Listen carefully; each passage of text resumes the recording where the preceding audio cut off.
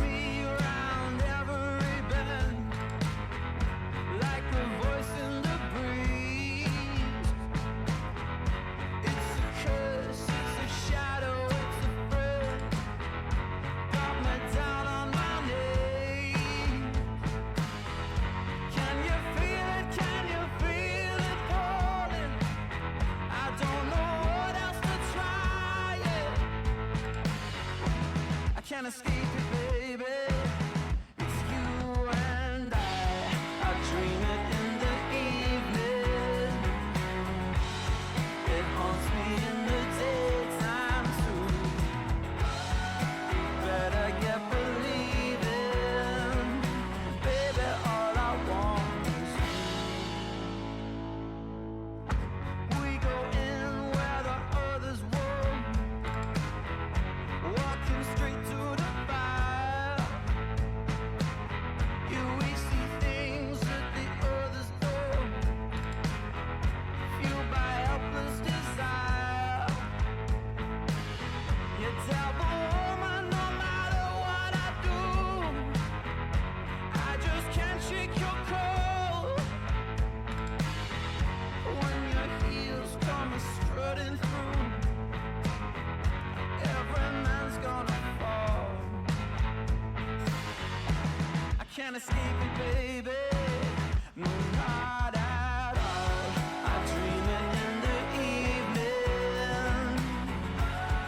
It haunts me in the daytime too. You better get believing, baby. All I want is you. Only you. I dream it in the evening. It haunts me in the daytime.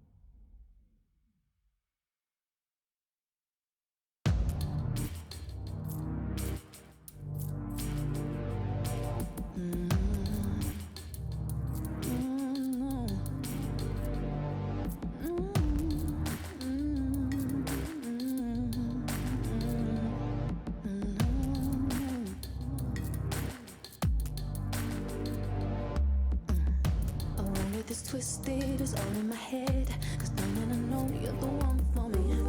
These voices that taunt me as I lay in bed, won't reach me loud, they're no good for me. I roll by my heart and it's bound for you. Won't let these doubts drown out the pain I'm falling hard. I'm falling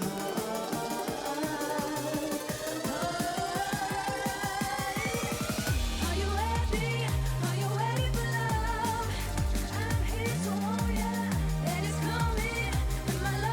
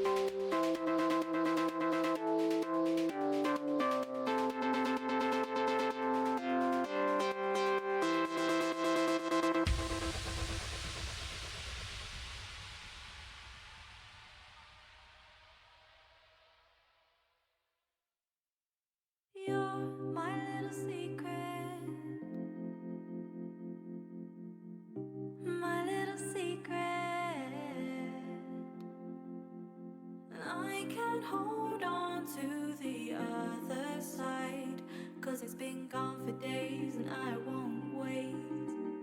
No. Shining ashes for me to explore. Every bit of your heart, never seen before. I don't know what to tell you, I don't know if I should. Everything's burning like fireworks.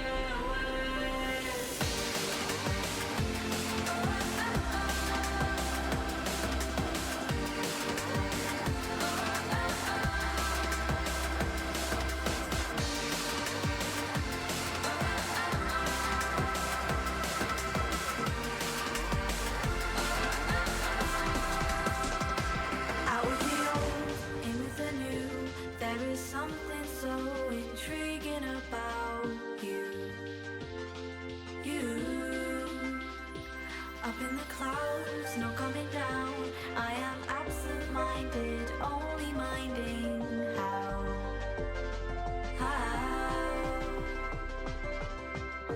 You take me and immerse me in your stare. Till I'm almost there. Shine ashes, call me to explore. Every bit of your heart, never seen before. I don't know what to tell you, I don't know if I should.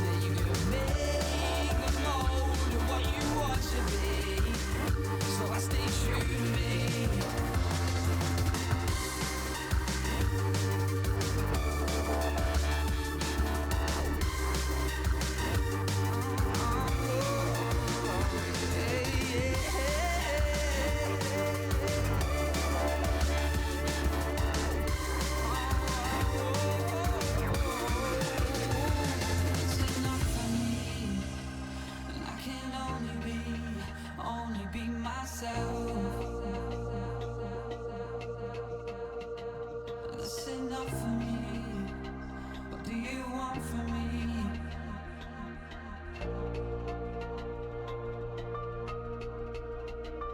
That's enough for me. And I can only be myself. And that's enough for me. What do you want from me? Only be myself. And that's enough for me. And I can only be myself. Well, I've been told that you can make the mold of what you want to be. So I stay true to me. Oh, well, I've been told that you can make the mold of what you want to be. So I stay true to me.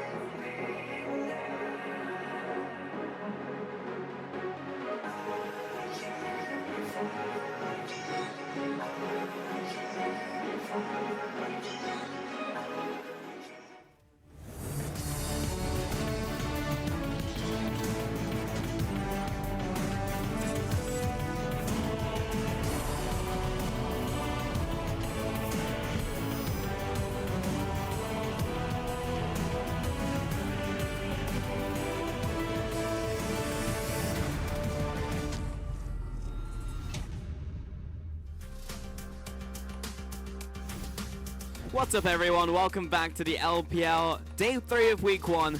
Can't believe it's Day 3 already, over halfway there at the end of our first week. But these teams, it's been a crazy ride in just the first 2 days. A lot has happened. I feel like a lot of the top teams and what we expected was definitely on the flip side. And both of the teams for our first game of the day getting ready there. You can see NewBee just walking into their room. A couple of roster swaps we'll talk about later. And soon in gaming as well, auto-promoting in from the LSPL. My name is Richard Paulscam.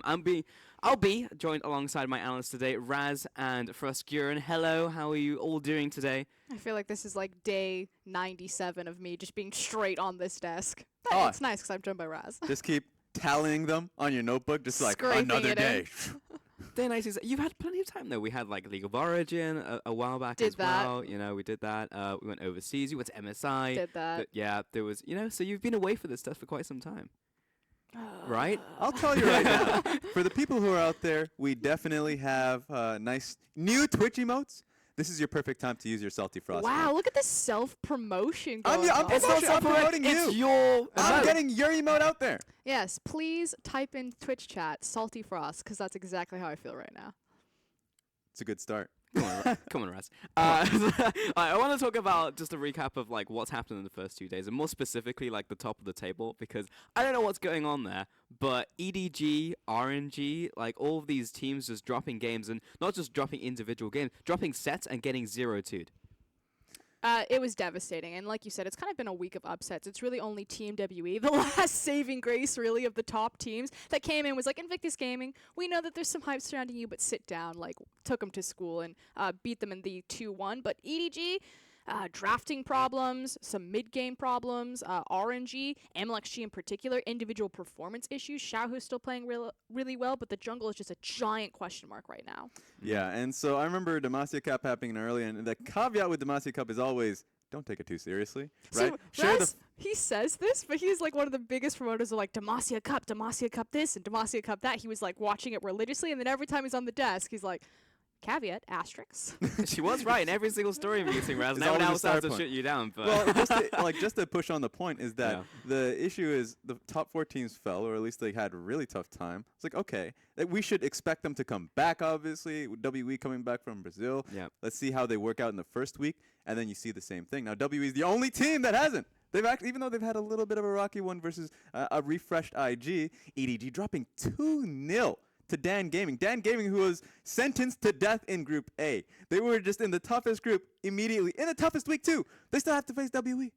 And they were able to completely demolish EDG in the first one. So I that's really nice. just want to see the second game now from Dan Gaming, because as you just said, look at them. They're at the top of the scoreboard. We coming did it, into boys. Day 3. End it right here. We're Yeah, going to it's playoffs. straight up. It's like second place, but it's just kind of the old thing, which is just like, you know, I'm not trapped in here with you. You're trapped in here with me. And Dan Gaming, they're up against WE, I believe, as well at the Yeah. end of this week. So it's like they got WE, like the hardest matchups They as well this week. got But if they absolutely take it, blasted for upfront schedule. Like, you're Yeah. 100% right. But on the other side of that, the name that you didn't mention is also LGD, who are also playing at the end of today. And LGD looked phenomenal. All right. It's good that we are just both on this desk. amazing. It's good that we're both on this desk, because even though they look phenomenal, I'm immediately going to say, well, guess what? Won in the same way they usually do if they do ever win games. So it was still 2-0, so that's fine. Like, I'm happy with you. But I want to see if they can actually play a smarter game. Maybe that's just not their style. So we'll have to see if that comes through. Don't need to play a smart game when you can just win. Oh, see, there we go. Wrap it up. The Book of Frost is done. Close it. Shift that off. Publisher. last thread. No. We're done here, boys. Normally, like, it's only for LGD. Every other team, even when a team like wins, I'm like, oh, but you know, they could have played it better. They did this wrong. Like, Yep. I'm never satisfied. But LGD, I'm like, thank God we got across the finish line. Well, they can never come into the promotion tournament ever again, so that's already a win for that team. Yeah, let's talk about RNG though. I think this is like a come on, bro moment. It's just like what's going on over there? Like What's- AD carry, where's Uzi at? What's happening with the ADC? What's going on with the team? What's happening? What's happening for us? What's interesting is, I think he actually made a really good point kind of before show, Raz, and he was talking about, you know, Demacia Cup, there's always going to be an asterisk on it just because a lot of teams, you know, they don't play with their starting rosters, so the competitive integrity isn't as high as, say, the domestic league. But RNG, they took their first Demacia Cup championship. They've never had that trophy before. They took it home, so they seem to be taking off-season very seriously, which is why we had such high expectations for them transitioning back into the domestic league, because they took second last split, they win in the off-season, they come back in, and now it's just falling apart. Now we have a new sub coming into the ADC position, so it was Wushin. Uzi's still nowhere to be found, and now it's Y4. Yeah, and Y4, here's the problem, just to hit your point, is that Y4, he's not a bad AD carry. He's a good AD carry. Wushin, not a bad AD carry. He's a good AD carry. So, Not everyone can be good, Raz. Someone has to be bad. but the problem is that Uzi is a phenomenal player. He is. We just keep raising the bar. This is yin and yang But right we're here on the talking desk. about Uzi, who has been the best AD carry in the region. You can look past it. So the issue now comes on, why are they making these decisions in the first week of the summer split when they're already going into the final lap to Worlds? These are decisions that you don't want to make now, regardless of the quality of these players. You have to be as stable now more than ever. Yeah, make them in spring, don't bring it to summer. But let's talk about our first matchup of the day, and we'll start off with the lineups. So it's going to be Suning. Take me through this one, Raz. They're your team. Yes, Xiao is the top laner. Avoidless, welcome back. You are the jungler of Suning Gaming. Dien in the mid lane, and of course, Fury and you in the Korean bottom lane, here for Suning Gaming. And on the other side, it is your boys, NewBee. It's going to be V in the top lane, Swift in the jungle. That is not Coco. That is Korn, returned from the LSPL. And then LWX and our boy P. Diddy. What is on his hair? It looks don't know like what's going on. he has matched his jersey, everybody. That looks There you amazing. go. Yeah. There we have it. 10 out of 10. And it's nice to see Korn back, a player that has been in the Starhorn Royal Club roster when they were in the LPL, was in the Starhorn Royal Club roster. There you have it, NewBee Korn. When he was in the LSPL, he changed his name to Miss, And then now he's back in the LPL. So guess what? I'm Corn again. And Korn really has been a story of kind of the comeback kid. Yeah. Korn, when he was relegated on Starhorn World Club, he did play in the 2014 World Finals with Uzi and the Insect Squad. He personally said in interviews that he didn't think he was good enough, that he was okay being relegated, and he would only return to the LPL when he thought he was deserving of the spot. So this is definitely a very mature player and a guy who's ready to kind of earn his stripes. And that's the big question, because a lot of people who've been watching since last split, at the very least, would be like, well, guess what? Like, that's great. That's a great story. What happened to Coco? Like, what happened to Coco? Of course, cool, you understand he went towards LGD. He wants playtime. Coco has the freedom to be on the roster, but he's not even in the sub lineup. Maybe perhaps he has an extended break, an extended Sure. vacation that hasn't been explained yet. So for the fact that week 1, game 1 for NewBee, they're starting with Korn, who I expected to be their sub for the lineup. It brings a lot of questions to this team. Yeah, big question marks for the lineup, especially when, you know, Coco and Swift were the core of the team, pretty much. You know, and now, like, Korn coming in, big question marks over his head. Is he going to perform? Then on the opposite side, we had Sunin Gaming at the bottom of our power rankings, but with the asterisk saying, where are they going to land? I mean, that group is just going to be a big scuffle until we see who comes out on top. So this is a great chance for them to cut their teeth on a team like NewBee. And Yeah, the this is gonna be LSPL auto-promoted team does have a lot to live up to. You know, we've had QG Reapers, Snake before them, NewBee before that, or NewBee Young. Yep. And they've always been kind of these top-tier contenders, or at least surprising teams in terms of the power rankings. So Sunin Gaming now need to live up to this expectation that's been set by their predecessors. Oh, we have not been messing around. We're already into Champions, so it's going to be in like 9 minutes. And Sunin Gaming going up against NewBee will be LeBlanc and Caitlyn to start this one off. Meanwhile, on the opposite side, Jace as a ban towards Sunin Gaming. And we'll see what their second ban will be here as. Yeah, this is going to be fun to watch. I know that Sunin Gaming, their priorities has been, of course, supportive jungle. That's been a Voidless. A Voidless has been the smart pathing jungler. Dian has been, he's actually played a few carries, so you might see him on a Jace, you might see him on a Syndra, and see him thrive. Fury can play anything you want. Of course, Zet Engine on the former Prime Optimus. Optimus Prime, I think that was the team in Korea. He's been around. So he's been playing carried 80 carries, hyper carry 80 carries. I want to see what is their style now that they're on the LPL. Was it actually called Optimus Prime? Because, you know, that's Transformer, right? That is. Prime Optimus, I think what it was. All right, Either gotcha. way, someone's going to call me out. And It's still either a damn way, good name. we're going to finish off the bans with a Galio and a Zac. So two of the staple bans coming in here from NewBee and Suning. Well, our first pick of Thresh. Now, is this first pick worthy? Does Yoon deserve this praise?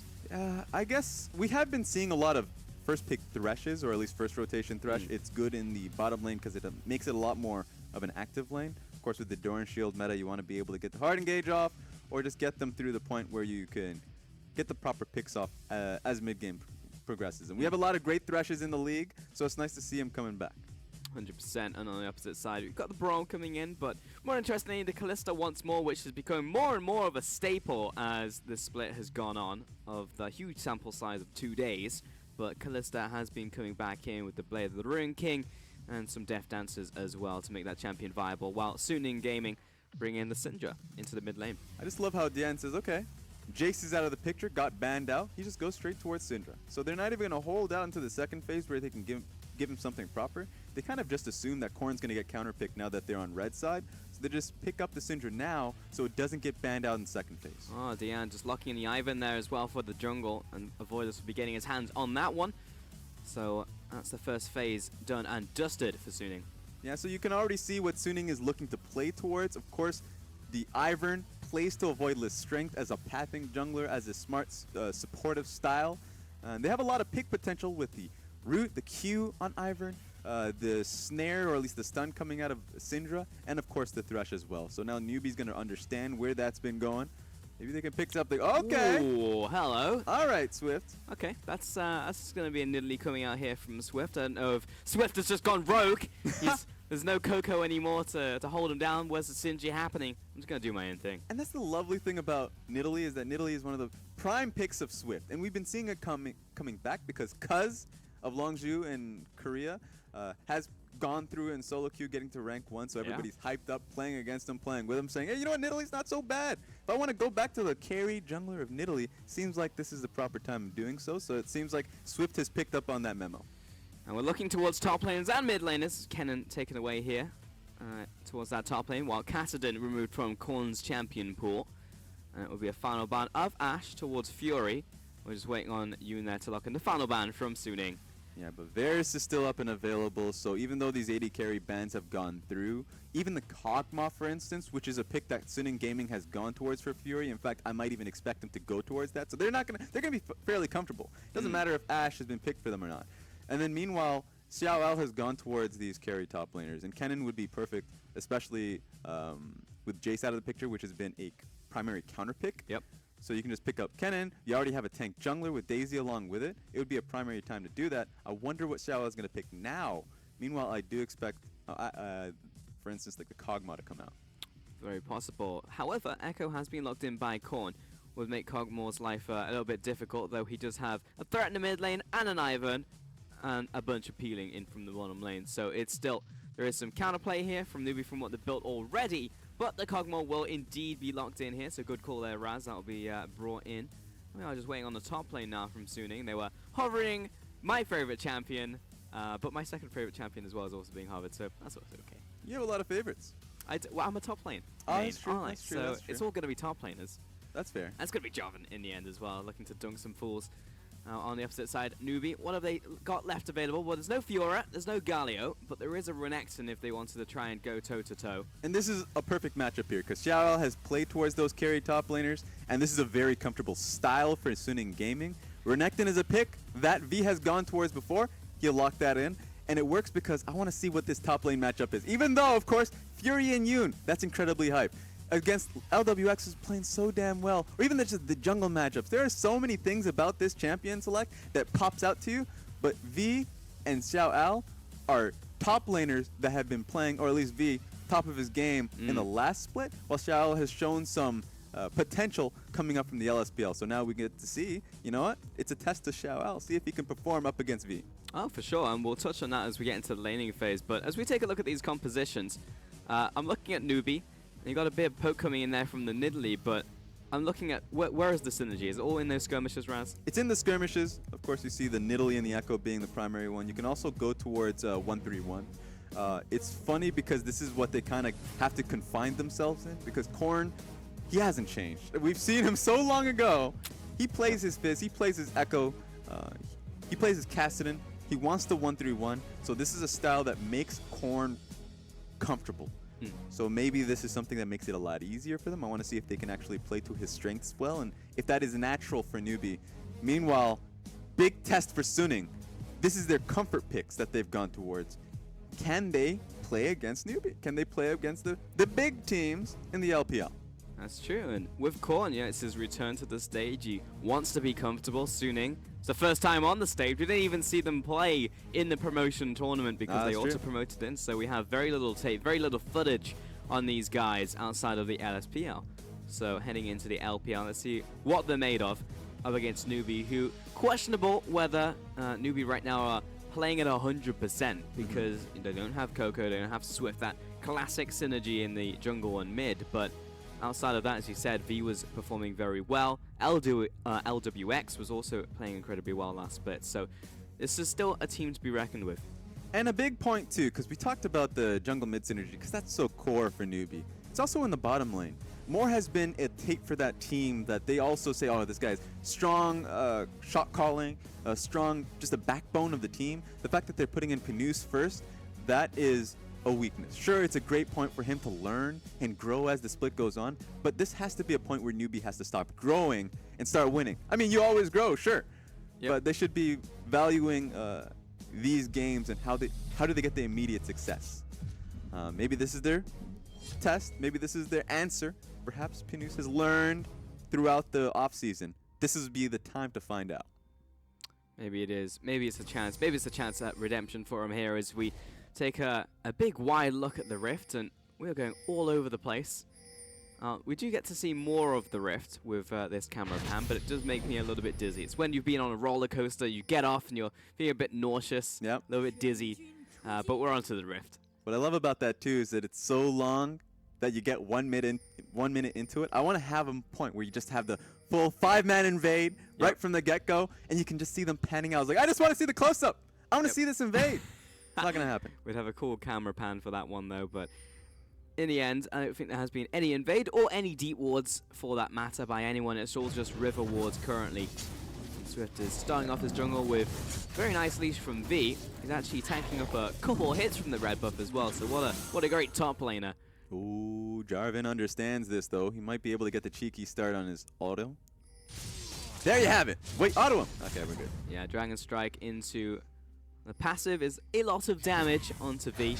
Now, if he actually decides to trade, depending on what he took first, he might be able to trade back, but he just really want to get to lane with some of those minions. Meanwhile, a Voidless, just going through his jungle, still level 1, but will quickly clear out the rest of it very shortly. And something that we should probably focus on here is Swift's pathing, because one thing about Nidalee is that she is deceivingly quick with her pathing. She can do Raptors pretty quickly if she starts traps. Of course, she started Q on that one. That's why she's going for the single target. Camps is fine. What I do want to see is how he interacts with a Voidless. If he can look to invade, look to skirmish. He has Storm Raider Surge, so if he can actually get the first big chunk of damage, he's going to chase you down. So it's all the pressure is going to be on Sinning Gaming's lanes to constantly shove out or have the pressure just to back up a Voidless. Mid lane's going to be able to do that earlier on. Bottom lane is going to be a push and pull on that aspect, but Xiao Al should not have that push. It's going to be in favor of Renekton. Tell me about some of these players, Raz, from Suning Gaming, because of course I haven't seen a lot of this team, but I know you have, know a lot of our viewers as well, and won't know much about them. So, which are the players we should be looking out for? What are the key picks? Because we know they're playing Comfort right now. Yeah, so everyone will know a Voidless, unless if you're a new viewer. Voidless is a very smart player, could path around pretty well, and he supports the solo laners. Now, DN has surprised me because he hasn't been on any major teams. You're gonna see if this turns into anything. Nah. He hasn't been on any major teams, but he's performed so well when he's come onto Sinning Gaming. He's played really well on carries like the Syndra and Jace, which are very nice, a solid blind pick. So he hasn't gone anything crazy there. So you might see him and expect for him to actually be able to carry games. Ooh, okay. That's a great hook in the bottom lane. This is going to take a lot of damage here while LWX is trading back on towards Fury, but just the fact that this Kog'Maw Thresh lane from Yoon and Fury is doing so well in this early game, and it looks like DN is pushing corner rounds in this mid lane. And that's been their winning point, is that even though I've mentioned so much about DN, the reason why it's so surprising is because the major focus is on Fury and Yoon, their Korean bottom lane. Fury has been a spectacular player in the LCK. Getting hit up, Xiao Al, watch out! Oh, he's been cornered. Now this is an awkward situation for Xiao Al. Oh, he's even getting chipped down with autos. So this is really, really worrying, especially since Ivern is in the opposite side of the map. Yep. This man is going to get dived. That is a tower shot landing onto Swift, but it seems like it's going to be all too easy as the pounce comes in. V takes the final tower shot, but let's be honest, he could have taken one more and been safe. Yeah, it was inevitable for Xiao to get ganked here, but this is a proper response from a Voidless. And he's doing the right thing as Connor will jump back with the phase dive. Let's see if we can get out of this one as he gets stood up against the wall. DN with the mechanics and the kill. TP coming in from the top lane, and V, he got that minion. There was no reason for V to complete that one. He tried to, of course, it was a defensive TP, but he lost out the full cooldown simply because he completed it. Okay, all right, Yoon, He's just on fire. He's just showcasing his hooks. That didn't turn into anything, but he was like, you know what? You're going to have to watch out for the next autos. Exactly. I have that skill. And he did first pick it for him after all, Res, so it's nice to see that it's paying off there in the bottom lane. How do Fury and Yoon rank up to our bot lanes in the LPL? Because I think like we have some very stacked top lanes and mid lanes, and there are some very standout bottom lanes, but outside of the top 2, top 3, I think there's a place where they can maybe make a name for themselves. Yeah, Fury and Yoon were by far the best bottom lane in the LSPL. Now, sure, you're saying, okay, that's a gold league, or at least a gold medal for a D league, but it will very easily turn into something. Let's see if they can get away from this, though. That's true. This will be another feather in their cap that they can do it, but the stun comes down onto Braum. Nice flake coming in from Yoon once more, but he's going to drag in the Kalista. Lots of damage coming in. Tower shot comes out, and it's a 1-for-1 trade. Yoon turning that one around in F3 versus 2. All right, you know what? Case closed. That was really well played. Even though that was a 3v2, obviously, the fact that he was able to trade it back onto LWX was a smart look. He knew how much time he had to be able to pull him into tower range. So really well done from Yoon, but a good look and a good gank from Swift. For sure. Top lane, V's gonna activate the Dominus, but bit weird considering the Flang and Drag was still up and ready from Xiao Ao. So bit of a question mark on that one, but he is shoving in this mini wave. He is denying farm still. Just means he's a little bit more vulnerable if Xiao Ao ever gets him below maybe 70% into kill range with the Cataclysm. And that's just because V is feeling incredibly comfortable in the lane. He is justified. It's a counter matchup in his favor. He can do that when he wants. The worry is now, well, you look towards SNG Gaming, like, what is your response? The only response you can get is maybe pulling Dian or a Voidless towards that lane. Dian cannot, because he is too worried about Korn. A Voidless can, but V will be waiting for him, or at least he'll be prepared and ready. So if he's pulling in a Voidless, then that's a 2v2 with Swift in the area that he's going to be feeling comfortable about. So if he's going to be like, alright, I don't really care. I'm going to use my ultimate. Yeah. You can't do anything back end. And if that's his job, then that's absolutely okay to draw the jungle pressure to the top lane on the side of NewBee, and then have Korn and LWX just be in better shape for their own laning phases. And see, the only caveat I can put towards that is that you can always play it better. For instance, if you trade the way you're trading right now, if you use your Dominus in the proper way, you can actually pull Swift towards your lane and set up for a second dive. The first dive was incredibly easy. Yep. Sure, it was a Voidless on the opposite side of the map, but if you can play it well enough, a Voidless can still be there, and the dive will go out without a hit. So that's how in much of a bad position Xiao Ao is currently in, and how comfortable V is currently feeling. I mean, it goes both ways with Dominus. You know, it helps you with the dive and also being dived. If a Voidless does move to the top lane, it just helps you in those 2v1 situations. Though additionally, if you are just using it for lane trades, and I guess you are also losing it, it gives you that extra fury, which means that you have the fury that you wouldn't necessarily gain from minions, means your next combo is up, and it just puts even more pressure on Xiao Ao. So if he's down at 60%, he either has to make the decision, do I go back to base, do I burn my TP, do I lose some minions, and it puts him in a difficult situation. So as you said, if he is feeling confident, it's a win-win from V. It is. And best thing for Xiao Ao is in the fact that he can go towards the Doran Shield as he already has, and maybe the next item could be, actually, with that being said, Fury, get the hell out of there. Just kidding. Yeah, you're fine. Next item could even be armor boots, and he can just be fine in the lane, even though he's getting, he already purchased it right now. So even though he's getting constantly harassed, he can still stick in the lane in CS. Sure, he is down 10 CS, but it could be far worse. He could be dying again and again, obviously. So Xiao Ao is going to be comfortable knowing that he's going to be able to impact the next fight with how Dian is so comfortable within his line. Because let's say Dian pushes up this lane, constantly harassing Korn. They move towards the bottom lane and try to dive. Well, guess what? Xiao Ao has TP. He's already made up for the losses he's had in the lane. Yeah, Dian is in such a good situation right now as LWX is getting shoved back to his tower by Fury. He can play towards the bottom side. He has Vision there. He has an Ivan there. And Swift may look for the gank, but he's coming around the bottom side where it's already warded. So then will not be in any danger whatsoever. Pings come down. Both of them know exactly where the other is. So this just showcases that NewBee have to do something to push this one out. They need to make a play because a Voidless has set up a lot of wards so that he has a path towards the bottom lane and has a way to impact Fury and Yoon's lane to make it very hard for LWX and continues to farm safely and to even just sit under tower knowing that they don't know what's in Fog of War. Hooks and just land left and right from Yoon. Drags LWX right into the box. He'll get some damage down as well. Meanwhile, on the top lane, V looking to pop the Dominus as a Voidless comes in, drops Daisy in for the 3 versus 1. Renekton's gonna get knocked up in just a second. Twice, in fact, as Daisy chimes in for another one. But can they actually confirm their kill? Because Daisy's on a rampage, and Xiao Ao finally gets it.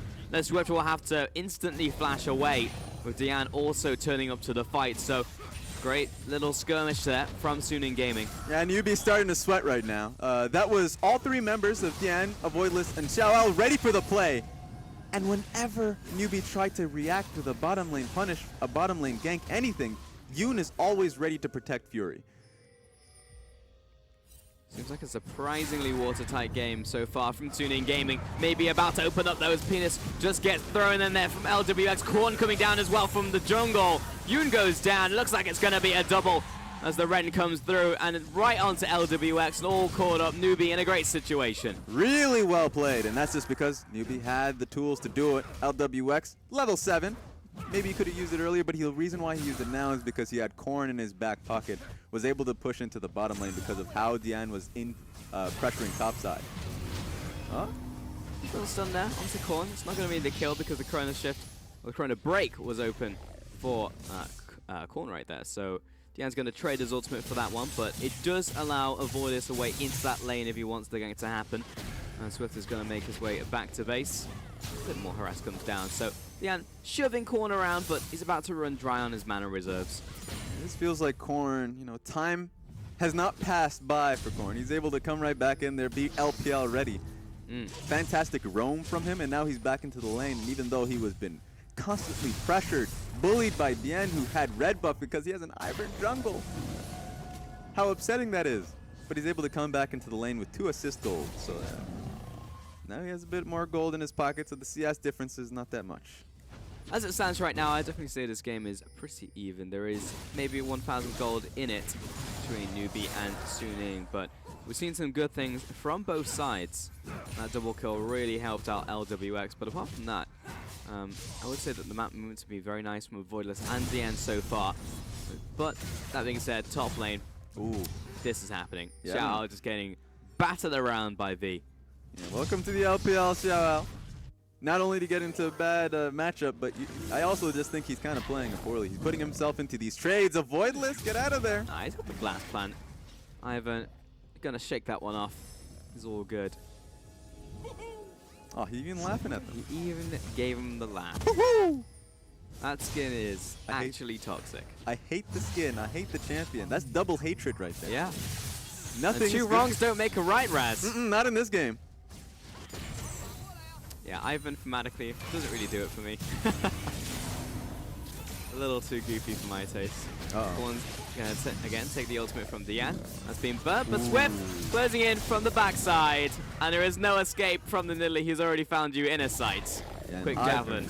Oh, wait a second. Oh, it's gonna keep going, but the root caller lands. It's gonna take a little bit to catch up with the pounce, but finds it regardless and avoidless. A lot of respect given towards Swift. Knew he had the red buff, and then there was javelin coming up soon, so didn't want to risk it. And Swift has been waiting for this moment all game long. He's picked Nidalee for this exact moment. He wants to be able to impact that mid lane matchup. And then he found his way to open up the jungle and say, okay, finally, Dian is not controlling the pace of the mid lane. I can look to invade. And you saw it, Avoidless had to immediately back out because he's taking a lot of damage. Completed AP item coming out of Nidalee. Now, yeah, you ain't going to win that skirmish. You do no damage, Ivern. I don't know if you don't know that. Ooh, I was about to find out as Swift was almost about to connect another spear over the wall. But Swift is really starting to ramp up at this point in time. We're 14 minutes in, and said his skirmishing power has just increased exponentially. Gonna take away this blue buff. He's even starting off the Grom. He knows Echo's coming down. If you want it, you're gonna have to work for it. Don't make me wait. 1 HP? A little bit risky. And it meant that Swift couldn't do anything else. He couldn't use Pounce, he couldn't use any of his AoE abilities in fear of taking the blue buff. So, it'll take a little bit for him on that one. But 3 to 5 in this game, Braz. And Shoot. have you been impressed by what you've seen so far by Suning compared to the performances in the LSPL? I would say so. They were a slow team, and a lot of the times that will catch out a lot of LSPL teams by surprise because they're like, just fight us. Why aren't you trying to solo kill us in lane? Why are you playing this a slow pace and a boring place perhaps? But Suning Gaming is playing as well as I would have expected. It's making it difficult for NewBee to respond, but at the same time, of course, NewBee is a top tier. They've been in this league for a very long time. A lot of these players, even including Korn, even though of course Korn is coming in from the LSPL as well. All of these guys are veterans. Well, not I say that, and then I just look towards the bottom lane. That just ain't true. And he also said they're a top tier team as well. I don't know about these facts here, Raz. These facts, you just don't trust me. Yeah, Korn, Swift, and V, the organization as well. They're veterans in the league, and so they are definitely veterans in the league. So Suning Gaming coming up against them, and they're matching up well, which is all I could really ask for. Yeah, and they just took the first tower of the game as well here, Raz. So Suning, not even a bad position whatsoever. Just interesting, because as I understand it, Young Miracles were #1 in the longest time for LSPL, and Suning just kind of Lannistered them in the back, give them a quick dagger to the torso, and came in for the #1 spot from the auto promote. Yeah, just so people know, Young Miracles almost had an undefeated regular season LPL split. Yep. Went to the very end, got lost to Suning Gaming eventually. Suning Gaming was second place. They go into the actual playoff format, and Suning Gaming were just ready for that event. They were prepared, completely demolished Young Miracles when it mattered, got the auto promotion slot, and here they are today, playing the exact same style, just looking to outsmart you. You gotta appreciate it, even though a lot of the times you're gonna be looking at this saying, this is a bit of a resident sleeper moment. Sometimes you have to win in that fashion. We've had 8 kills in this game. This has not been extremely resident sleeper. That's fair. We've had some games where actually we've had 0 kills up until like 25 minutes, and those are still being pretty hype because you know something's going to happen. You're reaching a boiling point.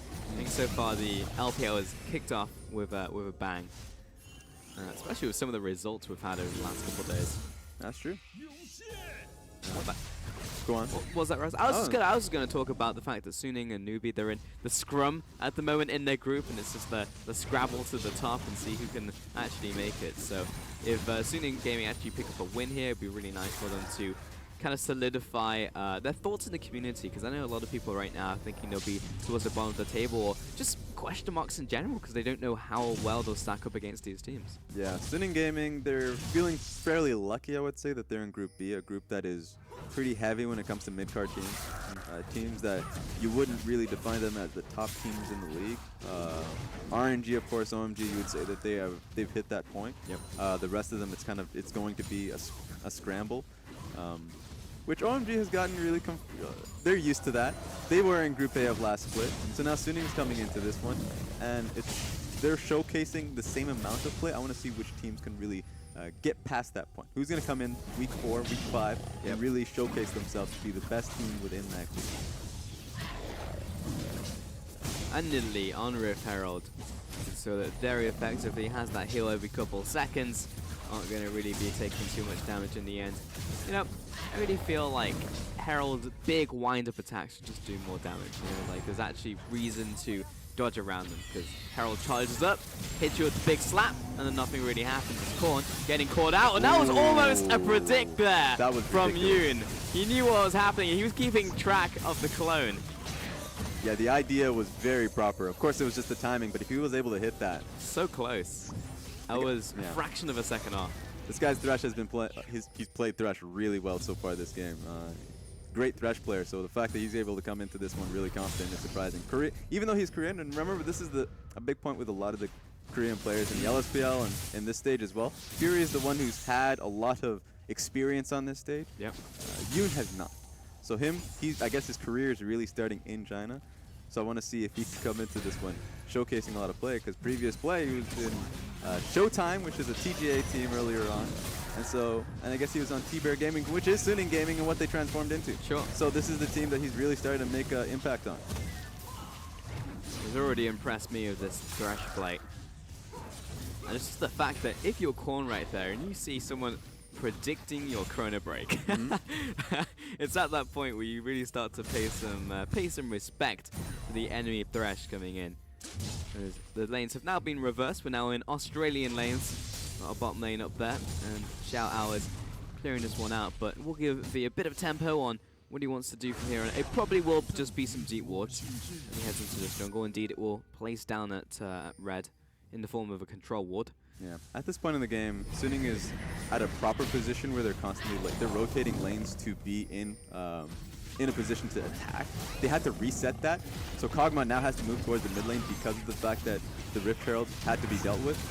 This is a proper response. They immediately killed it without even killing this tower. Sure, it chunked it down incredibly, but they were able to move into a defensive position to just stop that out. Yeah, I would like to see teams pressure a little harder if you're NewBee in that situation, because I don't even know if a lot of teams know that it counts as a minion. So you can step up and you can hit that thing.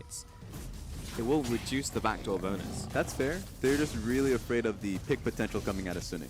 Sure. Where Syndra, who has been playing well up until this point in the game, can just pick you out with a sphere.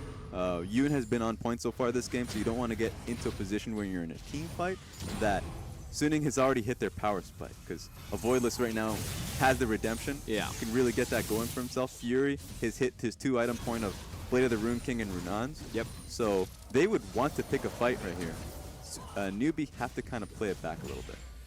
Yeah, definitely agree with you there, Raz. And for that reason, I would say, hey, you've got the buff on Swift right there. Why not just rotate him to the bottom lane, rotate him to somewhere else where you can confirm the tower? And I fully understand you want to knock down the mid tower, but you're going to need a second visit there. I would agree with that. I think that it shouldn't have been in the mid lane. The reason why I want it in the side lane, they need to start to push out sides and take Suning Gaming away from grouping with each other.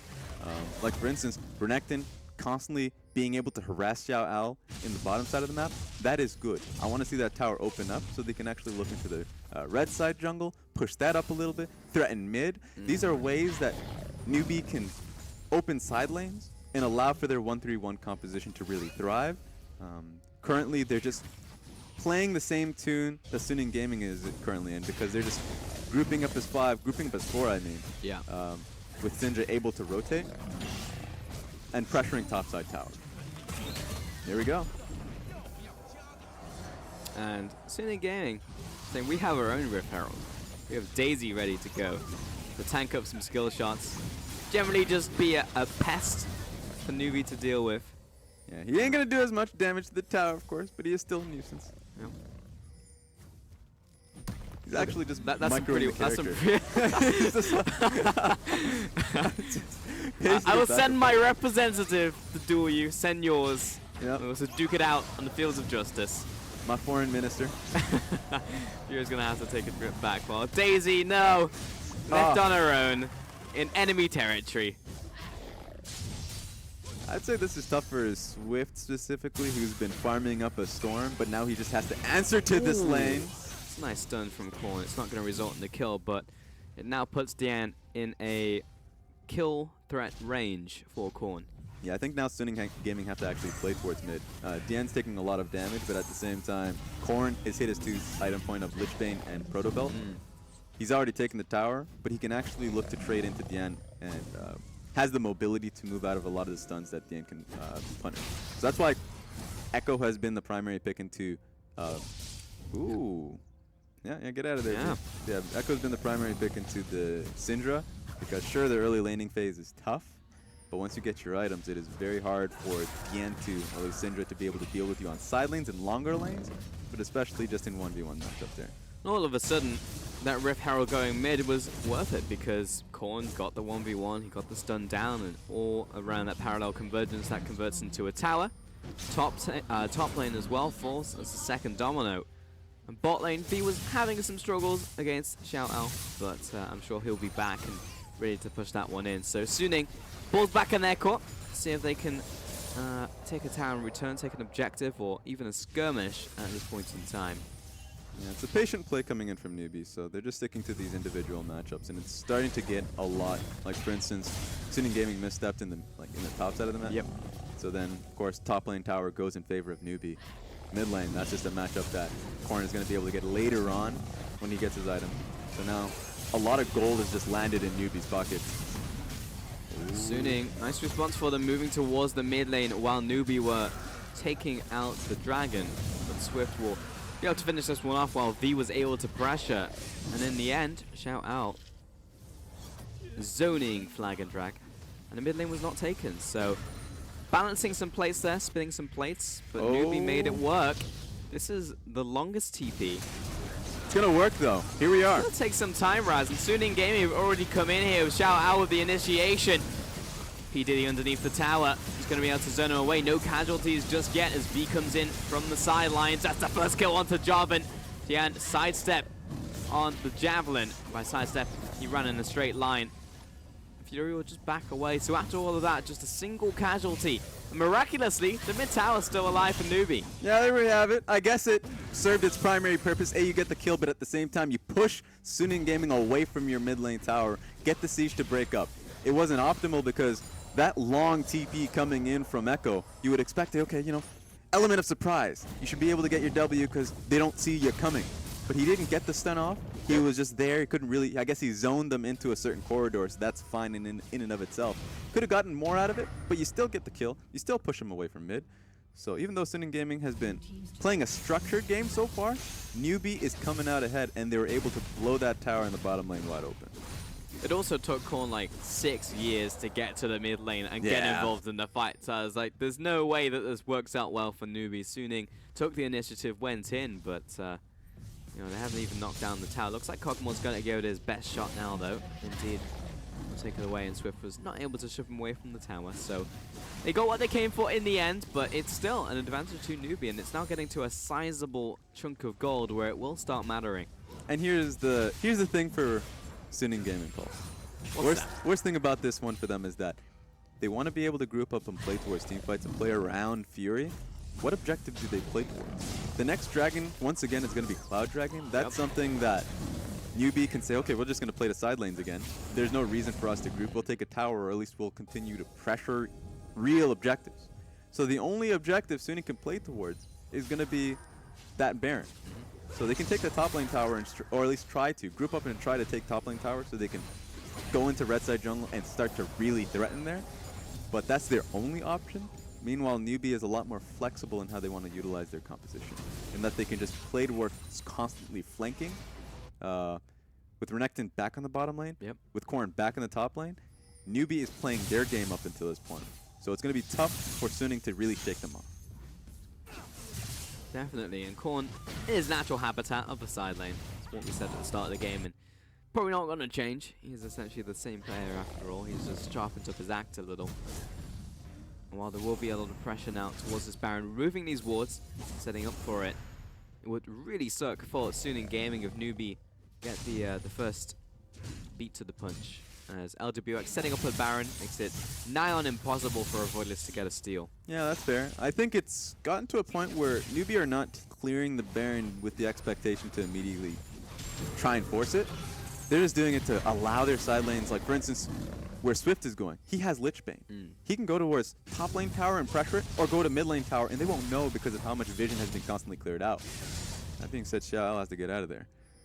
So that's the benefit they can play towards. They might even start up on it now, but they would have to look to try and sneak it because they don't want to force themselves into a fight with position where Suning Gaming are looking to team fight. Yes, not the 5v5 they're looking for, but they're very happy to pick up a freebie, especially the jungler. Yeah, if you're going to take down the jungler, well, guess what? Your prize is Baron. Suning have to force a fight to stop this. Well, that just feels bad, doesn't it, Suning Gaming? Losing the jungler.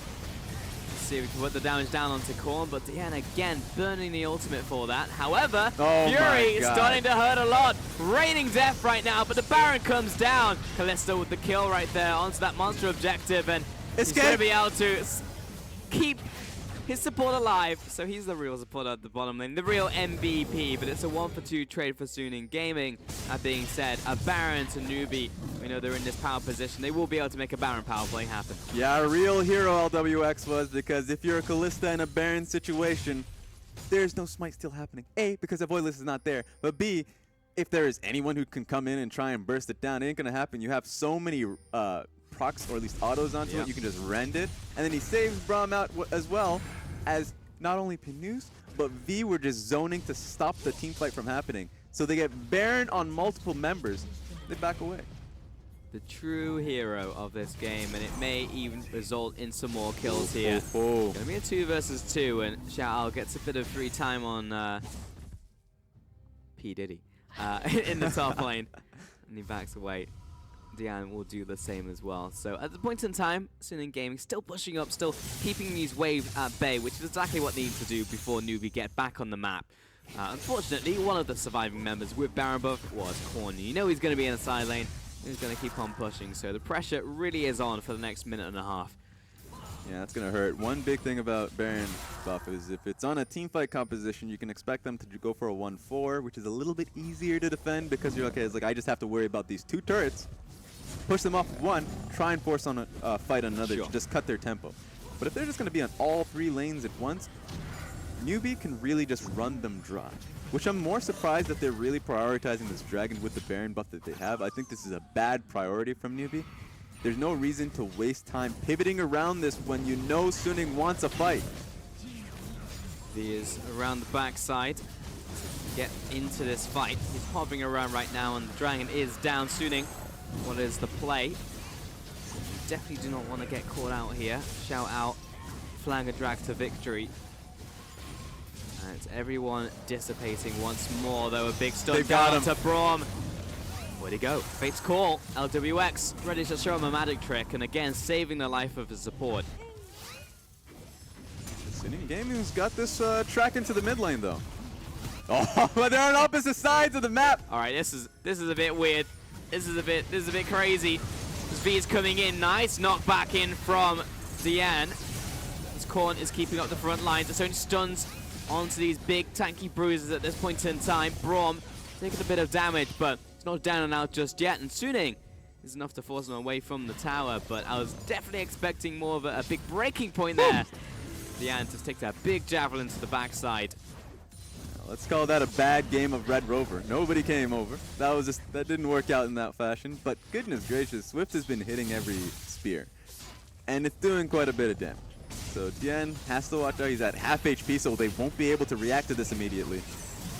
That's what I call a good rotation in from NewBee. If they can finish off this tower, just one more auto attack, and it will pay for the life of LWX. So Korn getting caught out, but I mean, his chrono break was right next to where he was originally gonna jump from, and Xiao Ao will keep him in place. The Void users as well. You're not going anywhere, mate. 2 more kills to Suning Gaming in trade for the tower. Yeah, I'm just questioning NewBee's choices here. With the Baron buff that they were able to accrue for themselves, how'd they spend it? They went towards the Cloud Dragon, they took it, sure, and then they went towards bottom lane as a team and lost 2 kills, right?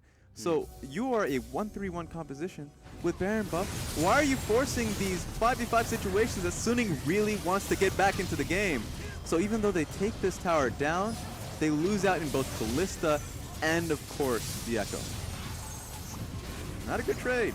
That's not a trade deal outside. Nope. Not happening. Definitely not. In the history of the human race, will I ever sign that trade deal? Wait, is that the death timer still from the last death, or is that a new death on Korn? Well, he died.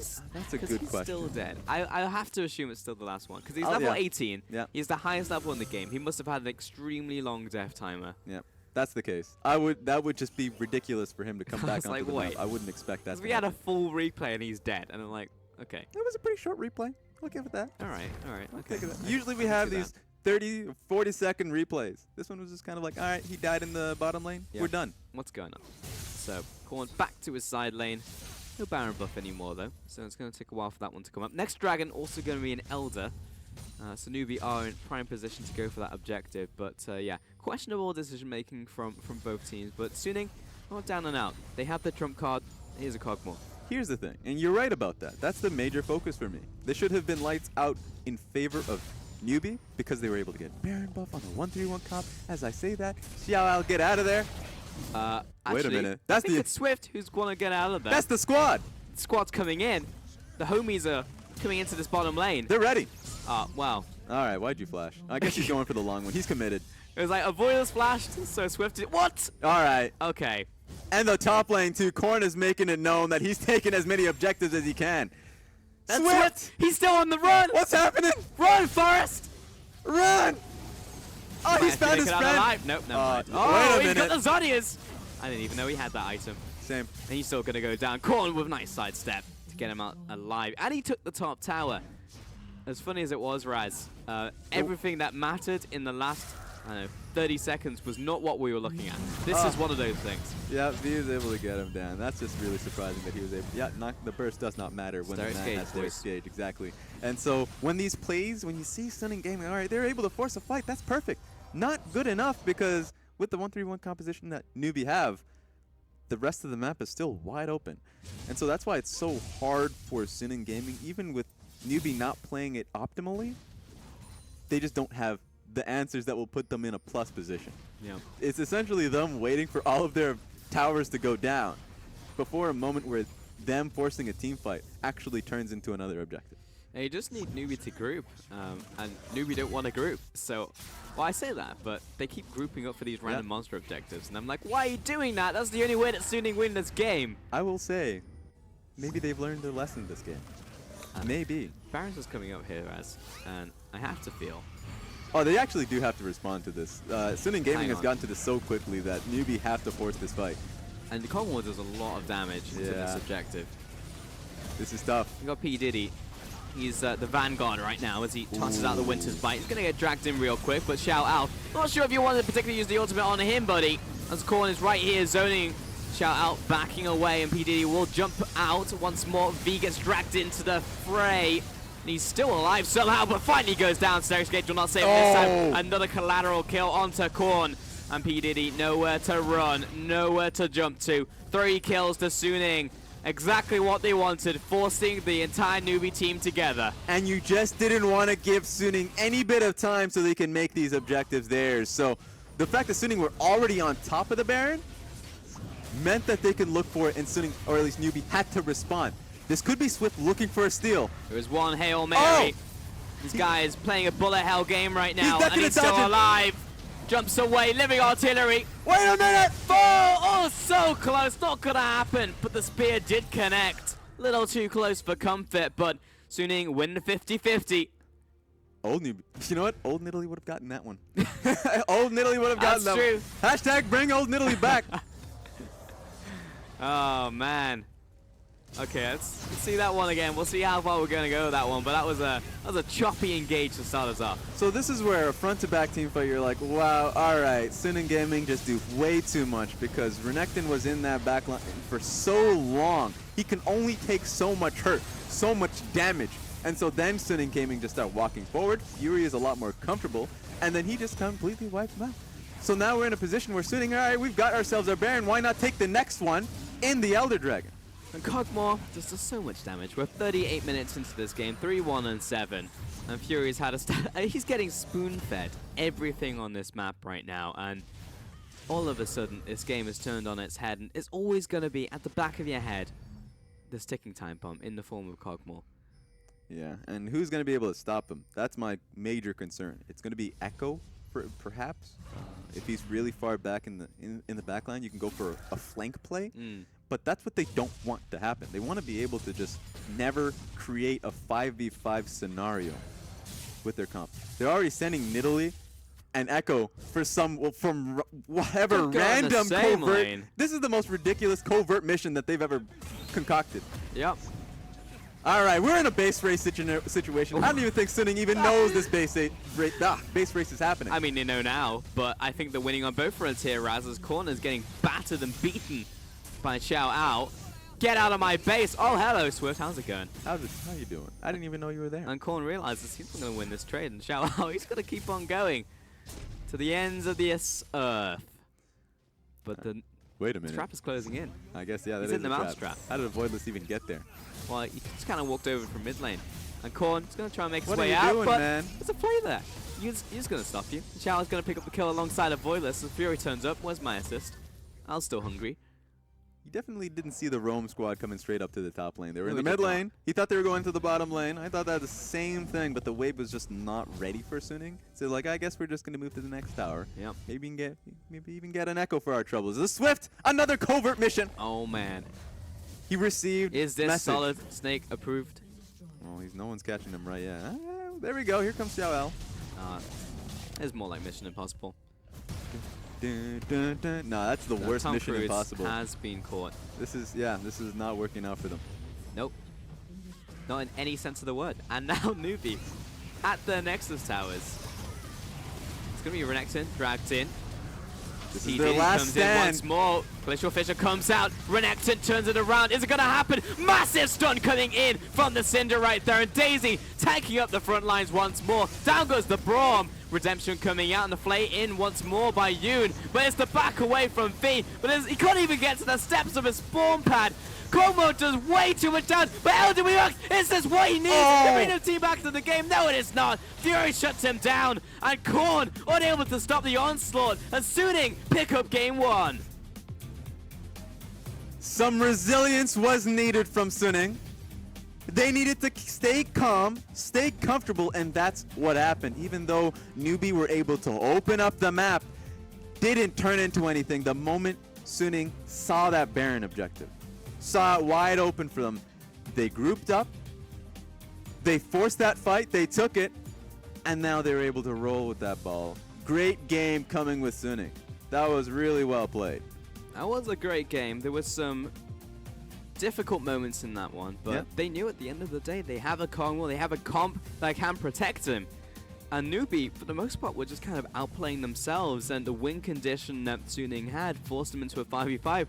NewBee were just playing to their beat. They were dancing to their beat all game. I don't see why that was necessary. Yeah, you'll say this for certain that NewBee are going to go into the back and be like, we definitely own this game. This game was ours. Even though it doesn't, it shows the entire red is in NewBee's favor. The gold value was so far away from Suning Gaming, it just didn't matter at the end because NewBee just lost focus with what their composition was intending to do. Welcome back, Fruskirin.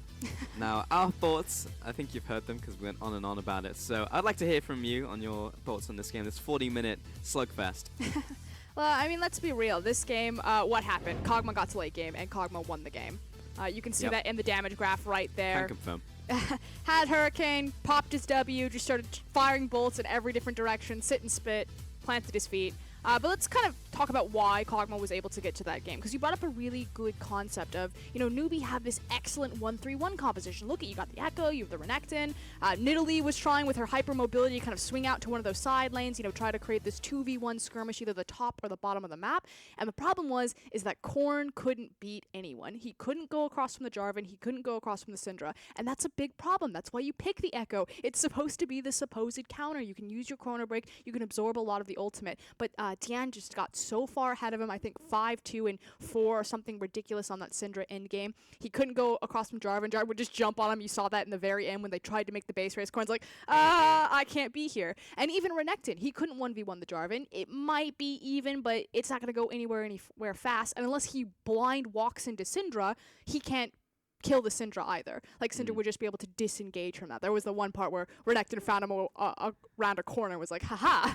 But Yep. you can't execute a 1-3-1 if your two laners can't do the lane assignments. And so that forced NewBee to look for those 5v5s or to try this Splinter Cell Fiesta. I don't know what that was about. Where, like, Swift's sneaking around because Swift's pretty much like, oh my god, get in my backpack. Like, I guess I have to do everything myself.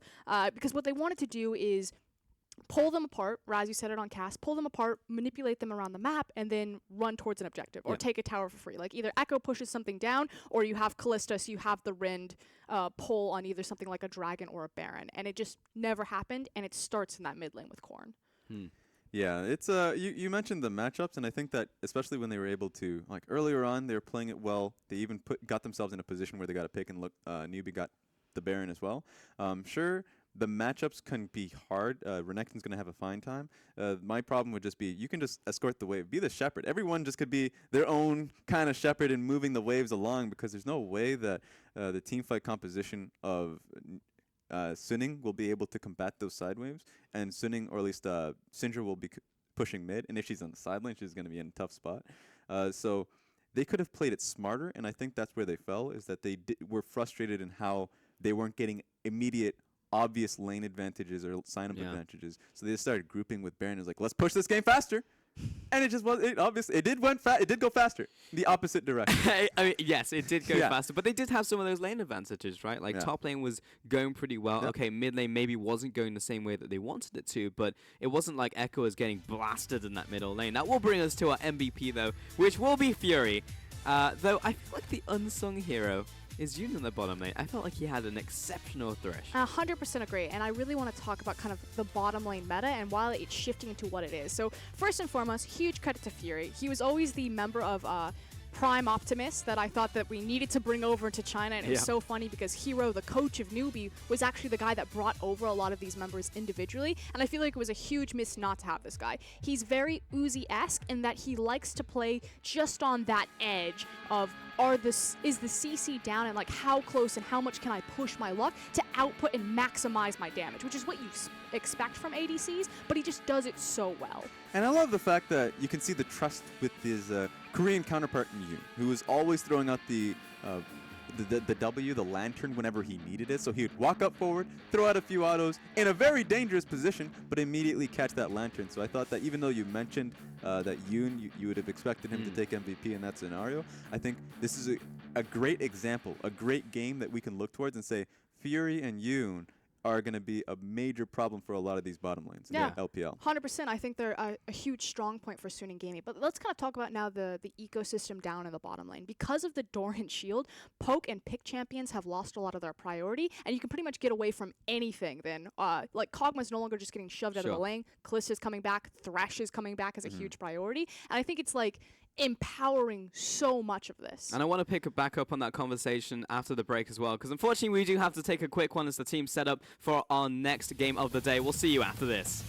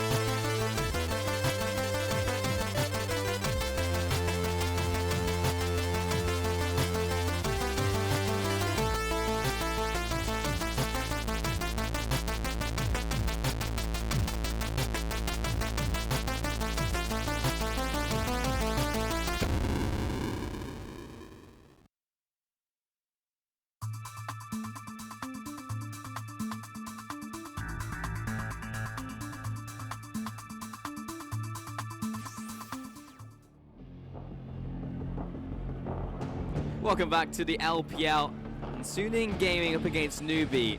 And again, another maybe surprise result for a lot of people as Suning Gaming take game one up against NewBee. And it just feels like the week of upsets in week one.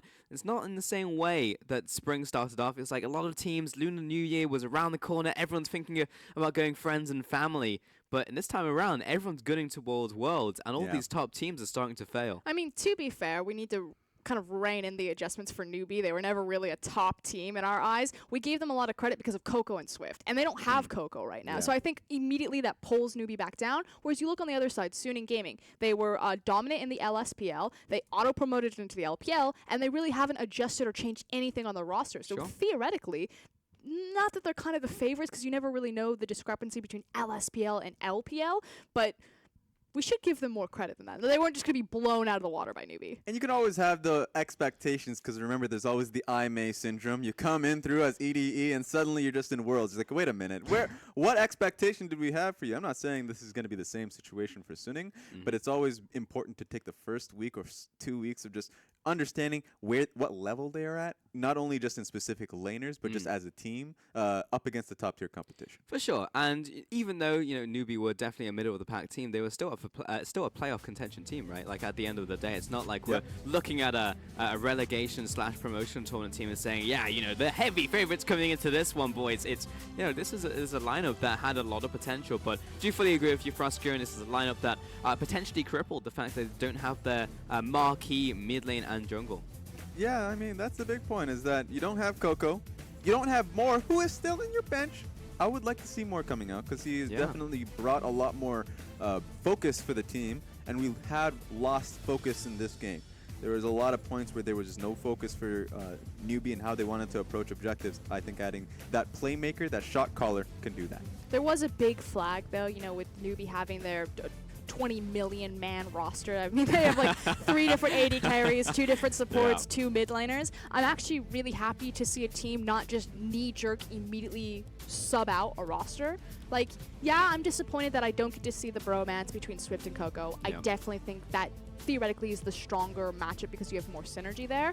But I'm happy that they're at least sticking with their core members and not just, burning any sort of synergy that they could be building despite the loss. And I will say this, bringing in Korn, you didn't put him in an uncomfortable position immediately. You gave him the echo, and you had a composition that worked really well around it.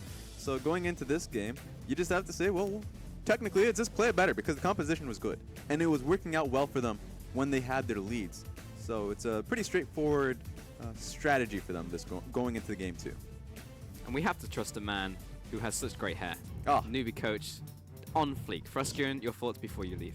It's Hero standing behind them, and what I do find interesting is that normally Hero would only join them on stage when it was Coco, because he is a Korean coach, and he was there to help integrate Coco into the team and assist with communication. Because Hero is now standing behind a Chinese mid laner Korn, it could be that NewBee is giving him more responsibility and bringing him more into a leadership role in the team. Great analysis, but I was hoping for something about his hair. Either way, NewBee going up against Suning Gaming, Game 2, and 1 win up against NewBee of all teams as well. So let's see if they can make it the clean 2-0. It seems a pretty good week for teams who would be underdogs. But it's going to be Jace, Syndra, and Ivan for NewBee as their bans. And Suning Gaming will take away Caitlyn, Zach, and Elise. And the fact that NewBee is now on blue side means that they can really hone into a lot of these primary picks. The Jace and the Syndra means that Yen has to show something else completely.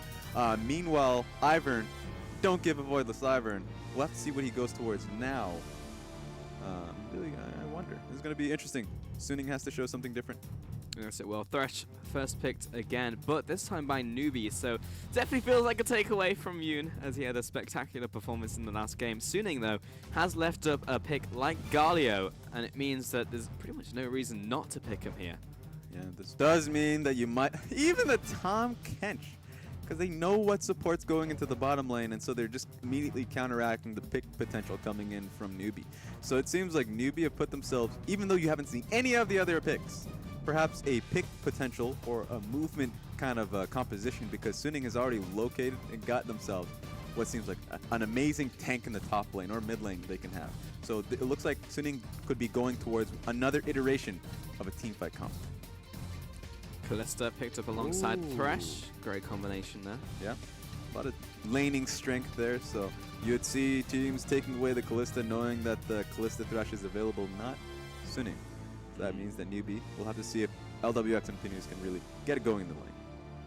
See what NewBee are going to pick for that next rotation. It's going to be the jungler in the form of Lee Sin for Swift. Going back to another very comfortable pick for himself and see if he can get this early game rolling for NewBee. But again, already seems like they're opening up for these skirmishes. Yeah, strong skirmish, and they're holding their mid lane and top lane pick for as long as possible. This is going to be a good test for Suning to see if they still first phase their mid laner like they did in the last game with Syndra. That's not going to be the case here. Ooh, Olaf coming out here from Suning. So they like their the big, beefy 5v5 comps here. Yeah. We've seen a lot of Olaf in the jungle, of course, when jungle bans have been levied. With 3 junglers being banned out here in Elise, Zach, and Ivern, it seems like this is going to be Avoidless's next one in the line. But we have seen a little bit of Olaf in the top lane in the meta so far globally, so it's still an option, so this could still be taken as a flex. I know World 6 in an interview did say that Zac and Elise are the top tier junglers right now, and that sentiment has been shared by many junglers worldwide. But Kennen and Twitch both banned out here, so Twitch against Fury. Interesting that they're fearing this one in particular. I wonder if they'd also take away the Cogmore on top of this. I think what's interesting with the Kennen being banned here is that showcases that's going to be a Galio top lane. Yeah. Otherwise, you would just first pick the Kennen going into second phase and just put Galio mid, but otherwise, it seems like Suning has said that, no, we were actually picking another mid laner for the end. Perhaps it could be the Ahri, but he's just going to hold it onto his last pick. There's no reason for him to make a decision. Yeah, right now, as LeBlanc comes in as the final ban from Suning, and as we predicted, the Cogmore from NewBee, because why else would you ban Twitch? And Varus picked up for Fury. Okay. That's going to be interesting. Varus just seems like the only AD carry other than, like, there's a Caitlyn, so I'm surprised it's not so much Caitlyn, but Varus gives you lane strength, especially up against the mid-range of the Callista. So your Q can do quite a bit of damage on that front, so he's going to have a lot of strength in the laning phase and poking a bit. They still have to worry a lot about the pick potential coming out of Thresh, and of course, level 6 Callista Thresh bottom lane. Oh yeah, 100% on that one. Fiora picked up into the top lane, one of the very few picks that do well into Galio. I'm waiting on the last one here from NewBee. It's going to be mid laner. Caston was banned last time. Could be a potential pick for Korn. It's one of his old throwback picks, indeed. Picked up here for him in the mid lane. So this is interesting because picking up Fiora and Cassidy, that's essentially a double counter into Galio. So if Galio's going top lane, if Galio's going mid lane, he's going to have a bad matchup regardless. You don't want to deal with the Fiora, and you don't want to deal with the Cassidy because you will get poked down. So it's a good catch. It's a good call out from Korn because, surprise, surprise, that's a Galio in the mid lane. It is, and final pick was the Rumble there, and feels a lot better to go against the Cassidy than it does to go against the Fiora, who will completely destroy you in the top lane. So nice little flex there at the end from Suning, just giving a little bit of maneuverability as this champion select went on. So it feels like I already know Suning as a team just from the compositions they're picking, the way that they play. They like to group up, they like to 5v5, they like to play a little bit slower and ramp to that stage in the game, but it seems very cookie cutter, very traditional League of Legends. And that's the key word, traditional. It's what got them out of the LSPL. It's what's surprising a lot of teams that try to either cheese them or come in with let's say a different pick, a style of pick. But no, Suning comes in and they play the meta. They play it slow, they play it smart. And what I love about their pick ban is that they always worry about priority within the lane.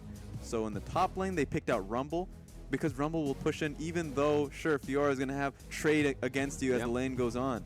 You look towards mid lane, Galio, sure, he's going to push up against you even though Cassidy has trade and maybe can overtake the matchup later on. So it's a theme where they allow Avoidless to look to play it out smart, set up proper wards, set up these objectives. They have full faith in the man because they set up for him well within the lanes. The opposite side, NewBee, going for another very skirmish-heavy composition on the top side of the map, especially with the Cassidy and the Fiora coming in. So two very distinct identities coming in from both of these two teams. Suning Gaming, very much just a strong right hook. You know, nothing special, but it hits hard and it's good. NewBee trying to be a little bit creative, trying to dance around their foe, see if they can pick them apart, get those kills, get those skirmishes, transition it into those fights, and eventually those objectives for the win. See if those styles clash once more. NewBee can better execute it on it this time around as we head onto the rift for our second game of the day. It's going to be a long one, folks, here on this Saturday, so hope you have time to stay with us all today because we have some real nice games coming up later today back in Group A. We also get to see how OMG are doing, how RNG are doing, as we predicted those would be the teams at the top of the table. But that's not to say this matchup will not be interesting whatsoever because Suning Gaming came out of the gate swinging. And here's the thing about Summer Split. It's the magic of Summer. no one remembers spring. No one remembers spring. No one remembers the team that surged up in the spring split. No one remembers that you're the second or the third best team in playoffs when it comes into spring. Everyone remembers the final sprint going on to Worlds. And so sure, OMG, you had a fantastic split in the spring. But if you fall flat now, history only tells the tale of you falling flat. Yep. So it's up to Suning. If Suning comes in strong, then people are like, oh, I didn't even know there were an LSPL team in spring split. I guess I learned something new. History was written by the victors, the winners, the ones who made the final sprint. Voidless starting off this jungle camp. What's up, Raz? Tell me what your LFIC. Dian just punched a minion. All right, so it just from that one single punch, he took himself a bit of the Raptors. Voidless still hits level 2, but it's going to be faster for Dian to hit level 2 within his lane just because he took that experience. We'll give him a slight advantage over Korn, though.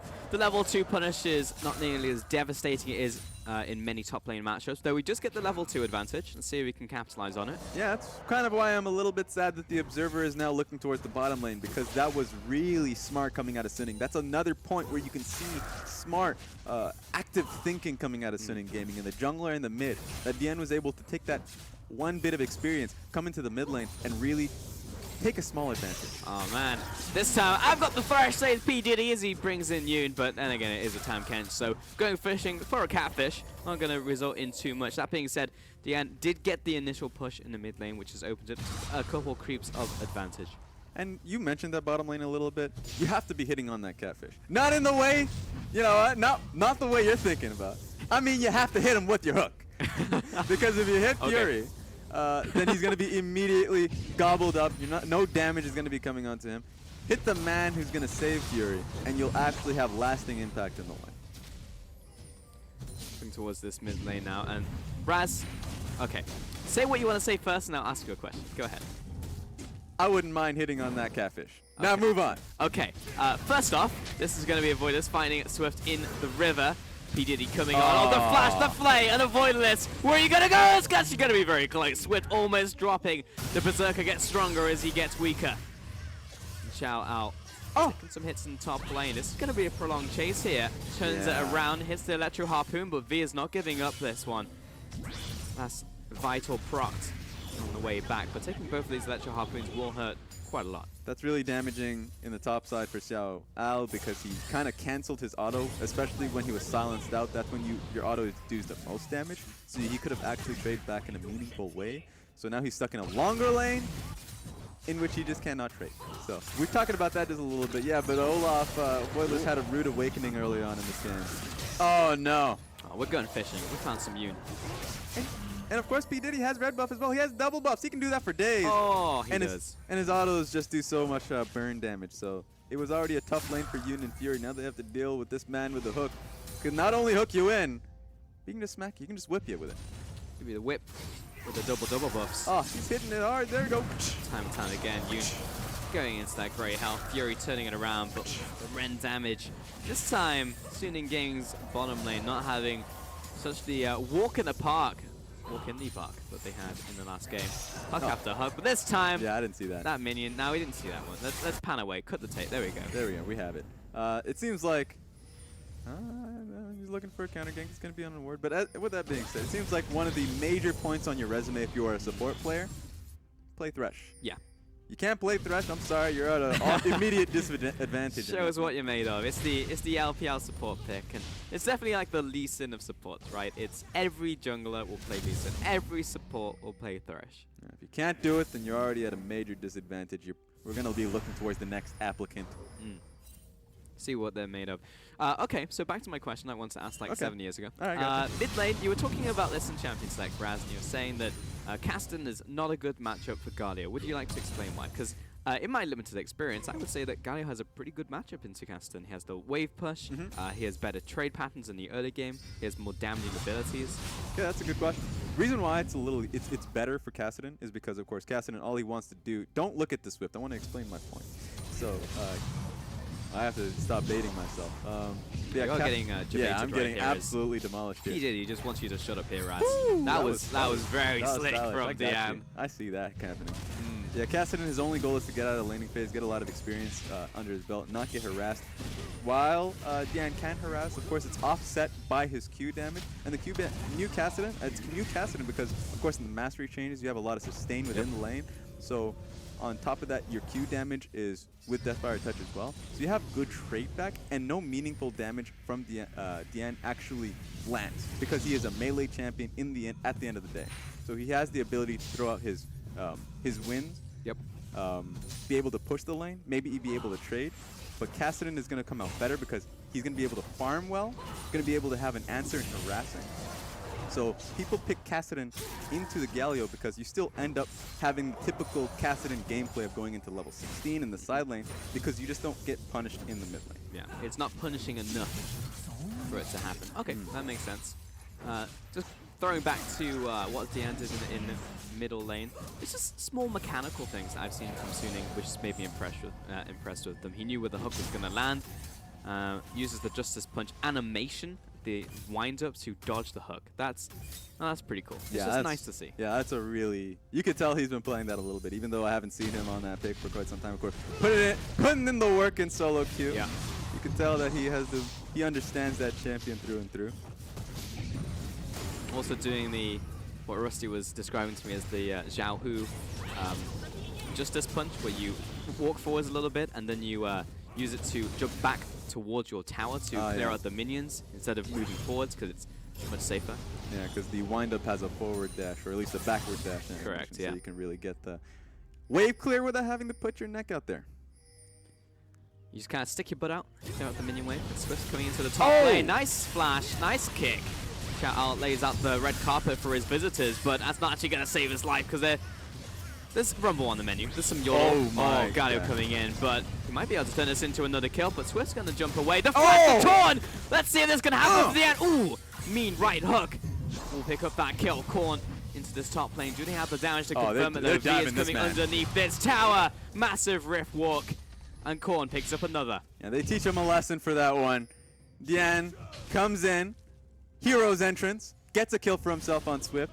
But at the end of the day, that's just a 2-for-1 finish, where Dian and Xiao Al both die, just for the cause, of course, because Xiao Al got engaged on by Lee Sin.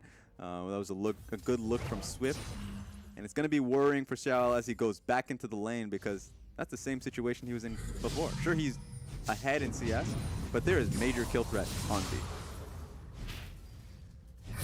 Meanwhile, Korn is clearing out this mid lane, got that kill, going back to the bank with his pockets lined with gold. I wonder actually how much he has. Let's see what he picks up from here. It's 9 minutes in, and he has very good farm, so it's going to be an instant rod at the 9-minute mark. So Korn's in a very good position for himself this game. Yeah, that kill must have helped him out on that one, so he was just able to get that Rod of Ages, so he can sit on it.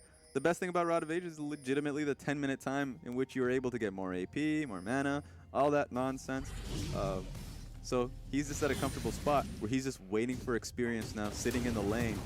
Suning Gaming has to look to force just a little bit, because one of the weaknesses of, let's say, an Olaf is that you have great impact on your first certain purchases.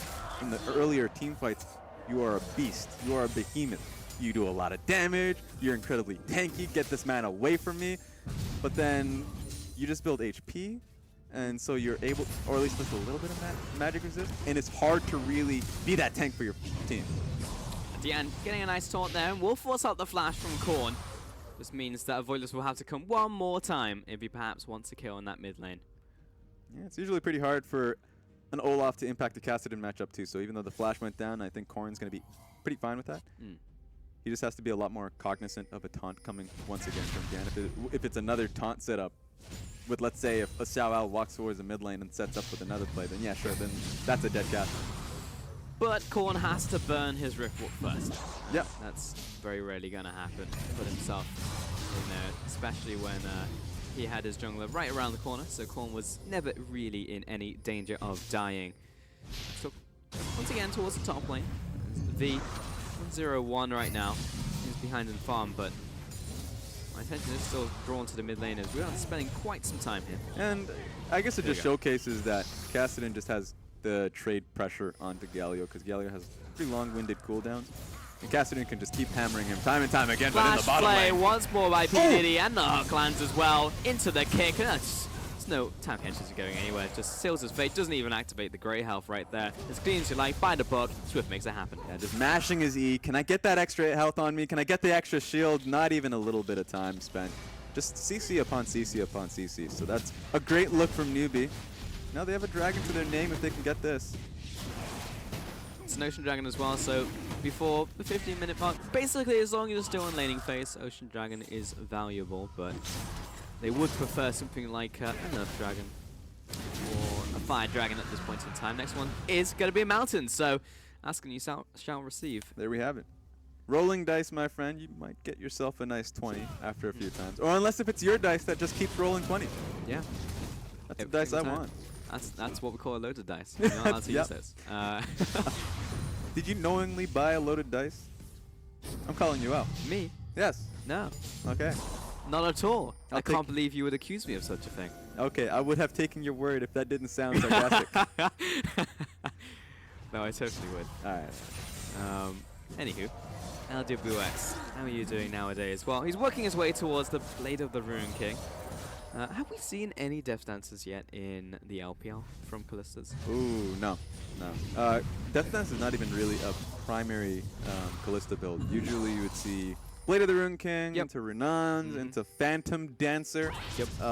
And then we're just kind of going towards a defensive option at that point. Oh, we even seen Frozen Mallet in EU and some Korean solo queue players. So nothing on the Death Dance front.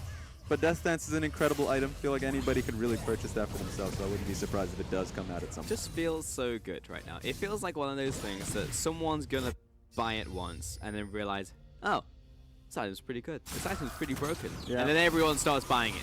I do know a few solo queue players that just, they are in the preaching Death Stance mindset where it's like, I will build Death Stance on every AD carry until you believe me.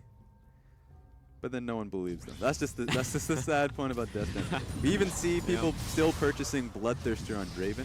I know, and that makes me sad. That's the one. That's literally the one champion you look for. Wasn't that Kramer? That's a Death Stance. That is That was Kramer. Kramer. Kramer builds awful items. I'm Yeah. going to call him out on the stream. It's not good. Death Dance is just simply better than Bloodthirster as an early item. This is a pretty tense situation. Yeah, what's going on here? It's like We they're need to just break this up. They're just acting like a normal 1v1 is happening. Saying, "Oh, I don't have anyone behind me." And V's doing the same. Oh, just kidding. Oh, there we go. There's 6 people in the top lane. The crew's coming out. I don't even know if I don't think he's showcased himself. Okay. Oh, the TP canceled. Yeah, this isn't gonna turn. Or is it? Because Sunic turned it around. What do you do? This is a 3 versus 2. Of course you're gonna die here. Xiao gets chased down. Hero's entrance comes out. They're waiting for Deanne. The missed call on that one.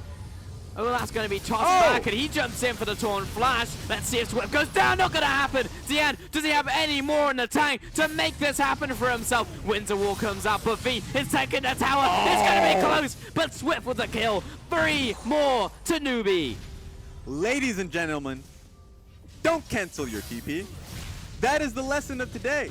The got moment debated. Exactly. The moment the TP got canceled, the moment Diang said, "Okay, I guess I can't join this fight." He still had hero entrance, just wasn't in range, and so what came out of it was a 3v2. Look at this. V is like, "All right, we're backing away. Everyone, let's get out of there." It got canceled. Wait a minute. Wait a second. Wait a minute.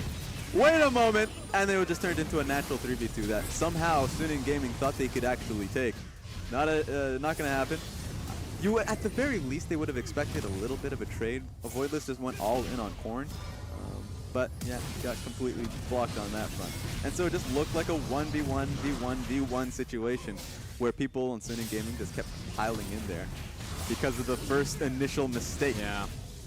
And Raz, it just felt like a double missed call coming in from Deanne right there. The initial one being like, I'm coming in. Just kidding, I'm canceling my TP. And the other one being, I'm in range for ultimate. Just kidding. I'm not. I'm actually 2 seconds out. There's a lot of JKs in this one. Yeah. A lot of not actually happening. So I actually wonder about the mid lane and whether he was interrupted by Korn, because it might have been a null sphere that stopped him. That's true. That could have happened. But we will never know. So I'm happy to give him the benefit of the doubt while LGD is wailing on this tower. But 7-1. This game is going the way of NewBee. Wasn't Cassidy in that fight? It was just like at the very start. Either way, I will just try and I'm just pushing that memory away. Surpassed memory. Suning Gaming, welcome. First minute into the game. Can you show us? Because I'm just not gonna Yeah, look I at the actually think past you're ones. probably right. Yeah. However, Go on. they get a freebie Yep. because it is their first series of the LPL. So, Fair. you know.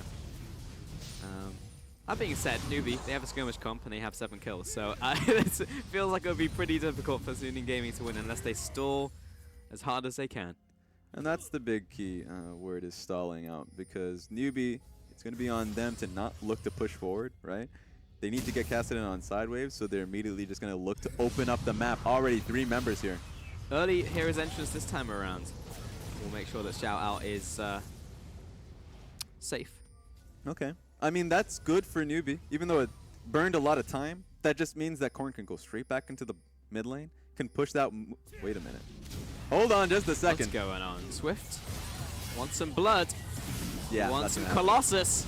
And Diane is taking a lot of damage, and his team just does not. He just doesn't want to help him. He couldn't. The moment. Okay, here's the thing about it. You mentioned it. Fiora versus Galio. Yeah, Fiora didn't use her W. He tried to taunt 3 people. You're gonna get stunned. Yeah. 100%.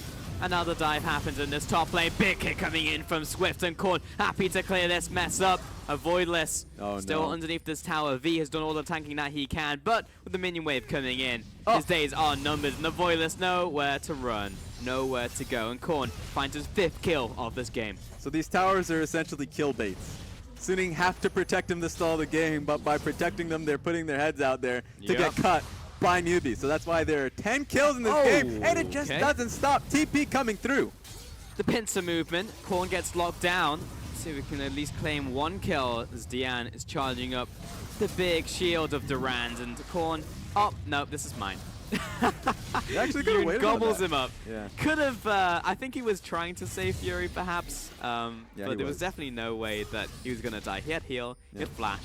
He didn't want Fury to use either, and at the same time, he was just surprised at the damage that was put onto Fury. Yeah.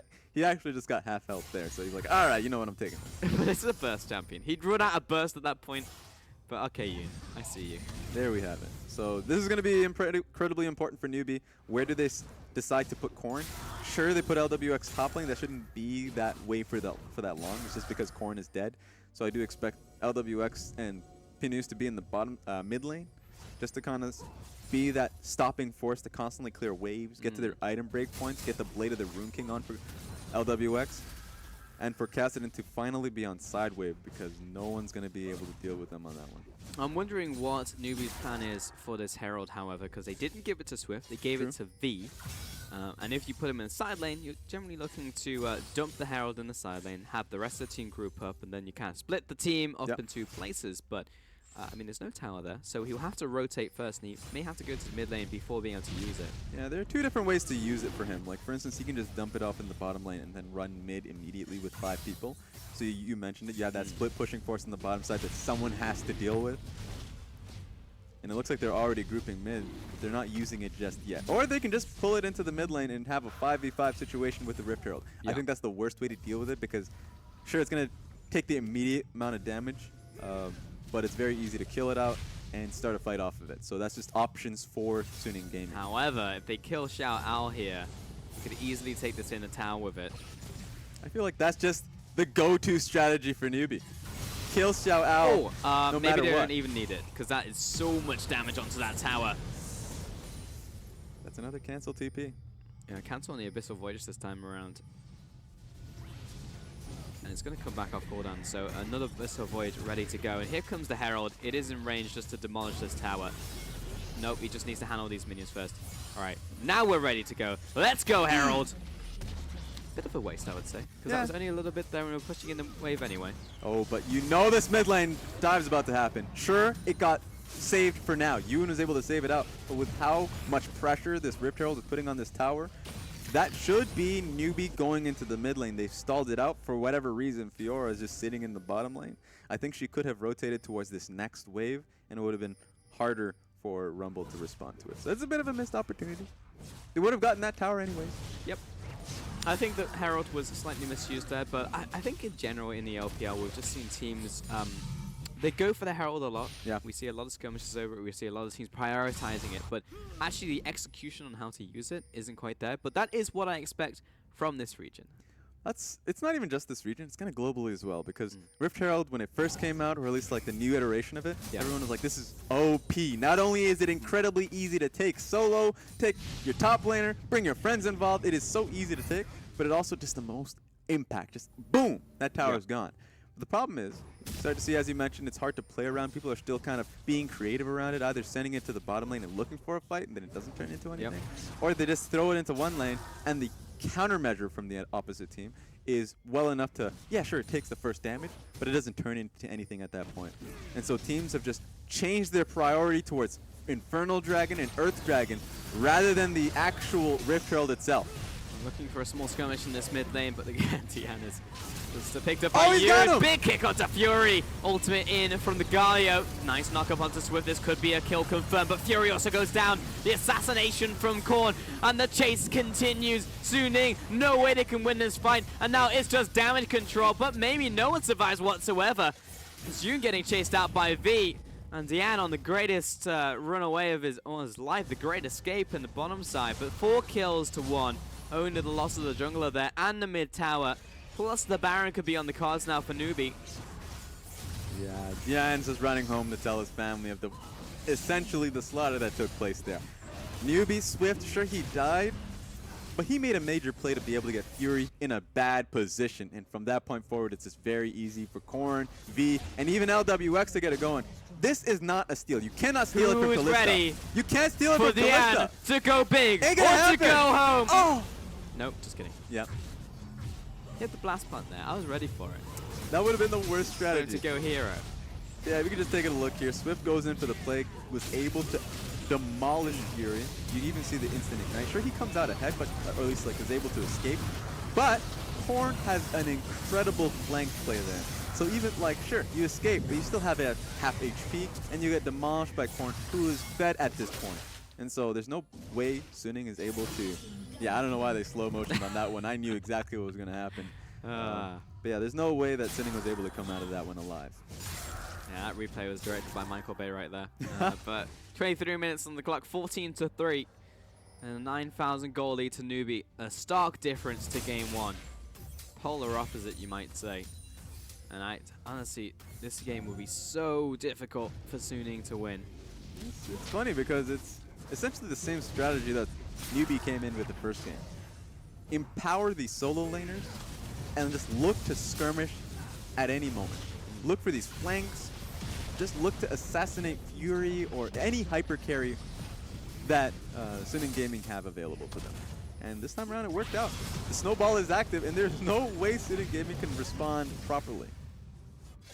Yeah, best of luck to them, because they cannot win in these 5v5s, and that's pretty much their way into it. Every single play that NewBee has gone towards worked out for them this time around.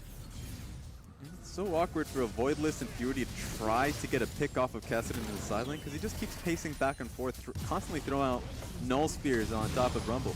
Well, tower's down. As long as Korn can get out of this one alive, he's in good shape. Or Swift could just kill Rumble. That's also okay. Just back towards his island. The hero's entrance is completely wasted by Dian. And in the top lane, it's just opened up an opportunity for V to take the inhibitor. Bot lane, LWX is going to do the same. There's a lot of opens here. Open top, open bottom lane, now open mid. It's an open game, Raz. It just feels so easy. There's no response for Suning Gaming, but here comes the last fight. Hook onto Dian. They need to look for it. They do need to something. stop it. Draw the line somewhere. It's going to be messy. Just accept it. That's what they need to do. But Dian's already dead. 3 versus 5. Losing game. Not sure they can make this happen. And Fury goes down. Avoids getting chased down. And Yoon trying his best to get to the spawn pad. But he's getting turned into a porcupine by LWX. Quick kill there with the Rend. And now on to the Nexus. Oh, only just come back from base. That's not even fair. 0-6-2. Game 2 goes over to NewBee in dominating fashion. And NewBee answer back. Game 1 felt like it was theirs up until they made just a one key mistake after they took Baron. Game 2, none of that. It was just that easy. Honestly, it felt like they won lane. And almost as easy as that, won the game. So, we're going to Game 3.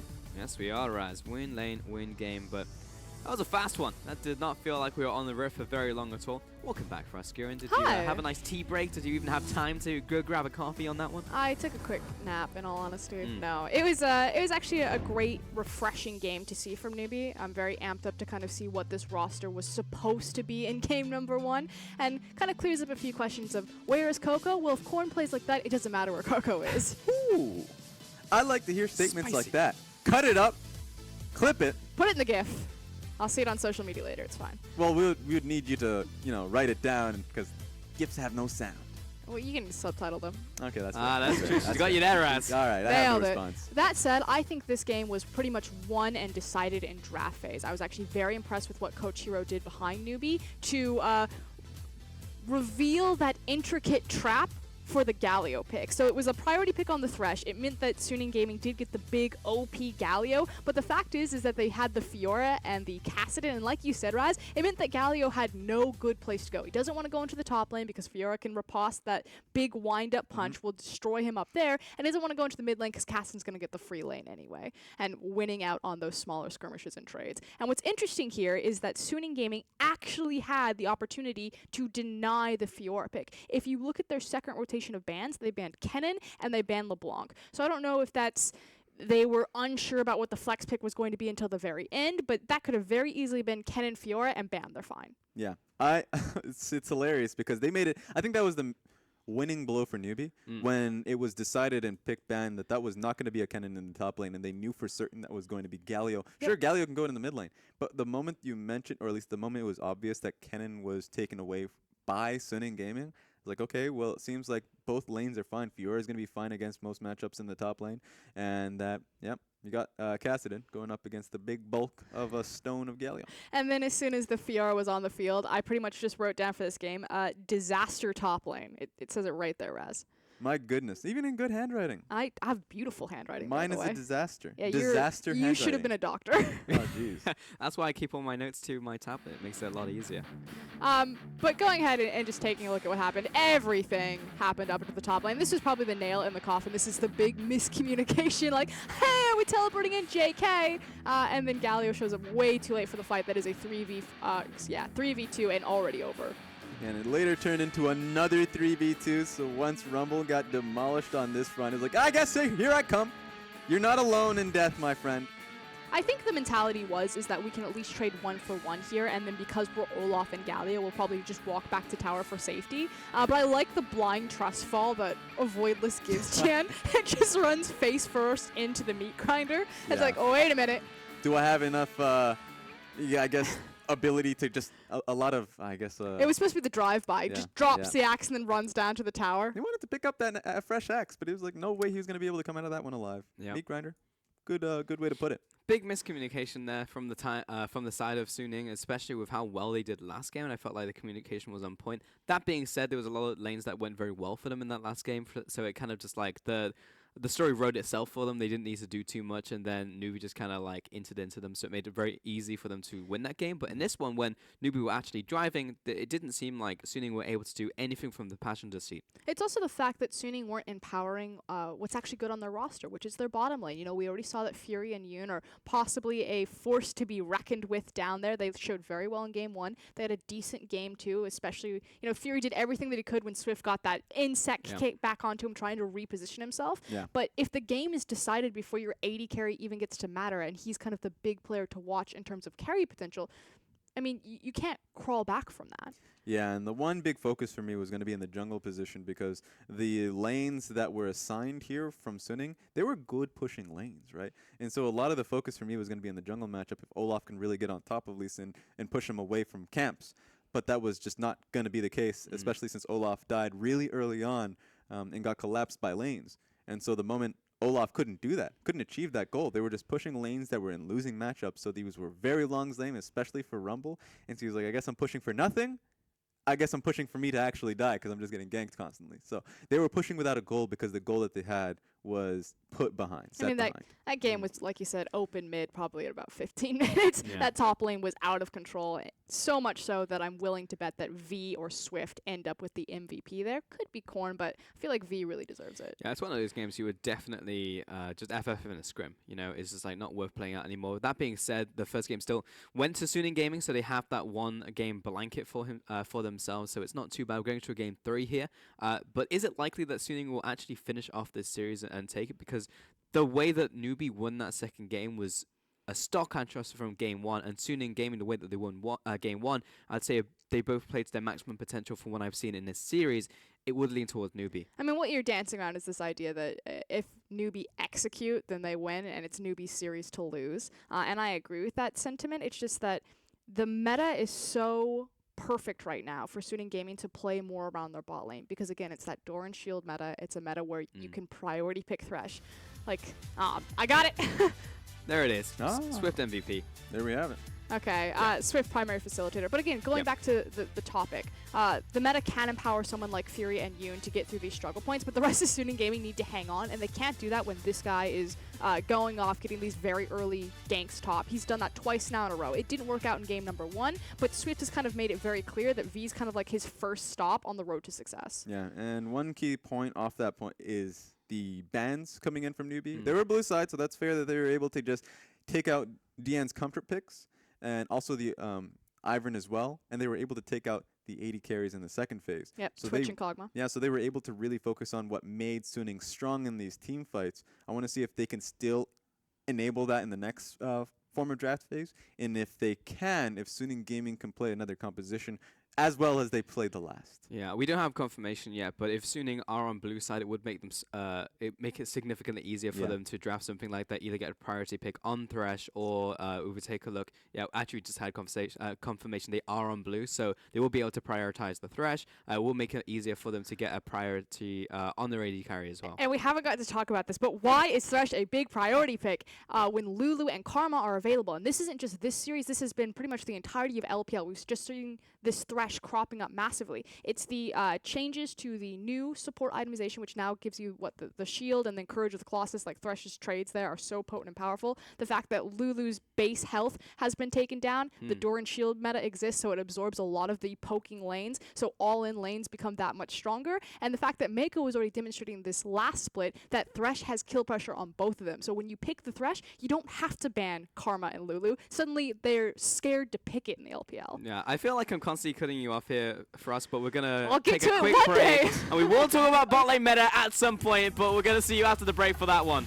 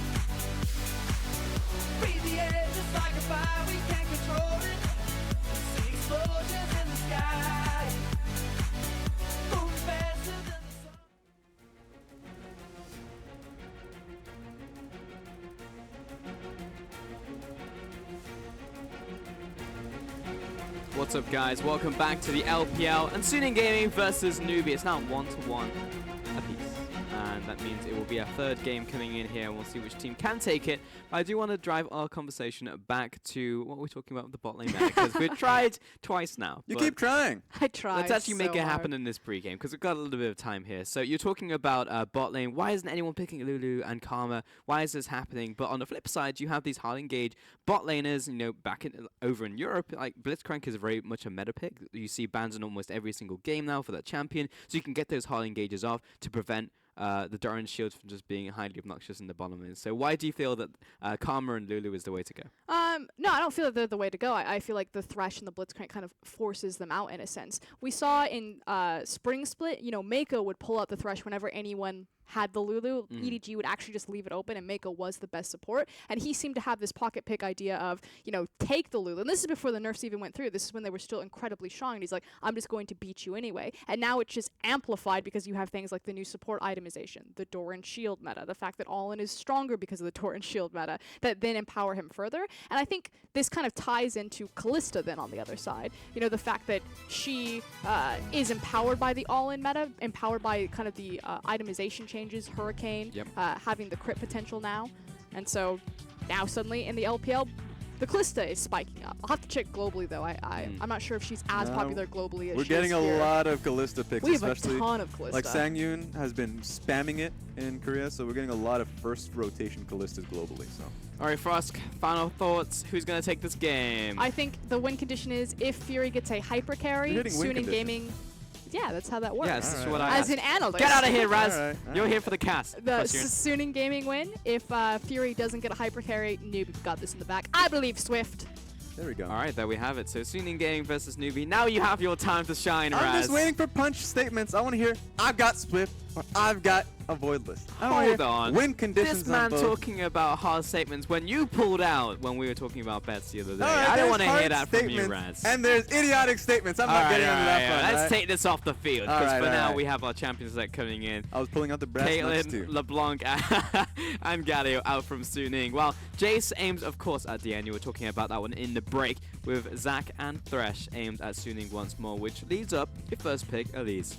Yeah, and so NewBee have locked onto that. Not only the pick, but the fact that they're not committing the ban to Syndra and Jace. They want to do that. They're just forcing Suning in a position to say, all right, if you're not going to first pick a Syndra, which leaves you wide open in every scenario, you don't see anyone first picking the champion, then NewBee is going to look to pick it away. So this is going to be a good testing segment for Suning if they can go this game without a Syndra pick or a Jace pick. If they can't, then you'll see teams looking to focus in on Dian's pick and constantly put him in these awkward situations. Fresco's got to be laughing right now. Lulu gets picked in here for NewBee on their first rotation as well.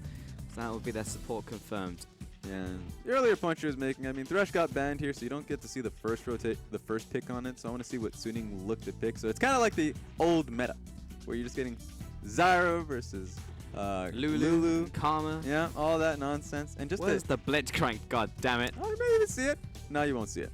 No. But one big point, even just to hit on Doran Shield harder, is that it has a 190% gold efficiency just on first hit, because you have a lot of sustain off of it. So that's massive. Sure, it's just unique, so you're not going to be building 2 or 3 Doran That would Shield. be That's disgusting. never going to happen. But it gives you so much value that you're seeing in EU. You see a Tristana, you see a Draven, you see all these picks that usually get completely harassed. And one of those picks, of course, is the Kog'Maw, which NewBee have picked up for themselves. There's a bit of catch up here as well on the side of Suning. They did also pick up the Ashe alongside that Zyra that you did talk about, but also the fact that NewBee are drafting a slightly different type of composition here. Syndra obviously fits no skirmishes, but also a team fight, while definitely the Kog'Maw and the Lulu does trend towards a more 5v5 type of composition, but it does, of course, rely on these final 2 picks as Talia and Fiora banned away. Yeah, and so Suning are going towards a heavy early game composition. Elise, Zyra, Ashe, all of them can create their own form of engages, and so NewBee's just saying, mid laner, Dian, what can you play? And I want to see Suning actually look to pick towards an Ahri, because Ahri, people look to pick that into the Syndra. It has a rough laning phase, but if you can weave in and out of vision, then you can look to actually threaten her positioning, threaten just constant pokes. So it's going to be a good test to see it. And I think, honestly, Diane can play anything and it will work because there's such a heavy early game focus coming out of Suning. Good bounce from Suning. Alongside that, Fiora will be Kennen towards V.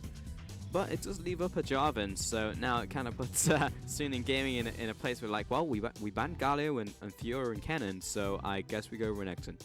Yeah, that's the focus. And if they do get a Renekton, remember, this Jarvan can go into the jungle. It is flexible. Now, if it goes into the jungle for the comp, I would question it because I don't like Jarvan compositions, especially with lanes that don't help him thrive in the jungle, like look to get experience. Because if Kog'Maw and Lulu get shoved in, well, guess what?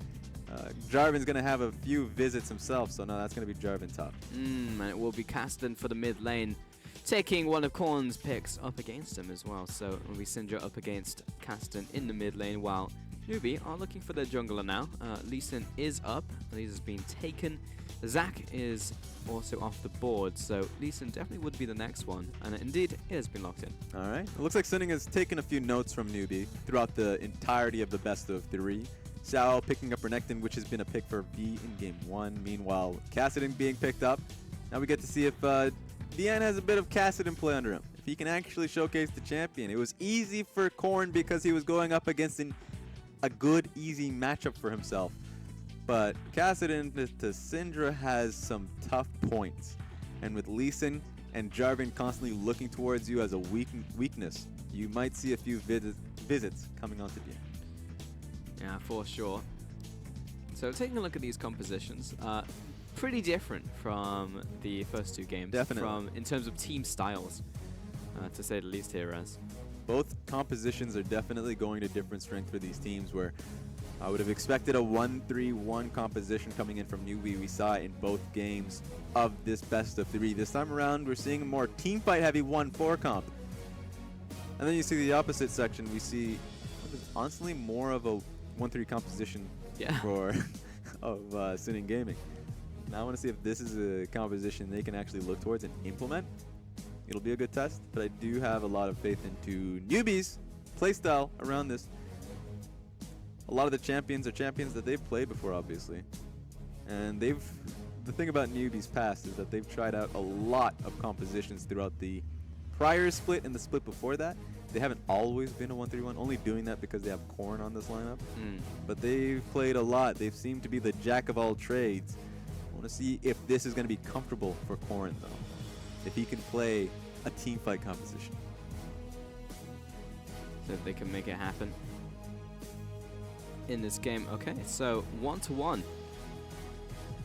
Let's see if Suning Gaming can come out with a significantly... I was distracted very much by Diane's smile. Yeah, I was looking at it too. The suggestive glare of that man. Very much. Everyone else, pretty serious faces. Apart from V, he's giving it a nice little smile there in the top lane. But, yeah, that was an interesting one from Diane. Regardless, we're on to the Rift. Is this a different camera pan, or are we going all over the place? I know. We're back to basics, as we get to see the first dragon of the game is Ocean. And it's a 5-point front too, so no one's going to be looking to push up. We haven't seen Zyra all too much at the beginning of the split, even in Demacia Cup too, so the usual tactic is to slowly walk up the lane so you can actually set up your plants with the passive. Yep. I guess it's an egg this time around, not so much of a plant. That's true. So he wants to be able to set that up, but it's good from LWX and P. Diddy to be able to just counteract that. He's not going to step on that. That would be suicidal. Yep. Give him a look. Give him a check. Would be a lot of damage he doesn't particularly want to take. That's going to be P. Diddy taking up Thunderlord, so he's going to be looking to harass more often rather than... Wind speakers. Exactly, looking to shield up LWX. I don't really have a preference on that. I think he's going to be in a tough lane going up against Ashe and Zyra. It's definitely not a proper lane for LWX and P. Diddy, so... I guess we're going to see if those trades work. I would have preferred the Wind Speaker. Double ward in the bot lane on the same place from Suning, so that's a thing. And for some reason, P. Diddy is trading off against Yoon right now. And I would say that P. Diddy actually won out, so good job on that one. We avoided starting off on his blue buff. And Xiao Ao going back to the top lane. League of Doran shields as well as 3 of the starting items on the side of Suning and 2 on the side of NewBee, making 5 in total. in this game. It makes a whole lot of sense in every single one of these roles. Yeah, one of my favorite moments so far in the beginning of this split would be, I guess, Papa Smithy and the LCK making a Doran Shield bet account perhaps throughout the entirety of one day. Say there's going to be 16 Doran Shields by the end of this day. It was spot on because there were just too many damn Doran Shields going out. You'd see 3 as a total for like one game. You're like, yep, this is happening. It's almost like this item is a bit too good right now. It's just the fact you can buy 2 health potions with it. If it was 1 health potion, it would maybe be a little bit better. But 2 health potions, you're never going to get pushed out of lane. Yeah, with how efficient it is, being at a 400 gold purchase, a little bit too much. So, of course, on PBE, just to be that PBE newsman, it's getting a bit pricier, 50 gold pricier. Ah, perfect. Oh, Swift not knowing this is going to happen. Oh, Voidus is turning the corner. Oh! Hello, I'm Elise. Oh, Are no. you ready to die? I'm ready to get this kill. And the smite comes down as well. Voidless. Great clarity in that situation. I think Swift was actually trying to get into the brush there, not on the side. And a Voidless, big win for the early game. Yeah, that was really smart from Suning Gaming. So you could see Fury and Yoon looking to move up. So if Swift tried to skirmish, tried to bring in his own teammates, it would be Suning Gaming to be able to get that first punch. Just didn't get the cocoon. If he was able to get that, that's a 100% kill. But he gets it this time. From jungle to lane, Burning Corn's cleanse in the mid lane. A Voidless is getting it all done in the early game. Yeah, that's my favorite kind of Elise. You just know that he's going to go back to base after a certain point and first purchase the boots of mobility. Going to go to every lane, send his regards. You just don't want him to be able to get ahead at all if you're a newbie. He's just taking a second trip, this man. He just keeps going. Time and time again. But Corn being cautious this time around. I know you're excited to talk about Elise as a Elise one trick yourself in solo queue right now, Raz. That's how I climb. I actually name changed to jungling expert. Yep. It will tilt people, especially if I do poorly in a game. But that's 100%. that's the risk I have to Have take. you considered name changing to something along the lines of Elise? You know. Nah, I already have the Spider Y. King. I already have the YE Spiders logo. Anyways, that being said, Well, that was not as interesting as I may have hoped it would have been. Yeah. Just a bit of a love tap. So Fury just giving it the old good day. and that's just Fury and Yoon having such good lane presence and focus. They know that their Pinus and LWX are walking them down, so they just hide Yoon, who is low, and here we go. Here comes a Voidless. 2 tower shots down to shout They out. can kill him. No, they actually can't. Repel comes up, Repel comes down. V is out of mana. They might give it a second shot though, because a Voidless is waiting on Repel cooldown. Yeah, Repel cooldown, Cocoon cooldown. If they wait long enough, they'll be able to get this. Dangerous from shout out, but they make it work. A Voidless doesn't even take the aggro. And that was very well played. Wasn't what I was expecting from the execution of that gank, but it's still first blood to Suning. Yeah, that was not how I would have played it. I would have waited for cooldown on Elise so she can actually get out of there very easy. That's just Xiao Al having to burn flash now. Maybe they were just a little bit worried about the sustain that Jarvan was having, so he would out-sustain the gank, essentially. Yep. I don't think that threat was there. But still, a kill is a kill, and trading a summoner for it is not going to be bad in Suning's book whatsoever. And plus that kill going on to a Voidless, just making the Moby's boots pick up faster and earlier is exactly what he wants. Yeah, it's going to be real fun for him. He has a lot of gold for himself. He might even just decide to not go towards the boots mobility. Because for him, the only lanes that he can focus towards is going to be top lane, bottom lane. Perhaps, okay, Kassadin is level 6, so it's going to be easier for him on that front.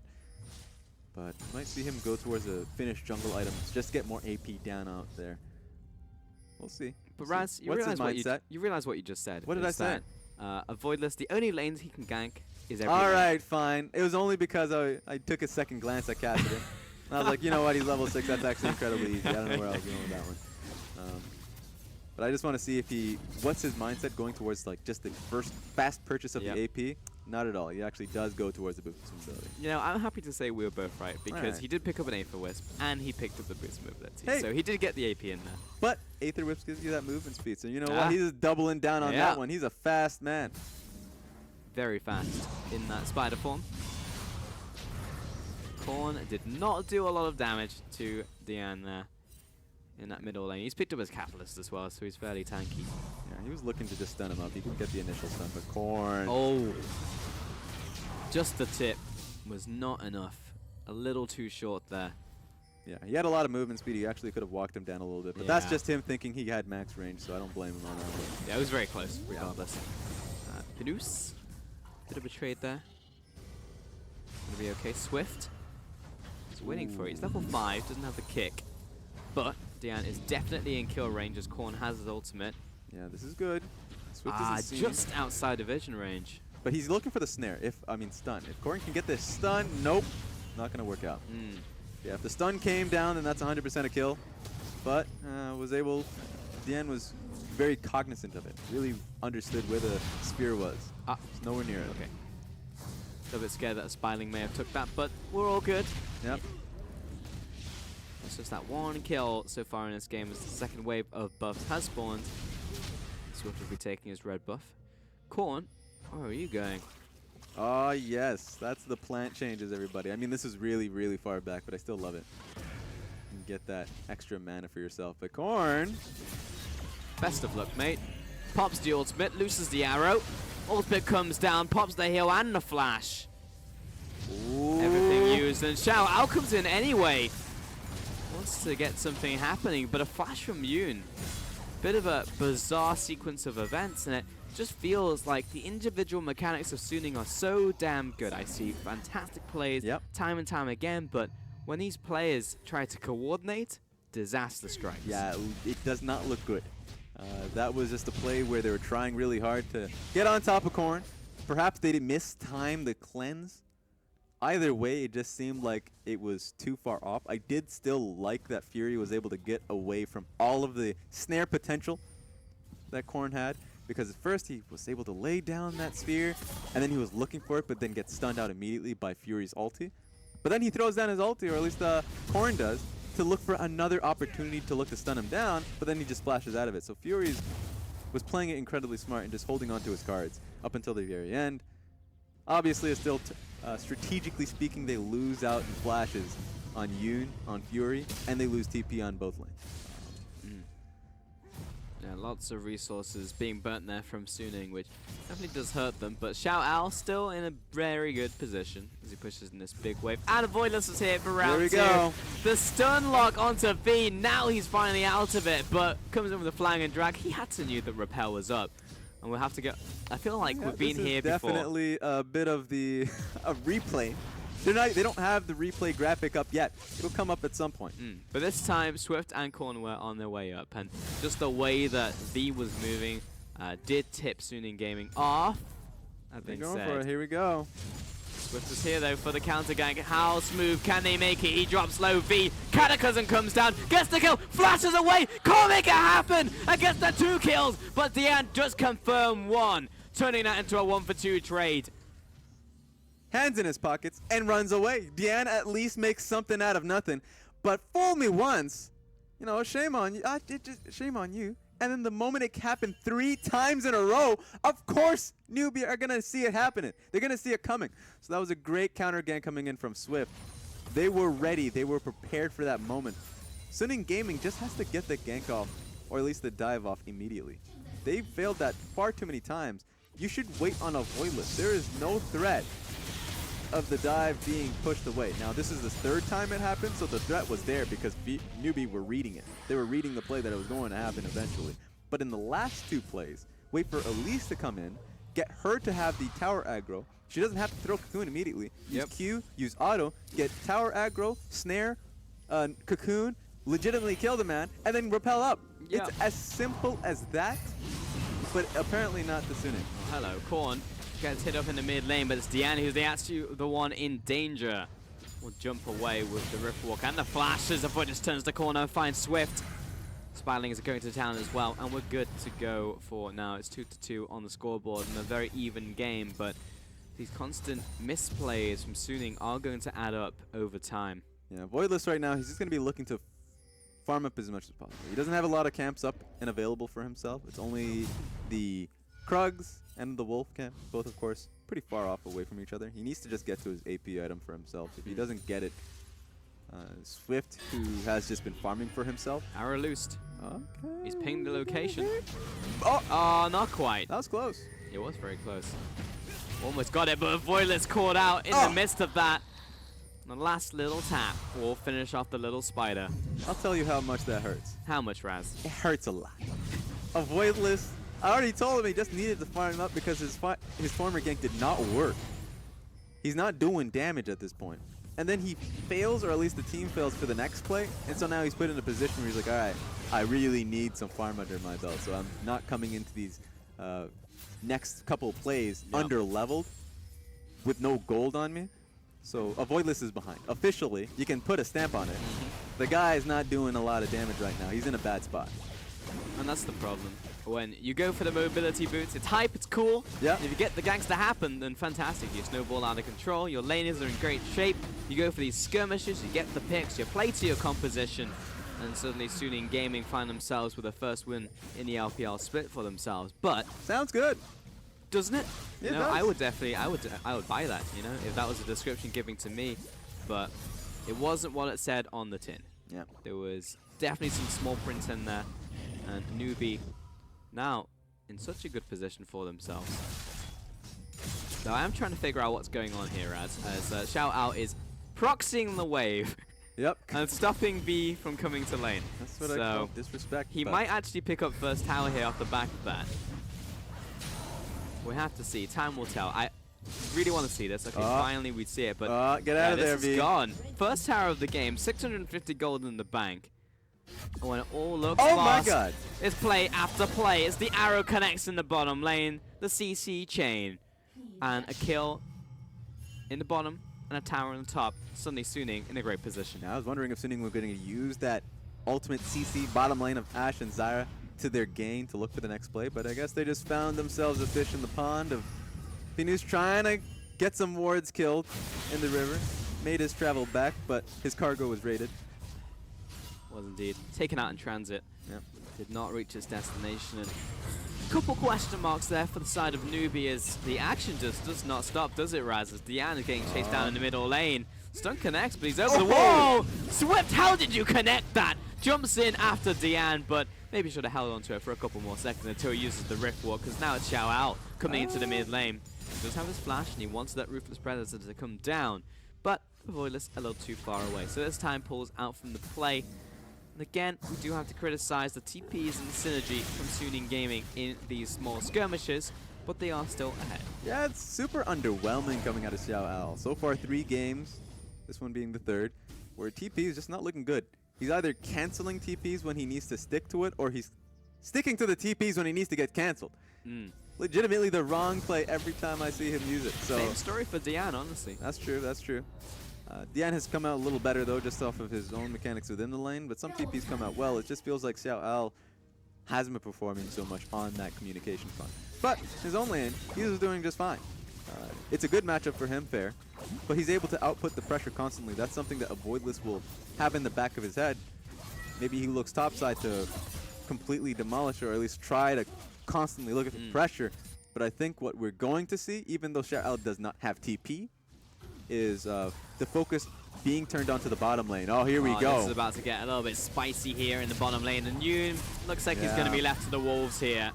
Fury will get out alive, but it's a nice collapse from NewBee. Lots of resources burnt, however, a flash, an ignite, and a TP, but a kill nonetheless. Look at this. The man is walking 500 miles and 500 more from the top lane all the way back to the bottom lane. Every single time, man. That's what happens. Turn the corner. It happens being Ashen and Lee's ready to get you. And Renekton's long mile, his long marathon is worth it. Oh, Swift jumps away. Big kick. There you go. Have this one for Christmas, Elder. We've actually gotten one. Turn it around. Moves on to Fury. Oh, Does he no. have it? He has to pass him. Does Ashe have the flash, though? She's already used it. This might be a kill confirm in the bottom lane. Not quite. Meanwhile, Korn trading off against Diane. The jump after the ultimate use. Last auto to come in. Diane with the kill. A 3-for-1 trade to Suning Gaming. And that could have turned in the opposite direction, but Fury and Diane living off of nothing.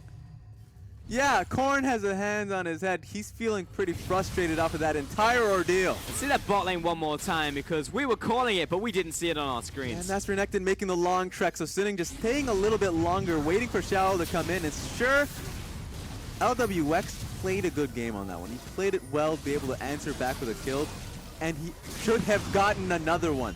but potions were running through on Ashe, and she's able to survive just a little bit longer. And of course, we're going to be focusing on this 1v1. Corn and Diane, so damn close, and that's all that counts. The last auto. That's all she wrote in that trade, but it's V getting chased out by Fury. Now, I don't know where you were going, buddy, but you were not going to a safe zone. Quick kill there for Fury. And in a matter of minutes, 2, 3, Suning Gaming go from botching their plays to NewBee now being significantly behind. It's a definite back and forth, and you gotta respect both teams for just all-inning on that one concept, that one play. I keep harping on Xian Al, or at least Xiao Al, coming from the top lane all the way bound to the bottom lane for that play, and it's because that's a really risky bet. That was NewBee winning out in the initial play, but sticking around long enough for that work because there's no vision from NewBee to see him making that trek, because he just doesn't have TP. But they stick to it, and they come out ahead on that. Now they have a 3K gold lead, where initially NewBee were coming out ahead in this early lane. Yeah. This is a messy game, Raz. Oh, I like to call it a special game, my friend. A fun game, perhaps. And what does the special mean, Raz? Messy? Special can mean whatever you want it to mean. All right, you don't have to put a definition on special. Trying to bait Raz into an answer here, and he's not biting. Special doesn't have to be in the dictionary, and yeah, it is. But we don't have to read that part of the dictionary, my friend. Okay. I can create my own Just dictionary. needs to read the word, not the description. Yep. I see you. I'll create a Raz dictionary with special in it. Only problem is, Oh, I'm ready. I'm it ready for doesn't that have a publication. description. Doesn't have a description. It's just the word special. Nothing there. You make what you will with it. If you purchase the book, you can write down with your own pencil what special means. Oh, is there some lines there? Unfilled. Unfilled. Ready to Yep. go. It's the Comes ad with a lib free dictionary. pencil. Yep. It's a crayon instead, just It's to make a it crayon. just to make it a little worse. I would 100% purchase that. We'll make it happen. New LPL merch ready to go for 2018, but Suning Gaming needs to do some type of response, as this is a Mountain Dragon going over to NewBee. Ooh. Nice stun coming in from Corn. He might get the assassination. He's got him. Yes, he does, with a Cataclysm coming out from V as well. Maybe a bit of overkill. As Corn also fell there, didn't even notice that one. As Swift getting caught out by Xiao Ao. And it's just pick after pick, not even a real fight. And it feels like we all saw that a mile away, but NewBee did not. Yeah, Corn saw his target. He wanted you. He really did. The man was so juicy. Had no HP to his name, so he's like, I'll just burst him down, but immediately he dies, and he needs to stick alive for these fights. The longer he's alive, and yeah, down goes that tower, the next one's going to have a bit of a problem with itself. I'm going to wait for it. 1, 2, 3. Oh! There it is. Hits him up. You know, I always feel like we could save the Rift Herald for a little bit more, because the tower would be almost dead if that was the initial charge. I agree. I agree with you. Maximum potential not being utilized by poor Herald. This is when you get into the training mode. You just start practicing Rift Herald. Herald did not get out of bed in the morning for this. I guess so. Time and time again. Yeah, just a hitting. I guess overall, Suning Gaming coming out ahead simply because they're playing a slower game.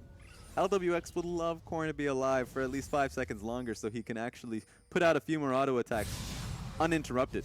Yeah. But it's always going to be interrupted because Corn's down at the beginning of the fight. Well, LWX is the main attraction at that point. There's definitely been some time added on to the ticking time bomb that is LWX. And I'm not even going to talk about the fact that Suning Gaming just left their mid lane wide open and just allowed NewBee to take that for whatever reason. But LWX is in a good shape in terms of his farm. He's got a kill, he's got an assist, but his natural predator on the map, Diane, with Kassadin is 401. Now that's very concerning if you're Pokemon right here. And even though he's gone for the Merc Treads and he's just picked up his double items, will he ever be able to get that damage off? That's a good question. What's fun to me is that the items that's already being built. Remember when Corn actually got the Kassadin for himself? He had Rod of Ages, Lichbane, go from there. It's actually the opposite in this front where Diane's gone. Rod of Ages, Zhonya's, and he's going from there into the Lichbane. So that just means that he's going to be a lot more of, I suppose, a playmaker in these fights. He's going to just jump in on a flank, get the initial burst off, Zhonya's, wait for his cooldowns, and you can see where that fight goes from there. So perhaps he's going to be looking to focus on these team fights and getting skirmishes, or at least these flanks across, rather than just sticking to these sidelines. Because if he had Lich Bane earlier on, yeah, he can stick to the sidelines. He'll be doing so much trade burst, so much trade damage. Now with the Zhonya's, seems like he has a bit of a team fight mindset here. For sure. Though he is going towards it now. Yeah, he'll get it. Yeah, he will get it rather quickly. Well, 20 minutes into this game, the guy has 2.5 items, so we don't need to be too critical of him, but I definitely do agree. Woo! Arrow flying past, whistling past the ear of LWX, so he's going to be counting his blessings on that one. Did not connect, but we can toss those out whenever we want to. And I'll tell you right now, that's the type of arrow that will scare you to bits, because that's the type of arrow with the skin that's currently on Fury and the Ash. We just don't know where that hitbox is. Oh, well, Swift, right, walks right wait to a avoid second. this, which seems like it's getting turned around, and the last orb will take him out as Korn has to flash away. V dropping low, but he'll use the Cataclysm before he goes down. Nice kick from Swift onto Fury, and a living artillery for the kill. Meanwhile, LWX just melting whoever comes in front of him. 3 kills to 1, favor of NewBee. And that was played so well from everyone involved in NewBee. Even though that was Swift getting picked up, he still survives. Even gets a nice Lee Sin kick on Ash into the team, where Fury is immediately demolished. And so when Cassidy tries to get any bit of burst off, it's P. Diddy who's actually just immediately polymorphs him. So everyone did their part on NewBee, and guess what your reward is? Mr. Baron Nashor himself. 23 minutes. Big win to NewBee, and you make it happen when it counts. Yeah. There was a lot of small trades that didn't go their way, but when there's a Baron on the cards, then suddenly NewBee in a much better position. And as we said before, this is the definition of a back and forth game. Yep.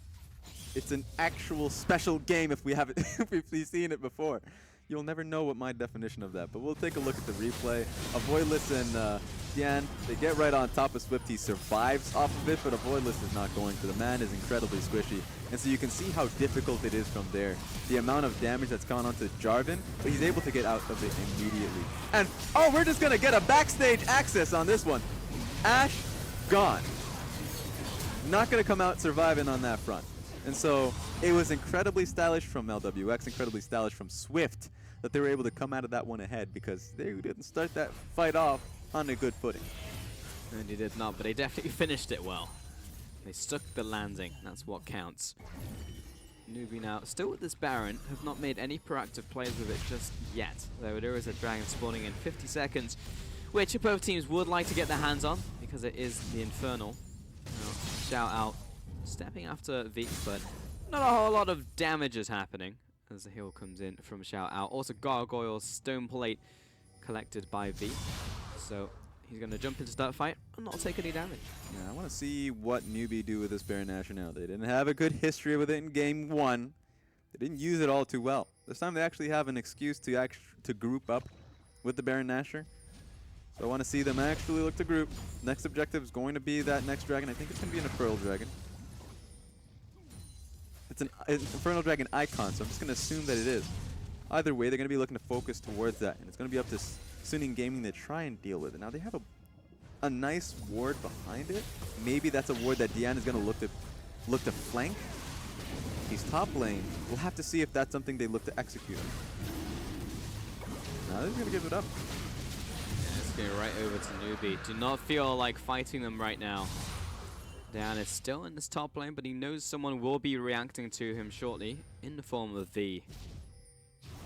And so he just doesn't have the Lich Bane ready for himself. It's taking some time. The last few fights haven't been very kind to him. Xiao Al needs to get out of this situation. Preemptive Dominus. Arrow misses, unfortunately, onto Korn. That could have been the turnaround they were looking for, but Dian is here anyway. Cocoon connects, and Korn is gone. Say goodbye to your mid laner. The chase continues. Dian slowed down from the Force Pulse. That's all she wrote on that play. So just a nice pick over to Suning. Yeah, wonder what they're going to be able to get off of that. The kill goes down, but there's no objective ready. What they could do now, they're just going to mass back because they need to recall into getting actual items for themselves. It's going to be Xiao Al getting Gargoyle Stone Plate, which is a fantastic item. Well, actually, we don't get to talk about this item very often. True. It's the replacement for tank top laners.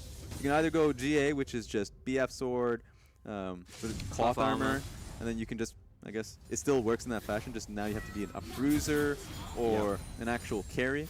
Gargoyle Stoneplate means that if you are in the middle of 3 members, you can use your active. Yep. Has a nice damage reduction on top of that. So you take, or at least you are able to reduce 50% of damage if you get, what's it called, into your initial active, and then once you get out of it, because it just doubles your max HP, Yep. which is a fun little tidbit off of that. So it's nice to see him use it, because it's just an active focused item where the outright stats aren't really giving you too much, because it's 40 armor, 40 magic resist, unless if you're right in the middle of the thick of things, where it doubles that. It's specifically meant for team fights. Yep. In those one-on-ones, you're going to get an extra 40% health, which is not as good. Still okay, but for the damage reduction, surely not worth it. Yeah, you always want to have it as your third item. If you are a pure tank, then you go towards the Frozen Fist or the magic resist item, which is going to be, I guess, what is it called again? What? Spirit Visit? Spirit Visage would be the usual one. And then you go into it, because then you're just set to team fighting. Yep, and you have the extra health. Yep. So this kind of showcases what their mindset is. Because if he's going to be sticking to side lanes up against Jarvan with that item, he's not going to be able to abuse him that much. Jarvan's going to be in a fine position to hold wave. So you're definitely going to be seeing Suning Gaming looking for fights in which Renekton is going to be right on top of him. Maybe that works out well for them. We also need those creative flanks to come in from Dian, because he's finished the Lich Bane, and he's working his way to what looks to be a Void Staff. But he does need to assassinate LWX, because LWX is ahead of the clock in farm, ahead of the clock in terms of kills and assists and all the gold he has. Yep. And we saw the damage he did last fight when he was untouched, so it's a cold war at the end of the day. Suning need to do something about it. Corners waiting for Dian to carry on pushing. Where are you at, Dian? Do you want this extra minion wave? Some extra gold in your pockets? Wouldn't that be nice? It would be nice. Think about Corn now. Is he spamming now spamming he's those going. spheres? He's lost just about like 30% of his mana. Yep. If you're old Syndra, you can do that because you can carry multiple spheres with you and use it to increase your sustain, or like CC, I mean. Yep. Or like the range on it. With this one, you're only using it just so you can get more damage off your ultimate. So Dian finally gets to the top lane, but they've already dispersed. They've abandoned the plan. Even if Corrin decided to stick in the lane, you don't want to have that 1v1 versus Dian, and you don't have much mana to look to combat him anyway. So Yeah, not particularly. Plus, Dian has the level 16 power spike, whereas Korn does not. He would like to probably collect this minion wave and hit the level 16 himself. Is very important for him and his burst. yeah, level 16, and on top of that, the Lich Bane that he finally was able to purchase, going into, you already mentioned it earlier on, is going to be now going into Void Staff a bit. So once he gets those core items, he can look to flank very effectively. And I do want to see what LWX tries to deal with it. He purchased himself the Rage Blade here. So LWX is going to be doing a lot of damage, a lot of sustained damage. So he's going to be the primary focus for Sam. 100%. 20 seconds left on the Baron. Both teams need to group up for this. 1 minute 30 left on the next dragon, which is also going to be an Infernal. So big monster objectives to force these teams to fight. Yeah, I wonder how Suning's going to play this one out. They need deeper vision so they can set up for a better flank for their TPs. Dian's TP is going to be coming up in about 40 seconds. So they're pushing in. They know they need it down. Xiao Al's TP is up and available. He's actually roaming down. He should stick to the lane so they can utilize this well. This is a tough one. Yeah, clearing out wards right now on the side of Suning. It's pushing waves, trying to get vision, pushing side waves, making sure that you can actually push up in these lanes right now from these teams. Yeah, so Cassidy pushing up that top lane wave means that they should be able to push in a little harder. But the mid wave is nowhere there. So right now, Suning are kind of unlucky because the wave's not in their favor on both adjacent lanes, top and mid. If they can get them both pushing, then they should be able to get a nice flank ward off. But it's just a little hard, so they're just trying to constantly push these waves in and get it going. No one's in the top lane wave, so it's just... on that front, it's a little bit poorly timed, and Cassidy's going to have to make his way up there. Bot lane is pushed up, but Xiao Ao is taking away this blue buff right now. We are just waiting for probably someone to get picked. If I know these teams well enough, someone's going to walk into a bush that's unwarded and just die. The best thing about both of these teams, they know exactly what the strategy is coming from Suning. So right now, Syndra is just waiting for that pick. You're like, yeah, who's going to walk up? I'm ready for you. Xiao Al, though, needs to get out of there. He's getting slapped around, but I think he has a honey fruit to eat, to stay healthy. So he'll go back to the bottom lane now. It's just in this 1 versus 1 against V. And Fury, I think, is probably actually just going to solo this dragon. Yeah. Curious recall timing coming in from Dian, but he just had the TP. I guess he is going back for that Void Staff. I believe he must have enough. Yeah, so this was smart from Sunning. Yeah, there it is. There we have it. So that was smart, even though Dian had to back. That was all on the trust fall, knowing that NewBee weren't going to have any information on where these members were, right? They didn't know Fury was just soloing the Infernal Dragon because they were so focused on clearing these waves, or at least clearing the vision that Sunning had in the top side of the map, because Baron theoretically could have been done at any point in this game, or at least in which Sunning Gaming were clearing out topside. So it was good to see them, or at least Sunning, going outside of that box, saying, okay, this is a little bit difficult, let's just take the dragon instead. You also never get anything free in this world, Raz. So while the dragon was taken by Suning, the Baron vision was taken over by NewBee. And now Suning did quickly sweep in there, plays down to the control ward. Get him out! Swift also takes that one away before jumping back to his allies. So it's a bit of trade back and forth again. And the trade back and forth, you mentioned them, or at least NewBee clearing the vision. It's only temporary because the pressure is still in Sunning Gaming's court. So NewBee are just buying time for themselves. It's like, all right, now you have to regain vision once again. And maybe there's just that one moment in which NewBee can quickly clear out Baron, right? They do have a Kog'Maw. Maybe they can find that one moment where they clear out Pink. They go for the clear rush if they can find Sunning Gaming not in the proper positions. Maybe that's their game plan. But for now, they're just scouting. They're being the warden of this pit and hoping that Sunning doesn't start it anytime soon. Okay, I have a pet peeve. What is thing that annoys me around Baron is we see Zhao Ao also taking this bottom tower. If you are taking a sneak Baron with your team, and it has been warded, and one of your allies places down a control ward, do not hit the ward. Yeah. It reveals you. Yeah. Hit the Baron. Do not hit the ward, okay? Okay. There we have it. That was my public service announcement. Clip it. Because I think... you just did it. But I think that's fine because they just want to get these voids out there. No, and that's they know fine. They're not hitting the Baron, are they, Raz? Exactly. That's when you do it. Yep. In competitive, it's a good thing that they don't do that. Yeah. It's definitely a thing in solo queue when they see ward, kill ward. I've lost so many Barons because of that. I've also taken many Barons because I see someone just hit a ward and it's like, oh, okay, thanks for that free information there. Yep. I guess I'll just go ahead and steal your Baron now. The ward's down. Wonder how it's dead. And you even see the champion kill it. So, just don't do it, folks. Oh! But LWX is turning this one around. Down goes one. Turn this onto Fury. 2 kills over to LWX. Unstoppable. Are you kidding me? And NewBee are just making the run through. I don't even know if Sunning wants this fight. They're just trying to push him off this tower. I'm going to go with no Raz because LWX is back to full HP. And he is just tearing through everything in front of him. LWX is a man. And I know that he had P. Diddy beside him. I understand that he was the featuring artist. But that was insanity. Just off the fact that Fury missed his ulti. He missed his enchanted crystal arrow. That one mistake cost them the fight, and it's costing them the Baron. A Voidless, if he can get the steal, this is his one chance. I don't even think he wants it. He's going to back away. Not worth it in his book, though. There was a missed smite. Kog'Maw will pick that one up in the end. And we get to see that one more time. Fury whiffs the arrow. And from there on out, there is not a snowball's chance in hell. You are going to win against LWX. And of course, Rage Blade and all, he's able to completely demolish Zyra, take down Ashe. And he has a Lulu beside him. There is no threat of him losing that fight. And it was all just off one mistake, one error. And that's just how close this game can be sometimes. That one misplay can really turn the game on its head. Kog'Maw, folks, does a lot of damage. He definitely just ate that red buff. And yeah, at this point in time, LWX may be what NewBee need to just win this game outright. They have the Baron buff. Here comes the arrow, connects onto the Syndra. A Voidless comes in.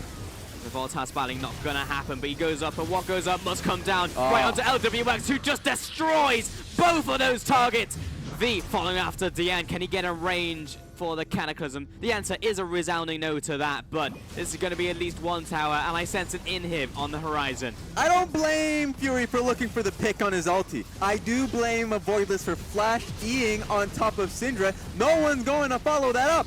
And that is 2 people down, 30-second death timers. Dan Yoon and Xiao Ao are the only people that can defend this. LWX, he's about to be unleashed. Turns it onto Yoon, almost taking him out in just 3 swift auto attacks. Xiao Ao trading off against B.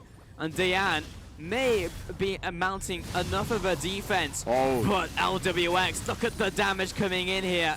He's calling his team back. He's like, I could take these autos, even though... Let's finish the game. I can do it. Yeah. Trust in me, coach. I've got this. I know they're coming up in 5 seconds, but I'm so damn powerful. TP coming in from Diane. This could be the last stand for Suning. Well, P. Diddy, he has the wild growth. Here comes Xiao Ao. No. He's backing away. Oh, wait. And hello. Diane is in backlines, but he didn't kill his target. And that's Sazania's coming in at the perfect time. Another kill over to NewBee, and it looks so dire for Suning. I'm not sure if they can even hold this next onslaught. They're going to make the attempt. Diane's down. Xiao Ao could not deal with this fight. Sure, a lot of blinking red HP. It's only Pinus. Korn doesn't have much HP to his name. Here comes the fight. And instant kinds out there, Raz. So the Cataclysm comes in. The goggles don't plate means he's not dying in a hurry. And LWX vamping off these minions. And you thought you could get him before, but he comes up and he goes back down. Goodbye to the Renekton. And B, he doesn't need to do anything because the one-man army, LWX with the 1 kill. The second, the double coming in. And Fury gets to live another day. But down goes the Nexus. 2-1.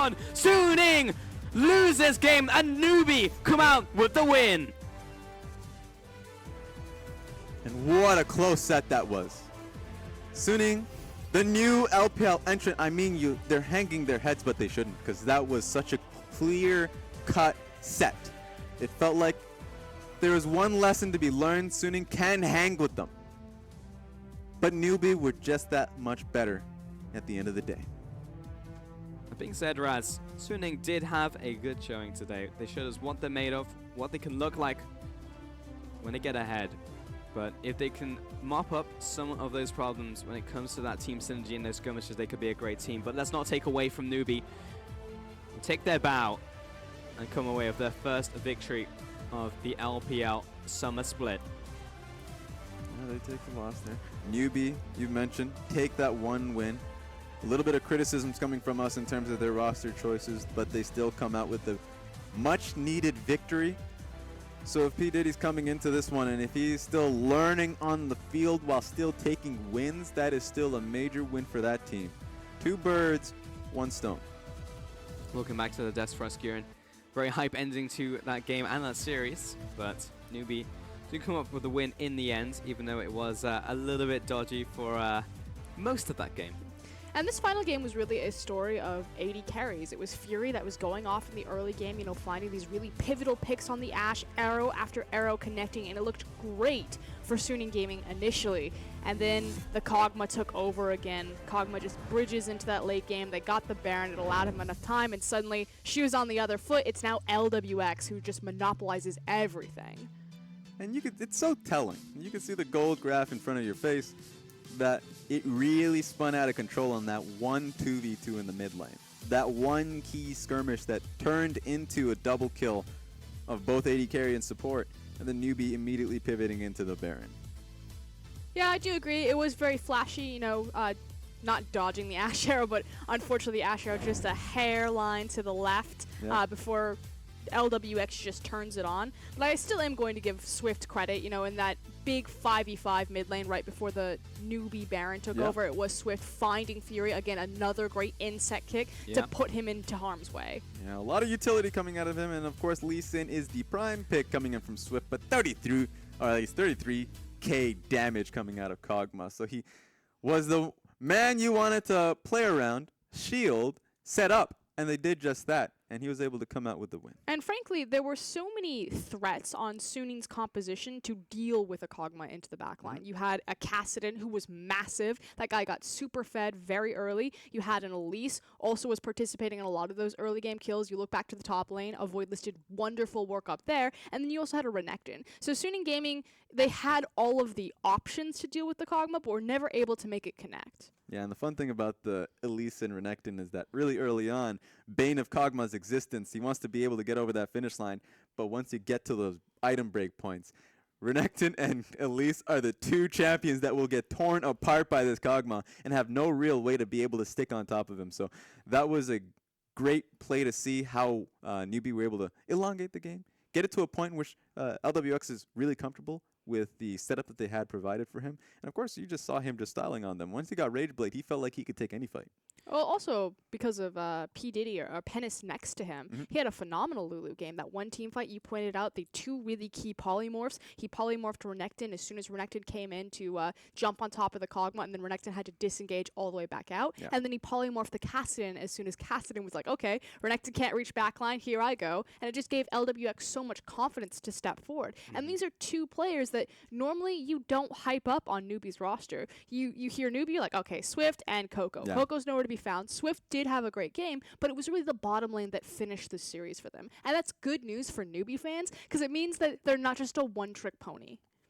Yeah, and in the end, it was the breakpoints on both teams, though, because you had mid lane, Caston was getting huge, able to assassinate LWX, but it's LWX who, in the end, hit those item breakpoints, no one could kill him. So he will pick up the MVP here. And it did seem like a battle of the ADCs. Fury picked up his own MVP in this same series with the Kog'Maw pick. And it's very easy to take a step back and be like, he's the Kog'Maw, he got the items, of course he's going to get the MVP, that's super easy, he just has to sit there and spit. But there are so many AD carries that we've seen throughout the LPL where even if you set up all the dominoes for them, they still have to have the confidence and the mechanical ability to knock it down and to actually step forward, plant their feet, decide that they are going to put on the big boy pants and carry the game. And LWX showed that he's one of those guys. Yeah, exactly. And I was looking towards LWX and Pinus. My major point was to see if they can hang with Fury and, or at least Fury and Yoon.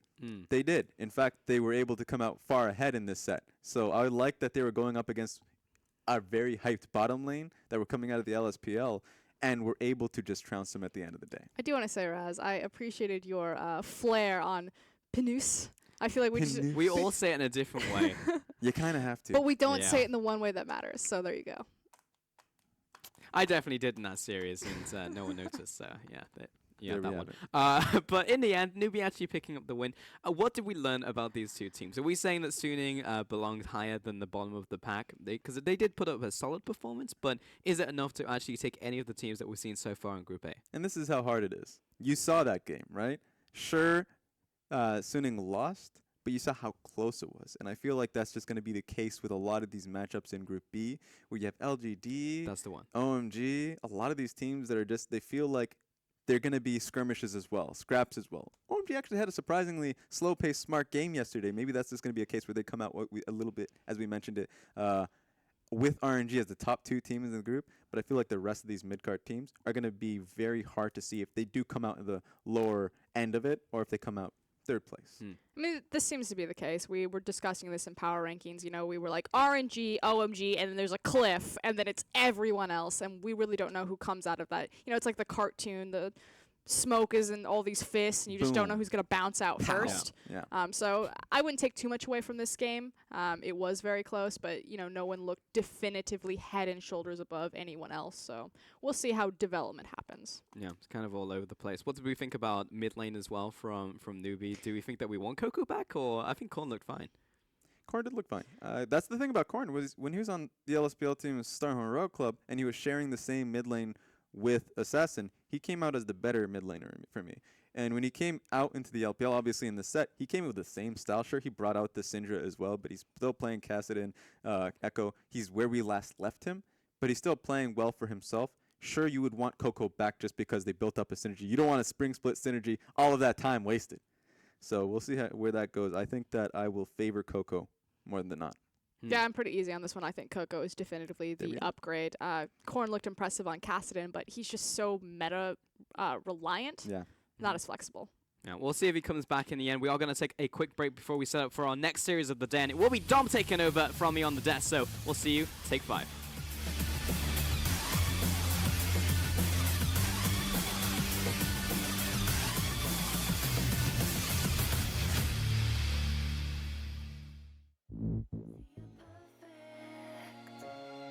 Imperfections don't hide from bad feeling, 'cause they just want your words, words, words, words, words,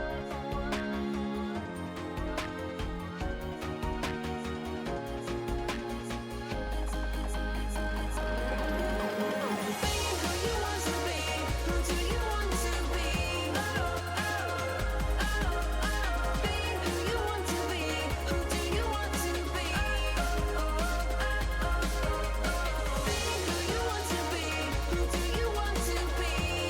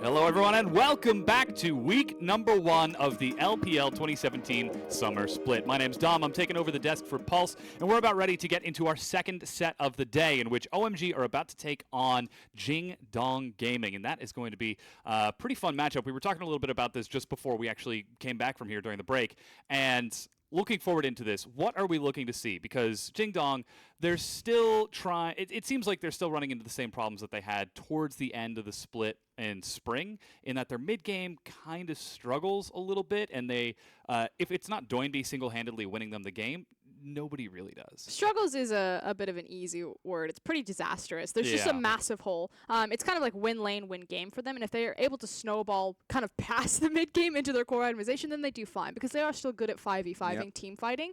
It's just direction. They don't really know where they're supposed to be on the map or what objective is priority. And so they just kind of wander aimlessly. And it works really well if they're actually against. Here's an interesting thing. If they face a team that's significantly better than them, especially at the macro game, JD will actually look much better.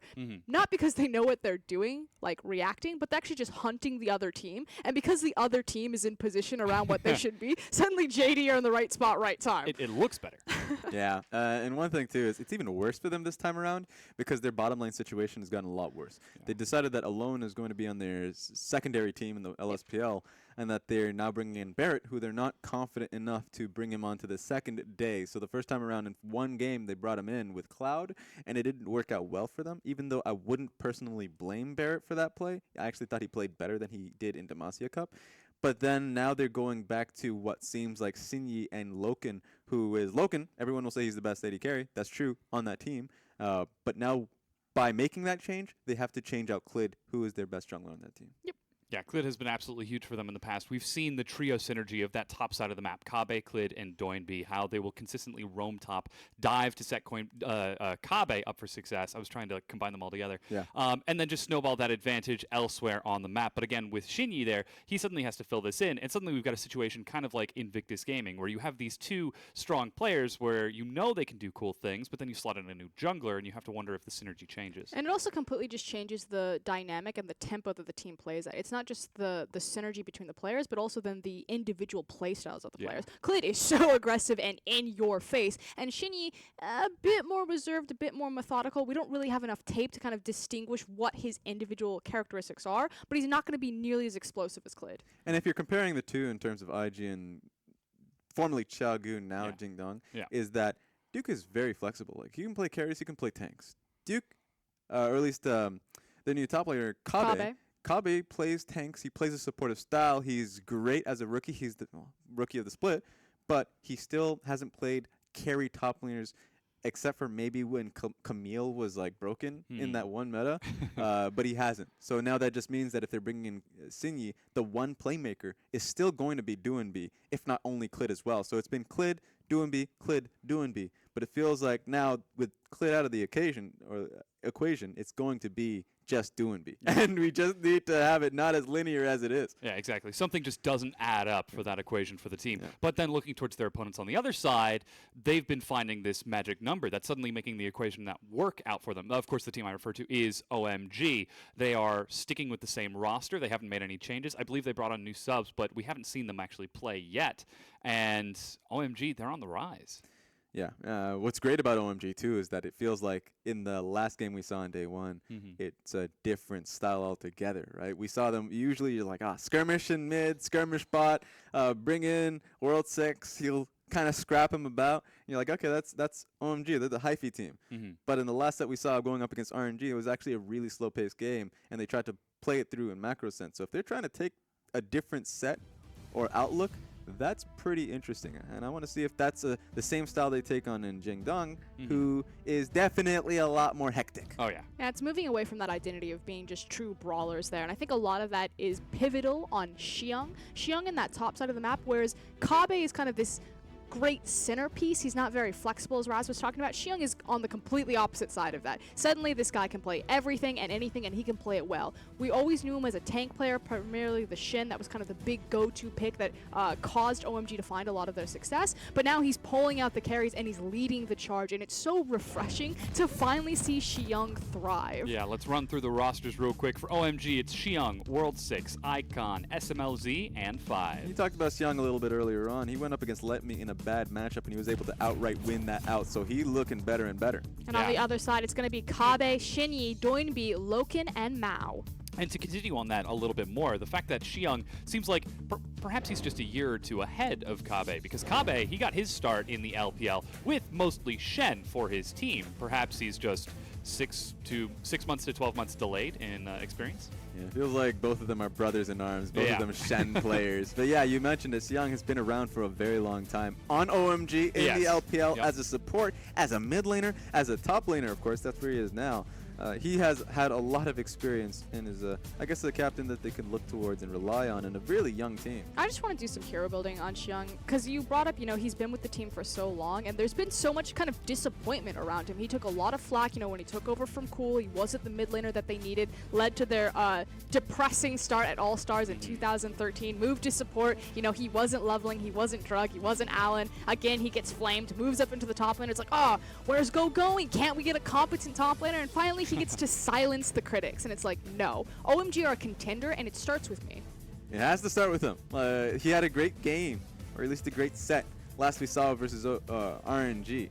I want to see him have a consistent set, because throughout his entire top lane career, he has been average. Yeah, it creates this really interesting comparison over a long period of time when you look at players and compare them to some of the names of the greats, like Loveland, like Go Going. And now a lot of these greats are disappearing. Heck, IG even lost the last vestige of the original roster in Kid's departure just this split. But it creates this really new development of kind of the new wave of talent. We have someone like Condi, who he's been around the scene for, maybe 3 splits now, but suddenly he's defined himself as the premier jungler. Now we have someone like LWX, who just showcased phenomenally in the last series, proving that he developed over last split and now gets to be the primary starting 80 carry on NewBee.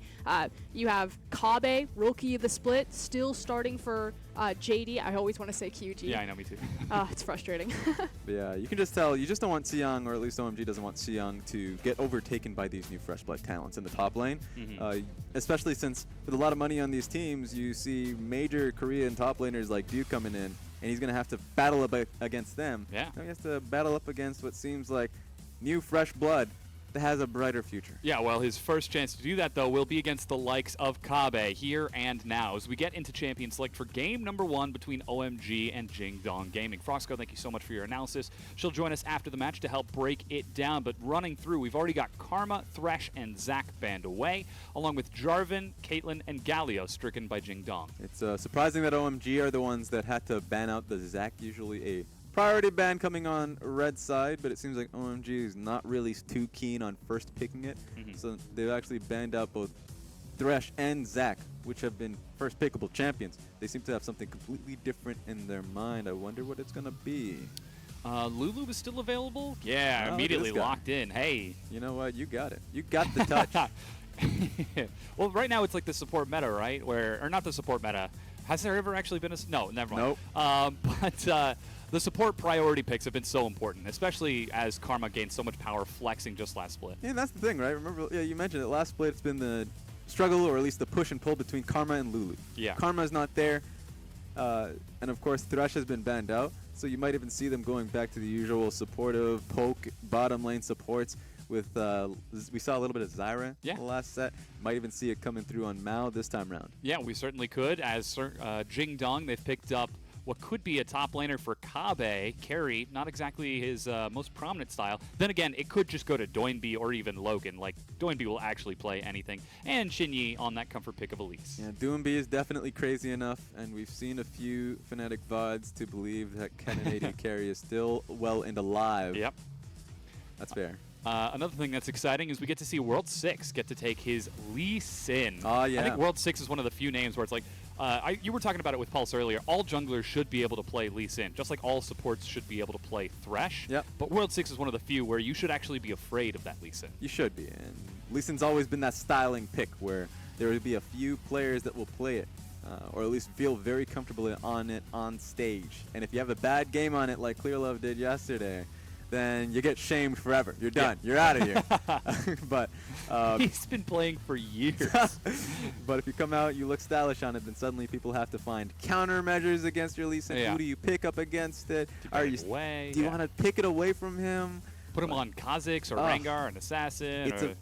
You don't want to make that decision. Yeah, he was also hovering the Gragas a little while earlier, but with that, we've actually now got our 80 carries picked up as well. SMLZ takes Kog'Maw, a huge champion for him, whereas Loken is going to be taking something a little bit safer with that Ashe, and we've already got Echo and now Braum taken away. So already JD Gaming have chosen what they want to do. A lot of pick potential coming out of this, and meanwhile, of course, they have the top lane Kennen.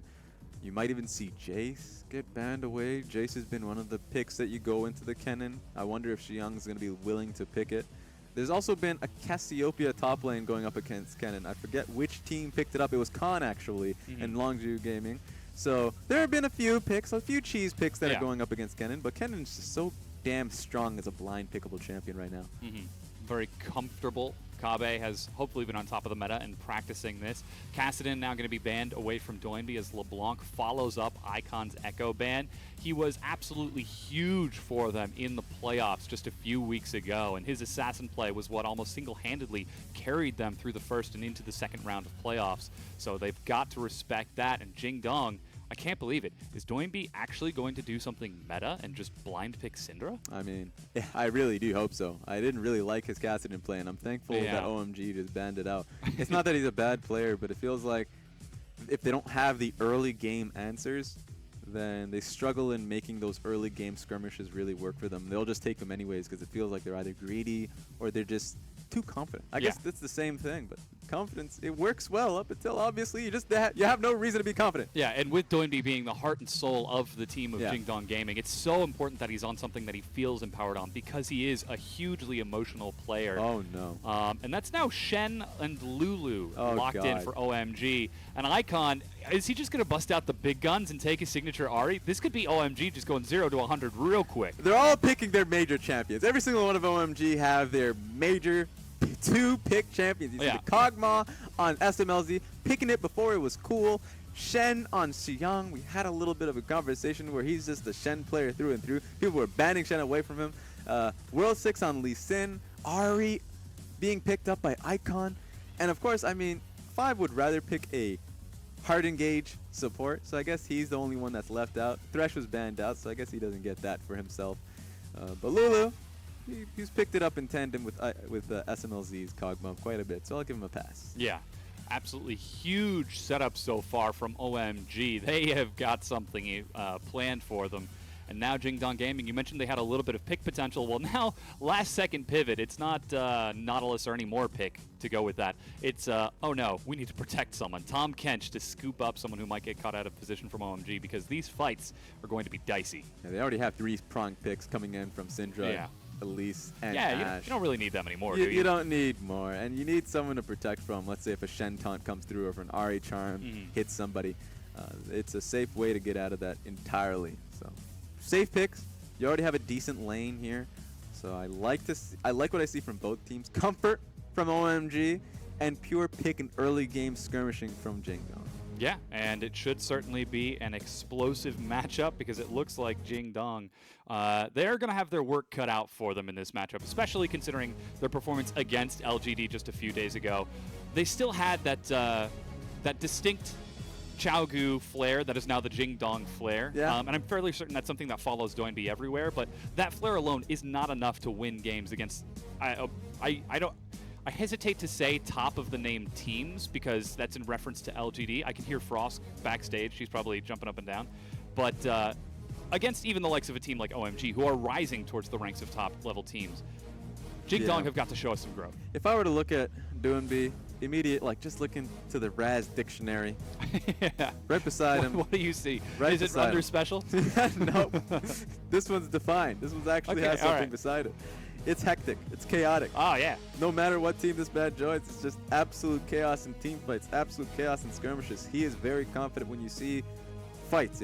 If something sparks his mind, he wants all in on that fight. Sometimes he's proven wrong. It's like an artist Sometimes he sees something and he is compelled to make art. Yeah, sometimes that painting is worth $5. Other times, it's a It's a masterpiece. masterpiece. Yeah. Yes. I think we can all recall, what was it, week 1, week 2, their 55-minute victory against Team WE. The 2-screen length kick from Clid to secure them the game. Absolutely huge play potential for the team, but with that potential, there are high highs and there are also low lows. Listening into the audience now. A lot on the line here for both teams. We Yeah. had a bit of a discussion about this one. Both teams considered middle of the pack. Not so much OMG. It looks like last split was a big showing for them. Jingdong having a really disastrous day 1 for themselves, going 0-2 to LGD.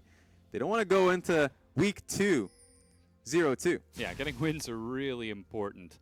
I really love just how the crowd, as we see OMG now invading, how dedicated the crowd is to OMG. We talked a whole lot about the fan bases for some of these teams and how massive they are, but OMG seemed like they were having a real crisis of faith in the very beginning of Spring Split just a few months ago, where they stuck with the same roster. They were kind of in the chaos in the scrum in the middle of the pack for their group to climb up, and then they started to pull it together and see growth, and now they're continuing this momentum into the summer split, so it must really be vindicating for the fans to see this growth. As Kabe, what are you doing there, bud?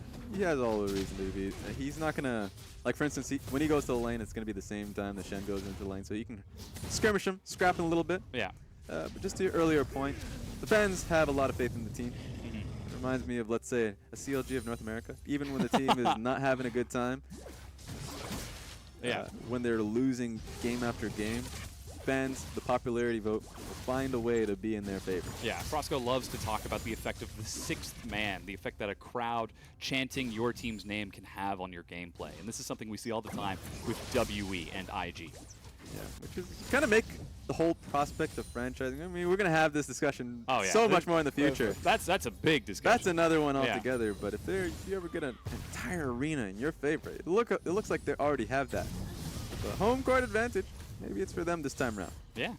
Jingdong Gaming still going to have to work to achieve that fan advantage, but they might just be able to start that if they take a win here over OMG and show that they can actually start competing for that first place spot. It's still very early in the split, day 2 of week number 1, so they've got some time to grow into this new roster and really find some synergy together, but we'll have to see if they can start here.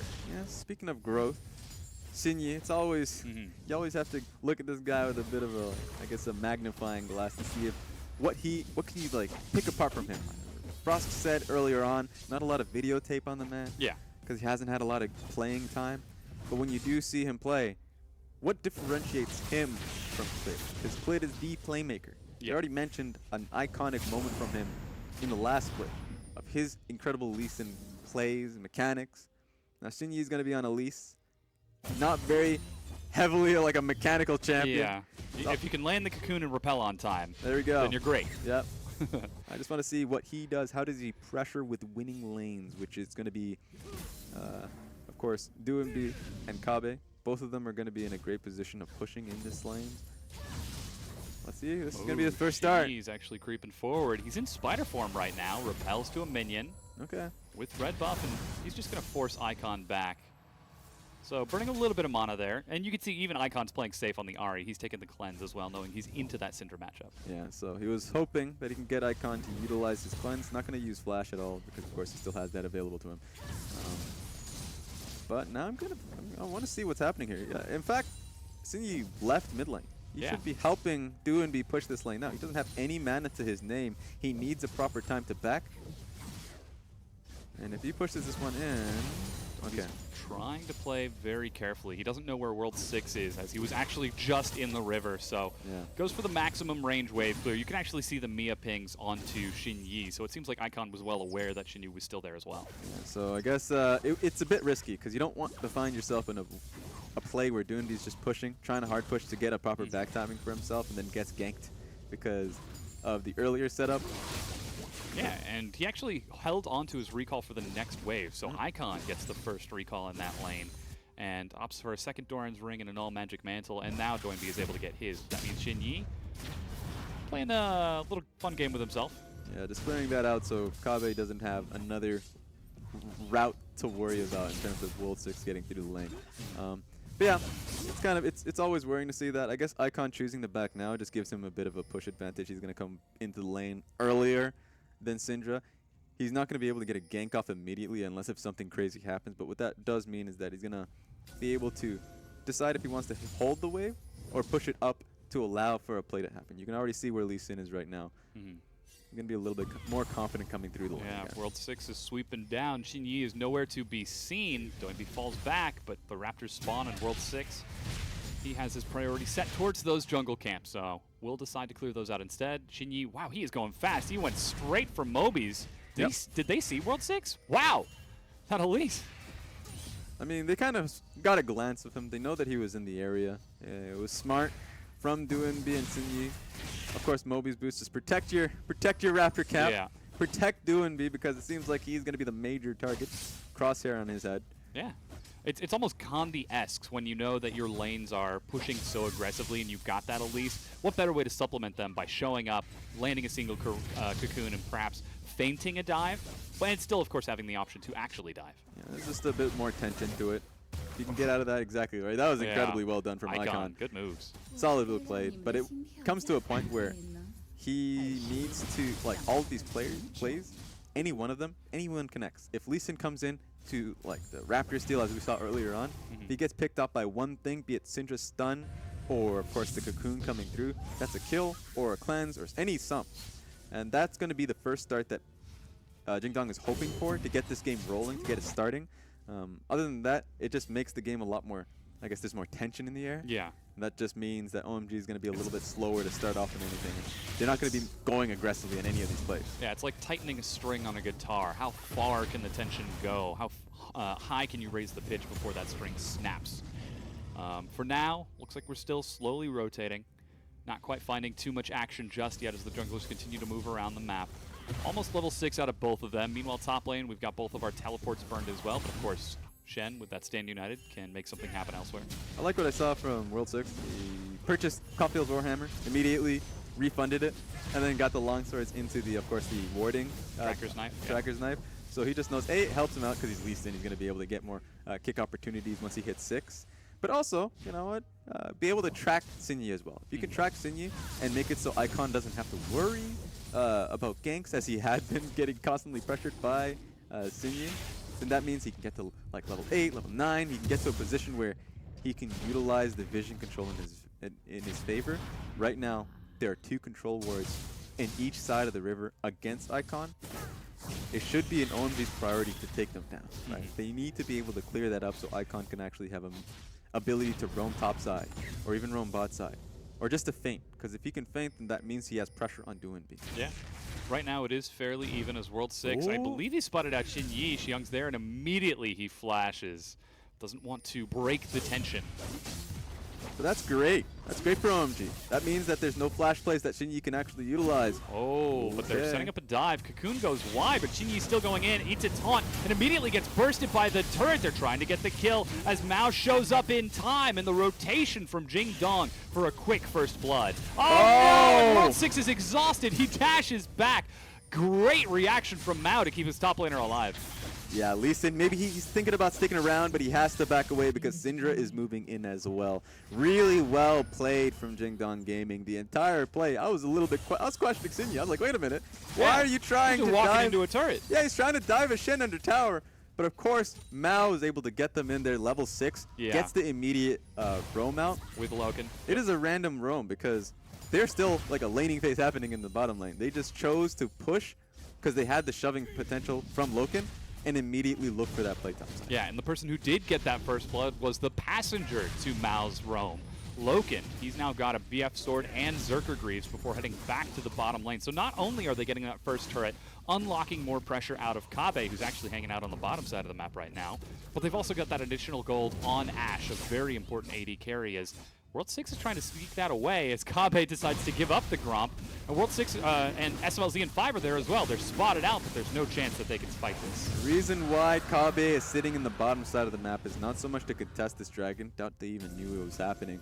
It was because the wave was so far down in the top lane that Shen was able to pick it up. If Kennen shows himself topside, right near to the enemy inner tower, he's asking for himself to get ganked. Yeah. That is just him putting himself out there far too much. So he's just trying to take jungle creeps, jungle farm as he can, and then finally hit the wave topside when it does bounce. So that was smart from him to do that. That's a veteran play, honestly, from a man who only came in one split. So smart from Kabe. And here's Icon on the roam. As you mentioned, the control ward spotting him out. He actually did loop through the brush. Wow. Brush, I'm yes. sorry. He's like, it's brushy. And finally, we'll start to clear out these wards with that Scryer's Bloom. So now that top side is unlocked, but there is still a little bit of leftover deep vision placed by Xinyi and Mao after they cleared out that top tier 1. So they should have eyes on World 6. And Xinyi is sitting on that side of the map as well. Is he going to replace it? Yep, immediately does. Yeah, but that one has a timer at the very least now that. Yeah. So that's going to work out well for Icon, that he still has a little bit more breathing room. I want to see where he can look to go, because you don't want to lock the Ahri into the mid lane. It's going to be up to World 6 to see if he can unleash him. Bottom lane is going to be a big priority because top lane got unlocked a little bit, and you don't want to ever like look to gank the Xiangling. You want Xiang to leave the lane, look to Shen ulti onto SMLZ or 5 to get the play going. Yeah, Kabe is sitting outside of vision right now. This is actually going to end up slow pushing away from him, but he has his teleport coming up in a few seconds, and he knows that Xiang did go for a recall, so this could be a window of opportunity. But OMG, they're starting to move around. Now that Icon has his level 2 boots, he's paired up with World 6 and is just dipping in and out of vision. This is a key moment. Oh, Doinby just goes for the ultimate, burns the Spirit Oh Rush, and my Xinyi gets God. spotted by World 6. There's the burst. Xiang shows up as well for moral support. Reason why that was so key is because OMG just very recently, just off that play, was able to finally gain control of mid lane. Both sides, sure, top side, Jingdong was able to finally retake the control with their wards, but bottom side they were able to put down the control ward, take it away completely. They didn't see where Lee Sin was, and so the play was finally made even though Icon was chunked down to half HP. Xinyi didn't know it, Yeah. and so it was a bit of a surprise to him, as we're going to immediately get the replay. So it looks like, yeah, Icon is in a bad position, but bam! Immediate burst, and World 6 kicking just to make sure he goes down. Oh, and now they've caught him again. This is Doinby running out of the river. Xinyi on respawn chases and then dashes to his team. Oh, no. Icon lands a charm, but eats Cocoon. He used his cleanse earlier. Luckily, Mao says, let's get the hell out of here. Can't quite make up his mind, though, as that poor Spiderling is wondering where Mama went. And the fight disengages. That was very, very tricky for Xinyi. Once again, his head was out there. Got charmed out by Icon, so it was great for him to be able to counteract that with a cocoon of his own. And Mao was there to be able to gobble him up. So I like that Mao was in the area. He's going to be very key in the later fights because now that Icon was able to move out, he's unlocked himself a little bit. Mao is going to be incredibly important with his exhaust, but more importantly his gobble as well. If he can get the important swallow, then of course Icon's going to have a little bit of Someone a who difficult gets time. picked, yeah. Because SMLZ or Icon opens up onto a priority target, then keeping them alive, generally a good thing. Kind of wait out those cooldowns and try to turn it around. I think that's what we saw with Xinyi sort of walking forward into the river there and then suddenly realizing, oh no, I've gone too far. So hopefully he will get another opportunity to fight again. Currently 0-1-1, not too great, but luckily the kill that he did give over went to World 6. So at least it's not on Ahri, at least it's not on Kog'Maw. It's the small things you got to take away. That's true. And if I look towards, Yeah, speaking of small things being taken away, red buff. it's going to be a little bit tricky. Oh, that was actually Smite. They engage onto World 6. The burst is not enough. He attacks Rift Hurl, but World 6 flashes away. Xinyi again overextends, turns onto Icon before sidestepping the Orb of Deception. Kabe tries to follow through, but Icon is already out of there.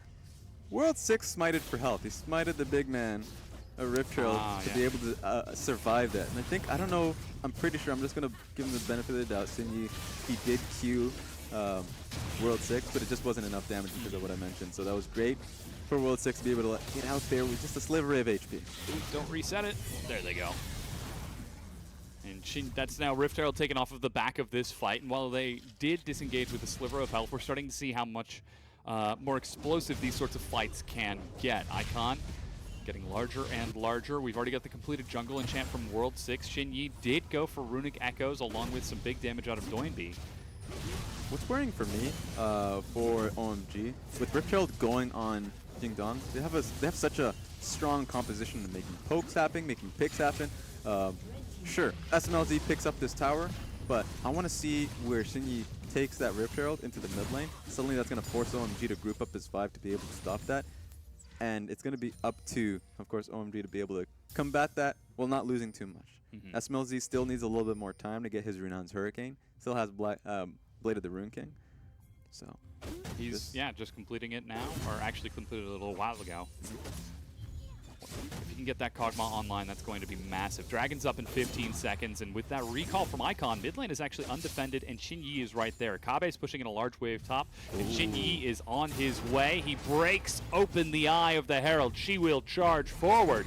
Can Xiang defend his turret? they're calling an audible there. They actually just sent it just out of vision going to the bottom lane. Ooh, Shark catches Xinyi. The turret goes down, and Xinyi will die to Xiang as he's forced to drop on top of the Shen. Icon chases forward. There's a slicing maelstrom, but a knockup follows through. It's 4 members of OMG against 2 of Jingdong, and Doinbi should be retrieved by Mao over the wall here. The flash chase. Icon finds Kabe and is going to be able to put him in the bin as Xiang finally secures that kill. Meanwhile, SMLZ has been defending mid, so a turret for 2 kills traded between OMG. And that is definitely in favor of OMG. And it all started with Xinyi getting picked. I like the idea that he had with Rift Herald. It looked great. They didn't see where it was coming from, and when it was finally landing, then suddenly I was like, okay, someone has to stop this. Yeah. But the charm coming out of Icon to just pick him out once again, Xinyi immediately dies, and that's just a free fight for OMG. If Xinyi didn't get picked off on that one, if he was cognizant of being right beside the wall, and so the charm was available, then that would have been clearly in Jingdong's favor. But just a great setup and a great play from Icon. Yeah. Jingdong now, on the back of that, will recover and head towards the Infernal Dragon, taking it and running away from a very strong OMG. SMLZ has been farming up a storm. He is on clock for CS on Kog'Maw, which is dangerous in and of itself, but he also hasn't recalled in quite some time. Last time we checked in with him, he had the exact same items a few minutes ago. The stone-faced SMLZ looks to set Jingdong even further behind. Let's see what he's going to complete.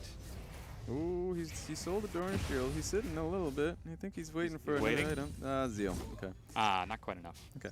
So that's a big point, because it seems like even when the play was happening, SMLZ was still farming out or holding the mid lane. Because you mentioned it, he's just waiting for his key points where he can get to, let's say, like the 2-item. Runans and then Quincy's exactly. after. Yeah, so we might not see the Quincy's, but we'll see what he looks to go towards. I guess in the past it has been Quincy's, so I can say either way, it's just his preference on that one. Either way, that's SMLZ's focus. Everyone has their headsets listening to team comms. The man's just listening to 70s hype music. Yeah, exactly. I think it's so interesting to look at how Jingdong are sort of prioritizing this as they continue to play around Kabe. They continue to play around Xinyi as Xiang, left all on his own, is exhausted and goes over the wall. Arrow is going to miss, as the Devourer is not going to be enough as well, so he walks away with his life. But again, OMG, they are just putting SMLZ in the side lane or a mid lane, allowing him to free farm while everything else is happening, and he is prospering because of it. Now, there's going to be a bit of a mind game here. OMG are just going to look to pressure. I wonder if they're going to push into the next tower. It's going to be a big question mark because they're actually in a losing position. Jingdong are pressuring both mid lane and bottom lane. They're going to constantly push out the bottom lane, but it was good that the TP came through in mid just to push that out. Yeah, it was actually canceled as Xiang is going to run bottom to try to defend his tier 2, as it is a tier 2 race, but with Mao trying to set up vision, it's a little bit slower for Jingdong. Xiang shows up in time, and there's still no one defending top. OMG continue to push through. There's still no defense. Finally, Doinbi is completing a recall and racing out, but he doesn't have home cards yet. Xiang will retreat from the defense. The tier 2 has already fallen, but this is an inhibitor turret going down from Jingdong, not responding fast enough. Great stun, the ultimate onto 5, but he shields himself up and gets a stand united. Ooh. And SMLZ takes a big hit, but suddenly that Unleashed Power looks a little bit tastier on Kog'Maw than the Lulu. Yeah, tough ending for OMG. They were going on to the third one, but just a little bit too much damage. A good setup from Doinbi. Turret is still standing, so they've got that at least. Yeah, I want to see what Mao does here, because my big focus is, of course, they were pushing onto the bottom lane, but they still had the option to immediately rotate mid based off of Mao's ulti. They decided not to do that and just get resets, just to go back on base, purchase some items, and head out. Which is, I guess, it's a smarter decision, especially since Ashe just finished up IE and Renon's for herself. So she's in a good spot. Excuse me. Woo! Wow. Get it that out was, there. Yeah. It still seems like we're seeing the same issues with Jingdong Gaming. It's just not as crisp and clear. All right, we've got 3 bottom, they've got 3 top. We'll send someone back to defend. Who are we going to send? I don't know. You? No, I'm defending bottom. I'm defending mid. Like, where does the clarity come from? Should we be looking to Doinby? It seemed like when we did see success with that, it was when Ali was still on the roster, and Doinby and Ali could bounce off of each other for those calls. That's true. And this is a bit of a... It always has been a bit of a worry for Jingdong that they have been cycling out bottom lanes, specifically the support. Of course, Ali could play due to health reasons and had to retire. And so they've just been finding someone who's worked with the team or can work with the team. And it seems like Mao has been that support that they're giving a chance to. Didn't start out in game 1 of their first set versus LGD. Went into game 2. So I want to see if this is a permanent solution for them. Well, so far he has a 100% kill participation ratio in this game. The 1 assist to the 1 kill that Jingdong have got. I'll give you that. 21 minutes of 4 kills out there. Yeah. The man is perfect. It Perfect is, gaming. yeah. But I think it does speak to how the teams are playing and what Frost was talking a little bit about before the desk. We're seeing a little bit more of a patient style from OMG. This isn't the skirmishes left and right. This is a patient macro game as Doinby tries to get some burst down. Finally, Jingdong, they've had enough of this patient game. They break down the mid-tier 1. And OMG, how do they respond? Oh, you might see Kabe looking for this. It's not going to turn into anything. That's fine. It's just the pressure that's constantly being laid out, right? You mentioned the mid lane pressure coming through. They finally get themselves a tower. The bottom lane pressure, and that's going to be a constant for me. It's going to be up to OMG to look for these burst fights. Start out with Ari and see if SMLZ is safe enough to continue those fights. Icon so good with that Charm and Banshee's Veil. He takes the stun in the face just so he can land better trade damage onto Doinby. This is what you were talking about. They found Kabe bottom. He's got flash, but that's not going to give him a chance. I wonder what that means now. 30-second death timer on Kabe. Baron is still up. And if you are OMG, the one thing you want to look towards is a neutral objective. It could be the Baron, it could be the Dragon that's coming up in just 30 seconds. They can choose at any moment. It's 20 seconds of basically time being spent, especially with Doinby being topside. That's free vision towards the next Dragon.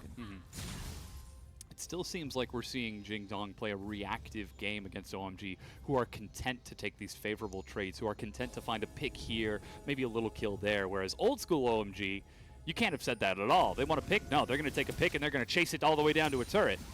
But nowadays, this is almost like a new iteration. They're trying to force a fight. SMLZ, excellent cleanse. There are 3 cleanses popped back to back to back as all of the crowd control misses. You're going to be able to get this Dragon too. So the TP. Oh, wait a minute. This could just be a trade.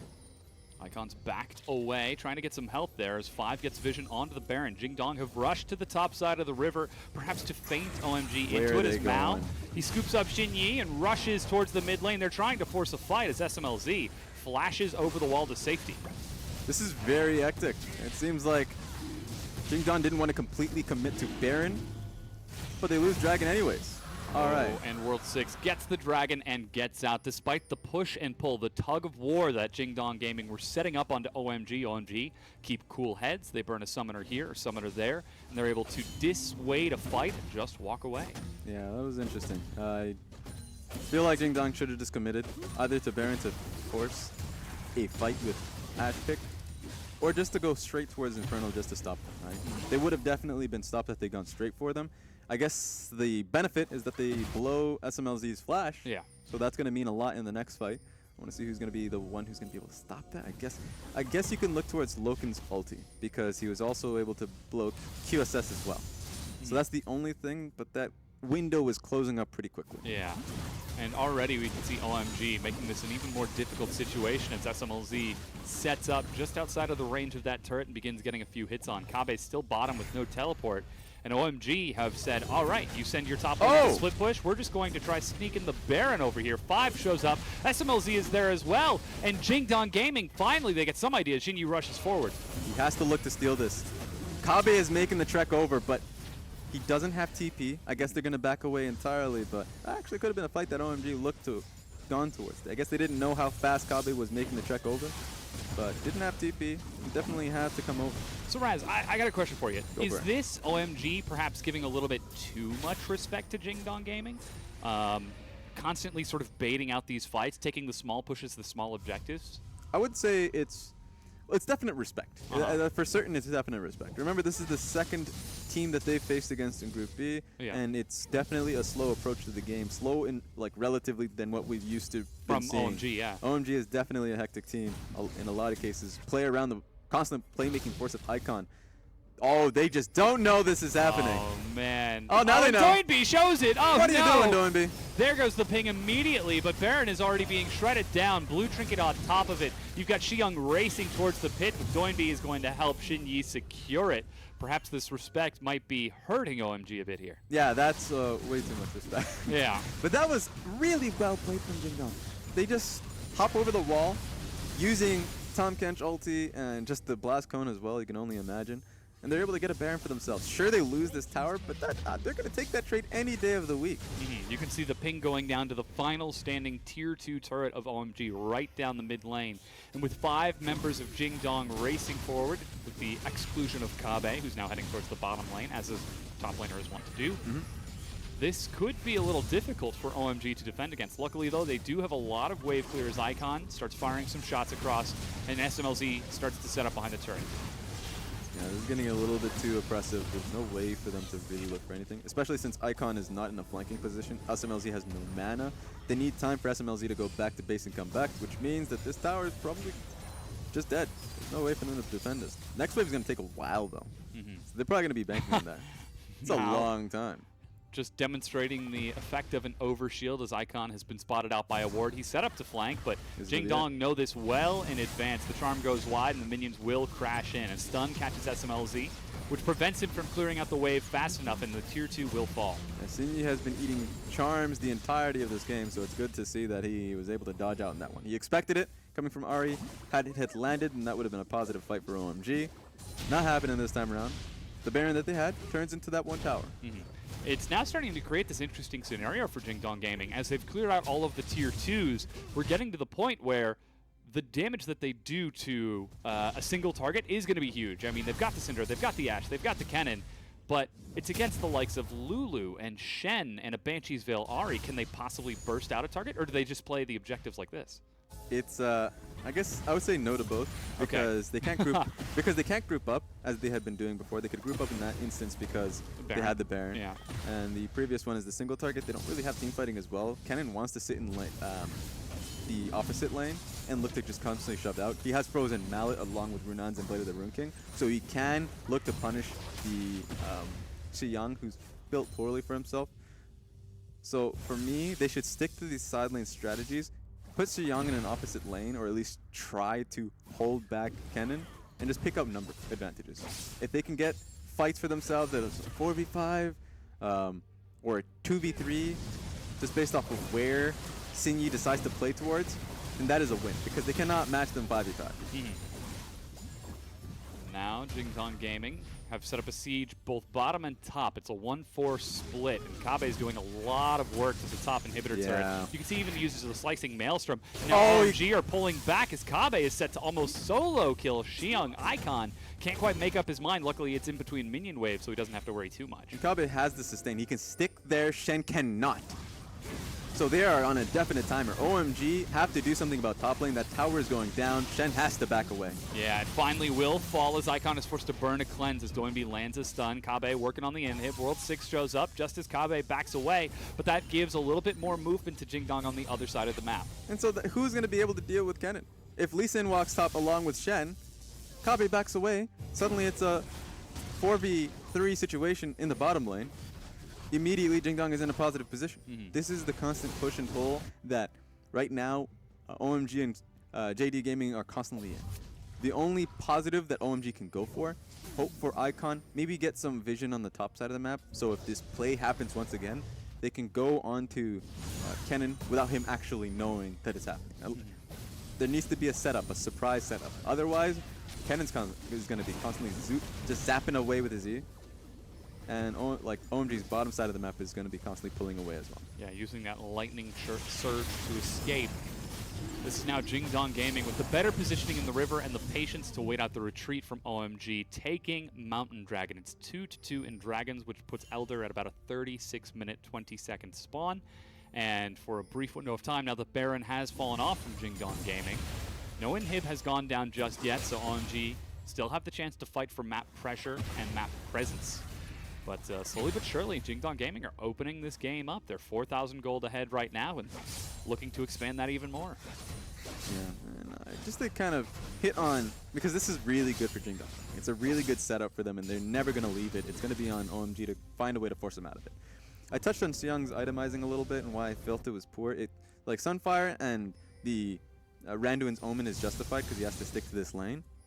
It's so much the adaptive helm that he's not going to be utilizing much at all, right? He's not going to be using it up against Kabe. It's going to be the magic resist for the team fights, and it's going to be just to counteract the ulti constant damage coming from Syndra, but you shouldn't be afraid of it. I would much rather him be on a Spirit Visage so he can have the, of course, added HP, added CDR. I think it would be much better suited for him in this case, and I would definitely much rather prefer him on the armor boots, so he can constantly deal with the poke that he's just been dying to. Yeah. Kabe's been doing a great job on this Kennen, showing himself to be very proficient on the champion. I questioned him too. Yeah. I didn't think he can do it. I mean, Kennen is pretty easy to work around, but I'm just saying that the team playing around Kabe's strengths hasn't been something we've seen before. Yeah. At best, those strengths that they've played around were Shen. Move across the map, now we're going to 5v4 because they weren't expecting a Stand United. Yeah, I mean, that's just Kabe once again, you know, like playing towards the team, playing towards DoinB. If DoinB's on Vladimir, you'd have the Shen Vladimir Lulu nonsense, where he somehow DoinB gets off 40 or 50% of the team's damage, gets like just ridiculous numbers. That was Victor. Yeah. Iceborne Gauntlet Victor. He had himself beat We're Vladimir. never going to let it down. It was a constant force for him where you just get ridiculous Yeah. damage done to champions. Yep. This time around, it's going to be around Kabe. So he is a great top laner. No questions about that. Want to see if this is a consistent point for him. He has a BF sword, so I guess he's going towards IE next. Yeah, so now that Baron is up in 30 seconds, we can see OMG moving forward a little bit more on the map, trying to clear out some of the vision from JD Gaming, and setting up some wards of their own around that Baron pit. But JD, they've already got tons of wards on the other side of the map in that blue side jungle for OMG. Though most of them are starting to clear out. There looks like there's only 2 left, one by blue and one in Tri. Kabe's already set up on the bottom side of the map to clear this out, but here comes World 6. Yeah, World 6, the moment he shows his face, that's a Baron going to be started on the side of Jingdong. Yeah, the fight breaks out. Xiong gets a slow with the Randuin's immediate flash, kicked into the wall, plus some execution damage. Kabe goes down, but as you said, the moment they see World 6, they have turned onto the Baron, and now they're forced to back away as the remaining 3 members of OMG rush forward. And they have to back away simply because Ari was coming through. Shen has Stand United, so Icon can be enabled to break up that whole entire Baron fight. So OMG find a way back in on that entire constant pressure that Jingdong were putting down. Jingdong with a good amount of gold in their pocket, like a 4K gold lead for themselves. But now they have to wait until Kabe comes up once again. Ooh, DoinB finds a flank on the side. He gets a stun onto World 6, drops the ultimate, and forces out a Wild Growth to keep his jungler alive. Still, we've got Xiong holding onto a Stand United and his teleport as he sets up bottom. Still no sign of Kabe for another 10 seconds, but he does have teleport coming up. And that just resets pressure. Time is not going to be an issue. Flash coming in from 5. Wait for Kabe. Send him back to the bottom lane. Once he gets in the same position where Xiong has to run away because he can't deal with him anymore, then you can see Jingdong already in position. Nothing's going to stop him from being there. Seeing he's taking a lot of damage, that's one thing that can stop him. If the jungler is dead, generally a great way to prevent Baron. Yeah, there we have it. As World 6 is healing up, luckily that Ocean Dragon should top him off after a period of time. DoinB chases SMLZ away. And again, just the threat of a pick from Jingdong Gaming. If they land one single bit of CC that's not cleansed in time or CC comboed, then OMG are going to be in a world of trouble. That's true. And you can see the constant pivoting between lanes and Baron. Jingdong, they're not going to be starting it for 50-50s, though I could be proven wrong. Ooh, there goes the cocoon onto World 6. Charm misses Shin Yi as Doinby is split up with Loken, protecting his AD carry. Kabe gets a recall after he pushes him bottom and now can walk towards his team. I wonder what he purchased, because him backing at that time. GA. Okay, so he actually had the BF sword for the Guardian Angel. So that's going to be fine. He's going to be looking towards team fights more likely than not, then, because I would have liked IE if he was going to stick to the lane. It's a much costlier build, of course. But we'll see what he uses for this. Now, if he goes back into the bottom lane, you can see he's already setting up. People already resetting and going back to lanes. They're just going to constantly go back to it, because I don't think OMG have a response other than trying to pick on Kabe. And if they try to do that again, he has GA, so he can live a little longer, and they can make the play happen a little easier towards Baron once again. Once again, the team's fighting over vision, dropping wards on wards on wards as Kabe, level 18, splits down bottom and tries to pull the attention of Xiong once again.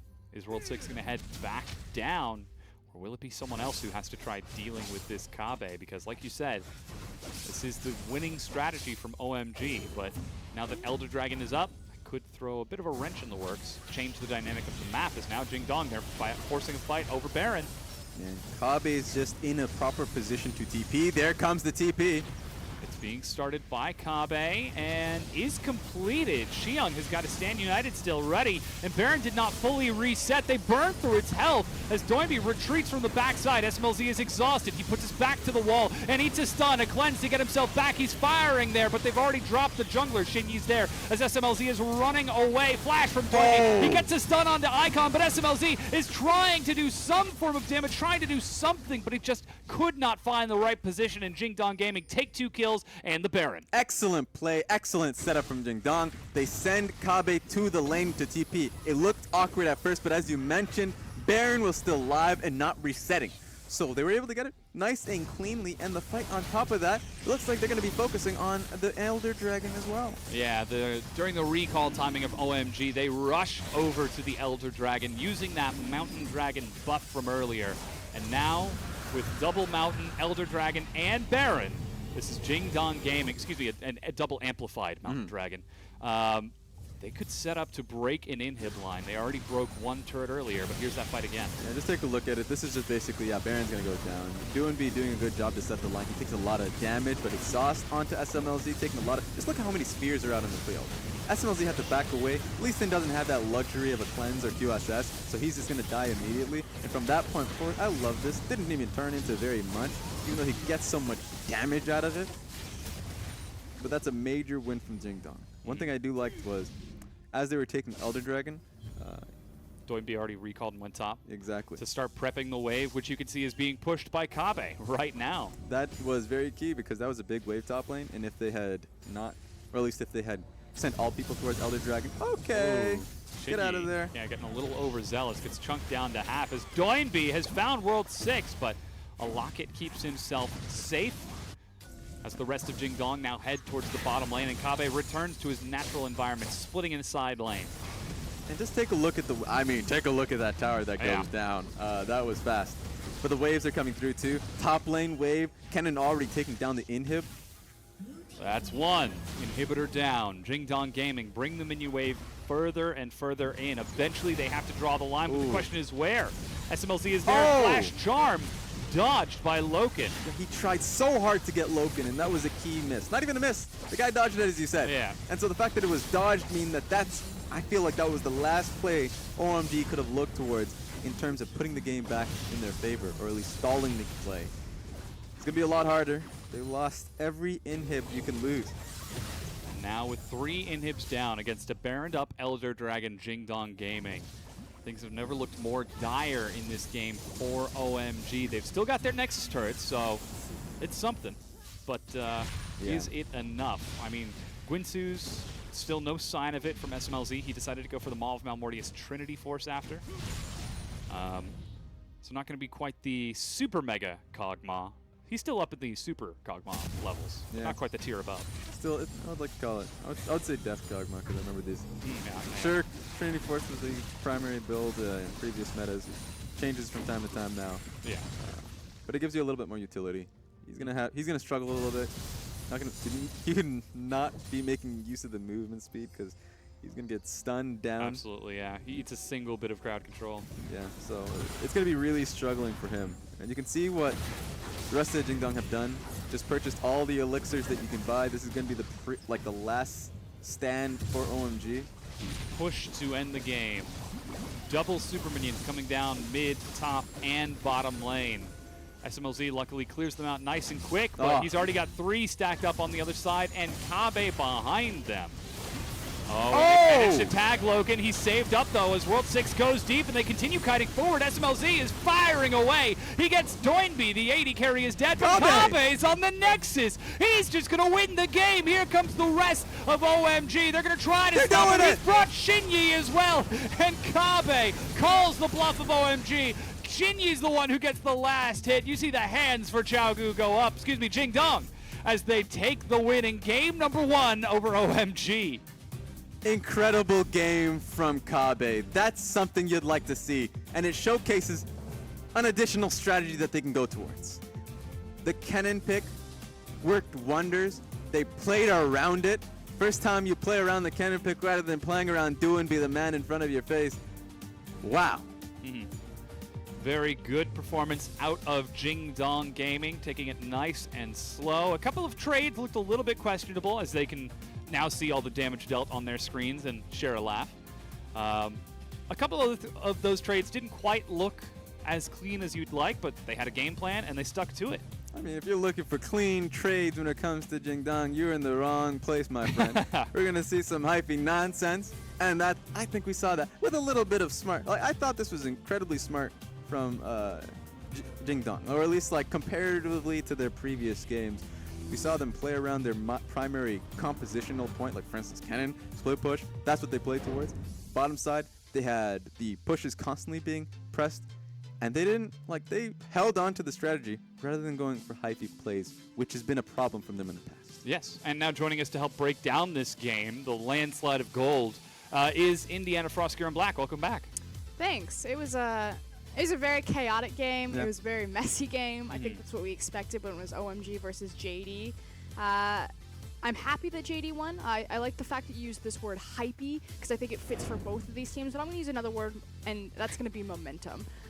And it's particularly that guy. That is way more than 50%. Yeah, that's a lot of damage. But JD works so well with momentum, particularly when Doinby is ahead. When their shot caller, when their captain has all of that pressure and that fire behind me, suddenly they look so much cleaner and much more decisive around the map. Unfortunately, that didn't happen till the very end, but at least we got like a nice star-studded finish. Yeah. Pushing for the Nexus at the very end, Kabe.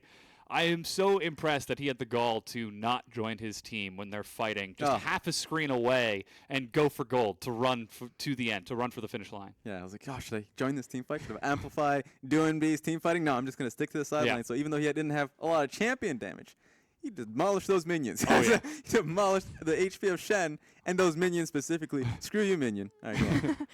And it was nice to see that eventually their communication worked out in the end. Because my biggest criticism throughout that game is looking at JD. I'm like, wow, these guys cannot talk to each other at all.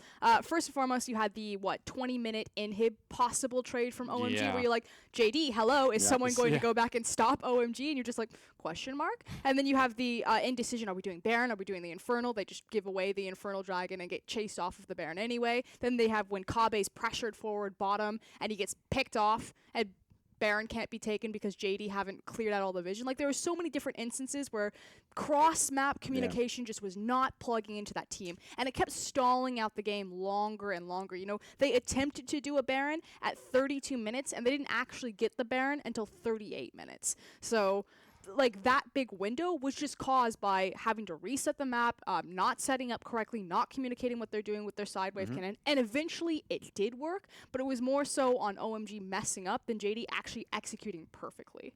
It did sort of reach that volatile tipping point once we saw the strength that Kabe was able to put. And there were a couple of opportunities for them to shut him down by collapsing on Kabe, which we saw, and from then the numbers advantage to stall out that Baron play. But the lack of momentum that we saw from OMG off of the back of that seemed like they were trying to commit towards this patient macro style against Xiaogu, which is always a dangerous thing. Well, a big problem was the Kennen pick in the team fights in particular. Kennen is so poisonous against Kog'Maw because he can't step forward. Even if that ultimate doesn't hit him, it just creates a wide enough zone where, despite Kog'Maw's range, he's not able to sit and spit and do the damage that he needs. You saw that in the Baron play where SMLZ had to keep kiting back, and he couldn't lay down the damage that he very well had. Yeah, and even though we did mention it was a messy game from Jingdong, the reason they were just in a position where they could fail.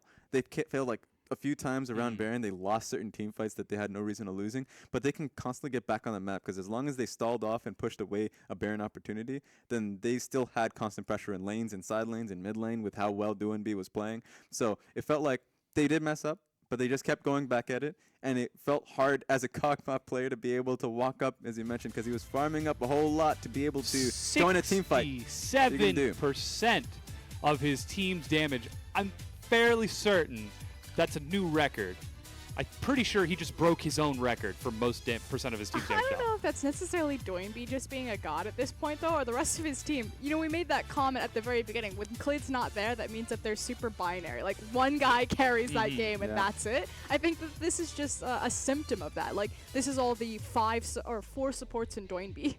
Because, like, who's going to be doing the damage? You look, I guess, the Kennen, but Kennen is just split pushing, right? So there's the only damage target he's going for is Shen and Tower. He was doing a lot of structural damage, but it was going to be the Syndra that was just demolishing people. Yeah, it's one of those sorts of things where it's like, look at the total damage dealt. I did so much. And then look at the total damage dealt to champions. I did so much more. Yeah. I think that's just if you are on Jingdong Gaming, you're going to have this whole, not so much problem, but the benefit of being a mid laner where it's like, I guess I'm a Vladimir. I guess I'm like, what was the other big Victor? And my entire team Syndra. is to support me with Lulu, Shen, Ulti, all that nonsense. So that actually creates a bit of a dangerous scenario for Xiaogu. If they have to rely so much on NewBee to be so huge for them, is this sustainable in the long run? I mean, even with some of the other, I guess, bigger name teams, when you look at them sort of building entirely around one individual person, if that person doesn't show up on a day, or if they're feeling sick, or if their opponent can actually match their level, the team struggles and doesn't see success. Can Xiaogu see success with this? We already saw Jingdong game. that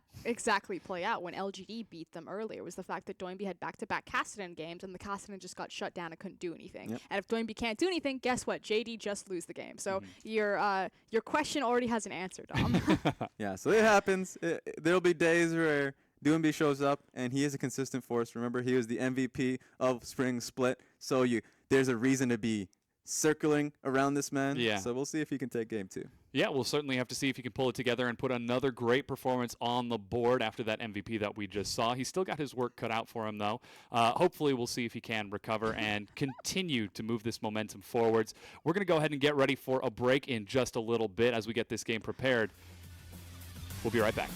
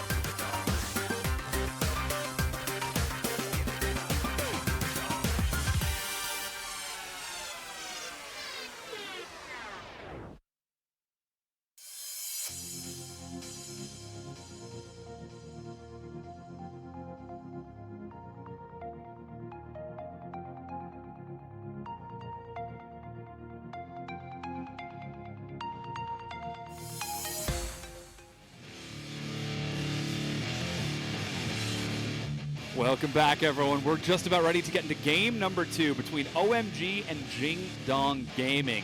And after game number 1 going over to JD Gaming in such a successful fashion, we hope that they can repeat their success, but they're going to be doing it a little bit different this time. I'm getting there. All right, we got to get to the wide shot so we can see how frustrated Froskuren is. Did you just say successful?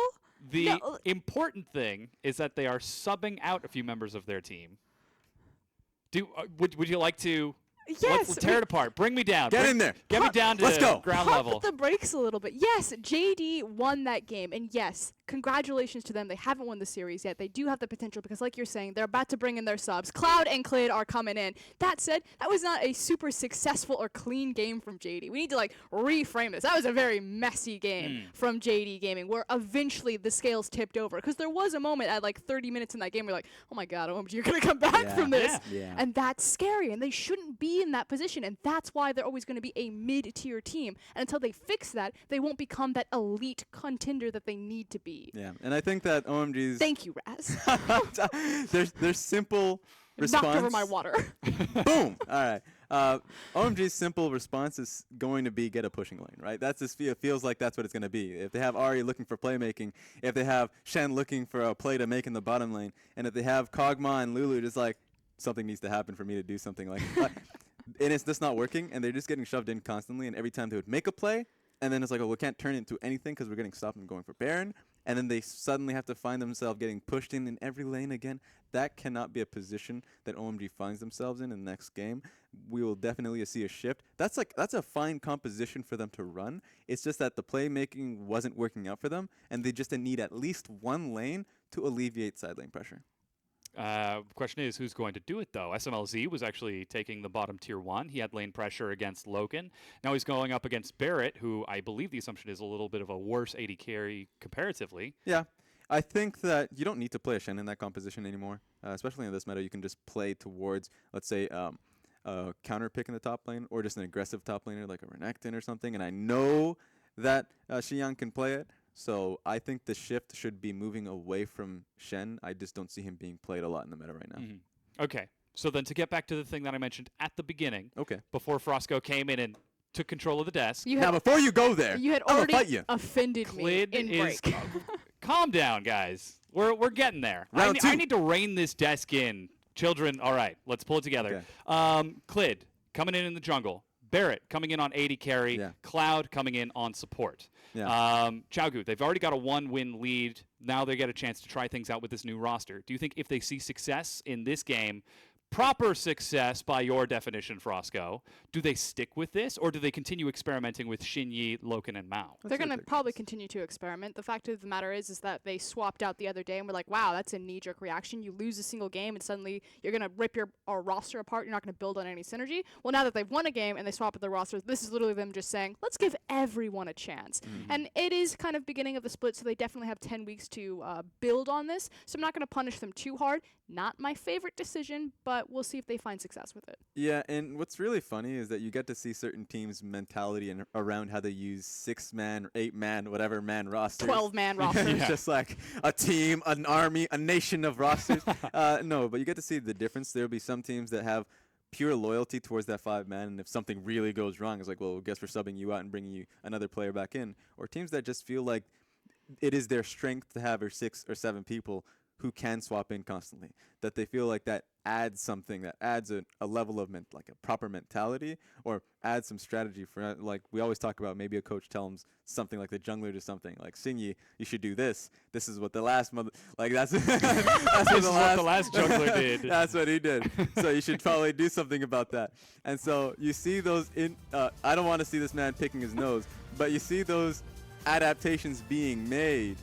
And Just an itch, Raz. maybe this is something Jingdong You're Gaming right. is going to be looking It could be towards. bringing a new mentality. It could be bringing in specifically a new perspective from the players as well. Yep.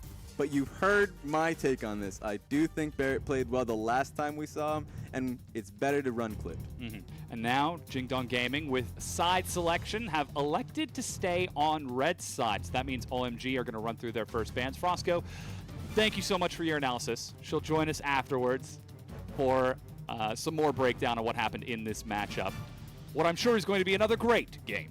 from these two teams. She's giving me a look, guys. I don't think she appreciated the fact that you called Tifa blind before we even got into the during the break. That's neither here nor there, Raz. That We're in carried on Champion into the Select. broadcast. We're in Champion All Select right. right now. All right. Let's get there. It's Karma and Kennen banned away, so going to put Kabe on something different. Perhaps he can show us a different top laner here. Yeah, Kabe, get away from the cannon pick. And what's really fun, we're seeing the Karma once again. That's not so much of a support ban because Cloud is more of a hard engage, goes towards the Bard, goes towards the Thresh. That's a do-and-be ban for people who haven't watched a lot of LPL on that one. And once again, that's a Zac ban for OMG when they're on blue side. So now immediately you can tell that OMG just don't want to play Zac. Let's see if that means anything into the next game. Let's see what we get here. With the Lulu being dropped and Kennen going through, that means Lulu is still available, but more importantly, Thresh. Yep. So we're already seeing something different from OMG. Huge champion in the bottom lane right now. And we talk a lot about Thresh coming back into the meta. And of course, 5 is going to be picking him up. That's a marquee Thresh player. It's the one champion I thought he would be playing last game, not because it's better for the composition, but because we already saw all of these players coming in with their marquee picks. Why not pick him Thresh? Of course, it was banned. That's the reason why. This time around, he actually. Well, now gets it's it available, himself. so There we go. why not pick him Thresh when it's open? There you go. There we go. Elise is going to be the follow-up for Clid now, as there's early jungle priority for Clid back in between, who's top and mid laner of Kabe and Doinby, and now Callista picked up for Barrett. All right. We'll get to see what Barrett can do on the Callista pick. What I'm surprised about is that Clid's moving away from the Lee Sin, going towards the Elise. Now, Elise is still a high early pressure jungler, but usually Clid, when he has the option, especially going up against World 6, he says, oh, I'll just pick the Lee Sin away from you.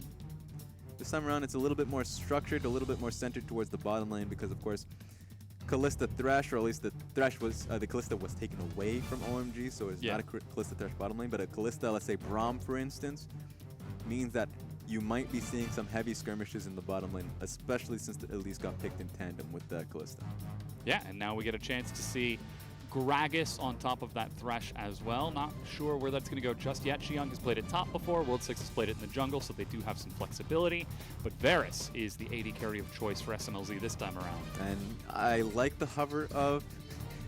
the man is just ridiculously animated. Like, he's just going off. He's a But- very animated individual. Yeah, but the Syndra, I like the hover on that one. And the fact that the Gragas was picked from OMG and the jungle is still set up, that actually might burn a ban from Ding Dong to ban away Lee Sin. Because they don't want Gragas in the top lane and Lee Sin in the jungle position. It'd be a pretty comfortable position for OMG to be in. I wonder if that's going to be the takeaway. Yeah, well, now they get a chance to run through. Echo again banned away from Icon. He played as Ari in game number 1. He's still got a lot of champions that he can go to. But now OMG, they get to look towards a support and top lane ban because there's really no question where the current champions of JD Gaming are going. And without the Kennen pick, it's going to be Ding Dong probably looking towards like a Rumble, for instance. I wonder if OMG are going to take that away from him. They do have first pick priority, but I would expect them to hold on to the top lane pick for last pick. It is Cloud, though, and Cloud has a weird champion pool. So maybe he's calling for a counter pick of his own. We've seen some Cloud counter picks in the last split. Might be the case as well here. Let's see what that final one is going to be. Last time it was Braum and Kassadin banned away, so there's the Braum to follow up a Tom Kench for JD Gaming. And like you said, now it's time for us to see what Kabe is going to go for. Does he return back to his staples of tanks? Or does he go for that Rumble, as you mentioned, something with a little bit more magic damage? We might see a Bard. I think that they would hold on to the top lane pick just so they can see what OMG is ready. They're not even going to do that. Oh, wow. That would be really surprising to see Kabe going to a carry pick of Fiora. It's Doesn't actually even- locked in. That's awesome. Yeah, we don't even know who he's going up against. This could be easily World 6 picking Gragas into the jungle. He has played Gragas a lot in his history. And then Xiang's like, okay, I know you're going the Fiora. I have a few options. Seems like carry one of Renekton could be it. Yeah.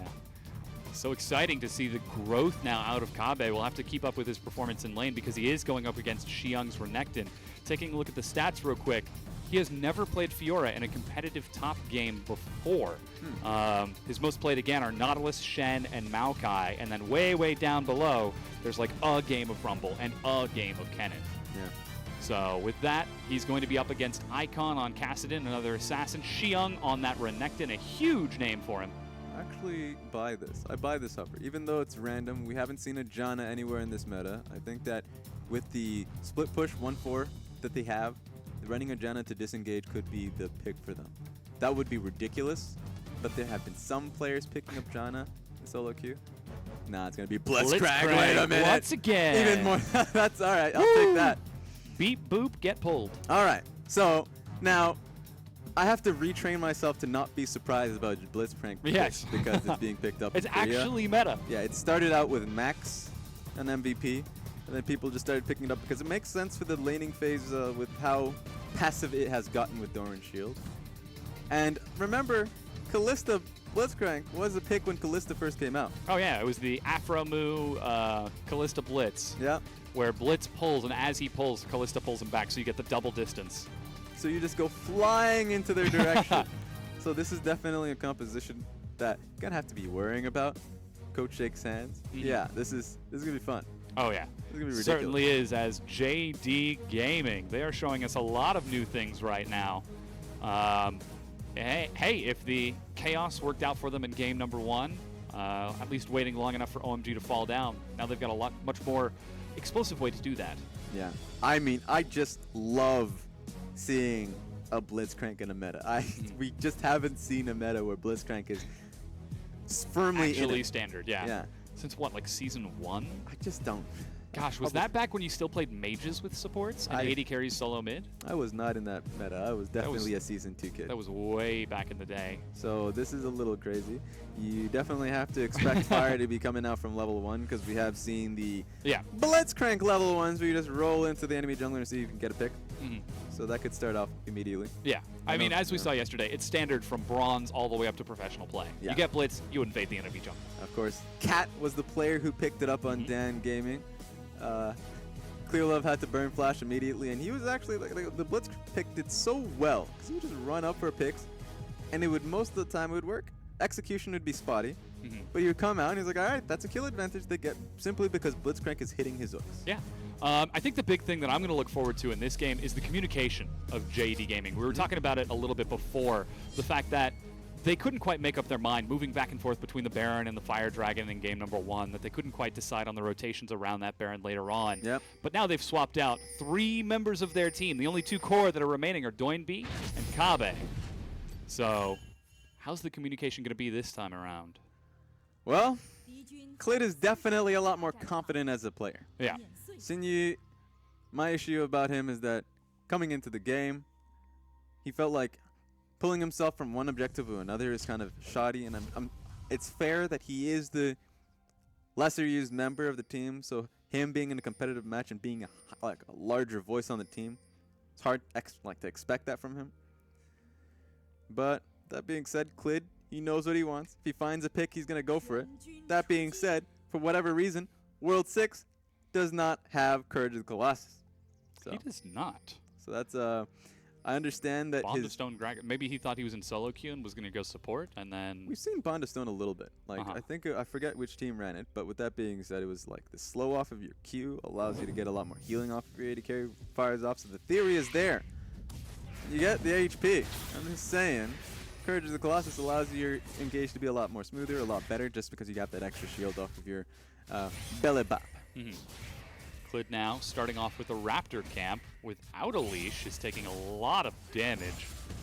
A little bit rough. Hopefully he'll be able to play that Spider AI a little bit later. As you can see, both junglers starting off with their own Raptor camps and laners everywhere else. Kabe trading with Xiang as Cloud and 5, the 2 hook-based champions.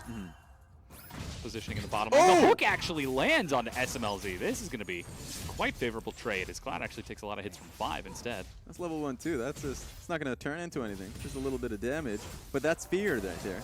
That's absolute fear. SMLZ is like, I thought I definitely was behind a minion. Yeah, you put the fear in their heart, the doubt. What can he do? He can land a hit like that. How will I possibly be safe later? This Toynbee an Icon. I love how Icon is one of the few players who will actually emote at you in lane. He'll taunt and he'll joke. Like if you miss a skill shot, he taunts. He Yeah. plays the psychological game just as he plays the actual game. I can appreciate that. He's going to have to make use of that in this lane. It's not going to be a favorable lane for him. NewBee should be able to constantly push up, constantly harass Icon. Icon, once he gets 6, of course, can turn that around, just being able to constantly chip at NewBee. But that's in the future. Yeah. For now, you just got to have to worry about not dying in lane. Yeah, and look at the communication we're seeing right now out of JD Gaming. NewBee pushes forward and immediately Clid invades the jungle, but that means nobody's covering the top side. NewBee with low mana, eats silence as World 6 shows himself, and sort of playing with danger, the potential flash belly bop, but instead just pulls the attention of World 6 while Clid clears out Krugs. Yeah, he knew that he had the minions in his favor to separate him in World 6, and he really, really needed that wave to push up. If it froze at any point, then him backing would just be a little bit of a suicide point, right? He would come back to base, go to the mid lane. Kassadin would have a freeze in his just next to his tower.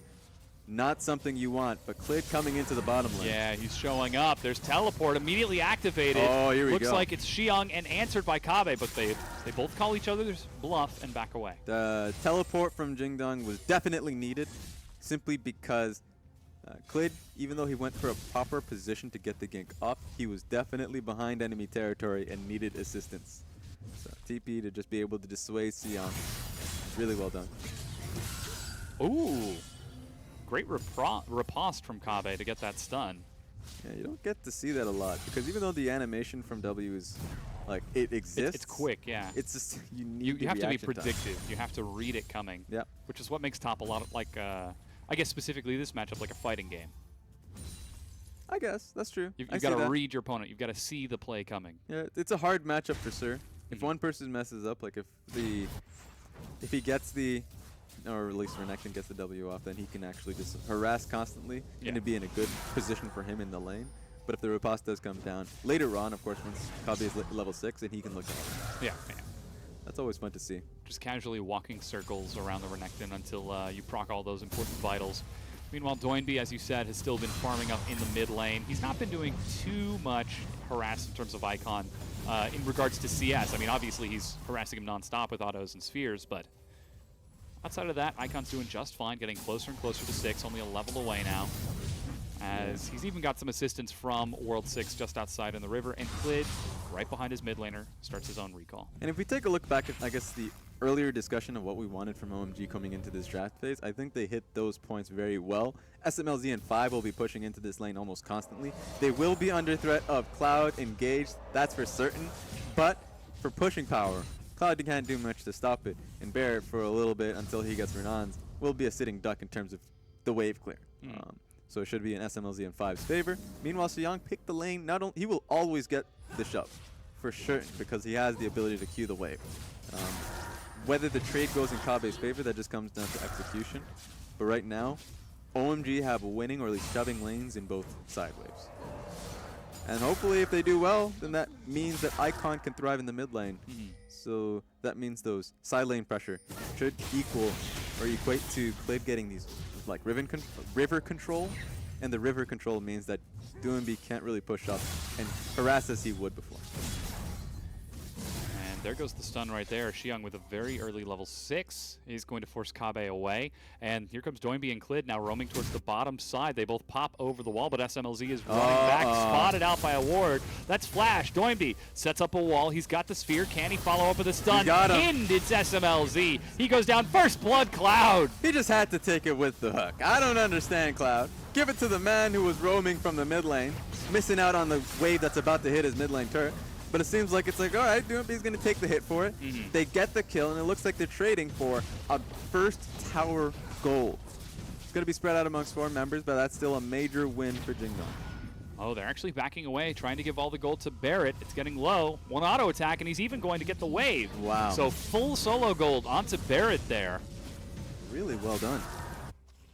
And now we've got Icon covering back in the mid lane. NewBee makes his way over there as well, and things reset after that first blood. So a quick 1,500 gold lead as Kabe tries to get the read there. I don't think he was on the same page, though. I don't know what he was trying to read. Definitely throws his W It's like, behind his yes, back. Xiang is going to stun me here. There's going to be an Evelyn right here. No. Exactly. As Clid takes his own blue buff, says, thanks for the leash, World 6. Now get out. It's very nice of him. He could have used a lot more words, but he's a polite jungler, I imagine. That's true, that's true, that's true. But this is going to be a bit of a tough spot for OMG now. Their bottom lane, yeah, SMLZ getting killed, not going to be a good look for him. But him pressuring bottom lane, he needs to do that to get Blitzcrank away from the other lanes. He needs to force the 2v2 pressure so Blitzcrank doesn't roam mid and make Icon's lane a living hell, or do the same for top side of the map, which just would be demolishing. So right now they've done a good job in pushing that out, but it comes at a price, which is a long lane to work with. It's a long, like Blitzcrank, he may have short legs, but they do some running. He's got short legs but long arms. Yeah, and he has boots and mobility as well, so this is such a long lane that World 6 has to play towards this lane constantly, simply because he doesn't want his lane to die. And that's going to be the threat that will be always apparent. Without that flash, it is so risky. He's still got heal, though, and you can see with them, Barrett and Cloud taking such a long time to clear the minions. SMLZ and 5 are going to complete a recall. 5 and SMLZ are actually now headed towards the top. There's an on my way ping. Immediately, Clid starts his own recall, missing ping from Barrett. Perhaps JD know this is coming? No, this is smart because JD definitely do not know. They are going to be, Blitzcrank moving into the bottom lane bushes mean that, they're pretty suspicious now. But they were holding the wave for as long as they could simply because they wanted to pull SMLZ and 5 out. The strategy is not working because the swap has been pushed in. So now it's a bit of a pushing battle. Let's see who takes the first turret. Yeah, 5 shows himself, and now they know that something is amiss. Barrett immediately shoves forward. It's tier 1 versus tier 2 for the turret race. And Xiang's actually heading bottom. It's a big minion wave, though, against 3. Yeah. We'll see if JD get a chance to learn from their mistakes in game number 1. That's teleport as well from Kabe. That's what I love They're to going see. to call the bluff this time, and they rush onto the tier 2. And OMG, they decide to back off. Yeah, and not a minion would die on that one because the TP was on the minion that was taking the damage. Now Kabe is looking to pressure this one through. NewBee is walking along with him. He was already pressuring mid. They're just going to go all in for this one. Oh, the hook is tossed and misses, but it's 5 members of JD and a big minion wave. Cocoon is going to find Xiang. He's nice and tanky from the Dominus, though. Finally, SMLZ finishes off the top tier 1, but Chow Gu, they called the bluff, and they come up big. Yeah, they were already going to be on different playing fields. The fact that OMG had to take the outer turret and Jingdong was already going to be looking to working on the inner turret, and they were suspicious, so they already moved to push the wave before SMLZ and 5 showed on top side. So really great mindset, great strategy coming out of Jingdong. Definitely looked better coming into game 2. Yeah, and now here's the reaction from OMG. World 6 and 5 run to the other side of the map to take down Rift Herald and perhaps try to neutralize that turret advantage later on, though Cloud is in the area. He's not dropping a ward. He's actually racing out into the river. And we'll see this going on. 5 follows up but misses his hook. Flash, Flay. Cloud flashes on his own cask, pins him to the wall, and SMLZ goes down, or actually brings the kill down onto Cloud. But here comes Clid. Thanks for the leash once again. There's Smite ready for both of them. It's down to 1,700. Teleport right in the middle of JD, and Doinby's on the far side. OMG are going so hard for this Rift Herald, and finally they're able to take it. Yeah, they put down so much work, got the kill on Cloud, and put the Rift Herald to such a low HP, it would be so random for them to walk away from it all. So they expended TP for it, but it's worthwhile. What that does mean now is OMG is probably going to be looking towards mid lane. Top lane is down. Sure, bottom lane is still wide open. But if they can open up the mid lane, open up Icon just a little bit, he's going to be able to get his Rod of Ages after this. Oh, goodness. Icon. Now he's showing some presence in lane. Doinby back on that Syndra. He's down 10 CS and he's dangerously low health, but he's still allowed to live for the time being. But Icon is starting to scale. And that's a little bit worrying. Icon here was in a great position to look to get a kill on Doinby. Yeah. But now in the back of his head, he knows that Blitzcrank can always be there. So he's not going to go for it next time. He's always there. Yeah. But as you mentioned, the scaling is going to be there. Level 9. He wants to get Rod of Ages if he can get a good push out the lane. So we do have another turret race going on, but this time it's on the bottom and top side of the map. JD go for the top tier 1, but OMG with Rift Herald rush bottom as you mentioned. Boom! There's the headbutt. You know who wins this one? Tell the me. one with the massive wave and Rift Herald. That's who wins. Why are they making this trade? Get out of there. There we go. That's the recall and answer. Teleport into the back. They're going to collapse onto Barrett. He takes the tier 1, but they're certainly going to be able to get a kill onto this unless Barrett comes up with a huge outplay. He doesn't have flash. He doesn't have heal. He doesn't have a chance. Slowly burning down. Tries to turn and get a few attacks. Actually, I think he tried to make it over the wall there, but did not succeed. And with the bottom tier 1 taken, Rift Herald dying, OMG follow up with a Dragon as well. That is just such a smart play coming out of OMG, simply because they know the trade is happening, because OMG made the proper play to work with Rift Herald. And the moment Jingdong are like, okay, you know what, well, let's keep Barrett here so we can defend while still taking the tower. It is still greedy, especially with the double TP comp that OMG have, and they just take advantage. I really love the play. So now that's a kill. It's a dragon. It's a tower. Nice play. They are funneling a lot of local gold into him from these big neutral objectives. He got that first solo turret kill. He was able to get that solo turret on the other side of the map. And he's actually up in CS over SMLZ, at least. Not too far up. But we are seeing JD now play around multiple carries on their team as Doinby, Clid, and Cloud show up for the mid-tier 1. Just a little bit faster than OMG can respond. They chunk it down to half and take their chip damage and walk away with it. And all eyes are really on Cloud here to see if he can get the one crucial hook to look into the next play. Sure, the initial play worked in favor of OMG because of the Rift Herald bout that happened, but gold advantage, as small as it is still in favor of Jingdong, and their composition allows them to create so many skirmishes, so many fights whenever they want. So the vision control that they currently had towards that push means that if OMG makes that one mistake, it can really just turn the page once again and put it in JD's favor. Yeah, dead even in gold right now. No big neutral objectives on the map. The only tier 1s still standing are the tier 1s in mid lane, so of course both teams swap their 80 carries to the safe short lane to keep them nice and protected. And even the junglers near that side of the map as well. Doinby catches minions top as Icon catches minions bottom, so it looks like we've reached a bit of an uneasy truce for the time being. But like you said, this truce can blow up at the drop of a hat or the pull of a rocket grab. For me, a lot of this is just how much time can OMG spend, right? Like, or at least take, because they're going to be looking towards getting Icon to a favorable position where he can be on sideline. He has, I guess, the second stack on his Rod of Ages right now, and he's level 10, so a few more levels. If they can buy a little bit more time, you already have him looking towards the side lane just to buy time and give him solo XP. Yeah. Meanwhile, SML Season 5 just trying to hold down the mid lane, and they have their own pick, of course, Varus ulti and 5's hook, so they still can look to get themselves opportunities if they see it.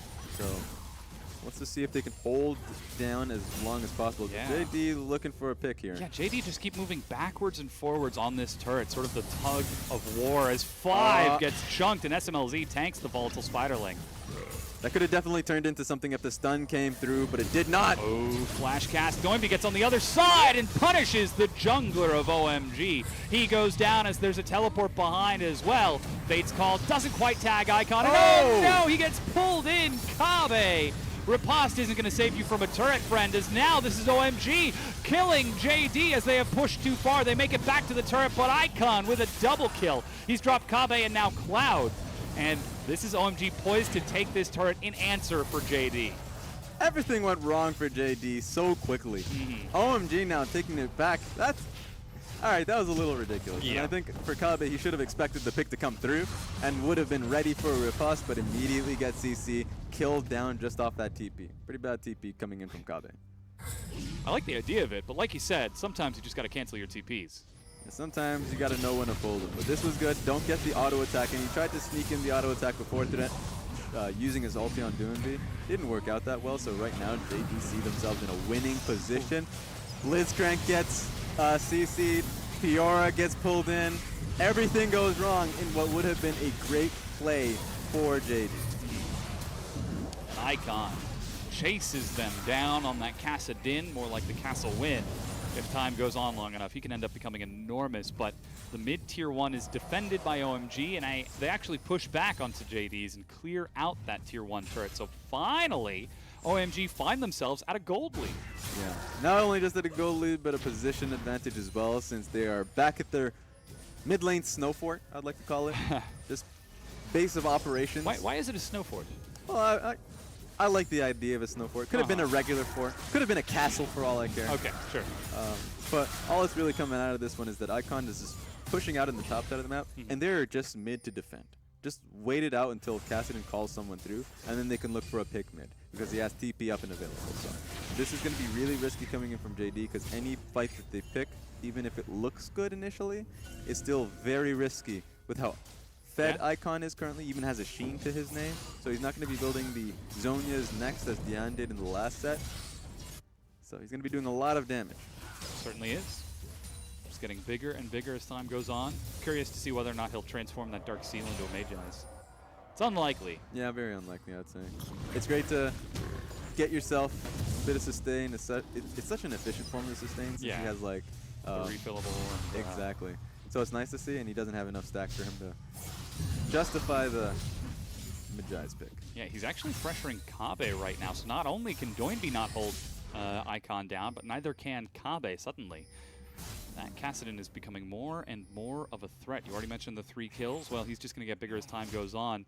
And currently, without teleport, Kabe, he's going to have to decide, do I defend top from the Kassadin with teleport, or do I group with my team before the Infernal Dragon spawns? It's up in 5 seconds. And already we can see JD Gaming trying to set up some vision around it. Yeah, I'll tell you this for certain. JD have no leg to stand on. Doinby. Xiang actually gets tagged by a stun from Doinby. He chunks him down to half. But Doinby might be going a little bit too far there. Okay, all right. There we have it. Ooh, and there's a teleport right on top of them. Kabe doesn't have a stun.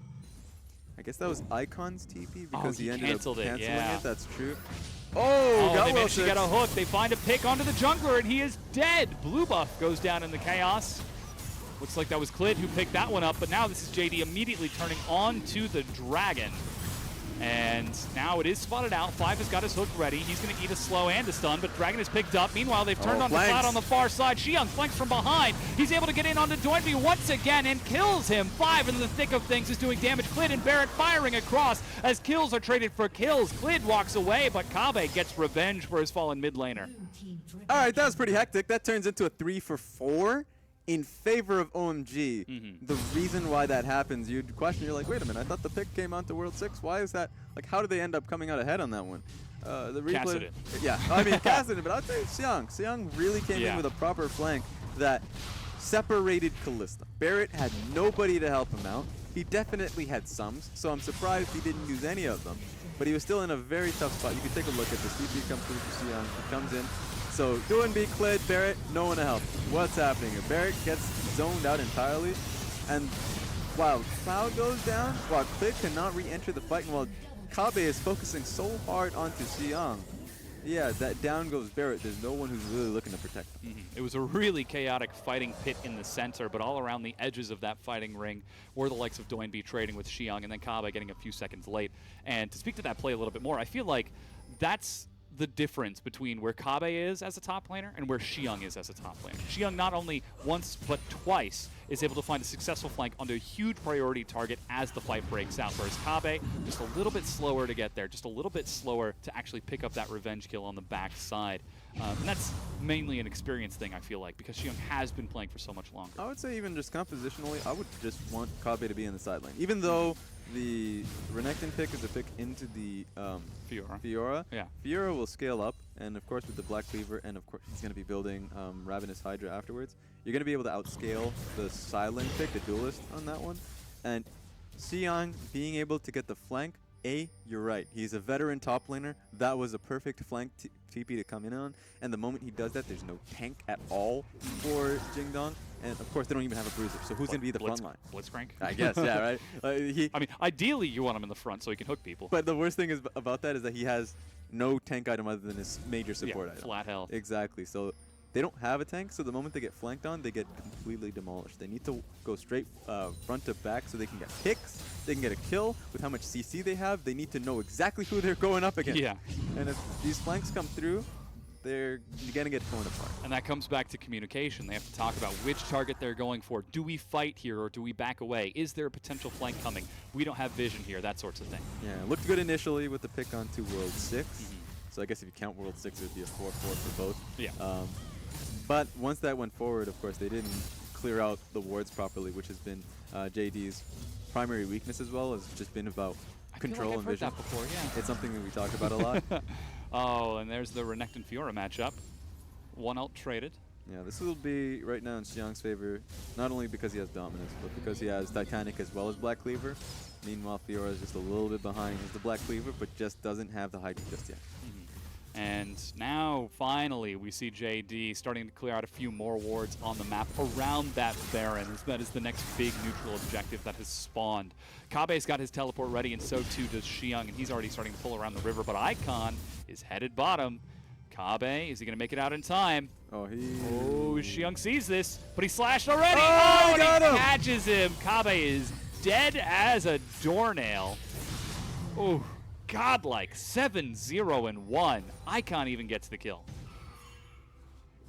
I'm just conflicted. Do I talk about the flick, or do I talk about the fact that it's a doorknob?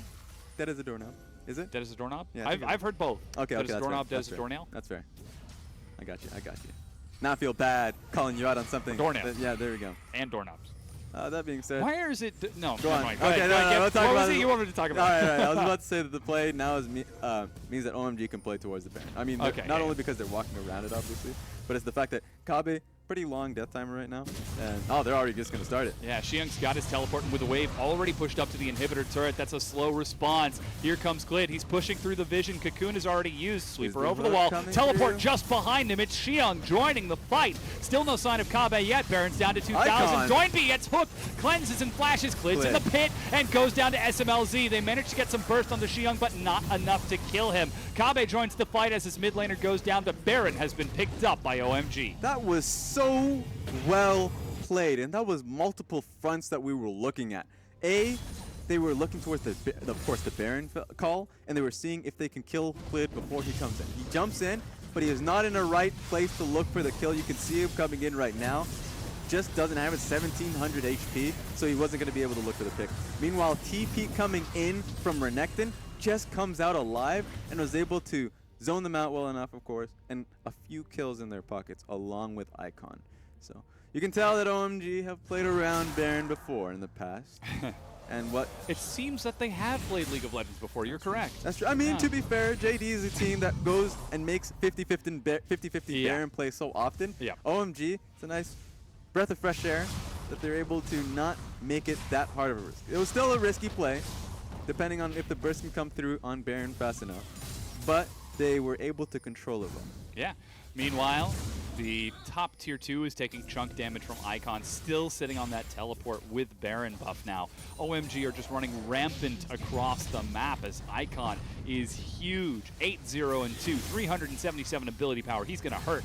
Teleport to join up with the rest of his team as Kabe trades a few hits with World 6. But now he cancels the TP and pushes onto an inhibitor. Doinby looks for a pick on the far side. JD commits so hard, but they lose a tier 2, an inhib once, and they might be set to lose another as Xiang tries to reset aggro. These are such desperation plays. They have the CC, so they think if they can get the team fight, it's a well enough trade. Oh, man, no. Icon is able to kill Glid, but Oh! then Barrett showing up, and Icon with the cool sidestep gets right on top of him. A double kill as he's going 1v2, 1v3. Bit of dance on the body just for some flavor, and now moves on to the inhibitor after.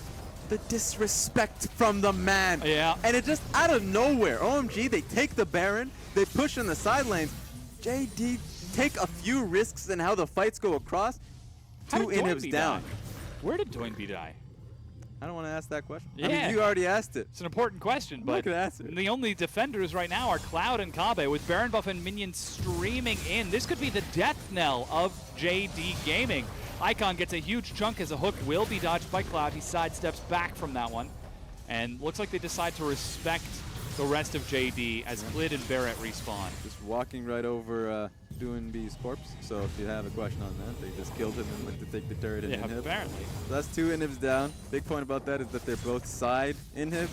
So it's not going to be easy for JD to push this one out. They have to commit to both sides. And you can just take a look at this. Whoa. Icon, an actual man. You think that he can get away from this. You think Barrett has a chance to survive. Gets smited. Sad day. And of course the taunt. Yeah, a little bit of trash talk out of Icon. Goodness. He is so huge for this team. guy is- 10-0 and yeah. 2. The guy has flair. That's what he has. Mm-hmm. The man just doesn't care. 10-0, you already said it. He has Zonia's along with the rest of his items. Oh so no, the he's gonna chase him slow. down. He's going to tag Kabe. Look at the damage! Goodbye. 11-0-2. Barrett, you don't want anything to do with this. He actually tosses Cloud forward. Xiong is in the brush with the Dominus already set. The actual hidden Dominus. Yeah. Just sitting in there. It's like, There oh he yeah, goes. this is gonna be our fight, and then just. Oh, it might. Is that an animation bug? Oh, Because if you look, he doesn't on the icon. oh, you're right. Oh, there it goes. It just wore off. Okay, so it was actually Oh yeah. that's he right. just preemptively. Alrighty. Ooh, and around the corner they are spotted with 2 inhibs down. JD tried to set up a pick, and it is not successful. But the difference between like they can't even defend this mid lane turret because they're on a Oh, time limit. Icon's in the back line. He's right on top of Barrett. Oh my And is doing God. so much. That's 1.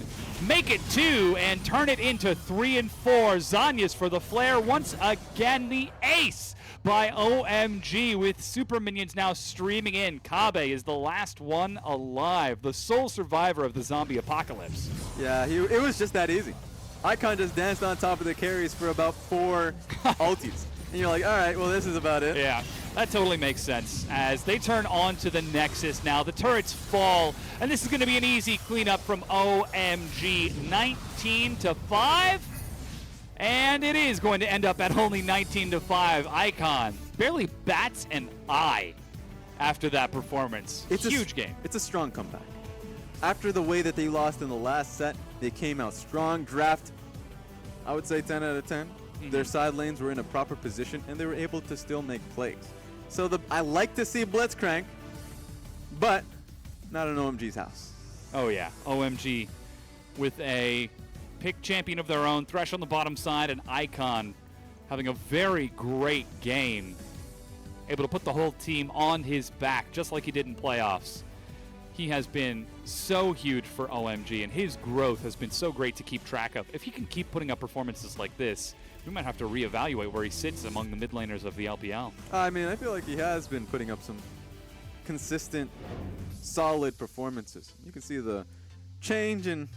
Momentum. Yeah, that was a Yeah, nice now shift. with someone to provide some momentum of her own. Frosco, Oh, hi. what did we just witness? And super exciting game. I feel like we use that word all the time, and it was actually very fitting of the bloodbath that just washed over our screen. But the difference is that a lot of those skirmishes, a lot of those 5v5s, where the gold was falling was actually in Icon's pockets. And when it lands in Cassidy, who ends a game 10-0, that's when you have problems, and that's when you get a gold graph that looks like that. That's like right at the Rod of Ages power spike, just like Give ding. or take, yeah. It 19. This is now gold 19 efficient. minutes. Yeah.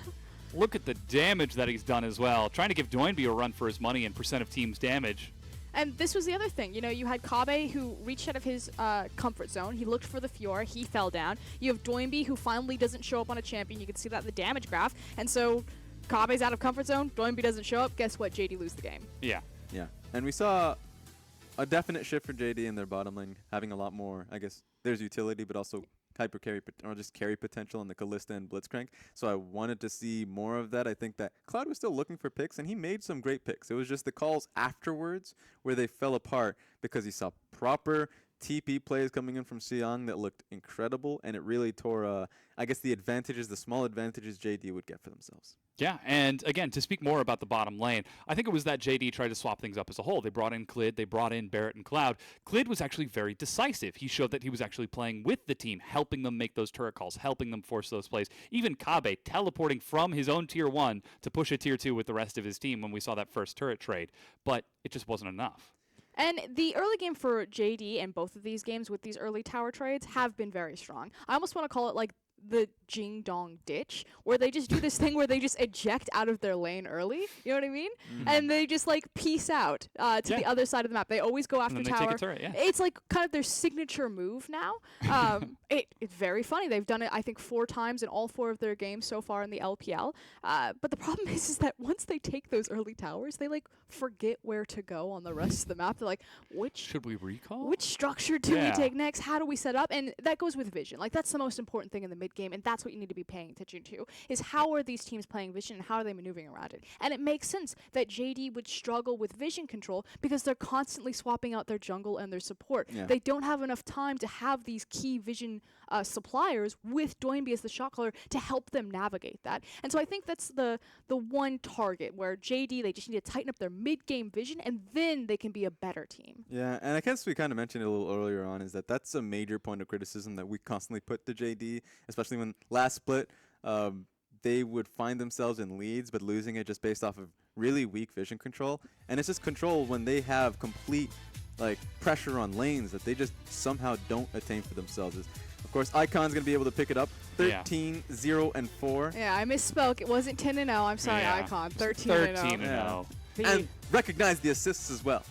I love the picture of him is just the smooth contentment, I just went 13 0. I just did that. And I taunted on top of your corpses. Oh, no.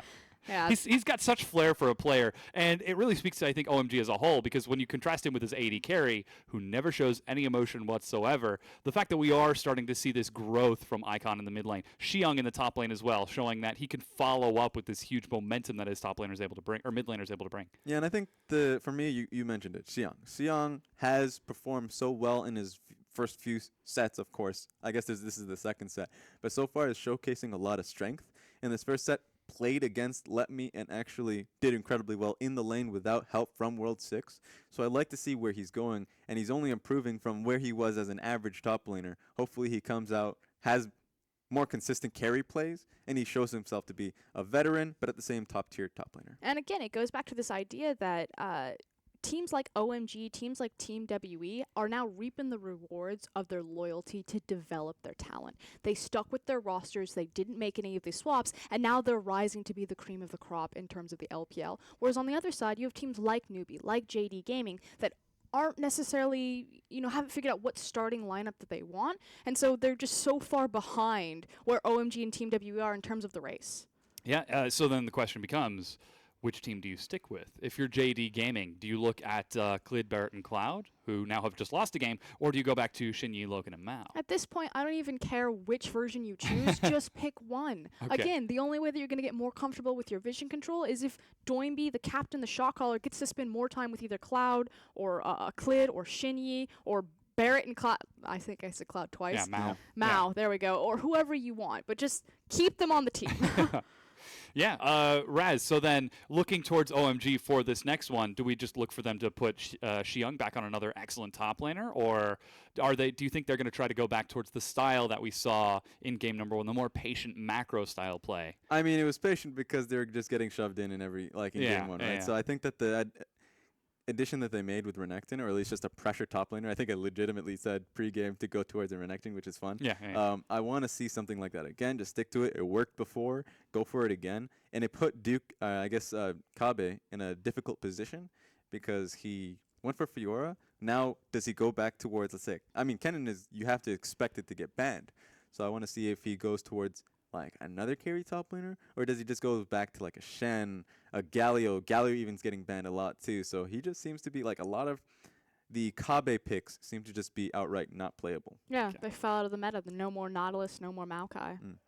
Perhaps this could be a weakness from JD Gaming if we don't see growth from Kabe in this way. It's tough to say. 100%, actually. Yeah, well then there we go. We have it ourselves. We'll have to see if he can pull it together in game number 3. We're going to go ahead and take a quick break while we get that game ready for you.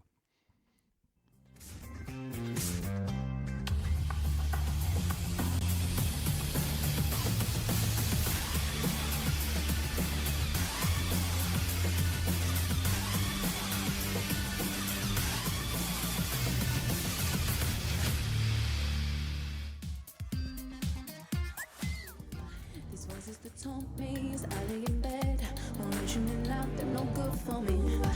I roll by my heart and it's bound for you. Won't let these doubts drown out the pain I'm falling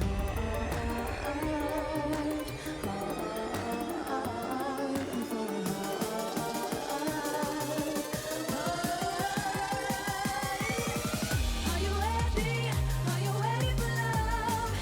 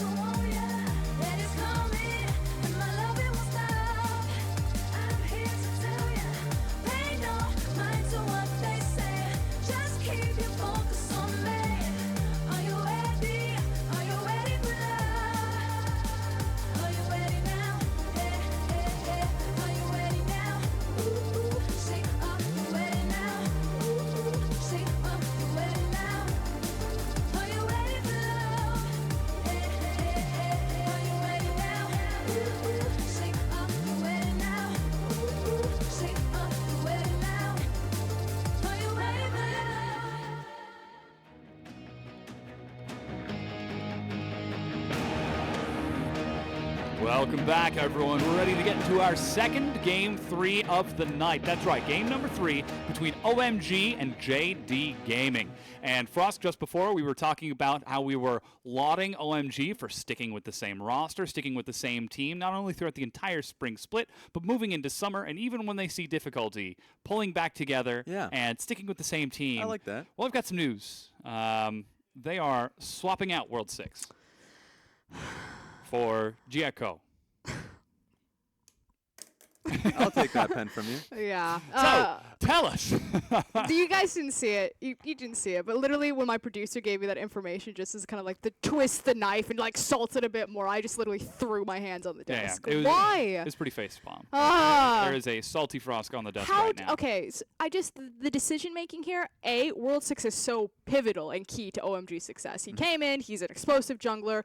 We saw an immediate upgrade. They used to have Shui Shui as their jungler, and then when World 6 joined the roster, it was like suddenly we started winning. So like probably one of the most important key facets of that team. And then they pull him out when they're in thank you, Raz. Anytime. When they're in Game 3 in a series. And yes, it is week 1. So you can afford to kind of give away some of these series. That said, it's one of the easier teams that they're going to face in their group. They should beat them. You're taking out your key member. You're in summer split. The race for world starts now. You ended what? 4th, 5th in spring split, which means you need to make an even deeper run to get the necessary champion points to even qualify for the regional qualifier. Like, nothing about this makes sense. Yeah, I don't understand this change, especially because if they lose this game, remember what's going to be the excuse, right? We didn't have World 6. So Maybe that's why. So they're just preparing for the preemptive loss because they're going back. Just to fill you guys in, JD are now swapping back to Shinyi, Loken, and Mao. Just musical chairs up here. Yeah. Literally, go get that guy that beat Uzi on Blitzcrank in the show match. Like, get him on stage, have him play From in the the show audience. match. Yeah. I will say though that at least for JD Gaming, the change makes sense because that's their winning roster that they had in Game 1. So let's go back to what worked. Meanwhile, the other team was like, "Hey, we won with this roster." And this is comparatively, it is week 1, as you've said. They've still gotten 9 more weeks after this game to decide who is the best jungler for the team. that should have been for split, like spring. In fact, that was the change. In fact, the former jungler, Shui Shui, is not in the sub anymore because he is now in an LSPL team. So that decision was made very clear, and so now bringing JECO is going to be an interesting addition. Even if he does well, it's just it's not what OMG is going to be running as they go into playoffs. The only way that I can sell this as like a positive note in this instance is maybe that OMG are just so confident that they don't even need World 6. Like, we'll beat you with one hand tied behind our back. In fact, in this case, we're literally going to chop off one of our limbs. Uh-oh. That's a bit insulting, don't you think? Yeah. Have you seen Icon's face? That guy will style on you. I mean, I've seen him in game. That man emotes all over the place. And we're still seeing a lot of laughing and smiling out of JD as they make their way back on stage. I mean, when you get crushed that hard, You the can't only help thing but you chuckle. can do is Yeah. laugh it Like, oh, off. did you see when he taunted on my body? That was great. Man, did you see that Cassidy that was 12-0? Thanks, 13. team. 13. Okay, 13-0-4. I Yeah. will say that if they come into this game tilted from the last, they're not going to have a very good time. So positivity all around, nice and positive. Can't be tilted, Raz. They have a completely new roster. Yeah, they didn't feel it. That's why they sub them out. They're like, okay, this batch is Yeah. tilted. Get the new batch in. Bring in the new players. Replace the packaging. Put it back together. But again, this is still going to be a tough hill for JD to climb if they want to close out this series and end up walking away with a win here. And they're going to need to start pulling some wins together because their group isn't exactly the easiest with how we've seen some of the other teams perform. If LGD continue to show success, OMG continue to rise, and even RNG, if they return to the form that they held in spring, they could be in trouble. Yeah, but with that being said, I guess the question is, like, what is an easy group, right? Because Group A is very difficult because it's top-heavy. And even with Dan Gaming coming out ahead, it's like, oh, this is, I don't want to touch that with a 7-foot pole. Meanwhile, Group B, theoretically, this is the group that you should be performing well in. If you are a good team, if you are confident, if we are, like, we're expecting OMG to come out along with RNG in a favorable position, they need to be able to take this win. Yeah. We'll have to see if they can pull it together as we have now gotten into Champion Select. Frosco, thank you so much for your analysis. We're going to go ahead and run through this and see if JECO can help pull through the win for OMG and do what World 6 could not in game number 1, but could in game number 2. And if the return to Shinyi, Loken, and Mao can provide a win for JD Gaming. Already we've got Karma and Kennen banned away. It's been, those two bans were identical, and oh, that's interesting. OMG actually banned away Cassidy in here, so that's a bit of a change-up for them. Yeah, it is a counter pick that JD can go towards without even going into second phase. Some teams are just not afraid of first phasing it. Remember, Cassidy received, I guess, small buffs in the sense that he can go towards this more sustained route in the masteries, going into the defensive tree to get a lot more sustain in the lane, but also the Dorn Shield combination makes it so his laning phase is a lot easier. I know what you're looking at. I know what you're sighing at. I mean, that's a great way to get your new jungler in. That's true. Get him some experience on stage. Get him Zach. If you get him onto Zach, as with the Cassidy ban, JD decide to ban Galio, again, with the exact same 3 champions banned in games 1, 2, and now 3. That does mean that Thresh goes through, but suspicious. Zach is still so good right I'm now. very suspicious. Reason why, What up? because OMG has banned Ladders? out the Zach when they were on blue side multiple times, but when they bring in Chieko, it is a Zach first pick, and they are not banning it out. That could mean if you are a scout on any other team, this should showcase that World 6 isn't comfortable playing the Zach, which you should be comfortable playing the Zach. If you're a jungler in this meta, you need to play it. But it seems like they've decided to ban it out completely up until this very last game. So let's see if Chieko comes out with a good Zach play. Yeah, now we've got Elise locked in for Shinyi, so he will get a chance to return to that here in game number 2. And with Kennen banned away from Kabe, that means the priority falls down a little bit more. Thresh picked up from Mao in the bottom lane, but we've still got SMLZ returning back to that Varus that he saw so much success on earlier. Yeah, but Ashe is up and available. I'm kind of surprised that SMLZ didn't go towards the Ashe instead. So what that means is that, I mean, it's still good. You still have the utility with your R, and you have the ability to push and poke as well with your Q. But just the pick potential, especially with Dawn Gaming going towards the Elise and Thresh, you would expect it to come out. Either that or the Kalista. I wonder which one JD will favor. Looks like the Renekton now locked in for OMG. Once again, putting Xiong on that huge champion in the top lane. You talked about it before game 2, then we got a chance to actually see it. No surprise there. This would be the Syndra now for Doinby if they were to follow through with the same pattern of picks that they've been going through for the first few. But perhaps the priority gets a chance to shift a little bit more, as now we're seeing Kabe and Doinby saved for last. Yeah, the reason why the Ashe pick would come through is because if he doesn't make the decision now, if he doesn't go towards the Kalista or Ashe, those both will be banned out by OMG in the second phase. So he had to make a decision there, especially with the Caitlyn getting banned out by them. So it's the proper decision to make, especially with how much pick that they were able to assure themselves in the first phase. And now we get back to the regularly scheduled banning out of Icon's champion pool. Once again, it's the Echo. Now we're looking for the LeBlanc to follow it up. Oh, this is actually a little different. Tom Kench ban. Still not seeing a support out of OMG just yet, so this is a bit of a change up from JD. And DoMB is going to be pretty confident counterpicking into icons like LeBlanc or Ahri. He has a lot of champions in that pool. Champion Ocean we talk about a lot. The Karma's banned away from him, so it's not that threatening. What if I looked towards JD's composition right now? They need a top laner, and they definitely need a mid lane. You should hold out your mid. You know you're going up against the top lane Renekton. So for them, it's probably best to go towards... Kennen is banned. That's a lot of bans. I'd say Rumble, just for team fighting. It's not the best lane up against Gragas. I mean, Renekton. Kabe has played it once before. That's fair. And not huge on the carry top laners, Kabe. He's certainly trying. We got to see his Kennen in game number 1, Fiora in game number 2, not so much, but maybe just returning to the tried and true. Something a little bit more bulky, something with a little more pizzazz, like Gragas. And that's fair. As long as he's able to stack the Doran's rings in the top side, he's not going to be heavily bullied by Renekton. It's still Renekton favored.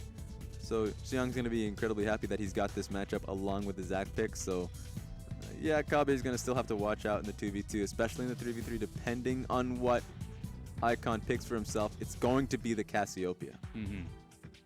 Very good on that champion. And now Malzahar to follow it up for the support of 5. Again, it's still 7-10, so we haven't quite seen the changes to his Voidlings just yet. That happened in 7-11, but that Cassiopeia could be pretty big. That one's a big focus for me. It's a blind pick as well, so JD's going to be pretty comfortable. They should be, especially if you just go towards like an Orianna, anything with range. So doing B, I feel like he can do no wrong with what he picks here because he will be able to at least have an answer and a shoving answer to the Cassiopeia. Yeah, it looks like Jace is going to be the lock-in for Doinb. Locked in to deal with Icon's Cassiopeia. And with that, we've got our compositions all set. Kabe just needs to swap it out with Loken. There he goes. And everything's nice and rounded out. And my friend, expect the scrappiest of scraps in this game. You have to. Why? Because that's the most early game composition heavy I've seen coming in from JD with the Ashe, Thresh, and Jace. They want to be able to push this game in early. And meanwhile, of course, the Zac pick is going to be able to try and punish that. And so the playmaking coming in from OMG's side is going to be threatening. And when you get those shoves, Cassiopeia and Zac should win out most 2v2 skirmishes. Yeah, there's just so much crowd control, and Cassiopeia has got some of the highest DPS in the game with her Twin Fang and Noxious Blast. Not to mention it's on the hand of Icon as well. Yeah, it just depends in what position is Cassiopeia starting the fight. If he's starting the fight with a massive wave in front of his face, which he probably will be, then of course won't be able to start out well. Sure. If he's getting constantly poked by the Jace, then of course he's probably coming to a fight like 75% HP, but at an even playing field, Jace's not going to have a good time. Mm-hmm. I think this could be an opportunity for us to see how JD does early in this chaotic style. You talked about the fact how they are a little bit more of a hectic team, a little more chaotic. Well, they're going up against what was, up until the end of the spring split, the skirmish team of OMG. Yeah. And now they're playing slower. That's a little bit worrying, to say the least, that OMG has, I wouldn't say, yeah, I guess smartened up. Mm-hmm. That they're Wise, little older, little wiser. playing with their head rather than their heart. Though we still are seeing Icon flash his heart just a bit Yep. with some taunts That's and true. bodying people. But with that, we've now loaded onto the Rift. It is game number 3, the big decider between OMG and JD Gaming. You can hear the crowd in the background. Ooh, and what makes it all the better is an Infernal Dragon going to be the first one. Mm-hmm. Some fire. Some hot fire, some might say.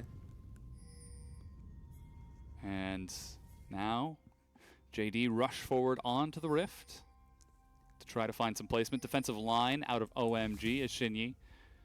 Just getting a few auto attacks on that Renekton before he ends up getting bigger later on. Looks like standard summoners across the board. Yeah, both teams able to get a good look at the Raptor start. Icon could be in a tough position. Uh-oh. There's a ping on it. Okay, there we go.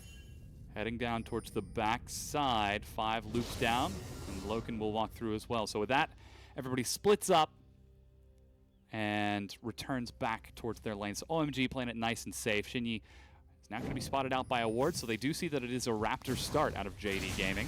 Yeah, both teams get that same information. At this time, we finally get an Elise who gets the help at the Raptors this time around. He was slow last time we saw because he was able to do it solo. You never want that. You want to give yourself a little bit of a help on Elise so she can get to lanes a little faster. Oh, this is interesting. Shinyi is actually going Raptor start right into an invade just to take blue buff. Now, like, here's the thing. Jekko's not going to make any use of the blue buff. It's not even so much of a takeaway of the enemy mid laner. Just a little bit of a cheeky, bit of a cheese there. Yeah, gets the last auto attack to lock that down. Jekko sees that stolen away from him and heads on over to his Gromp. So Shinyi going to be having a very happy start with this. One person who's going to be a little bit happier about that start is going to be Jace, because that probably means that Jace is going to be coming in with an early blue buff. I would say like 5 minutes in, just depends on when Shinyi actually rotates towards that side of the map. So right now, that's pretty much doing be like, all right, I guess that's blue buff for me. And if I get in this situation, I'm going to be pretty happy. Like how to, he was already in a decent matchup, decent, I guess, harass matchup. That an added blue buff to just shock blast, constantly get the shove in, constantly look for poke. he's going to be even even better position. Absolutely. Clearing out the top side now. Xinyi with that 3-buff start heads on over to Wolves, taking stock of the lanes meanwhile to look at his options. Bottom lane looks to be even. Loken and Mao pushing in just a little bit, whereas Xiong, no surprise, pushing Kabe in on that Renekton once again. Yeah, my real worry is how Jekko interacts with this mid lane. They're already bringing in Xiang, who's had that shove as you've mentioned. This could be the first gank coming in on NewBee. Oh, he leaps forward. Doinbe's knocked up. He's still got flash. He gets pulled back to a minion. Here comes the DPS. They burn him down. First blood, Jekko. And that's what you can expect. The Q, or at least the new Q that was on the updated Zac, adds way more CC, and I guess a little bit of damage on top of that. So, first kill immediately in Zac's pocket, and it all started with smart communication from OMG. Brings Xiang into the play as he immediately got the shove into the top lane, so he's like, I won't be able to do really anything in the top lane after this point. So they immediately just go mid. Yeah, and this is something that JD should be a little bit concerned about. We already talked about what happens when Doinbe doesn't show up, when Kabe's on a tank. We haven't seen any of the junglers or AD carries for JD really show up and hard carry a game. And with that first blood now passed over to the jungler of OMG and that first death on Doinbe, it's going to be even more difficult for him to put the team on his back and carry to victory. But this is now JD looking for action bottom. Oh, excellent Voidling catches the Kaloon. Yeah, really well done from 5. He blocked it out with the first one, so of course Xinyi had to wait a little bit longer, kill the Voidling, but the next one comes up and catches the Cocoon. So I love the Voidling in this matchup. Very interactive because Mao suddenly has to think twice when he throws out a hook. Then, of course, Xinyi, if he can find the engage, won't be able to find it then. Ooh, they're getting some damage onto Icon as they do burn his cleanse. Mao trades with 5, looks him back. That's Exhaust and Ignite. They are just trading so much. Loken goes in, looking for the auto, but doesn't find it. SMLZ follows through. That's heal burn. As SMLZ is pulled back, the hook is almost ready. Mao, doesn't quite have enough. Xinyi now heading onto this side of the map. Yeah, good back and forth, but Flash is still available in all 4 members in the bottom lane. Jekko's there. He's trying to follow up, but he's a little bit slow. Mia ping, as he did just see that ward go down on the Krugs. He's going to find the Zac in the river, and now they spot that Elise retreating from the bottom lane. So by the grace of Xinyi, SMLZ and 5 are allowed to live. Yeah, good sustain coming in the side of 5 and SMLZ, so they should be in a decent position. Both lanes should be. So it's just going to reset. Pretty, a lot of high tension on that entire play. But it just evens out, especially with no sums on both sides. But Mao, this just means that he has an opportunity to look for these picks. Yeah, forcing out the big mana cost from that piercing arrow to clear minions. It's so dangerous for them to walk forward. But here comes Zac once again. Jekko making his way on down. He's not been spotted just yet. There's a ward and try, but not one in the river. Loken is the target. He's knocked up, pulled back, and shot down. SMLZ gets a kill for OMG. And even though there are just level 4 in the bottom lane, so no one had CC to follow up, it's going to be all in Zac's early levels. So you get the initial knock-up with a Z, and of course QCC once again. So he had no way to take the Lantern on that play. And now it's already a 1,200 gold lead for for OMG. Yep. And now they're turning onto that Infernal Dragon. You mentioned this match could be fire. Well, with 2 kills very early on, and now this Infernal Dragon, seems like OMG are the ones holding the proper end of that candle, and JD are busy trying to grab the flame. I wonder if they got a second candle for the next Infernal. Let's see. Swapping over to the mountain. That's fair. That's good. Okay! Whoa! Hey there! Welcome!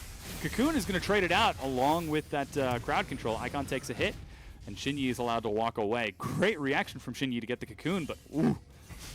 That was such a high play. Icon, yeah, just exerting so dominance. Come to my lane again, I dare you. Yeah, so at the end of the day, that's still Icon just using his flash. Xinyi didn't actually came back to the lane, yeah. Yeah, so that's funny enough. Icon is in a worse position because of that play. It was just a good Cocoon to follow up. If he didn't get the Cocoon, Xinyi would be 100% dead, and that play would have been worth it. Yeah, I'm not gonna lie, I'm a little disappointed he didn't get the emote while he was stunned. Just the taunt or something, or the laugh. Well, Xinyi couldn't move, and they just had to stare at each other. At that point, you'd just be called toxic. No one wants to be called toxic. Nobody. Oh, man, it's a mental game too, Raz. You got to play your opponent just as much as you play the game. Still, though, he's keeping up in CS, very far ahead of DoinB right now. 24 CS ahead. Xinyi, about 5 CS ahead of Jieko on that entry, but he does have that first blood to his name, so he's going to be happy with that. The hook pulled back from SMLZ, so it's not going to catch him. Meanwhile, in top lane, we haven't checked in there in a while. Both junglers are on that side of the map. And as expected, Xiong still seeing success on that Renekton. Yeah, and what's going to worry me for JD in the next, let's say, 5 minutes is that they don't have a lot of opportunities to open up the map. This is kind of cute coming in from Xinyi. This is all he can really do, because right now Renekton is at a good position. Oh, just kidding. Yeah, they're collapsing onto him right now. DoinB roams upward. He collapses onto Xiong, who flashes into Xinyi. And that gives a kill over to JD. All right, just to hit up on that point, because that was such a bad position from him. The reason why I said it was a good position is that he should be shoving in his lane for about, like, the next 4 minutes, right? He should be living in paradise. But for whatever reason, he collapses when they don't have vision on DoinB. And why that matters is because Icon's just going to stick in lane. Yeah. He has such a CS advantage, there's no reason for him to move out and just continuously punish DoinB. At that point, blue buff is not that important. Just hold on to strong lane, and you'll have a point where, sure, let's say Xinyi gets blue buff. What does he do for the next, like, 3 minutes, right? Level 6 on both 5 and SMLZ, they both have their ultimates, which can be it's almost impossible to get out of. Real risky to try fighting that or diving that. Exactly, and all Jieko has to do is just play it safe, go to the bottom lane. That's an assured dive. That's an assured fight. Xinyi's already playing to the lane because that power spike is incredibly important. And Kabe can't do much about it because he's tied to the lane constantly. Maybe not enough communication between the new jungler and Icon. Yeah. I mean, you saw Icon had just recalled during that play and was heading back towards the mid lane instead of the blue buff. I think in that play, if you have to just give away blue buff, it's fine. But they are just sticking to the buff. And now it doesn't matter because OMG still have pressure here. Pressure that JD has to constantly reply to. They've actually got pressure all across the map. Xiong shoved in top and then roamed down to get a ward onto the Raptor buff as some crowd control gets traded. And what's the worst thing about this matchup is that Xinyi, if he is in spider form, will always get CC. Back, get pulled back into his own spider lane. Actual deceit. Stretching strikes, very strong ability as they just trade wards on each other. Just outside of the control ward. And again, in the bottom lane, SMLZ and 5, as you said, still pushing in down there. So even if Xinyi were to try something, it would be difficult. Teleport available for both top laners as well.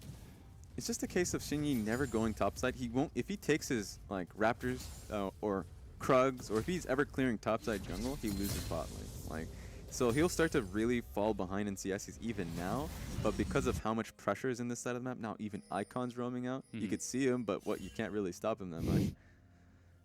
He's there, and he's not. Turns back around and heads back in the lane to keep pressuring DoinB. Still 13 CS ahead and forcing yet another recall out of him. Oh, no. Cancels it. And Xinyi now clears out this ward. He's still spotted on the backside, though. And this should always be a 4v3 situation, because it's going to be incredibly difficult for DoinB to roam towards that side. He doesn't want to be caught by Icon at all in the roaming play. But if Xinyi can nip the problem in the butt right now, which is Icon, then that saves him a lot of time. Certainly trying to, but Icon is just playing so oppressive in this lane. Now you can see Jieko waiting just outside of the vision of DoinB. He's flanked by wards, this time not JD's wards, but his own. And he's working in tandem with 5. Just take a look at that. It looks like they're immediately pressuring the mid lane now. That could turn into a fight. They're trying to set it up. There goes the miasma. Knock up, an immediate hammer back onto Zach to get him out of here.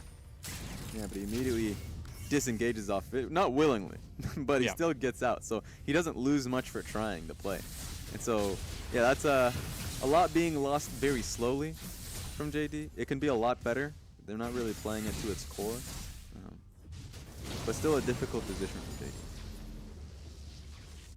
They're managing to hold on for now. Still only about 1,000 to 1,200 gold behind as Kabe, oh, you don't want anything to do with that. Steps forward and drops a barrel down onto Xiong's head, but Xiang is getting more and more dangerous as time goes on, slowly growing that CS lead. SMLZ down in the bottom lane, opening up for the CS lead of his own. Not only are all of the lanes for OMG winning, they're applying pressure, they're enabling Jieko, and SMLZ doesn't even burn a summoner spell. What confidence in the hitbox. Yeah, and that was really key timing too. That was in tandem with the Earth Dragon coming up. If that kill had gone on Loken, if the play had worked, that would have been JD finding a foot in the door.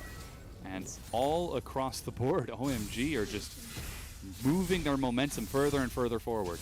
And so the change here now, OMG, they couldn't really get the play happening on the bottom lane tower. They were getting pushed off. Xingyi had been playing it smart enough to push them away and hang around.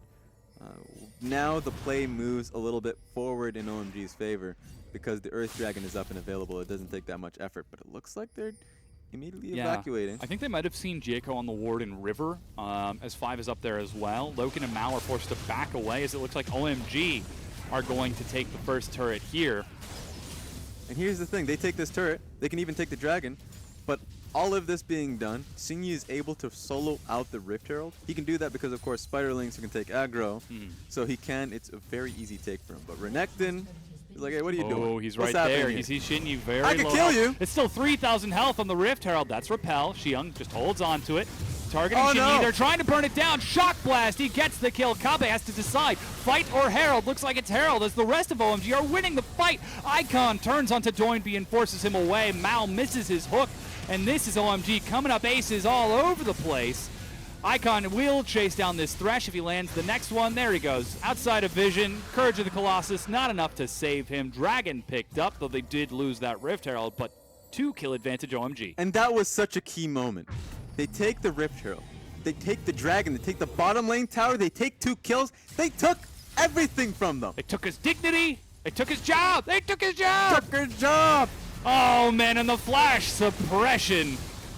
Yeah, that's tough. you hate to see that happen. It's definitely tough. So all of that is just based off of Xiang playing that incredibly smart. It was probably the communication involved with how well OMG were playing it in the bottom side of the map. Renekton just dipped out of his lane, came in to check up on Rift Herald because they knew that was the play that Xingyi could be making. My question is, how does Xingyi take so much damage? You shouldn't be taking that much damage from Rift Herald as an Elise. Herald one-shot Spiderlings. But you could. The thing is that You could just refresh and cycle them. you can refresh, recycle, and it's a dodgeable auto attack that he has, which is the most damaging ability. The big swipe. So he probably just misplayed that. Came Yeah. out really low in HP and got demolished from that as a result. Yeah, in the meanwhile, the mid-tier 1 and the top tier 1 has gone down. The map is wide open for OMG to claim as they now find themselves 4,500 gold ahead. And this is starting to look a little bit dire for JD. OMG look like they're not slowing down at all. Though JD might be looking for a bit of a pick. Loken, Mao, and Xingyi.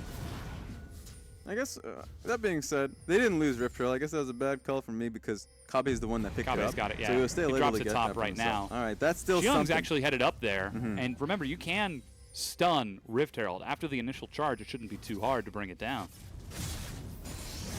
Oh, is he actually going to keep his turret standing? No way. Yeah, it's standing tall. Oh, that is just unfortunate. Arrow is going to actually hit 5. He had no flash and gets caught in the CC. There's a successful pick for JD.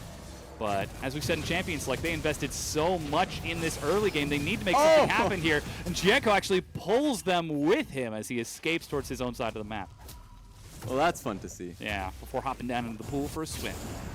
What I'd like to see there, I wanted to see Gragas look to rotate a little earlier on because he did put down his Rift Herald. Didn't turn into a tower kill, but it turned into an immediate pressure that he could walk and help the team out. Yeah. But they still come out a little bit ahead on that one. They're still behind in gold, but it's nice to see them making these picks in place. Yeah, they are still attempting to win the game. Definitely a good sign.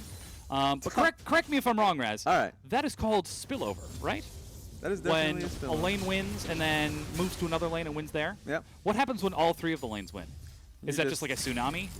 I mean, I suppose so. Let's just say you have too much beverage in that cup.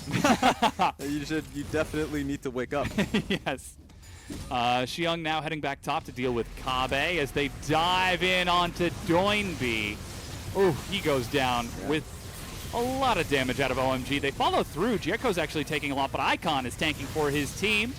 Cell division isn't even procced as Kabe and Xiong now join the fight. The minion wave is cleared out, but already OMG's got the pick. And they finally do proc the cell division onto Xiong. Oh, they got a good And pick. now they managed to find a pick onto 5. He's caught by the hook and pulled back in. That was really well played on that one. But OMG is still going all out on this one. They were able to just knock up NewBee. That's not going to turn into anything. He just threw it just for the sake of throwing it. Oh, the cocoon tags Icon. He sidesteps the hook, though, and they follow through to punish Mao for his attempt at getting another kill. They're just trading picks back and forth here. I just don't know what JD think they're doing. Sure, they didn't see Jiko, so they probably thought he left. They're just checking. But they're just throwing out random multis. Like, Loken could have used that a little later on. If he used it early, then you can all in on it. There was obviously a target that they couldn't go towards, so I would just question why would you throw it at Renekton to start. But it just feels like they don't have an answer within the comms that they're in. Yeah, you can see Doinby on your screen right now speaking very quickly and very fiercely as he tries to lead his team back from this. Finally, they're able to take the top tier 1 as the minion wave prepped by Kabe pushes that wave forward. Meanwhile, it's still a 4,500 gold lead for OMG. They've already got the first 2 dragons very early on, and as we get closer and closer to the 20-minute mark, you've got another Ocean Dragon spawning soon. Lots of gold on their AD carry. He's 30 CS ahead. Yep. Icon, he's 1-0-3 on a scaling Cassiopeia, getting bigger and bigger. And still another gold lead for Xiong as he's now, 30 CS ahead of Kabe? This is just...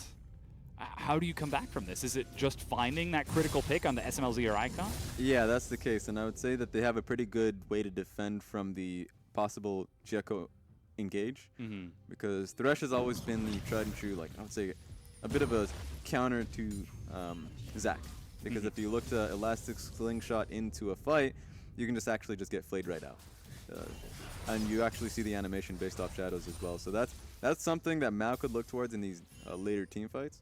I want to see if that's something they can play around and probably try to take it front to back. The problem is if they take it front to back, Cassio just wins and beats you out 10 out of 10 times. OMG are right on top of the Baron as it spawns, perhaps trying to call the timing of JD, but Loken on top of things fires out a hawk shot to spot out the rest of OMG. The elastic slingshot is charged. Doinby is the target. He is crowd control cleanse. Isn't going to save you from that much CC. He goes down. As Kabe eats a stretching strikes to pull him back in. And the CC stacking has just been so good this game. Every single time you get locked down by Malzahar, they keep the CC stuck. And of course, Icon, proper flash because you didn't have the climb. Yeah, like you said, they needed to look for a pick. They looked for Icon. They found thin air as he flashed over the wall. Here comes the rest of JD collapsing. Xiong's in the back with another huge flank. Loken doesn't stand a chance and drops to SMLZ. It's 5 versus 3, and Baron is still in their sights. Yeah, 2 down. Those are their carries. There is no way JD can take this fight. They can try to look for a steal, but that seems very optimistic with how low an HP this guy is. Oh man, Shinyi on top of the miasma, can't make his way out. The cask looks for a steal from Kabe, but that smite's secure from Jeko, and that is now 21 minutes in. Baron for OMG, 7,500 gold ahead, and soon to be 11-3. Yeah, they're just gonna hunt him down. And again, the support gets the kill. 5 over the wall, locks it down, but this is tough. Yeah, for JD fans. Very clear cut for OMG. You can see the desperation on JD. They tried everything to look for a steal. The 30% HP Sinyi tried to go for it. Of course, gets knocked down. The barrel being thrown by Kabe. The desperation cask. Yeah. So it's got to a point where, like, it's one of those issues where you try and hit draft, right? And we do this quite sometimes. Zac got through. Zac got picked. and end of state. And sometimes you can pick, like, we see trades coming out in LCK where it's like, well, we got a Kennen for your Zac. You can split push for your team that looks pretty strong in team fighting. JD got Thresh. Like, what? There's no trade being happened here within the draft. And so Jericho comes in for his debut game in the LPL with the Zac pick, and he's 1-0-7. Yeah. Great way to join the ranks of the LPL junglers. As Icon just sets up just outside of turret range, getting a bit of trade onto Doinby as they're now pushing this wave in. It's still 3 dragons to 0. Baron buff for OMG as they're pushing 2 lanes right now, moving backwards and between back and forth between mid and bottom. The tier 2 falls, and OMG continue to roll forward. Yeah, JD have to redraw the line here. Gonna try to just defend the inhib turrets, but at this point, with how top wave's probably gonna be stacking, you'd want Xiang to look to go topside or make a play in the bottom lane. I wonder what his choice is here. At which point does redrawing the line turn into just moonwalking and Michael Jacksoning away from the enemy team, because they've caught another pick. SMLZ is hooked and immediately turns around. 5, meanwhile, is getting burnt down by Loken, but that's the support. That is not a worth trade. They're up against a Baron OMG, and the damage dealers are still ready. Dive on a Doinby flash, gets him to safety. They turn instead on the Mao, and he dies as SMLZ finishes off the turret. Stretching Strikes pulls him back in. A double kill for Xiang. It's up to Loken and Shinyi to keep JD back in this, but their chances are growing smaller and smaller. Yeah, didn't even get the chance to moonwalk. They're actually just being dragged onto the fountain. So this is OMG taking this one decisively. They have one more minion, so they can actually just take this turret pretty quickly. The next inhibitor turret falls before the inhib itself. Minion wave crash. Loken trying to clear it out. We've got Kabe back up along with Mao, so it is currently 5 versus 4, but OMG, they take the inhibitor, they play it smart, they play it safe, and they back away. Except for Xiang. That's what's called a bold recall. The funny thing about that is if that was canceled, you don't want that team fight. SMLZ. Ooh, yeah.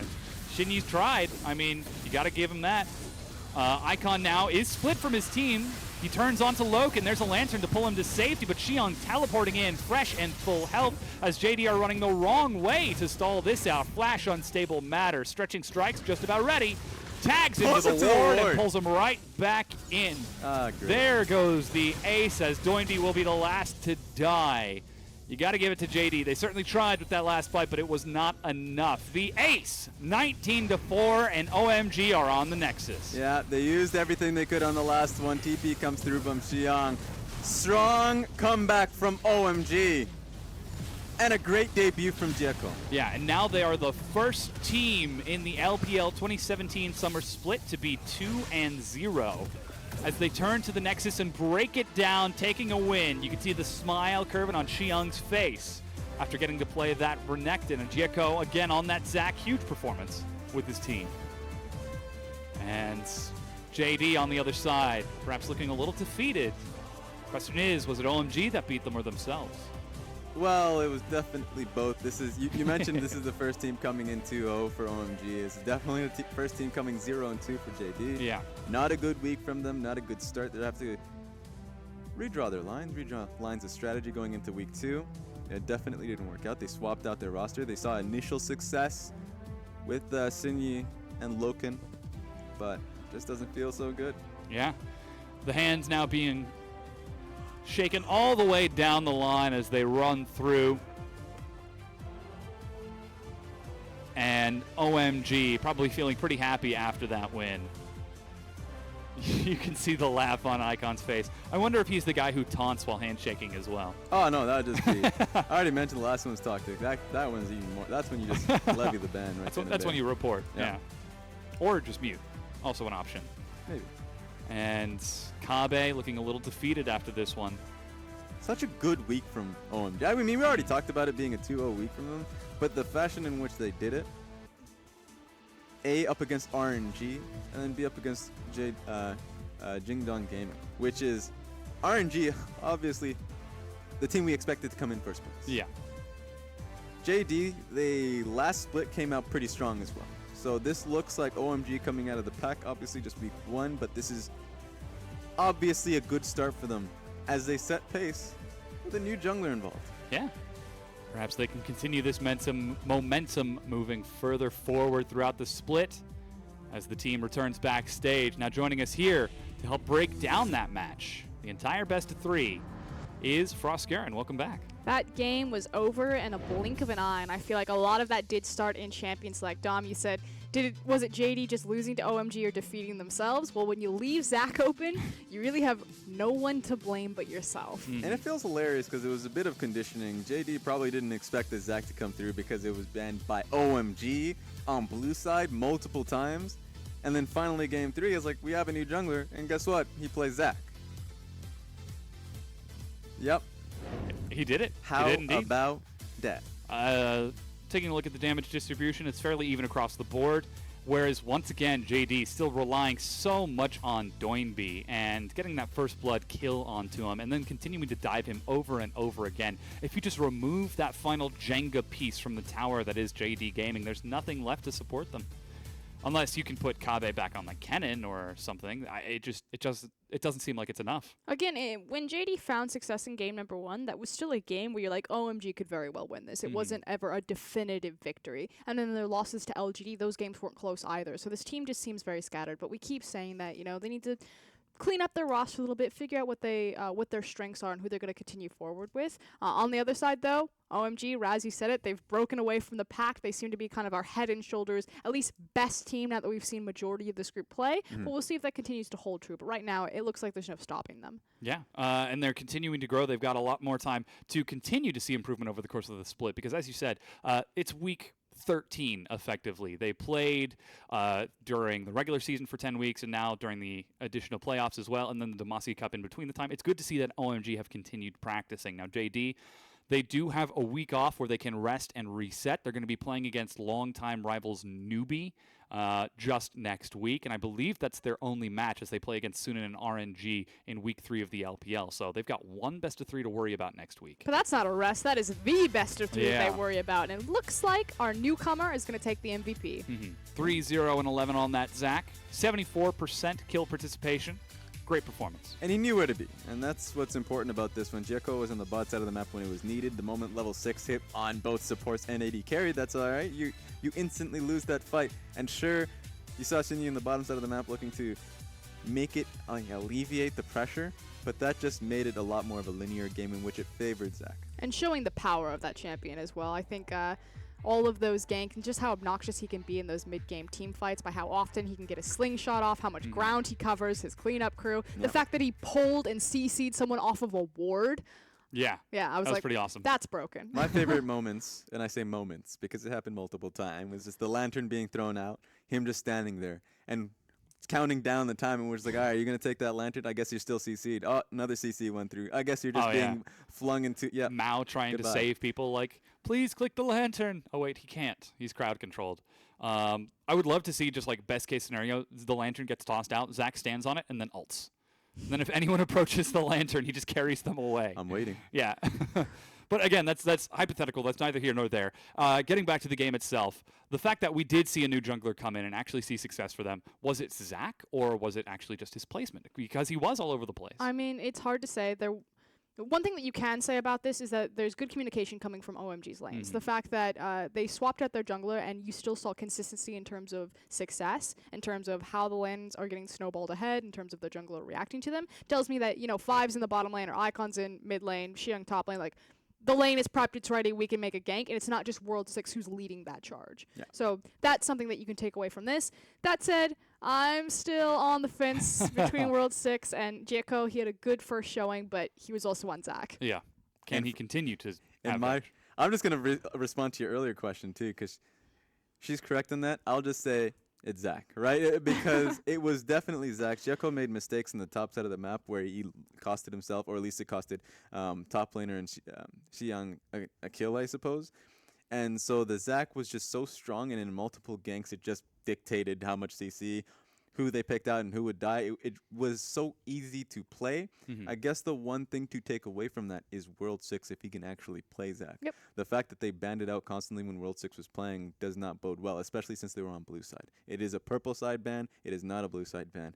I want to see if World 6 comes back next week and looks to play the pick, or if they continue to be the one that bans it, because scouts across the LPL in multiple teams will look towards that and see that as a weakness.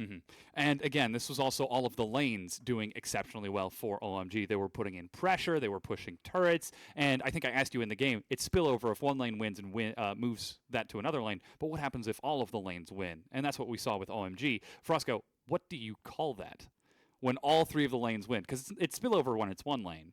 It's called easy, Dom. Okay. Very easy. What's funny, too, is that bottom lane was getting pushed in anyways, but the moment they both hit level 6, They just turned around, they're not going to push anymore. Like that, the moment you push is the moment you accept death. So, yeah, that's It's an open and shut case, Johnson. But that's what that the defining difference between these two teams is not just that they win the lane, but when those initial outer turrets fall down, that OMG know exactly where to go to continue to apply pressure and drive tempo of the game. And that's the big core difference. JD, they get lost, they need a map, they need some sort of blueprint to figure it out. OMG, they're moving their vision around, they're engineering fights where they want to, if it's either around your blue buff or on the red buff, maybe the dragon, taking the Rift Herald, like they never stop and regroup.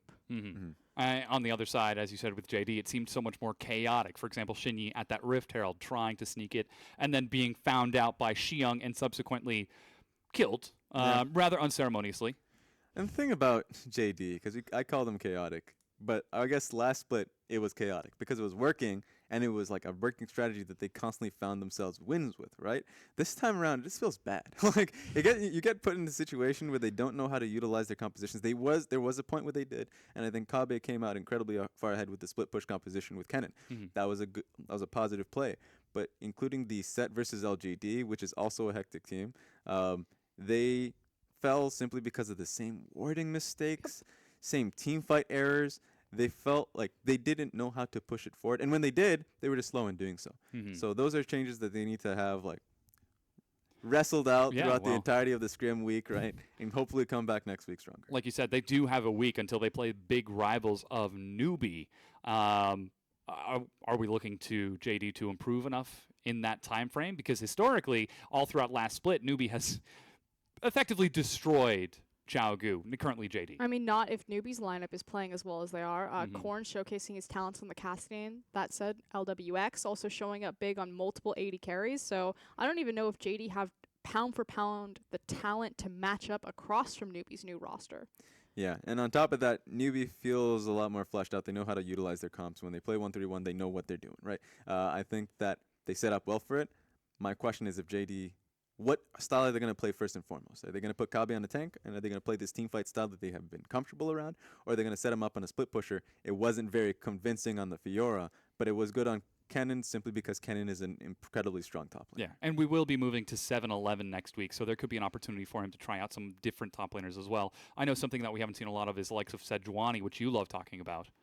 Well, my big thing is Sejuani's fairly popular global, but I don't actually think she's that strong just because she suffers from a lot of matchups, and people will forego weaker matchups because of her power in the mid game. But in the LPL, you get punished for that because we skirmish so early. Yeah, well, speaking of that sort of punishment, hopefully we won't get a chance to see it in our next matchup as we get ready for that. It's LGD taking on RNG just after this.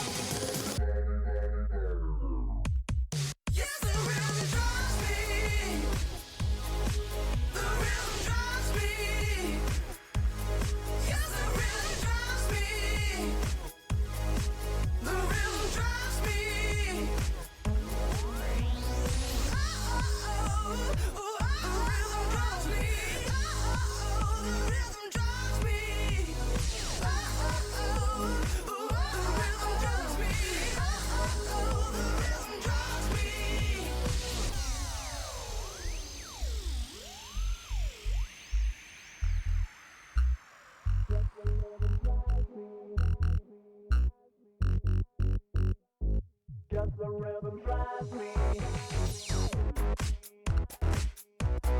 Just the rhythm drives me. Just the rhythm drives me.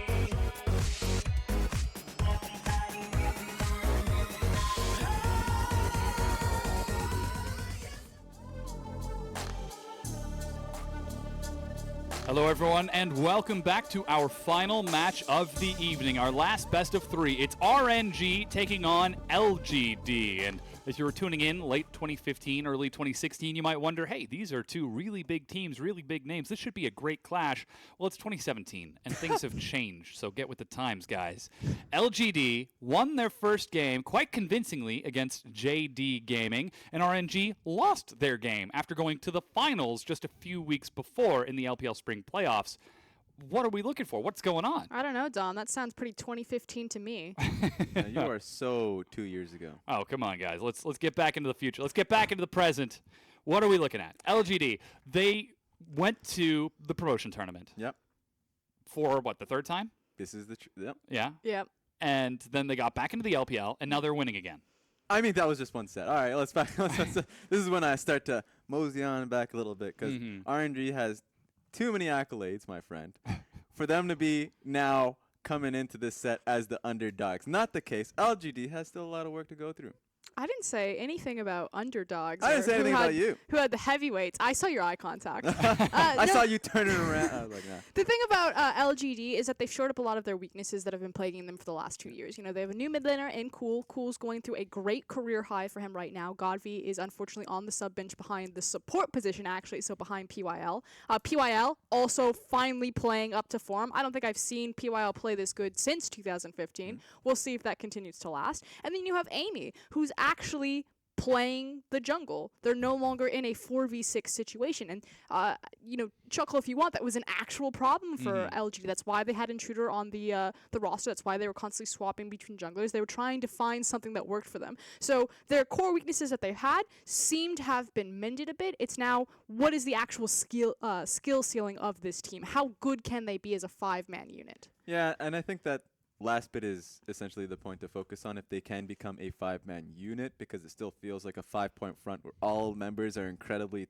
talented and in their own right. Even Amy has been known historically as a carried jungler, even though the last few years when he was on last little bit when he was on LGD, he came in as like a tank player, Ivern player, all that. He seems like now he's being a lot more confident in his Lee Sin play that has made his name known really early on. And to look at the potential of their opponents, RNG on the other side, just last split we were saying, hey, this is a team that can fight for the best in the league until they lost to WE and were effectively pretty clearly second place to WE throughout the course of the split. And the fact that now we're coming into summer, they've changed things up a little bit. We've got Y4 starting in the AD carry role. MLXG just looked not great a few days ago.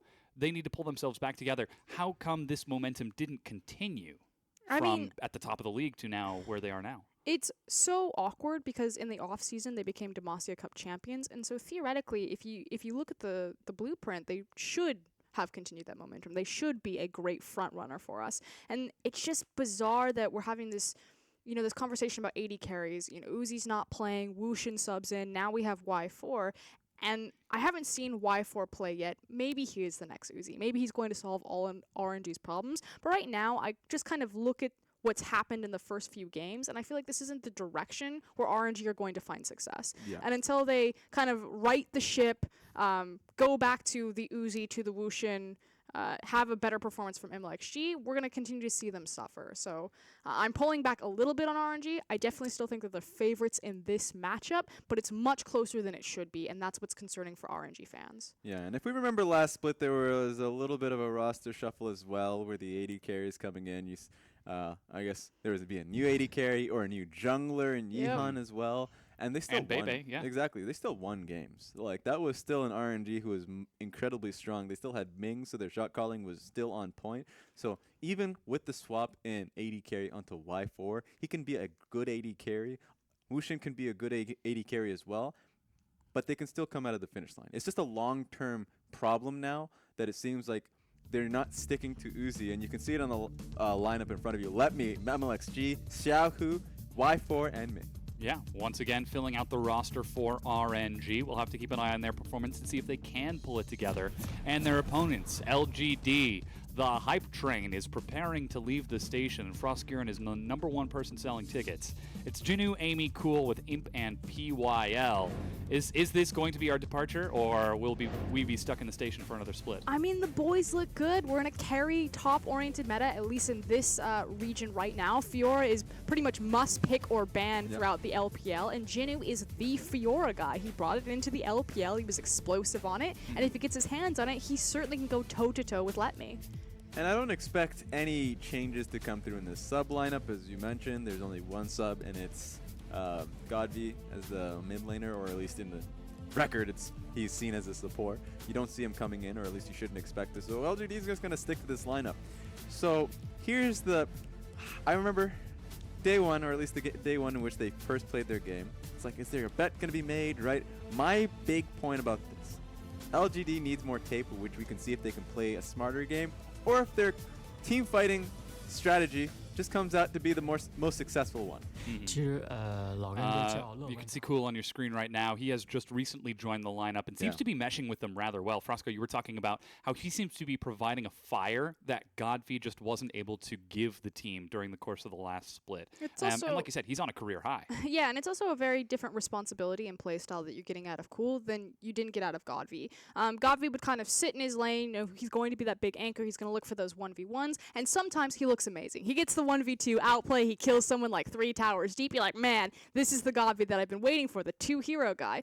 Cool, much more subdued. He's more about, you know, Twisted Fate is kind of his big signature champion. He doesn't play it all the time anymore, but things like RETF, he's about, you know, winning his lane, but being a huge pivotal piece or a key playmaker for those 5v5 skirmishes, being the guy that starts the fight. I will say this, is that Cool has just been playing off his rocks every time he plays in, right? When he comes in, he performs incredibly well in his lane, out of the lane. Meanwhile, last split, I felt like Godby just wasn't performing. He would have these off-meta picks, and then he would fall flat in lane. And I was like, what do you expect from that? And of course, there'd be games where Cool, like Godby can come in and excel, but that just felt far too, like, few in between.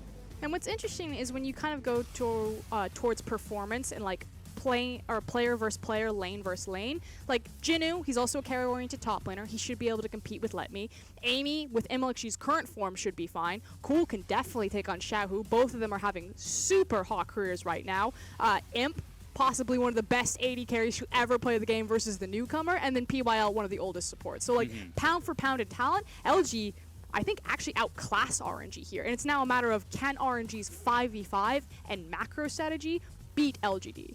We'll certainly find out in this best of 3. Raz, thank you so much for your insight in this. We've gotten now into picks and bans for game number 1 between RNG and LGD. Already you can see some very intelligent bans coming out of both sides, as Thresh and Fiora taken away from PYL Jinu, Lee Sin to follow it up.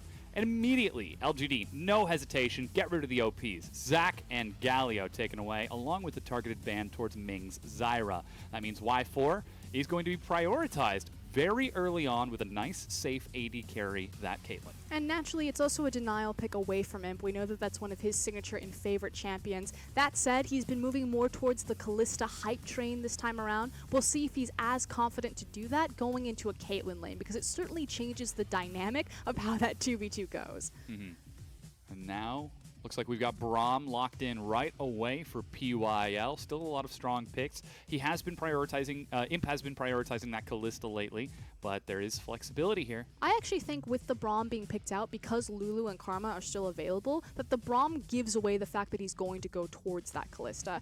The only other thing that I can think about is maybe a Kog'Maw or a Jinx impossibility. I know that Jinx has a decent matchup into Caitlyn. She's one of the few AD carries that can stand across from her. But the reason why I lean more towards Braum is just as how his synergy works with Kalista for those all-in engagements. MLXG taking Elise in the jungle, going to be dropping webs on people and trying to wrap up the competition. Now we get a chance to see how RNG will flex out around this. And thank God MLXG returned to the Elise. I didn't want to see any more of those passive junglers. I didn't want to see the Ivern. I want to see him return to his bloodthirsty ways and be that carry mechanic that he can be for his team. I mean, we did see him on a bloodthirsty champion just a few days ago when he played Rengar, but he did not play it in a very bloodthirsty style at all. Well, the difference is that Rengar is really dependent on his team to set him up for success, whereas Elise gets to do that the other way around. Set up success for the team. Thank you. I was really paying attention to this Jarvan pick. I was like, for some reason, yeah. I couldn't identify what champion it was. But now it looks like we do have the two arena champions once again. Jarvan and Camille locked in. No hesitation from Jinnu to pick that up. And this has been a really interesting skill-based matchup. So we've seen it a couple times in the LPL, and it actually has gone the Jarvan's way, just because he'll use his Cataclysm to dodge out her sustain, and then lands on top of her and look for the all-in engagement. But it's a pretty volatile matchup that I feel like can still go either way, and naturally Jinnu thinks that he can get an edge here. Yeah, we're still seeing LGD hold on to their AD carry and mid laner for Imp and Cool. With that Syndra ban away to Xiaohu, that means we've got a Kalista follow-up, so targeting Imp's pool more so than Cool's here. And we'll see how they decide to round this out on the follow-through. Yeah, so RNG had the same idea that I did about LGD with their Braum showing. We'll see if they continue to kind of double down on that and pinch Imp further, or possibly squeeze this mid lane pool that Syndra and Orianna have been taken away from. It'll be exciting to see how Cool continues to mesh with the new team, because he saw a lot of success just 2 days ago. Can he continue it here today? And as you said, sort of prioritizing that bottom lane. Do you try to limit Imp, the Season 4 world champion, as the newcomer Y4? Well, it looks like they are going to. Yeah. Sivir is going to be the follow-up ban. And I actually kind of want to flag this a bit. So LGD banned Syndra from red side, and then they picked Camille in kind of last rotation. And I feel like they had an opportunity where they could have put Cool on the Syndra. Instead, they are going to go with the Kassadin. And my only issue is you need to have really strong wave clear somewhere on your composition if you're going to do that, and right now they don't. Perhaps Jinx might actually be the go-to if she's able to get the switcheroo rockets from Fishbones. Oh, I'm looking at the hover. I saw the Lucian. I would have been very surprised to take that, but it is Zed locked in for Xiaohu into Cool's Kassadin, 2 melee range assassins. That can be incredibly volatile and snowbally, not only in the mid lane, but also out into those side lanes. Naturally opens up a 1-3-1 possibility for both teams, so we'll be sure to keep a close eye on lane assignments and who gets the scales tipped in their favor. Still no support yet from RNG, so we're going to see that rounded out right here. Again, it's Ming pairing up with Y4, the new AD carry. And Tristana? I mean, it certainly fits in Imp's wheelhouse. Oh, there he goes. Back to the classic. If it ain't broke, rat-a-tat-tat it. I was so excited for a possible Jinx. I know that Imp likes to play that one.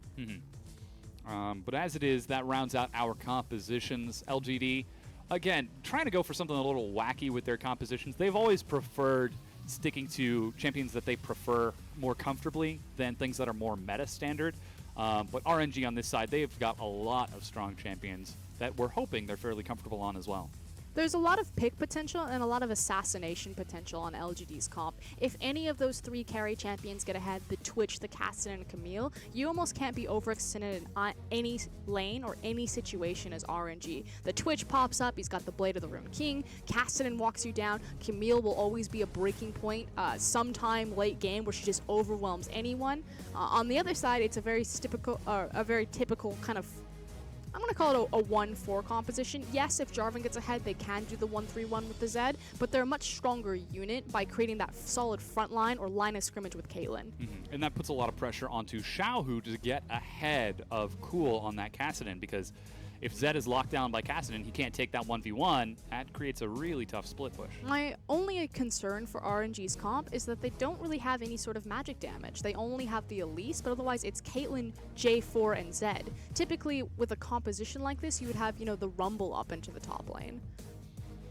Well, they decided to very early commit to the Jarvan, so perhaps trusting the OPs of patch 7.10 or their own comfort on those champions, whereas LGD trying to stick with what works.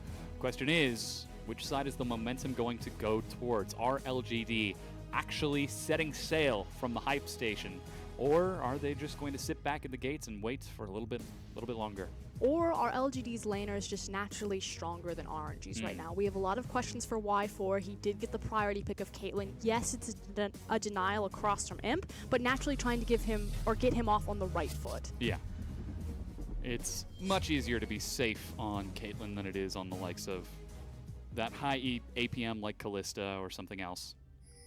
And again, it's still also just a very strong champion. But with that, we've now loaded onto the Rift for game number 1 between RNG and LGD. A lot of pings coming out and a nice little view of the Rift. I'm not quite sure how I feel about the 360 no scope going for us. On the Rift. It's very disorienting. Yeah, lots of spinning. RNG fans making their pride known as Doran shields picked up all across the board, 5 in total. And taking a look at masteries, things look standard as well. Bond of Stone for both supports. You know, something might be a little bit off when you have 5 of them in one game. Yeah. That said, we've talked at length about kind of the Doran shield meta, how it empowers not only the melee supports to come back, but pretty much any sort of champion that doesn't do well in lane phase now gets a free pass. Caitlyn is one of the few champions that gets the option, you know, do I want the Doran's blade? Do I want the Doran shield? This time around did pick up that Doran's blade, so we'll see if Y4 is able to punish. You'd think with 2 pots and Doran shields, Imp's going to stay in lane no matter what. Yeah. Now, blue buff is going to be the start for both of the junglers, MLXG and Amy, on opposite sides of the map. You know, to think about it, these two teams last split were on exact opposite ends of the spectrum. RNG was at the top, second place, fighting for first with WE, and LGD pretty comfortably dead last. And now the gap feels like it's closed, but RNG certainly have the opportunity here to prove me wrong and open the gap right back up. Once again. That would certainly hurt. Reset the status quo. I do like it when junglers start opposite sides, just because I feel like, especially when the information is given, because it opens up this opportunity where you know that the other jungler is going to be on the other side of the map, so you can just look for the gank as opposed to being worried about the counter gank. Normally junglers don't take the opportunity, but with someone as high gank pressure like Elise, there is that possibility. Already, we can see MLXG heading towards the top side. He blast plants over the wall, but Jinnu, his jungler senses are tingling, pushes the wave in and immediately backs away. And actually a retreat ping out of RNG. Perhaps they think he warded it? That was a great heads-up play by Jinnu. MLXG now will be spotted out by Amy, so Jinnu is actually rewarded for his spidey senses there. Now we do get a chance to see him return towards that side of the map. MLXG actually invading onto Amy. He's got Smite and gives it the on my way ping. He's bringing Xiaohu up there as well, so Amy's forced to back away. And with Jinnu, now that wave so far forward, it's going to be difficult to invade into his own jungle nice and safely. Xiaohu's wasting a lot of time here. Cocoon actually will tag Amy. They turn back onto the red buff to finish it off. Successful invade from RNG. Seems to be a bit of miscommunication there between Cool and Amy. Amy was spending a lot of time that he really shouldn't have been. That red buff clearly wasn't going to go to him because Kassadin disengaged off of it. Although, hold on. We see MLXG just casually walking through mid lane. The stroll. Yeah, he's so far forward, but he has so much confidence that nothing's going to happen. So already we're seeing a very different look and vibe from MLXG than the previous series. You know, he kind of got bullied around, he was invaded a lot, just kind of disappeared back into his jungle. You know, the old Homer Simpson meme, disappears into the bushes. This time around, much more offensive, looking for the early invades, contesting the red, and trying to get things going for his team already. Secures Scuttle Crab on the bottom side before heading back into his own jungle. Recall from Amy after clearing out Krugs.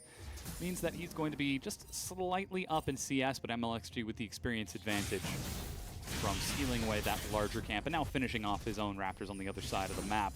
So the junglers get a chance to reset. Even the top laners, Let Me, picks up 2 long swords before heading back, holds on to his teleport as well, so perhaps could be expecting something to happen, maybe just doesn't want to give that flexibility to LGD. And in the bottom lane, as expected, Twitch having a real tough time against Caitlyn. Well, what it allows Let Me to do by retaining his teleport is not necessarily open up a potential play bottom this early on in the game, but it allows him to be hyper aggressive in his lane and kind of play with 4 pots instead of just 2. He knows that he can burn those 2 in really aggressive trades to try to deny CS since he has the back advantage. And then even if he trades his pots being overly aggressive, he's got the TP that he can match Camille and come back into the lane even stronger. Just an attempt to open up that advantage in the lane. Jinu with now a slight CS advantage and experience advantage. Has a small window with which to play, but it is getting smaller and smaller as that wave gets closer and closer to Let Me. He's now caught it. And taking a look at the mid lane, Cool continuing to trade with Xiaohu. The expected Zed versus Castin trade patterns just so tough. Though Cool does have a Doran's shield, so luckily he gets a chance to get at least a little bit of health back. I know you're a big Zed player, Dom. Yep. How does it feel facing across from Castin? Oh, it's great. Until level 6. And then it's less great. I feel like that's every lane with Castin. Yeah. And then the Rift Walk came, and I was suddenly not having fun. He's not going to do anything for 6 minutes. Oh, God, he's doing so much. Here we go. This is a trap. Along came a spider. Boy. LXG walks forward, gets a ward. Amy, so patient. Just making eyes. Yeah. He's thinking about it. Cool is level 6, but has no mana, so I'm sure the communication came across. Can we collapse? Can we do something? Sit still. Yeah. But that's more than you would have gotten from Godvi. If Amy said, hey, is there Elise here? Can we do something? Godvi would have just, I'm going to dive mid. I'm diving mid. Gank. And the important thing is that Amy has shadowed around Imlik. She knows exactly where he was, did see the trail ends of the orb being procced, so they know that he went back into his own jungle, and it helps give safety for Jinu, who's very far forward, extended into that lane. Try to get that Camille ahead. Now we're seeing Let Me getting a huge advantage over Jinu now. 2 full CS waves as he's held that under his turret for such a long time. Great play from Let Me to hold that there. As Imp and QAL still trading down with Y4 and MLXG, or Ming, excuse me. I haven't had a chance to check down here for too long. But quickly jumping back towards the top lane, there's now an opportunity, if Let Me can force that way forward, where Jinu can either walk back to the lane or use his teleport. And again, we were talking about that slight advantage that keeping the teleport this early on in the game can give you, and there it goes. Jinu teleports top. He's now picked up a Sheen for himself, but Let Me still holds on to his. But look at the CS discrepancy. This is what I was talking about. You get to play so aggressive when you have that TP, because it's basically extra health in the bank. Yeah. And look at this, he's still even holding on to it. Now Ninja Tabby to deal with the Sheen of Jinu. And despite Jinu having an experience advantage, it's just the stat trading. Walking back up. And it seems so small, just kind of how he's controlled and manipulated his wave, but it's opened up a pretty massive advantage between these 2 top laners. That said, never discount the Sheen. That damage can be disgusting. Oh, yeah. The empowered Q proc is just so strong. Meanwhile, Cool did use his teleport to get back into mid lane as again, Amy doing an excellent job of shadowing MLXG, keeping his mid lane safe, keeping his top lane safe, preventing any sort of dive from the threat, or dive threat from an Elise. Cool did use his teleport to make his way back into lane. He's got his catalyst and a refillable, so he will be happily scaling for the next few minutes. Which means that Amy's pretty much doing exactly what he needs to do. Yeah, Jinu's losing out on some CS. The lanes are falling down here and there. You look at Amp, who's getting bullied by the Caitlyn. But ultimately, if he's just making sure that RNG's kind of early game weapons don't get snowballed, eventually Twitch and Cassidon will take this game over. All they have to do is wait and trust in the carries. Can you put your faith in Imp, Frosco? 100%. You are asking the wrong person if you wanted a different answer. Don't quite know what I should have expected, but you can already see that turret is taking a lot of punishment. I guess the question then becomes, can RNG break this game open before Caston becomes big, before Imp in the hands of Imp can become bigger? Well, as we're closer to the 9 minutes, there is the option to do that, especially with the top lane control. Again, Let Me has his teleport. Jinu's about halfway there for his, so theoretically, yes, it is possible, but that's really dependent on MLXG being in the right position, and also Xiaohu. Now that Cool is level 8, it's much easier for him to compete with Zed's wave clear and his pushing power, because Xiaohu needs to get control of this and then start disappearing into Fog of War. Speaking of disappearing into Fog of War, Imp gives a nice welcome to Y4, tags is slow, but immediately Ming shows up to protect his AD carry, and the supports just back away, content with their trade. Yeah, and they didn't have vision on MLXG, so you saw the caution there. If they had known that it was a 2v2, they probably wouldn't have been as afraid, but they suspected that Kench was coming in with the Elise. Now, MLXG manages to sneak his way into top lane. This is a big wave. And he hasn't been spotted. The Cocoon does tag Jinnu. And, ooh, flash, and he hook shots away out of the Cataclysm. Auto attack from Letme. He's almost certainly going to catch up. Tries to lock him in. Buys enough time for Amy. First blood, but top laners are traded, and MLXG flashes away. I mean, that's best case scenario for Jinnu right there. Great mechanical misstep and just kind of a miracle play, really. The Hail Mary that he gets such a long hook shot onto the wall, then using his ultimate to buy him more time for Amy to respond. But that's the key thing. Amy responded. If this is 2016 LGD, jungler would have been on the opposite side of the map, and that would have gone unpunished. Absolutely. Despite that, though, it's still a 1,400 gold lead as we get to the 10-minute mark, and slowly but surely it's getting more dangerous. Xiaohu did just use his Shadow. That's the dangerous thing about this matchup now. The Shadow at level 1 has such a high base cooldown that if you use it to harass, you are so vulnerable. I mean, he has a lot of safety to do it in this situation, simply because he knew both junglers were top lane. As we take another look at this gank, that is... Wow. That is the longest range E I think I've ever seen. Slides on by. I think he expected to die to the minions there. So, or maybe he was just trusting an Amy. Forced out 2 flashes. Yeah, he did. But that is 2 flashes traded for 2 as Imp sneaks forward. And again, with this slight gold advantage, RNG are trying to break the game open, trying to break open a turret. They're just having a little bit of trouble. It will mean that Amy has to give some sort of attention to this lane, otherwise they're just going to passively continue to lose it, which is why we start to see Amy rotating down bottom.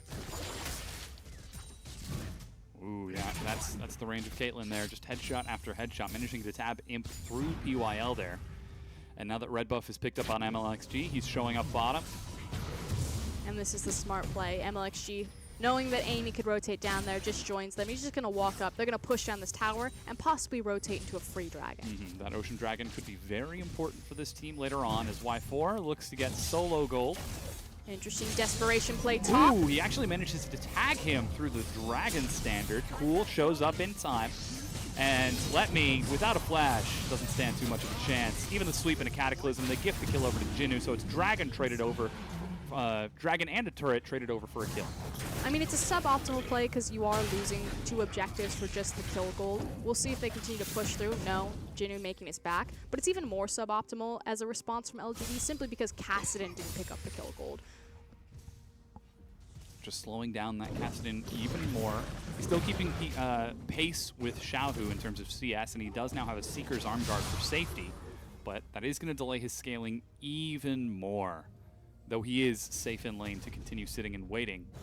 The question is, how long? How much time does he have? Exactly. We have a mechanic like Rift Herald in the game right now, which means that Kassadin is exceptionally punished because he doesn't have built-in wave clear. You only have a Twitch, he doesn't have a Hurricane. Like, you're reliant entirely on Gragas if RNG decided to use their unlock Caitlyn to pick up the Rift Herald or just siege naturally. LGD, if they're not careful, they're going to start losing all of their structures, and that's what RNG should be looking to do at this point. Yeah, they've already swapped Caitlyn and Ming up towards that top lane, looking for the top tier 1. They're going to be spotted now. LGD, just a little bit slow to the draw, are now sending Imp and PYL, but Y4 is already on the turret, and MLXG is waiting to flank. But this is do or die for LGD. They need to make a fight, and they need to make it count here. This is how they get back in. RNG should know this and either prepare for it or disengage. Yeah, Imp leads the way. He's got to be careful getting close to that wall because MLXG is nearby. Cool is spotted and just takes a bit of harass from Xiaohu, who will help his team punish this top tier 1 turret. Jinnu's trying to hold on to bottom against Letme.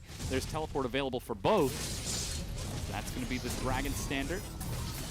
Quick leg sweep along with precision protocol to get himself back, but this turret is slowly but surely being willed down. Again, just passively losing the game. Look at the item difference between Y4 and Imp. Imp still just has the variety bucket, pieces of his Blade of the Ruined King. Meanwhile, a completed Infinity Edge for Y4. RNG understand that they're stronger, and they're looking to punish and exploit.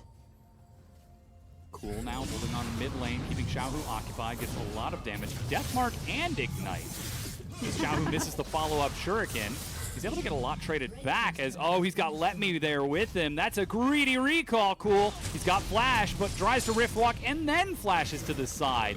Now Let Me is going to be punished as it is traded back and forth on both sides. Deep teleport from Camille. Let Me might not be out of it. Yeah, Junu's looking for this, but here comes Y4 and Ming. The rest of RNG collapse. Knockup. Cask is going to separate Ming. Who's the target as the knockup misses? And Ming in the front, sidesteps, keeps himself safe. Despite all of the harass and the range, finally they're dissuaded. Amazingly, no one dies. Cool, good sidestep to avoid Let Me, doesn't make the correct prediction, but LGD's health bars are hemorrhaging, and Y4 is in perfect position to get some chip damage on this mid tower, possibly take it. No, you're just gonna back up. Yeah, no teleport left for anyone from LGD. Decides to take it safe, not having any vision of Imp or Cool either. So the turret is defended, and very aggressive play from RNG turns out to work in their favor as they now open the map. Take a look at those wards on the top side. It's 16 minutes in. That is way too many wards for 16 minutes. This is what we expected from RNG, though. MLXG, I mean, you took the ward stats for this team, Dom. Yeah, it's huge. You saw that MLXG and Xiao were actually bigger in placing wards than majority of the other jungle and mid counterparts to other teams relative in the LPL. Yep.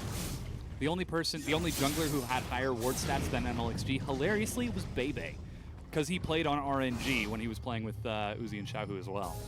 And the only time you get ward numbers like that, it's indicative that you're a heavy skirmish roaming style of team, because you're constantly moving around and placing your flanking vision as you do so. So it's indicative that you're picking a lot of fights often. Something that RNG might try to continue using here, as Zeal has now been finished off for Y4. Imp still hasn't recalled, still sitting on just the Bilgewater Cutlass and that recurve bow. And that is not enough to go toe-to-toe with Y4 right now, though he is even inexperienced. Gunblade now picked up for Cool, the revolver, not even the Gunblade just yet. And LGD, they are trying so hard to scale, but they are running out of time. Yeah, just in between so many different item breakpoints. As long as RNG continue to understand that onus is on them to speed up this game by looking for aggressive plays like that, they'll have no problem closing this out. Yeah, they decide to take the Voyage and try to get a pick onto Jinu, force out his flash, but they also get Cool's teleport as well. There's no answer for Xiaohu on the other side of the map. Yeah, the no teleport, they'd have to back. You can see that Castan's doing that right now to walk back up. And slowly but surely, we're just losing small increments across the map. 5-4 still keeping Imp locked down in this mid lane by shoving wave after wave, and now you've got Xiaohu collapsing on the mid lane as well, along with Let Me. This turret is not long for the Rift. And though it is a valiant defense from LGD, the final tier 1 falls, even the Youmu's as well, and immediately Ming eats him up and carries him away as LGD feint a collapse, but it's just not enough. RNG are running away with this early game. This is a very aggressive rotation from RNG, though, to try to capitalize further on this bottom creep wave. You have to think how much global gold they're sitting on, and again, the fact is that LGD are getting their backs. You're starting to see that core itemization come out. That's actually a super soaker completed for Kassadin, as well as the Blade of the Rune King, so LGD are finally strong at this point. I think RNG, you're pushing your luck if you try to extend for this one. Yeah, they decide to back away as Imp shows himself. They now see Cool in the mid lane, as you said, with that GLP 800. That is, in fact, the name. I like Super Soaker. It's pretty good. The frozen hose. Ice A gardening hose, yeah, no, Dom. I get it. A gardening hose. I was going for the Mr. Freeze pun. Oh, I see. He's Ice to meet you. What killed the dinosaurs? I did. It's the Ice Age. Oh my god. He says I did, because he's the Ice Age. Did you not see Batman Forever? I have a Batman tattooed sleeve. Yes. And the quote man. is the Ice Age. You've offended me so many times tonight. You thought Tifa Lockhart had blonde hair. You misquote my movies. Have you ever considered that it might be delivered? Just slap me across the face next time. You'll do less damage. The emotional tilt. The emotional damage is the worst. And seems like LGD are on my side as well. Trying to upset you even more by not quite following through in this game. 20 minutes in, they find themselves at a 4, now almost 5,000 gold disadvantage. And it's frankly because RNG have just been playing a very clinical and very clean game. It's been a joy to watch. That said, RNG had a very similar trend Hold on, though. That's embarrassing. You gotta land those if you want to do damage. There's a delayed death mark, but Xiaohu's got really low energy. Here's the collapse from the rest of RNG, but that's a Cassidus. He's out. He's not out. Xiaohu's still going for this. This is really greedy. He actually does land that shuriken. He's got flash and ignite, but meanwhile. And back to my main point. Yeah. RNG were in this exact Where did same Herald go? position. Died. Yeah. I was like, it's 20 minutes. Position across from Team WE in the finals, you know, they had leads all 3 of those games, and they still fell down and lost because they were indecisive with their leads. So this is now what we need to pay attention to for RNG. They've had the lead, they have the momentum. How do they capitalize and close on it? Well, the aggression was tossed at Cool, and he was able to hold it together. You know who wouldn't have held it together? Godv. Stop throwing shade at God. He would have fought and died, and it would have been glorious. It would have been so much fun to watch, but I mean, it's a new leaf for LGD. They're trying to turn it over and pull themselves together. So we can hope. Indeed we do. And now with Baron on the map, RNG starts setting up some vision on this side. Luckily, early wards and a Scuttle Crab from LGD keep them safe from any early cheesy play towards that side of the map from RNG, as Imp will continue to farm up. Runon's now finished for Y4, as Imp, he is down 30 CS right now. I think this is the first time I've ever seen Imp at a CS deficit in his career. This guy, notorious for how well he picks up resources around the map. Maybe things are a little bit different for LGD now, as Y4 is doing a great job. Even in the top lane, Letme is nearly 60 CS ahead of Jinnu. And Xiaohu might be looking for an assassination, but so too is Amy. He collapses onto Y4 as the rest of LGD turn now onto Ming. They're doing a lot of damage as that's a teleport from Cool to get in, but he's being bursted down. There's the collapse. The Demacia drops down the kill. Here's Letme now locked into the Hextech ultimatum, but Jinnu is forced to depart as he's taking so much damage from Y4, who's free firing in the back. Finally, Xiaohu joins the fight. Deathmark is not enough to get the kill, but Ace in the hole will follow through. Y4 has killed Imp. And in the chaos, it's a 2-for-1 favoring RNG. And that looked like best case scenario for RNG, or excuse me, for LGD. How they started that fight, a beautiful engagement from Amy, but the gold differentials speak for themselves. At this point in the game, RNG's key champions are online, particularly in that Zed. Xiaohu showing up just in time to clean up that fight. He's gonna have a lot of gold in his pockets now. And RNG, they take the mid-tier 2, open up the map even more. Here's that fight again. And again, beautiful engagement from Amy. Good job from Y4 to at least create space, so the initial target is going to be Ming, and it takes much longer to kill this Tahm than they would have liked. A questionable TP from Cool puts him in harm's way. He virtually does 0 damage before the fight really begins, and at this point you're like, okay, maybe LGD are gonna, nope, they're not gonna turn this one around because Xiaohu got right into the backline. The Zed forced out of the fight, as well as Camille, and then there's this hilarious race where Jinnu's like, I'm not saving you. Yeah, exactly. But with that now, it's a 5,000 gold lead for RNG. They're 4 turrets to 0. They are now turning towards the Baron side of the map. PYL tries to get vision. Ming even clears out the blast cone preemptively. All 5 members of RNG are there. And LGD are just falling apart here. Yeah, 0 response from them. I do like the hesitation from RNG not to immediately pull the trigger on Baron because they didn't know where Gragas was. Yeah. They spot him now and immediately turn onto the pit. Luckily, a ward outside of it will spot this. There's another one over the wall. Amy has got his smite, but Imp and Cool on the side. They're playing it really close to the chest here. What's the decision, boys? They're taking a lot of damage from Baron. It's reducing a lot of their resistances. Amy's thinking about it. He's making his way around. Jinnu's ready with the ultimatum as well. And RNG decide to back away. Plagued again by indecision. Luckily for them, they do grab the Scuttle Crab as an exit maneuver, but LGD effectively call their bluff. Force them out of the pit, as Xiaohu has to respond to the mid lane. Now finishing off that Black Cleaver. Going to do even more. Even MLXG going for the full damage. Elise, I'd love to see if he continues with this. Just to round out the magic damage on his team, as we talked about a little bit in Champion Select. And big miss for LGD. Oh yeah, Hello? MLXG. That is PYL dead. Why are you there? I don't even think he knows. So here's my train of thought. Yeah. You know that RNG have reset on the map because they took so much damage from Baron. They want to heal spin their gold. So there's actually this big window where LGD could move into the Baron and clear out all of the control wards in the vision, which they know is there because they were fighting over the Baron. Instead, they kind of stagger their backs haphazardly and then overextend long enough in the lane for RNG side waves. Like, they didn't even clear out their side lanes. They literally did nothing with the tempo advantage that RNG had given them and lose everything. Yeah. And with this RNG breakdown, yet another tier 2 turret. And with Baron still up on the map, that creates even more threat for LGD, as RNG of Spring Split was the most punishing team with Baron, the most likely team to take Baron and end the game within the duration in the entire LPL. So LGD now, with only those inhibitor turrets standing in a single tier 2, and now a second Mountain Dragon on RNG. Yes, they're scaling, but it is just becoming more and more dangerous for them. It almost doesn't matter if they scale at this point because then they're still reliant on the 5v5.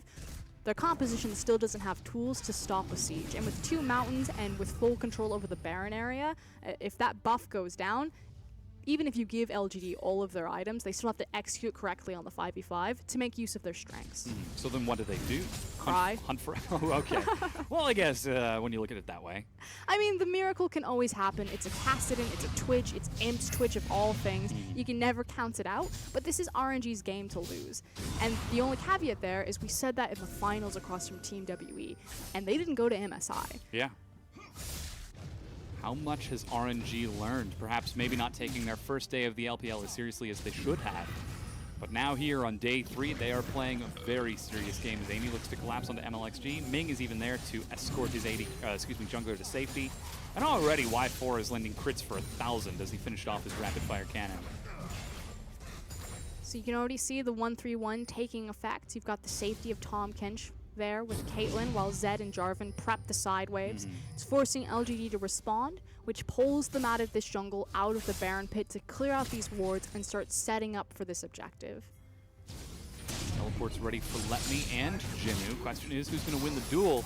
Looks like it's not Jinnu. He's chunked down to half and will actually take the wall ride to safety. And Jinnu is still going because he's got the support of his team. That was a really painful flash. I like to imagine flash is not an instant displacement. It's actually just super fast dash, and he just face planted into the wall. Well, you saw him facepalm on his camera there. Yeah. Even Imp trying to look for a pick onto Xiaohu, he just shadows away along with the Youmu's. MLXG flanking from the far side is going to force them away. And with this, RNG, they've got a clear line for the inhibitor turret. Cool's hanging onto his teleport because he's split pushing top. But this is not a base race or an objective race that they want to take. They wouldn't be able to trade the Baron in time without losing their inhib, and that was never going to be a worthwhile trade, Baron for bot inhib in particular. Yeah, slow reaction from LGD again costs them another huge objective. This is the most valuable inhib to take on the map right now, and RNG are poised to break it down. Possibly. There's a teleport behind them. Jinnu is going to try to flank, unless that's cool. No, he's in the middle of things, looking for Y4, trying to get the stun. Zanya's to stall it out, but he's on top of a trap. Jinnu's over the wall. He gets the stun. He kills Y4, but it's too little too late. Amy and Cool are dead. Imp is kiting out as best he can, looking for entrance, but Jinnu is buying so much time. Finally, Xiaohu drops Amy, but they turn onto Jinnu. With that tank dead, it's up to the tag team, the longest standing duo in the LPL, to keep them safe. No, they're just going to get bullied around. Unfortunately, Jinnu wasn't able to take someone with him, so Imp's not confident enough to step forward. And there, finally, like you said, the most valuable inhib in the game falls. That is a lot of pressure on the map for RNG, passively pushing minions to buy time for RNG to set up top and mid, and threaten that Baron even more so. And they do put up a great fight, but it's just not enough. Here's that flank again. And again, it looked decent for LGD for a point there, but then RNG just overwhelmed them. A deep teleport flank from Jinnu picks up the Caitlyn, but he's unable to convert it into one more member. Maybe if he had killed Zed there and Tom Kench hadn't gobbled him up, maybe Imp would have found confidence to step forward, especially because Cataclysm was also used, but without that last standing member, LGD just fall over to RNG. Yeah. I feel like that's been a bit of the theme for this entire game. ... and LGD fall over to RNG. They're certainly trying, and they're putting up a great fight, looking for the late scaling, but they just don't have enough time.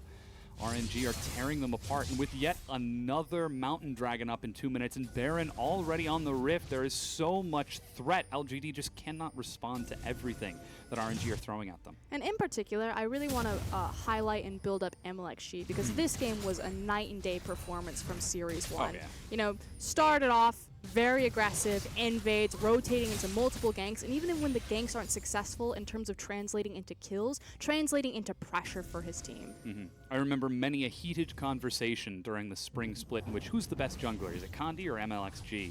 And with WE's victory, it seemed to finally have an answer to that question, but it seems like the question might be up again as there's a cast onto Amy. He's knocked away from the fight. He takes a lot of damage. Cool tries to teleport flank, but is spotted by LetMe, who bullies away a level 16 Kassadin 30 minutes into the game. Hops over the wall to join his team, but RNG, they've still got a lot of time to siege this tier 2. There's also the bottom lane that's slowly going to be pushing in as the super creeps arrive. So LGD on a very short clock to make this play happen. They've used up their TPs and most of their goodwill. Yeah, Jinu's in the back. He's dropped a ward. They're looking for Y4. They're looking for Xiaohu, but there's so much damage. You can't just pick off one. You've got to clean it all up. Y4 gets onto the turret, and despite the wave clear and the cask, it's slowly getting chipped away. I mean, Amy's trying. He's He made is. multiple engagements. Some of them have been good, some of them have been off, but at least there's an attempt there. But RNG are just so hard to crack, doing an excellent job covering their flanks, bunkering up, and waiting out the storm. Now they've got super minions on the Nexus turret. Finally, LGD back away to respond, to defend, but they will lose that top tier 2. The Abyssal Voyage straight to Baron as LGD back away. They weren't even able to save that one, as they won't be able to save their chances against the Baron. From bad to worse. I feel like this game's been over for the last 10 minutes, and unfortunately LGD just have to Yeah. sit and just take it at this point. We're just watching the actual end to the game. That's a morale crusher, though. And now Baron for RNG, 31.5 minutes in. There are only 2 inhibitor turrets standing and 1 Nexus turret left for LGD. So how are you feeling about Y4? How am I feeling? Yeah. It's good. 3-1-3. His positioning has been rather clean. He's getting some big headshots, He laned across from Imp and PYL. and he came up with a CS advantage in a favorable lane. Yeah, that's the one asterisk there, is that the lane matchup certainly favors Y4. It was a very easy trip. MLXG bought him a lot of pressure. Xiaohu bought him a lot of pressure. No one really impacted him, but again, he's one of those 80 carries where if you set up the dominoes and he's Yeah. able to knock him down. He's been in the right place at the right time, and I think the big difference for me is that he's not demanding resources. He's getting them and seeing success. That's a fair way to put it. Which could be a little bit different because we're seeing MLXG still come up big. We're seeing LetMe and Xiaohu with strong performances as well. And Y4, like you said, he's at the right place at the right time. Doing his job, Yeah. which when you're on a roster with this much talent, that's really all you need to do. I mean, let Xiaohu make the flashy plays. Let me be the hyper carry Jarvan. Oh man, I only wish you were going full lethality, full AD Jarvan. No. Nothing quite like No one the, wants that. Full penetration, murder mode, J4. Oh wow! He's actually getting burst quite a bit. Despite being a bruiser, he goes low, and there goes the Hextech ultimatum. Jinu tries to style around, but only ends up popping the GA of Xiaohu, who respawns and drops. So that's 2 quick deaths to RNG. So finally, a mistake from RNG. They put 1 foot out of line, and LGD reminding them, hey, we're not dead yet. We're not Yeah. just going to roll over and let you take this.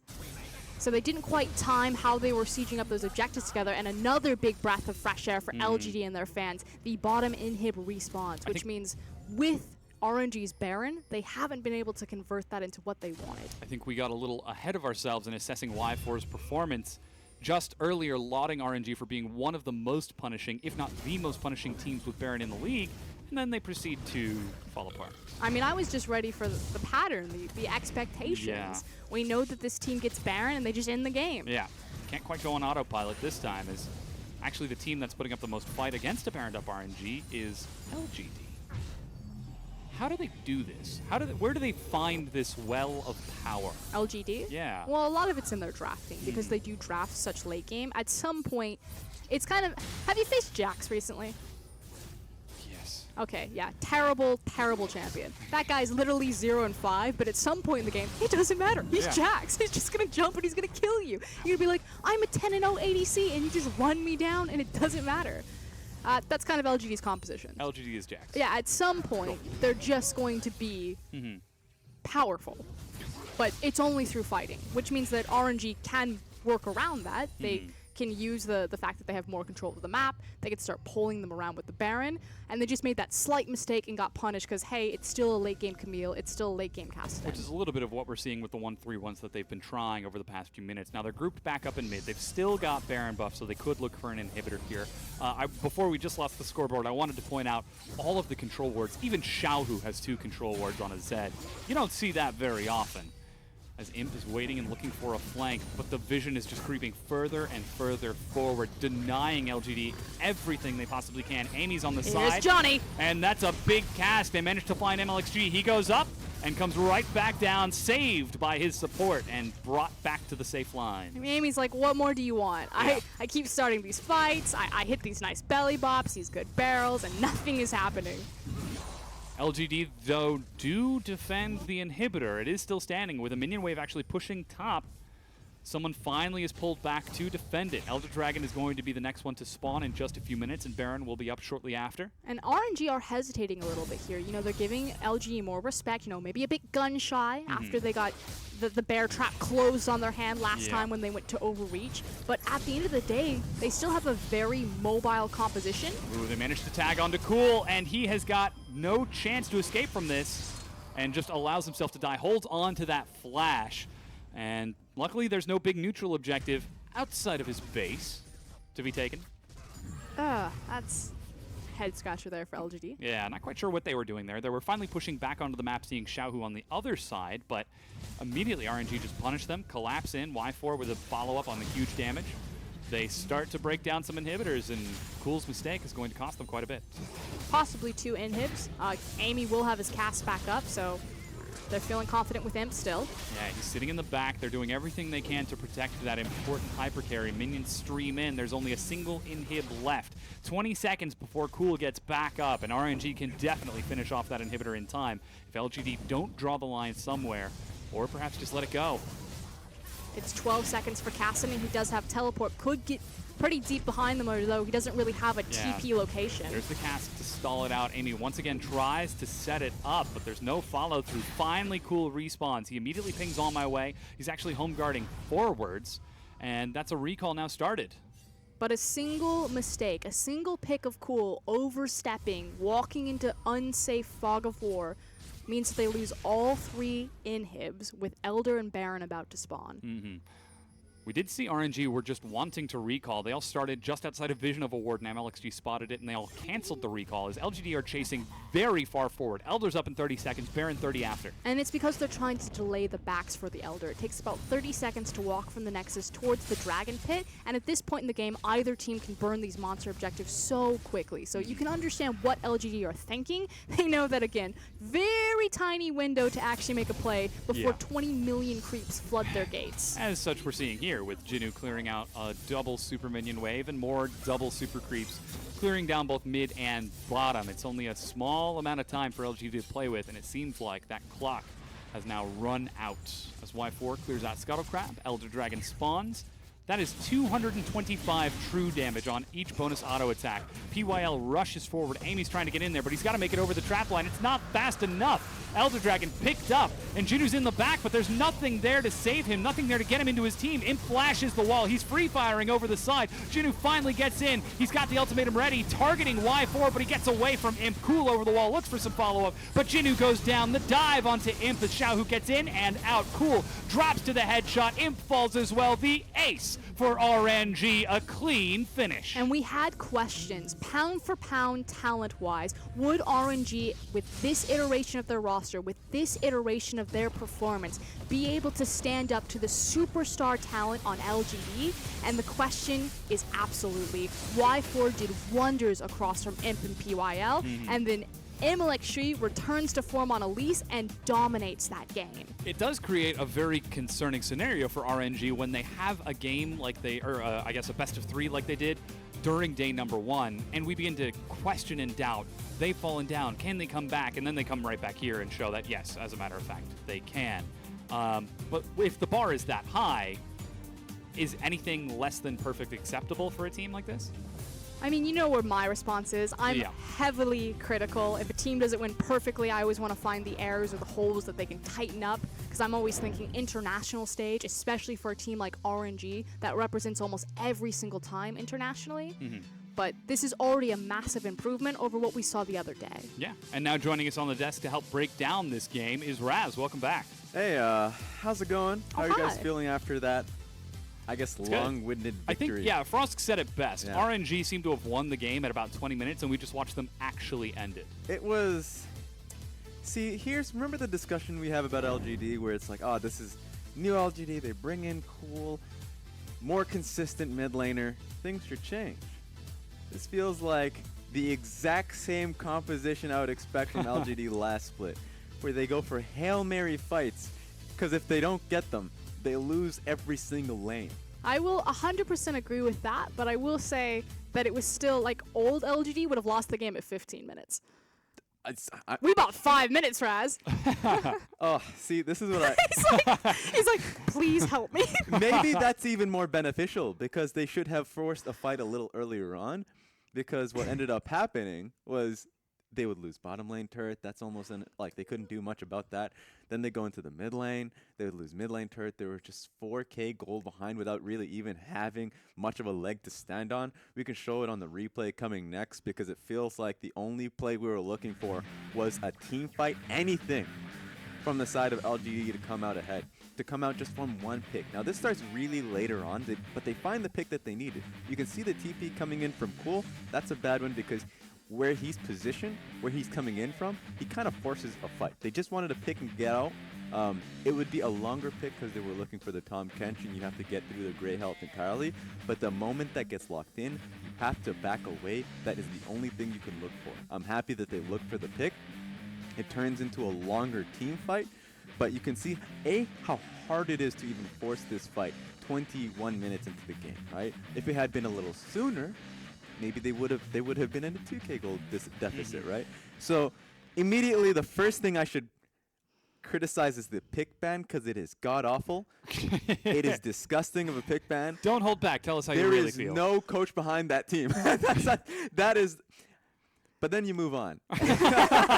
And if you move on to what was how they played that composition, how they played the composition was far too late, because they basically sat on and did nothing up until the point where they finally engaged a fight when they were already incredibly far behind.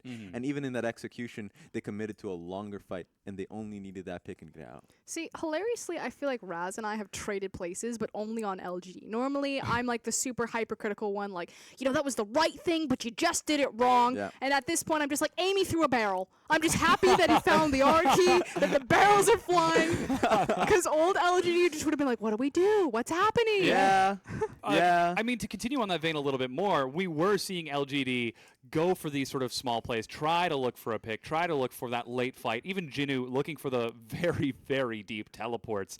They were making calls that you can look at it and say, you're right, this could be a Hail Mary, but you're also being rushed by 8 guys. Yeah, you need to make those plays happen. It happened in the bottom side of the map when the TP play went through, and that got caught out because there's no way that fight will be doable, right? They're way too far behind. The only play where it was positive for LGD was a major mishap for RNG when they went topside and then lost 2 people based off the fact that they didn't have Caitlyn. They were still in the mid lane, and they just randomly died top, right? So I was like, RNG throwing the lead. Like, I feel like I've seen this in up against W. This looks really familiar. It's like Shabu getting a little hyphy. Yeah, so that happened, and it stalled out the game a long time, and I felt like that could have been a much faster game with how easy the pick ban process was for this team in RNG. But again, this is still only week number 1 of the summer split, so they still have 9 more weeks to clean up the play. MVP goes to MLXG, 2-0-13, involved in not just 1, not just 2, but 100% of his team's kills. I wouldn't give that to anyone else. I thought he had a phenomenal performance. I love to see that he found his confidence, he grabs the Elise, and he reminds everyone why he is the spicy hot pot. I love every single time we call him spicy hot pot. That's what they call it. I know, I agree. I'm just saying it's hilarious. You just love it. Yep, love it. because it was a pretty spicy game. And so this is, I'm just going to throw that out there. MLXG had a good game. It was very easy for him. It's one of those moments where it's like, I'm actually just getting disrespected by these picks. So it's wipe it all down, right? That's it. Go into the next game. Hopefully we see something better, smarter from LGD, that they can come out and start swinging. Yeah. Right? Because this probably was for them. They saw this as a buffer game. They can say that, yeah, we lost this game because of our picks that we usually go towards. The next game, we can definitely pull in 100% and play the meta picks. So now we get a chance to readjust our expectations for the two teams, at least after this one game. RNG seems like they have not fallen asleep during the break. Maybe it was just an off day 2 days ago. Maybe MLXG just was feeling a little ill or something. Nobody really knows, but now they're back in form and they're able to pull it together.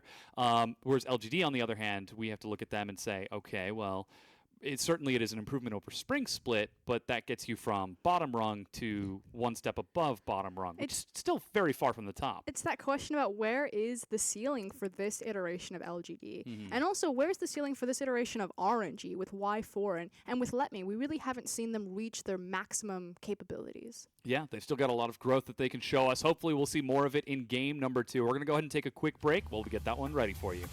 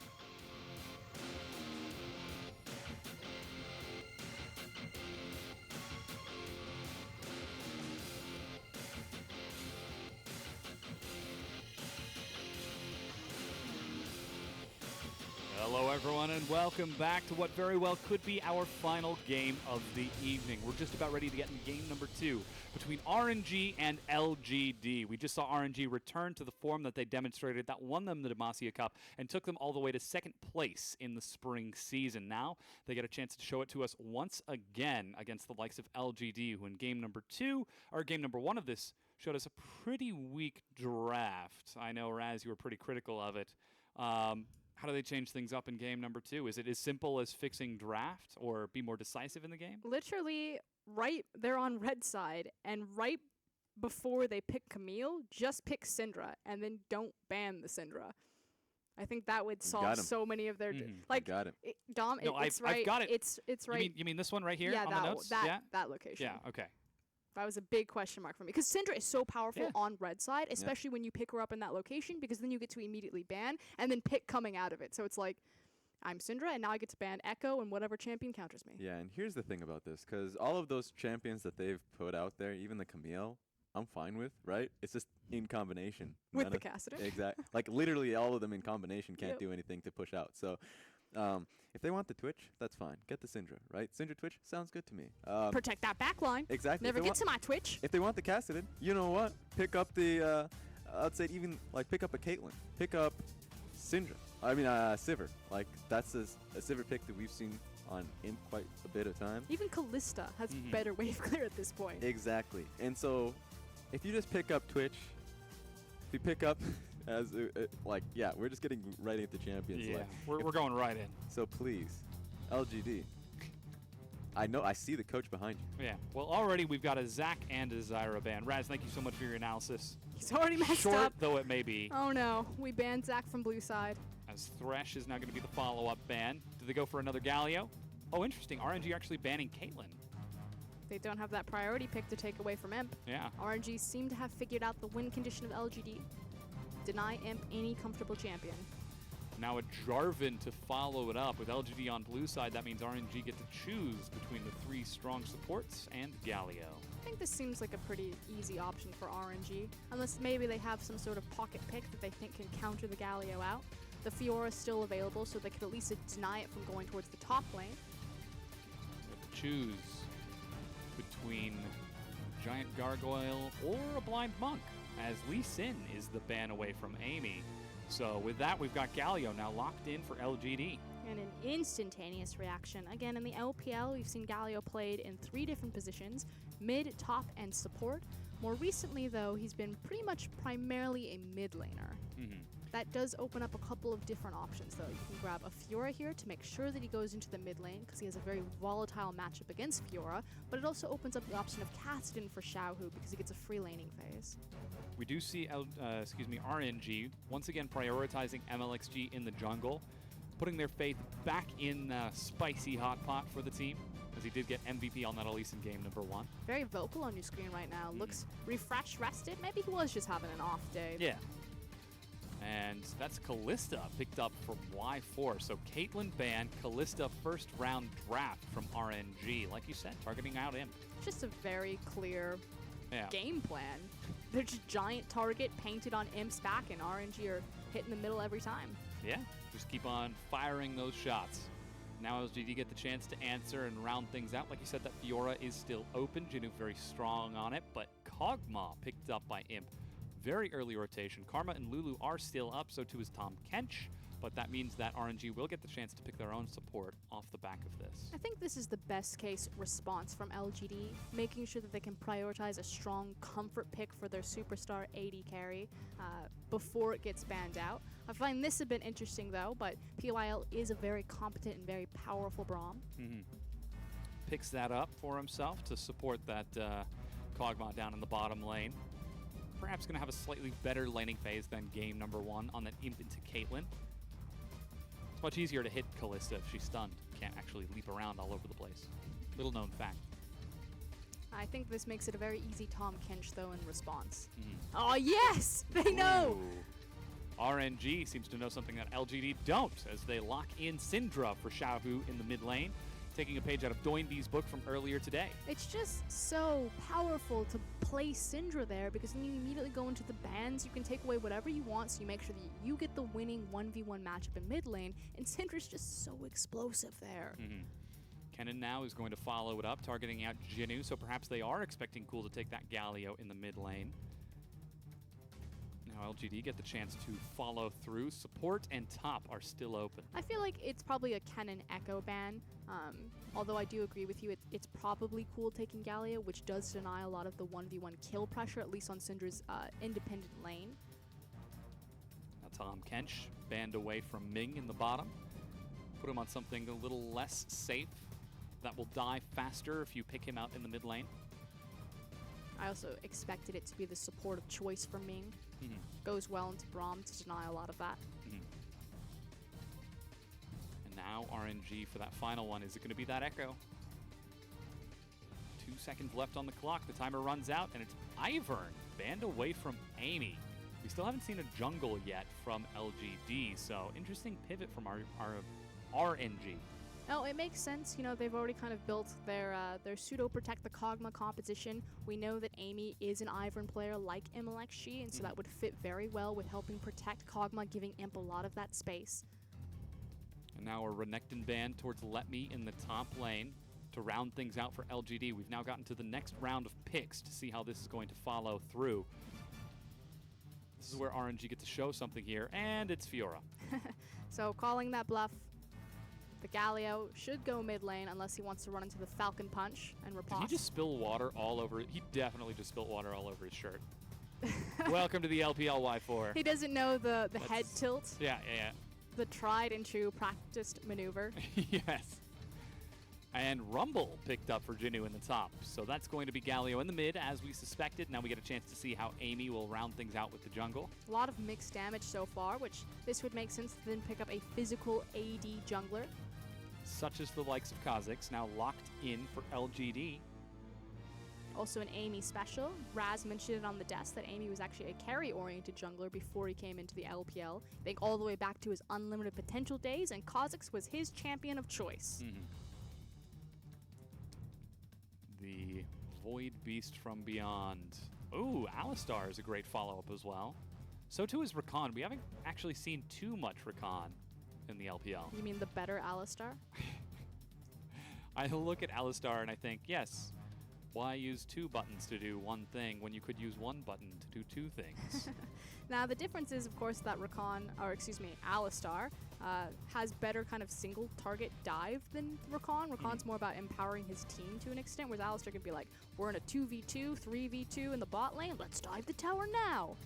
So there's always that to execute on, and with an Elise, that becomes even easier. And now we have our compositions locked in. Lots of damage on both sides, both magic and physical. Some late game scaling from LGD and some late game scaling from RNG on the opposite side. More importantly, pick from the junglers as well. We'll see if MLXG will get off to a great start this time too, or if LGD can slow him down. And he has so many different weapons to choose from. He can go up top lane towards that Fiora, start that snowball. There's the hard CC and the burst potential of the Syndra, or even the hard CC of the Alistar in the bottom lane. Again, we kind of think about the differences between Rakan and Alistar. Rakan does have an incredible range of CC and one of the best CCs in the game right now with his taunt knockup. But Alistar offers so much CC much earlier kind of in the lane phase and is naturally more tanky. Yeah. Something that's very valuable in the current meta, as the Doran's shield, like we said, has also affected supports and trading quite a bit. You know what's interesting too is that Rakan wouldn't be terrible with Kalista because he could very easily reposition himself back to safety when you threw him in. I'm like trying to weight Alistar versus Rakan here. I'm like, well, it's with the Kalista, so you want a spreadsheet? We can get that. You want the boulder to throw in and knock everyone up, and he's not going to die. But I'm like, oh, but Rakan could just shield back to you. Yeah. You use Rakan, you toss him in. It's like a his yo-yo. ultimate to charm everyone, and then gets an like a yo. He is. He just comes right back. Toss him out, and he comes right back in. Tragically, no Rakan in this game, and Alistar is going to have a little bit more difficult time. yo-yoing backwards and forwards. Not against a Braum. He's actually a great matchup into Braum. Mm-hmm. Braum jumps forward. You know, the old trick. Alistair knocks him back. It's not really about the support. It's where Braum jumps forward on the creep because your AD carry stands too close to it, then starts to proc his passive. Alistair's just going to punt the other AD carry away, and then both of them just slowly walk back through danger, back to Past each safety. other. Yeah. High five. Yep. As it is, though, we've loaded onto the Rift for game number 2 between LGD and RNG.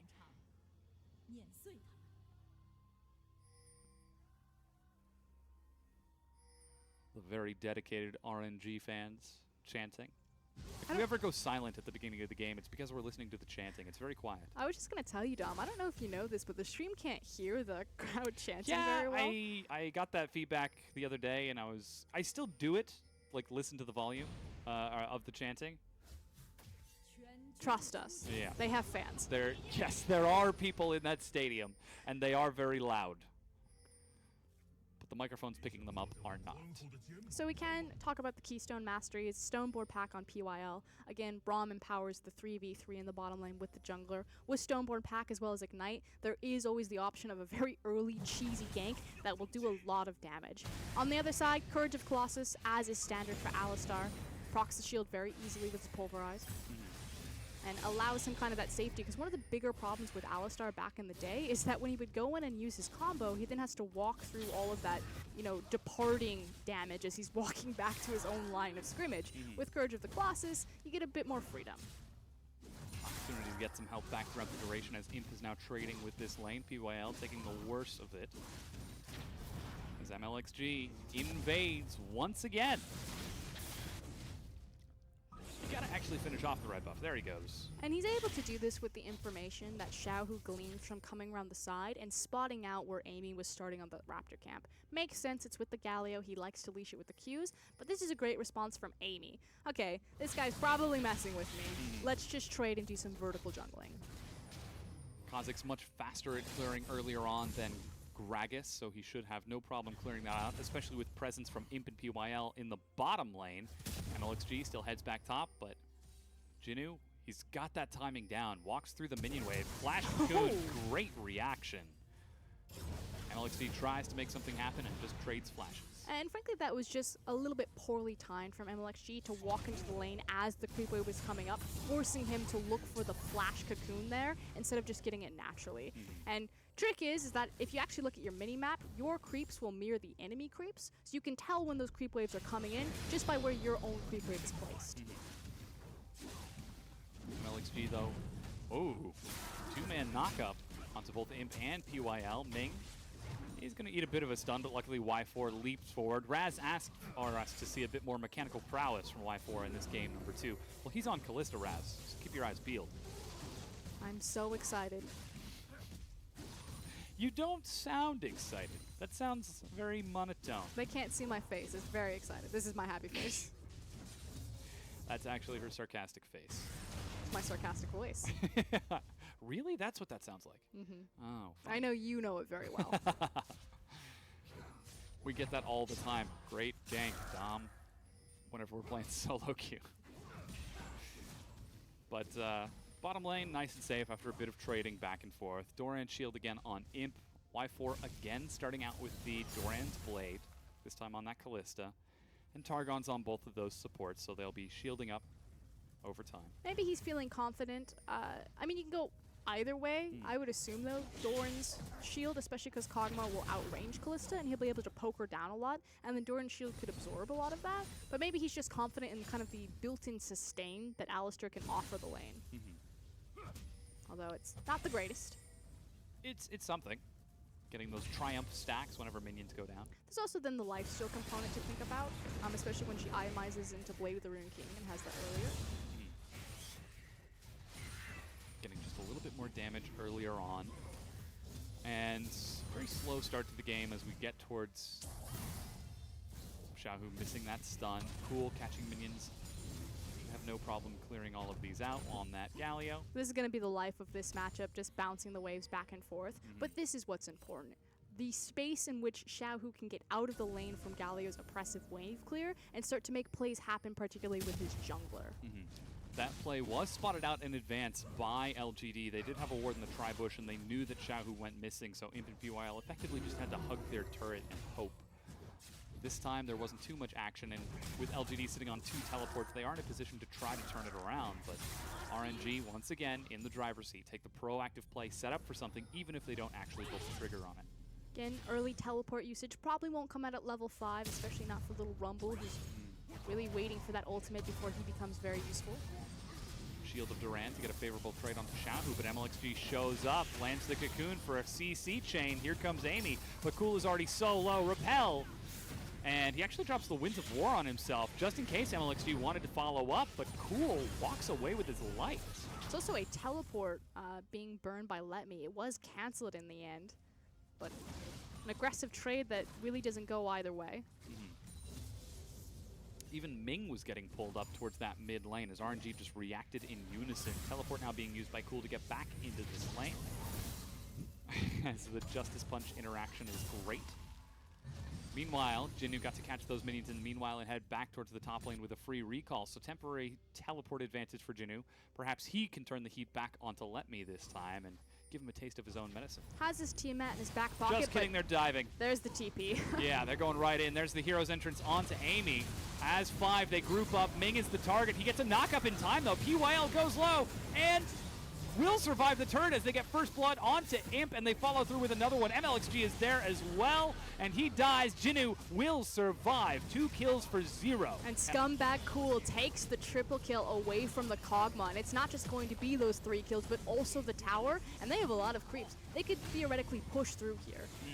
Let Me's trying to answer back top. Imp presses the wave forward. Cool tosses out the Winds of War. Here's the dive again. Setting up the ward, there's the Rumble with the level 6. We talk about how the TP probably wouldn't come through until he had that ability, and it just works so well with Galio also coming in with Hero's Entrance. At this point, great tower juggling and just making sure the right kills go on the right people. Excellent aggro, as you mentioned, flashing and juggling it to make sure that they could get those kills without being too in threat themselves. They do take that first tier 1, manage to hold on to their own top tier 1, now reset back into those lanes. So LGD coming to life in game 2.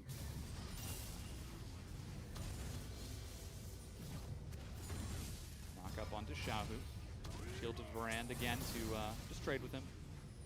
Winds of War has such scaling. The fact that he just rocks up into a lane without any AP built and just gets to free clear it with passive and Q. Feels good, man. Something like that. We've now had a lane swap coming from Imp, so he's unlocked from bottom and starts his siege attempt on top lane. Even some very deep vision from PYL on that side of the map to keep an eye on any MLXG roams, who's currently up there. And now Let Me sitting very far back. He's got no idea where Amy is right now. He'll see him once he walks into River, but with Jinnu holding on bottom, and the rest of LGD missing, they've got to play it safe. This is actually the response that I expected from RNG. Typically, when this happens and the AD carry or enemy AD carry gets unlocked to continue sieging, what you do is kind of throw everything in the kitchen sink into the tower that you lost. So you'd throw everything bottom and you would just try to quickly burn down a tower and then get back into position. But RNG were actually a little bit slow, and it's amplified because then they also had to go through the equalizer, and so LGD still have a massive tempo advantage. Breaking the top tier 1, even going so far as to clear out this wave. And again, it was just the fact that MLXG to do this wasn't on the right side of the map at the right time. He actually walked from Raptor Camp, so that's actually a big flag from MLXG. Y4 is going to back away, and so too is Imp and PYL. They decide not to rush for the tier 2. And instead, it is now a 2-for-1 turret advantage in favor of LGD. They got first brick, now they got first blood. What's next for them to take? First dragon? RNG are putting a stop to that. Well, it's only the Cloud Dragon, so I actually like this call from LGD better. And it's the on-the-way pings towards the Rift Herald, because the last standing outer is going to be that mid-tower. And across from a Syndra who has so much wave clear and control in front of her, the only way you're really going to break it is with the assistance of the Rift Herald or scooping her off that turret. It's up in 8 seconds. Imp is already there with his Bilgewater Cutlass and recurve bow. Y4 with only the Bilgewater Cutlass. Blue buff now being gifted over to Xiaohu. As, like you said, that Rift Herald is the next big neutral. They're leaping towards it. are able to clear it out real quick. And their waves are already being prepped in the mid lane by Cool, so they should be able to grab this one and quickly put it where they want it. The other option that they have is they could go up into the top lane and try to convert it into an inner turret. Imp goes to catch that minion wave as PYL, the support, picks up the Eye of the Herald. I mean, that's kind of cool if they don't use it immediately. I mean, the empowered back on the support for you to get back and forth from rewards. He's still roaming around the map a lot like the jungler. It would make more sense if their jungler was like a Lee Sin, so he could still make use of the trinket jumping. But kind of interesting. Yeah, maybe just the shot caller. Give it to me. I'm going to do something with this. As Jinu now pushes in bottom, that's Xiaohu heading down to answer it. Lots of wards on that top side of the map. And there's actually no one defending the mid-tier 1 right now with Y4 and MLXG skirmishing with Amy over this Raptor camp. Cool pushes the minion wave in.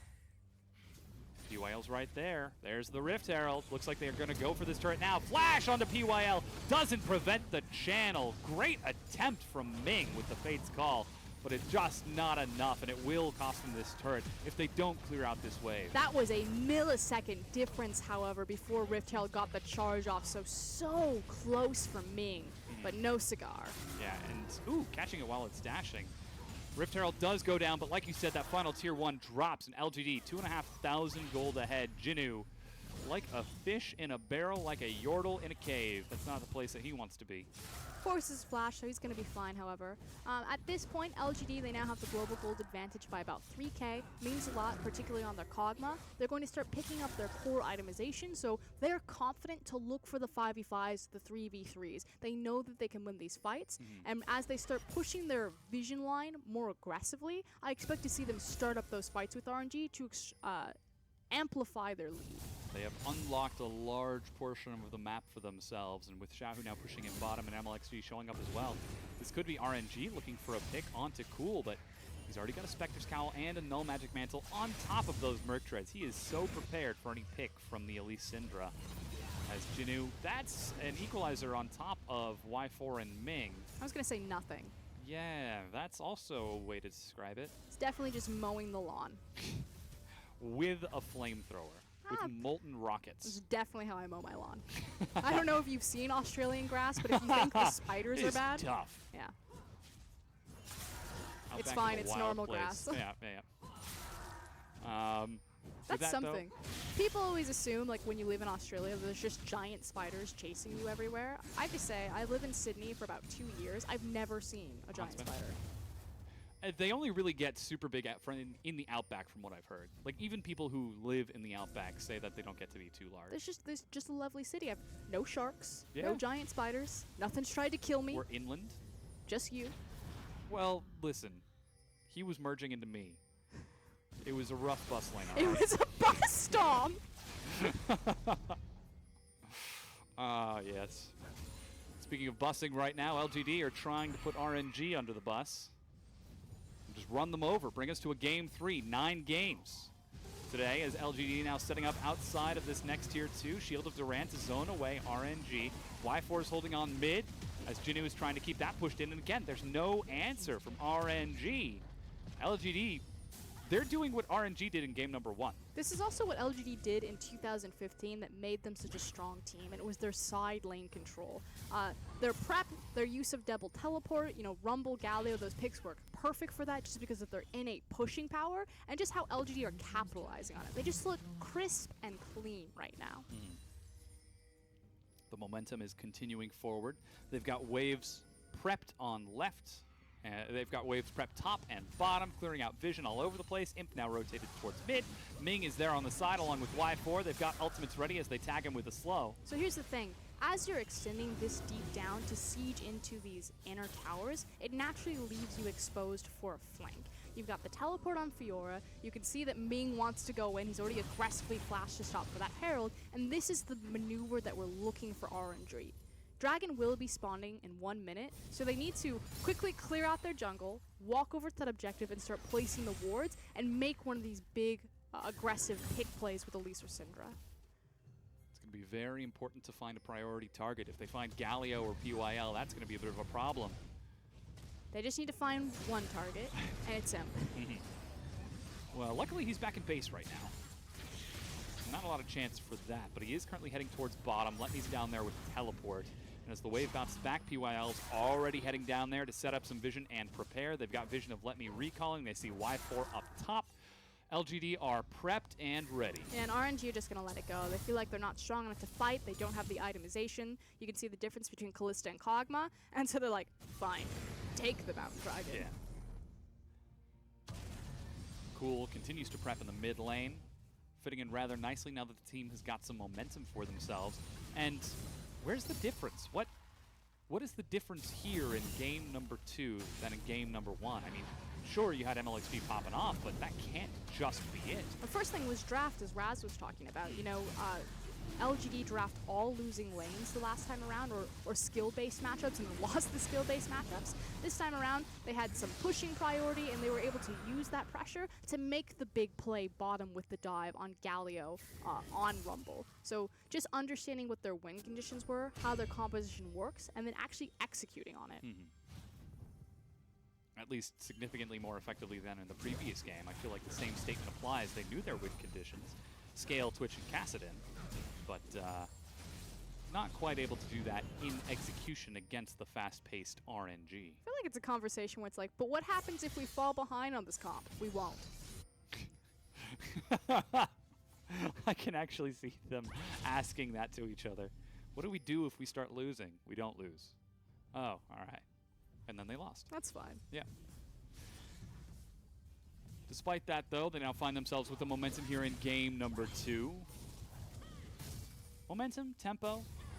Is there really a big difference between the two? I feel like momentum is something that you ride, like it gets behind you, it's pushing you forward, and tempo is something actually that you drive. You set the pace, yeah. Yeah, like you are.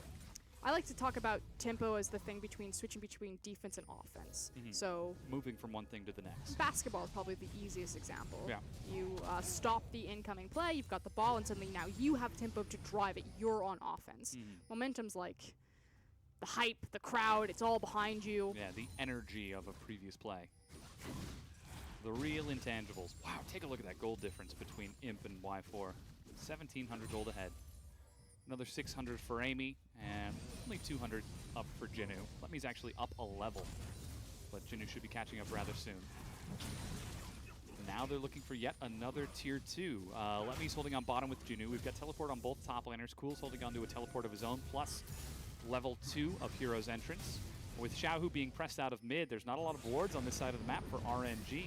But LGD need to be incredibly careful. Again, as they're overextending by sieging these inner towers, it does leave their flanks open for possible 5v5s. Now, RNG have started to complete their initial items, so they're not as weak as they once were. In fact, a very early Void Staff on Xiaohu, he wants to do damage right now. And the reason why LG are kind of forced in this position is that it's so early in the game. You know, Baron's not available. If it was, that would be the play that they would be making. They'd be pushing these waves forward and then disappearing back into Fog of War towards that objective. But for now, we still have a minute 20. Yeah, as it is, they've got 90 seconds until that Baron spawns, a few minutes after until that Ocean Dragon. And they just keep moving backwards and forwards, looking for a weakness in the armor of RNG, as RNG are trying to play a game similar to WE. Sit, wait, try to get yourself back into it. At least old school style WE. They have a lot of tools to do so. Their composition, unlike LGD's last game, is riddled with wave clear and safety. Not to mention a lot of pick if they can find a priority target. But Amy and Cool have just been so on top of clearing out these wards. And this is kind of the big difference between God V and Cool. You know, if this was God V, he'd be in one of those side lanes, you know, he'd be pushing. Cool is teamed up with Amy, he's standing right behind him, he's helping him ward, he's helping him disappear into Fog of War to contest for vision. He's much more of a team player.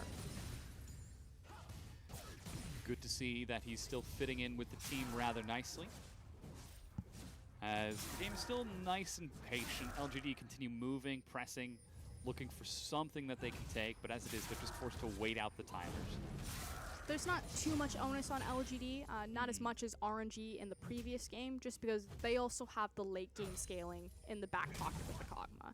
You know, we don't have to overreach here into something we're uncomfortable with. Yeah. We can just sit back and win late game anyway. Yeah. Assuming they're able to keep Kog'Maw alive against the likes of Fiora, Elise, Syndra, Alistar. How you gonna reach him? Alistar. He's got Ballista. he's got a Braum, got a Kha'Zix. So what are you going to do when they just throw Alistar at you? Flash? Alistar will just die. He takes 40% damage reduction. Okay. We'll see. We'll see how it pans out. I'm just curious about the hypothetical mega team fight. If it's executed perfectly, I mean, it can go either way. You have Fiora, you have Syndra, huge damage on both of these comps, but I just have faith Yes. that LGD will be able to set a line of scrimmage as well as an equalizer and separate RNG's team fight, that even if those key components that can get to the back line, like the Elise, like the Alistar, won't matter because the follow-up damage won't be able to follow. I see. But we'll see. Will we? Because it seems like LGD are just going to continue running forward this moment. I was going to say, momentum. I feel like we're never going to see Yeah. a 5v5. They're just going to continue pressing these remaining turrets while looking for neutral objectives and waiting for the timers. They've got vision all over the Baron pit right now as that Baron is about to spawn. Actually has spawned. Excuse me, the Ocean Dragon is about to spawn on the other side, so it could be another neutral objective for them to look for. Even RNG fighting over the scraps in their own jungle. They're still keeping pace in gold, 3,500 behind, but every time they move forward, LGD just back up, reset their wards, and get right back into place. As long as we get those important items, it doesn't necessarily matter the gold difference. Ooh, Amy's taking a lot of damage. He's actually within kill range for Xiaohu, but they're rushing down onto him. Shield of Duran. He holds on to his cleanse and his flash, and without burning his summoners. Oh, flashes into Cool. Whoa, that's the wrong direction. Ends up going down. There's the equalizer on top of it. Imp chases forward. Flash, auto. 1, 2, almost 3, but not quite there. He's still following through, though, onto Ming, as Y4 has died as well. Disaster from RNG, and it might get worse. Oh, yeah. Let me tries to get a kill for revenge. Congratulations. You've cleaned up 1, but you've lost 3. Okay, Xiaohu, head scratcher there. Definitely didn't mean to flash that direction. Maybe we'll take another look and kind of figure out what was going through his mind. That said, huge win for LGD. They finally pick up their first 5v5. I'll tentatively call it that, and they're going to get a lot more off of it. Yeah, Ming's able to stall some time as Imp is actually tanking the turret here and is still in range. Finally going to reset it as he looks for damage onto MLXG. And with that damage, that little bit of carelessness, they'd have to walk away, leaving the inhibitor unbroken. Still a big victory lap for LGD. They broke the inner mid tower. They picked up a ton of gold on their carries, and we're going to see it one more time. So let's see what actually happens if this is just a mechanical misstep. Xiaohu, you're talking about it, his confidence to hold his cleanse, to hold his flash, knowing that Imp wasn't actually in the fight yet. And right, okay, so he's flashing out of the Kog'Maw ultimate, but still could have flashed the other Could direction. have flashed forward, to the left, to the right. He went backwards into the Galio, and then just the cleanup from Imp as he follows through. No Cinder to destroy me? Get me in there. Let me also completes, joins up with the rest of his team as well. Maybe not the best place for that Fiora to be. A bit of questionable decisions wrong across multiple members. They've set up a death brush right now, and PYL is busy clearing wards. Amy's in the side. Imp is very far forward, but that's a lot of crowd control. They burst through his health. That's the kill onto Imp. They tag onto Xiaohu on the back side of this. Remember, no flash. They follow through for even more. Here comes Jinnu from the top, but he's so late to get into the fight. Cool is trying to buy time, but Y4 is just layering so much. He finally goes down to the Flame Spitter and Winds of War between Jinnu and Cool. Best case scenario, though, for RNG, they delay still the Baron attempt from LGD. They pick up Imp in stereotypical fashion. Of course, Imp is super far forward by himself. Overextended, yeah. And that means that the map, as you said, is delayed. It's still a 4,000 gold lead LGD. It's also the shutdown bonuses, which were really important. Kog'Maw was 5-0 and 4. Now 5-1 and 4 as that gold is distributed amongst RNG. Finally, Sork Boots finished on Xiaohu, so he's got some move speed to his name because he did rush that Void Staff before Sork Boots. We're also seeing some big items completed for the rest of RNG. Trinity Force on the way for Let Me, just needs to finish off his... oh no, he's got all the components. What's he need, like 300 gold? Who are you talking about? Let me? Yeah, Fiora. Oh, yeah, that's rough. So close, yet so far. But these were the key items that we were talking about. You know, the last time we checked in on Callista and Fiora, didn't have the Trinity Force, didn't have the Hurricane. Now we've got these big power spikes, so RNG are still very much in this game, and LGD do need to be a bit more respectful, Yeah. cautious. Conscientious of the fact that RNG could turn it around. Let's go with proactive. If we couldn't win the game from behind, there's no way that RNG can. But what if they start winning the game from behind? It won't happen. What if Amp overextends and just dies for no reason? That won't help in either. Cool. He actually responds rather quickly, but he's still going to have to get out of here. They use all of their crowd control now. Teleport is canceled. Drops the shield of Duran to buy some time. Meanwhile, Xiaohu dies elsewhere. Cool is still so tanky, but that is so many spears. Finally, he drops his mid laner, is traded for mid laner, but LGD are already on the inhibitor turret. And this is the prize that they really want. So RNG commit way too many members to the wrong side of the map, and LGD right back in this. I was like, maybe LGD fans getting a bit nervous. They're starting to make their mistakes. Starting to sweat, yep. But RNG just throw it right back. Kuhn tags Amy. They're going to drop all of their burst. Imp is exhausted as they Fates call Ming back.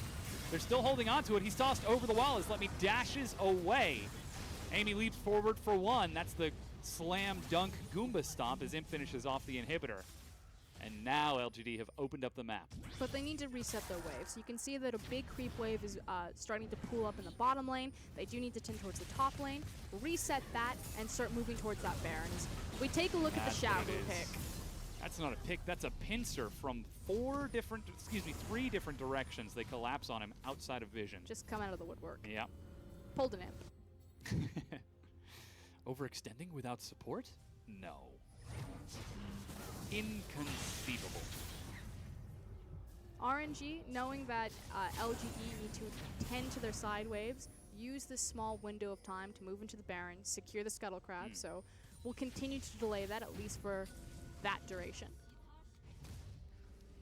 I'll take a look at that minion wave up top, though. That is massive, and with super minions shoving down the mid lane, someone's eventually going to have to answer top, and with Let Me without a teleport split pushing bottom, and Jinnu with a teleport, I can only imagine it's a matter of time before LGD look for a play.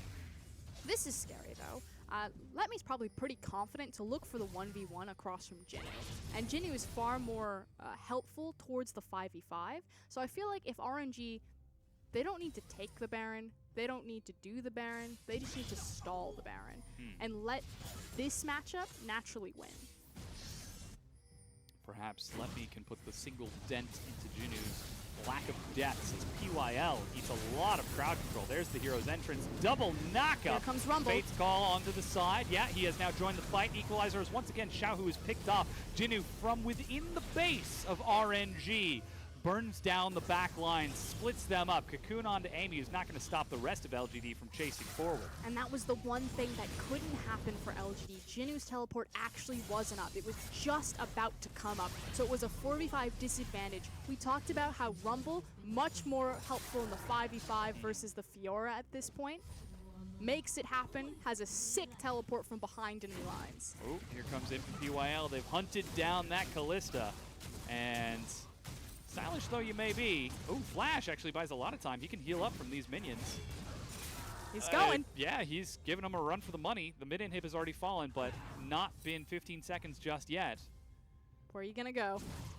Oh, Juke! Dodges left. Oh, no! Keeps going in. Takes a turret hit. Healing up so much. Look at this health that he's getting.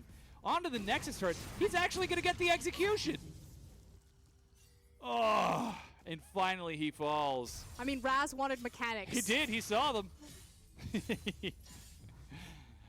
Meanwhile, Let Me was able to push in a wave towards that bottom lane. RNG were able to reset the rest of their map, though they now find themselves at a deficit. This time, though, Let Me does have the teleport advantage over Jinnu as they've tagged him on his way towards that Baron pit. Jinnu flashes the wall to safety. Meanwhile, the rest of LGD have started out the Baron. They saw MLXG down there. They've already got one Mountain Dragon and a very big Cogma. They're going to burn it down. Oh, what's the call here? Ning doesn't have Flash. Xiaohu holds on to a PY Oh goes my in. God. Oh my god, he actually stole it. Xiaohu, been camped all game, been pincered left and right, dies flashless, but he still can clutch a Baron. Oh my god, LGD, why? Woo! This team is great. Okay. Okay, so RNG still back in this. They've got the Baron. Definitely 100% back in this. So what this means is that the inhib will now have time to respawn because LGD can't aggressively push in or start to siege anymore. It means that RNG can now be on the offensive, preferably break that mid-tier tower, and if they find a big team fight, the death timers should be punishing enough that they could actually end the game. If they ace everyone. I mean, you have the pushing Assuming power they do, of yeah. Fiora and Callista. That's absurd. Still missing a lot of summoner spells, and we're still seeing a lot of mistakes. Here's Xiaohu with the steal. No smite That feels bad. from Amy. Well, don't look at that man. Amy did nothing wrong. Amazing play from Xiaohu to keep his team in this, as Elder Dragon is up now in 30 seconds. Like you said, the Baron buff allows them to stall out that inhibitor. It's going to respawn relatively soon, and with Scuttle Crab now picked up by that Elder Dragon and lots of vision from RNG, the next big neutral objective is safe from threat out of LGD, and you just heard the inhib call yourself. Thank you, announcer. And now we're ticking closer and closer to where this gold difference doesn't really matter. The one thing that does matter, though, is Kog'Maw's still going to get bigger and bigger. Although Imps actually itemized 2 defensive items, so he has his Maw as well as a QSS. Normally at this point, we'd actually see that 3rd damage item coming out, whether it's the Trinity Force or the Rage Blade, depending on how safe or the Trust Fall that he's providing to his team. That's a Cloud Dragon, Dominic. 32 minutes into the game. I wasn't gonna call you on it. You saw it, didn't you? You saw it, and you were like, I trusted you. It's close enough to purple. I saw it now. That's an Elder Dragon up in 6 minutes. I think the Cloud Dragon just dreams about being Elder Dragon. At night, someday I'll get old. One day I'll be relevant. Hey, 75 move speed is nothing to scoff at, but what an eclectic mix of dragons LGD have. Mountain, ocean, and 1 cloud. That doesn't even get to be the Earth, Wind, and Fire. Yeah. That's just like the, who wants this? Somebody dropped some dragons. I found these just on the map. Let me now shows up top. Here we go. Fiora versus Galio, and never mind. Fiora versus minions. Cool, not taking any chances. You know who would have fought that? Leave him alone. Godby would have fought that. He has a family, Oh man. people who love him. And they're waiting to respawn. For all you know, he's why LGD have gotten so good. You know, he's sitting on the bench, he's observing everything. Maybe he's just this mastermind. Could be, yeah, the feeding master them analyst. all Yeah. these great strategies. He spent so much time focused on the individual micro that now that he's expanded his mind to the macro, it's the expanded mind gift. I was just waiting for that meme to come up. Yeah. Eventually. Each level is actually just Godby changing his name. It starts at Wayless, then it goes Godby, then Plat Evil, then back to Wayless. And it just expands. Oh boy. Here we go. Now Cool's gonna fight it. But he's got his whole team collapsing. LGD are just running at Let Me. He That flash? is, yep, that's a flash and Shield of Durand. Now they've Oh, found no. him. Alrighty, Let Me. Show me what you got. No, it's nothing. But he did manage to open up his team to take a free tower. Yeah, mid-tier 1 is going to go down. Teleport behind them. This is Cool trying to catch up. He's Okay. still got the hero's entrance. Can they get out in time? Where's the exit? Meanwhile, the rest of LG are probably just going to walk up mid and take Yeah, that that's inhib. recalls now being started from RNG. Cool is hunting, but he cannot find them. He's chasing forward, so too is PYL. The base race, can he prevent the recalls in time? No, he cannot. Y4 and Ming make it back, and the inhib will go down, but a tier 2 is traded as MLXG answers back with another turret. So still taking objectives. That said, now they need to deal with the super creeps again in the mid lane. When the Elder Dragon spawn, wins the Baron spawns. We'll see how LGD can manipulate that wave control. Maybe open up a better, easier objective for them. The classic. You want to know the best objective in the world, Trosk? One that you smite? The Nexus. True. If they could just... Nexus. Nexuses win games, not kills. Not turrets, Nexuses. I want kills, Dom. But, yeah, so too does RNG. They bring 3 members bottom, catching Jinnu in his own jungle. Y4's down there as well, and they've got teleport ready for Let Me with Baron up in 2 minutes and a massive minion wave. RNG, they're only down 600 gold. It's the thrill of the hunt. It's why I cast this league. I just find it so enjoyable. Just their bloodthirsty nature. How much you want to bet Rumble is going to be down here? I'll be willing to bet my Flash. Flash Cocoon.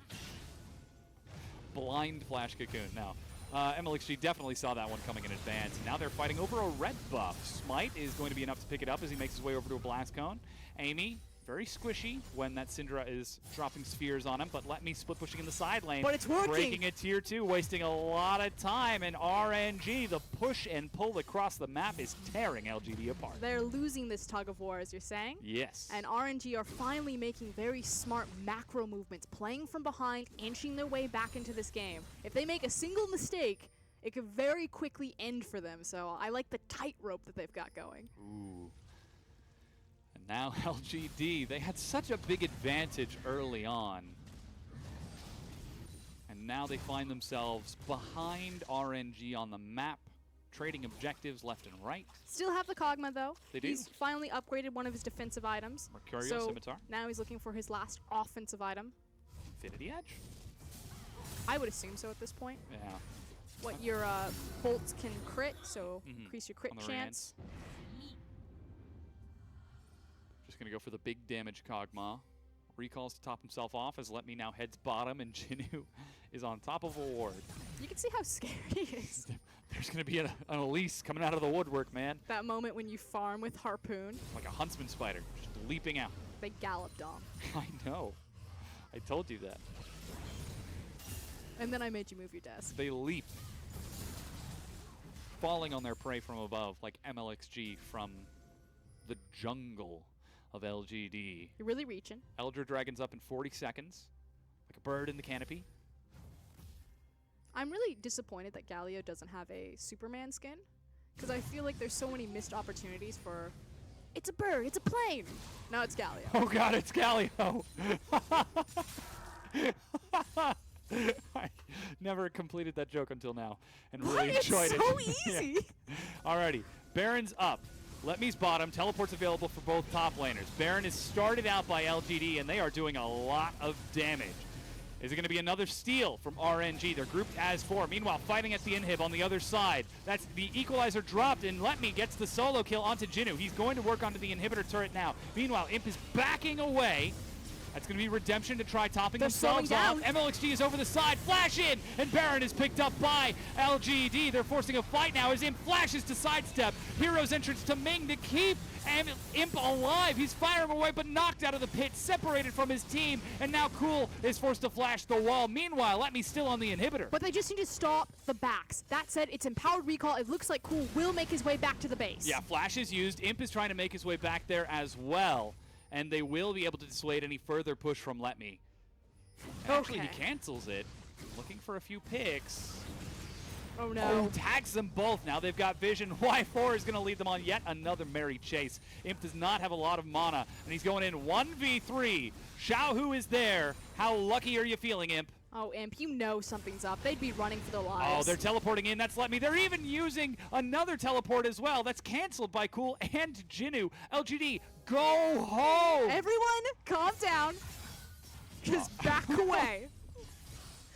We used everything in the kitchen sink there. Okay, Elder Dragon is back up. LGD should get this pretty easy, although we'll see. MLXG is scuttling as quickly as his 8 legs can carry him. Yep, galloping, if you will, making his way down towards that dragon. But here comes LGD. They've got Baron buff. They've prepped top. Cool is already prepping bottom. And with super minions rushing down mid, they've got the whole map if they can get these double buffs. Imp zones away MLXG with a big chunk of damage. So confident from him. His QSS was actually down there. If MLXG decided to just turn and cocoon him, he didn't know if Cinder was standing behind him. But Imp, with the confidence of a world champion, helps his team to secure the Elder Dragon. Now with Elder Dragon and Baron, it's up to LGD to close this out. It is almost dead even in gold. It's only a matter of time before we get that climactic final fight. Again, the gold doesn't matter at this point. What does is the Elder Dragon amplifying everything that LGD still have and amplifying all of that Kog'Maw damage. This is a 5v5 that RNG do not want to take, at least for the duration of that buff. So give away everything unless LGD pressure for the game. and that's what they really should be doing. You can see they're actually still staying mid. They've got Baron on top of the minions, and they're moving forward. Recall gets Let Me back in as Xiaohu's on the side. Ming flanking from behind. His target's going to be Imp. He gets in. He gets the knockup. Do they have enough damage to kill him? He's still alive. Riposte trying to get the assassination. Let Me's there. Hero's entrance to knock it up, but Imp kites it out. Xiaohu gets Amy, but it is nowhere near worth as Y4 is forced to back away. Xiaohu chucking a few spears trying to stall this out, but there's not enough. Yep, but they survived. I can't believe that they're still alive. Xiaohu, crazy fancy footwork, will be able to get back to the spawn and get healthy again. He's already got half of his ultimate on that unleashed power, circling around. Knockup once again onto Imp. PYL leaps to his aid as Cool immediately tags onto Xiaohu to zone him away. Ming will finally drop as Imp is unstoppable and continues chasing forward. Xiaohu going for the big plays. Y4, you need to follow through. Imp trading, but now he's separated from his team. It's all up to Micro. It's all up to Imp. Flash from Xiaohu, but he misses the stun. He kites it forward and goes down, but the unleashed power is enough. Oh my god, Xiaohu's a god. Stealing the Baron and single-handedly keeping himself alive, Jinnu and Cool are backing up. The Nexus turret falls. And with super minions on their own Nexus, LGD are forced to defend. This game is still going. Okay, open Nexus, yes. LGD, huge victory right there. They had the Elder, they had the Baron, they had the 6-item Kog'Maw, they were ready to go. Xiaohu though, oh my god.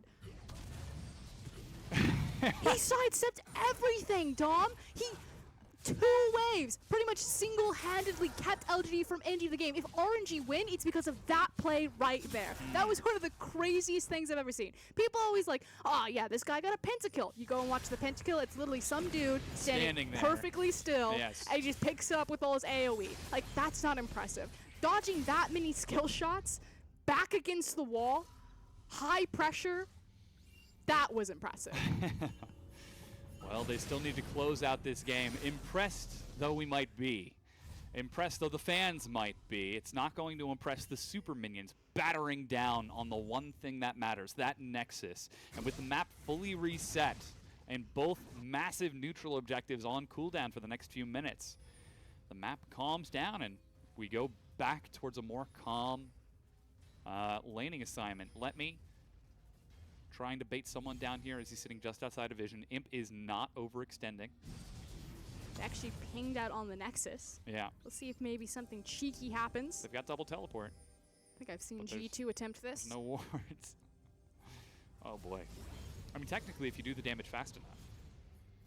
Teleport is 5 seconds, recall is 8. 3-second window. Why these wards are so important. So the vision that actually just spotted MLXG, it's not RNG's ward, but typically when you have an open Nexus like this, those are the important wards because they check and catch people trying to pull a high where they splinter cell through the jungle. Yeah. Looks like LGD are going right back at it. If it didn't work once, let's try again. Maybe it was just the timing. Because you don't even need to fight the 5v5. You could actually just rush the Nexus as all 5 members. You've got Galio, Rumble, Amy's got a Guardian Angel. Can you kill all of them before they do the damage? Now got the Evolved Leap for resets as well. Ming again looking for a flank, but this time he's spotted out well in advance by the rest of LGD. Imp is so far away from that Alistar as Amy leaps forward. That's Ming now coming in onto Imp from the back. There's MLXG there as well. Imp is there. That's the knockup. MLXG is there. Xiaohu gets killed already. Imp is kiting it out. This is the fight they're looking for. Let Me dive super far, but it's nowhere near enough. Exhaust onto Imp is only going to stall this as he gets another kill onto MLXG. Ming tries to keep it standing as Y4, the recent addition to RNG, is going to watch from the fountain as the Nexus crumbles. And LGD bring us to Game 3. A very well-deserved win from LGD. That was a slugfest, though, back and forth. Both teams bloodied as hell after that one. But in the end, LGD learned from their mistakes, instantly approach the Nexus, pop Xiaohu, say, not today, and take us to a 9-game day. Absolutely. And LGD get a chance to reset, take a deep breath after that one. It was looking a little bit shaky here and there when couldn't quite find the momentum to close out the game, and even when RNG were finding enough picks to reset the tempo and momentum of LGD and bring them towards that late game. But finally, they were able to close it out off of some massive play from him, despite a heroic attempt from Xiaohu. that's quite a gold graph. And the fact is that it's only a 5K difference, so there was never those big explosive, 10K deficits. This was a very close game. RNG fought incredibly well from behind, but in the end, LGD drafted much better and then got to reap the rewards of what their coach set up for them. And now here to help us break down that massive 45-minute long game is Raz. What a game. How do you unpack this? Like, this is one of those moments that you see that, and I guess that's a starting point. Imp, 42k damage. If he was alive for these fights, you win him. If he gets popped, then of course these fights become incredibly hard, and that's what made it so back and forth. A lot of these fights were just based off of RNG finding ways to get into the back line. If they can assassinate or make Imp's life harder, then they have a chance at winning these fights. And so it was so incredible to watch the outplays, the fights, the skirmishes happening time and time again. You said it was bloody. Yeah, I actually had to wipe off a bit of myself. Like, that was just that was ridiculous to watch. So somehow It was fun to cast, Raz. Oh, yeah. it was fun to watch. I think that what's sad is that I think Xiaohu coming out of this looks so damn good. Oh, God. Early on in this fight, early on in this game, he was getting picked on. So good. I think PYL was doing so well at just picking on Xiaohu from the beginning of the game to mid-game. So many Brum ults were just right on top of him, and he was just getting picked off time and time again. And then as all LGD games go, it's a fight for the purple one.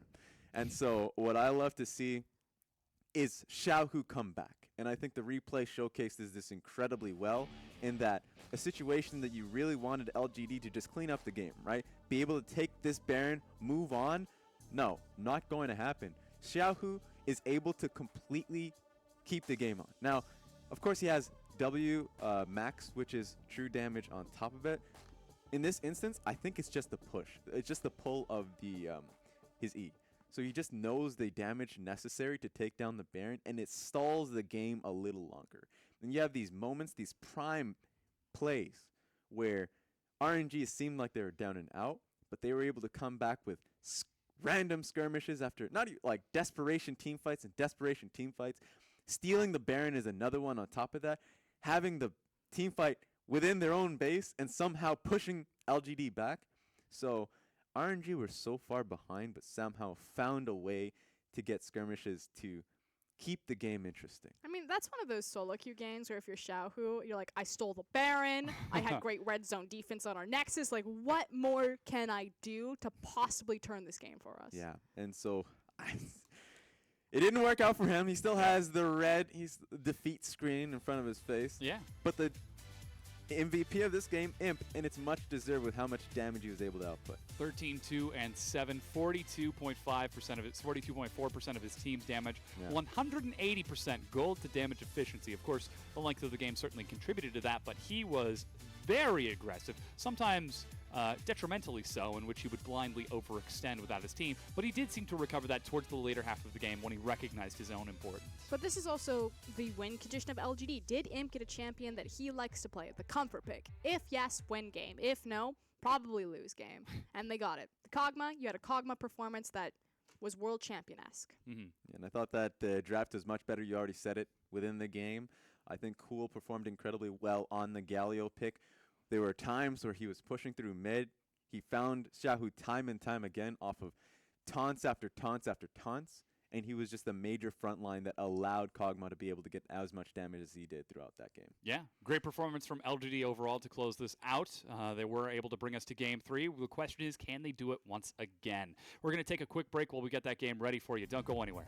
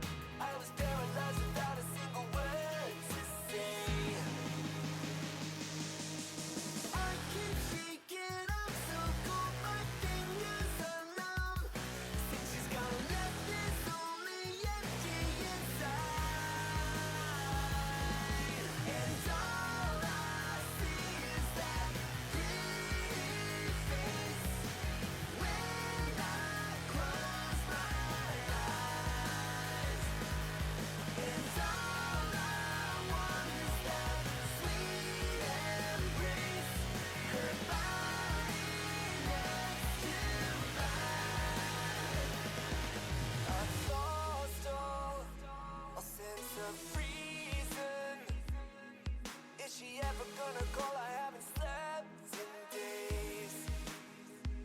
I keep rewinding, I'm still believing that it was more than just a high and that you feels the same. I can shake it, I'm so cold, my fingers are numb. Since she's gone left, it's only empty inside. And all I see is that pretty face when I close my eyes. And all I want is that sweet embrace, her body next to mine. Pretty, pretty,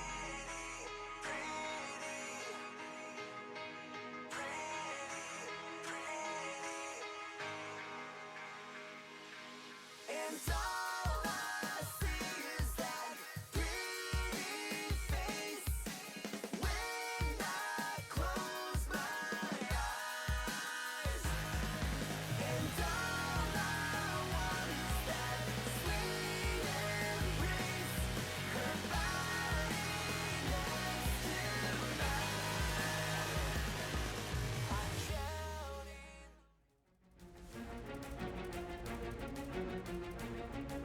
Hello, everyone, and welcome back to our final game of the evening. It is our third Game 3, and we're about to find out whether or not LGD can bring down what was one of the best teams in the LPL in the spring split here in our final best of 3 tonight. Once again, we did see RNG take game number 1, looking very strong, coming out of the gate swinging. LGD really kind of fell apart in draft and throughout their play over the course of the game. But in game number 2, they fixed their draft. They fixed a lot of the core problems with their team, and they certainly did look better and were able to take a win. But RNG still gave them one heck of a fight. Yeah, props to DGC, the coach behind LGD, to adapt and very quickly fill up the holes that had caused or had appeared in game number 1. That said, RNG still look incredibly impressive this series. Xiaohu in particular, I know we gave him a lot of credit, his ability to stall out and give RNG kind of that second breath. This guy is still playing out of his mind well. We said that Spring Split was probably the best that he'd played in his career, and he doesn't seem to be stopping coming to Summer. Yeah, huge momentum for him coming into this set. Of course, we are seeing RNG make a minor change overall. They are swapping out their jungler, MLXG, one of the best junglers in the entire LPL, for Yeehan right here in game number 3. All right, I would say that MLXG has been historically one of the standout junglers. He has had I would say, a weaker split. The reason why I would say weaker is because we've had a lot of up-and-coming junglers in the LPL that have surpassed him. And so, last time we saw Yeehan, had a really stellar performance on the Graves. But is Yeehan one of those junglers that surpassed MLXG Raz? That's a good question. And even though he's had a great KDA, because he's only come in for a few bit, I think this is going to be the time we find out. Yeah. Because MLXG's style, to be able to impact lanes, to be able to push Xiaohu further ahead, or push Let Me to that point, I think Yeehan has the mechanics. I don't see if he brings in a different style. Yeah, so he's only played 5 games competitively, and all 5 of those were in the spring split with RNG when MLXG was actually out, and they were swapping back and forth between Bebe and Yeehan. So far, he does prefer carry-style junglers, and like you said, he's got a stellar KDA, 11.3, but that's in 4 wins and a single loss. Yeah, Lee Sin and Graves for him. And so, for me, that was in a time period where RNG were just winning games regardless of who was in the jungle and who was in their AD carry position. Now it looks like they're going to be coming into a game with not only losing Uzi, but also losing MLXG with a new jungler and a new AD carry. Can they take game 3 up against LGD, who honestly looked much better this time around in game 2? Yeah. LGD seem to be pulling themselves together in this series. I like to imagine that the coach grabbed them in game number 1 and said, you know what, play whatever you want. Just see. And then at the end of it said, are you done? Are you happy? Okay, now we're going to pick what I want you to play and put them together into a very strong second game draft. I mean, we'll never know because we're not in comms Of with course. LGD, but one of the coaches that we do know is very hands-on is Firefox, the coach behind RNG. You'll constantly see him talking to his players, leaning down, very vocal, very controlling, if you will, and he has a lot to prove. He went to Worlds with IMA. He was the analyst for them. He has a very good relationship with a lot of the higher-end coaches in the LPL, like Kesman, like Aaron, and he's almost as hungry as the players themselves for development and to prove himself. It's a good point. And I think that what's going to be a big focus for me is going to be the composition, or at least the support position, because the draft is going to be important. I didn't like the Alistar pick specifically. Sure, it's a Kalista Alistar lane. They got dove pretty easily. Level 3, like 6 minutes into the game with that honestly impressive dive coming from LGD. It was nice to see them do that. It was just a little easy simply because they were losing out in the laning phase. So I would have liked to recon. That's another point entirely. Did you like the mechanics out of Y4? We were calling them out for you. Yeah, I liked it. Okay. Yeah. Well, good. We'll have to see if we can do it once again, as we are now into our final game of the evening. It's game number 3 between RNG and LGD. And now with RNG on blue side once again and a new jungler in their ranks, the question is, can they close out the series, or will the bottom tier team from Spring Split, LGD, pull themselves together and take the win? We've already got Fiora, Thresh, and Caitlyn banned away. Zac and Galio banned away by LGD. They are not taking any chances. And now a J4, Jarvan on top of that, just to round out that final ban. Does mean that Kennen, Rumble, and even Camille mean so much more now that we have these picks kind of crafted up into the top lane, but that's not going to be the priority for RNG, it seems. Looking towards the jungle, looking to enable Yihan. His most played so far is that Lee Sin with 2 picks, both of them against Chaogu in spring 2017, and he does have a 16.0 KDA on that Lee Sin. Can he continue it here? We'll see. He is against a, I'm not going to say easy jungler, but Amy doesn't have the best reputation or KDA or stats in general in the LPL, but that's more indicative of the suffer. Wow, I can't. It's 9 games. I'm so, my English language is done right now. Getting a little tired there? Blah, blah, blah. Well, that's fine. We've got one more to go, and we'll keep an eye on LGD as they round their composition out now. Zyra and Kennen, very early rotation for the two. What did I say? I said Kennen rises up in priority because the top lane pool's been pinched. You did. Yeah, and there it is. Now with Zyra as well. You know what on it? top of that. You know what it does? It Tell me. makes it very hard to pick a hyper carry, like Kog'Maw. Ooh, but that means that we do now see a priority towards the mid lane. Xiaohu, after a huge performance on that Syndra, takes someone a little bit more mobile who can have more influence around the map on that Talia, and also more importantly, can lay down the Unraveled Earth if anyone wants to get into his face. It's also great for sieging, Yeah. as well as blocking off big monster objectives, which is why RNG found so much success with Talia in the past. We talked about how dominant they were with the Barons, that once they got them, they pretty much then ended the game. A lot of that was on the back of Xiaohu's Talia play, his ability to lock teams away from inhibs as they're sieging them, or give them free monster objectives, things like that. Question is, will they be free this time, or will LGD actually get a chance to fight back, as now they're looking at an AD carry. Varus locked in. So again, early priority towards that bottom lane from LGD. We're still not seeing an AD carry just yet out of Y4, and still have yet to see the top laner for Let Me.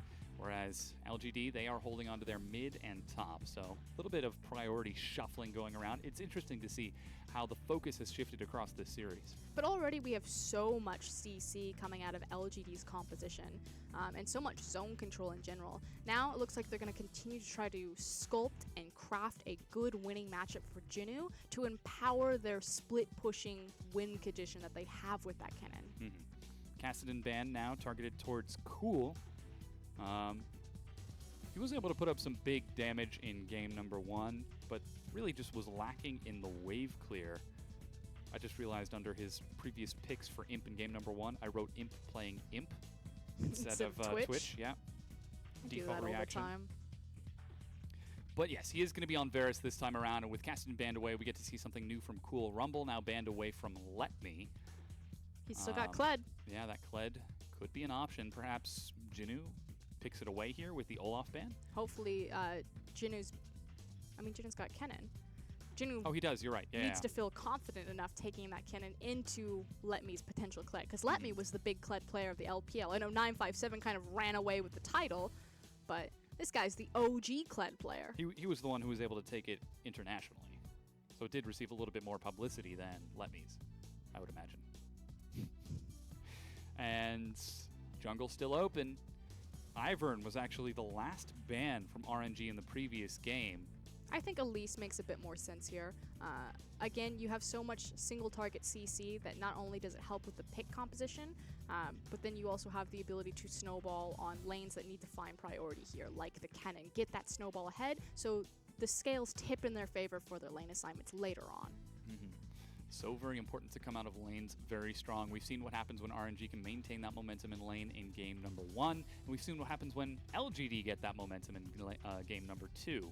Ashe now going to be the lockup, so there is a lot of pick from RNG as well. They can flick somebody back, they can get Lee Sin to kick someone out of position, and if Y4 can land an arrow, that could be great.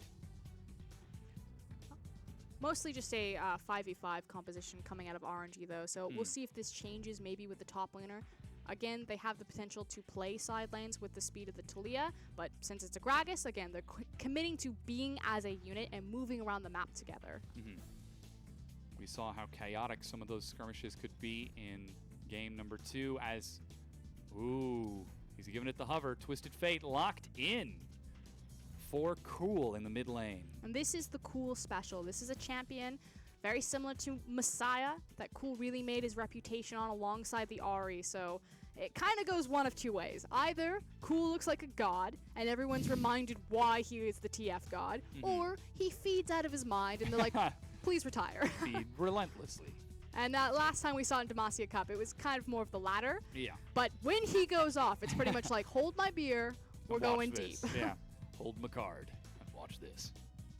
But either way, we have the Twisted Fate in response to the Talia. It means that when Xiaohu tries to make one of these side lane plays on his wall, it's very easy for Cool to follow, vice versa either way. So this should be exciting, and I hope we have a very quick tempo game where plays are happening early as opposed to kind of what happened last time where Slow snowball. just everyone's giving each other eyes. Yeah.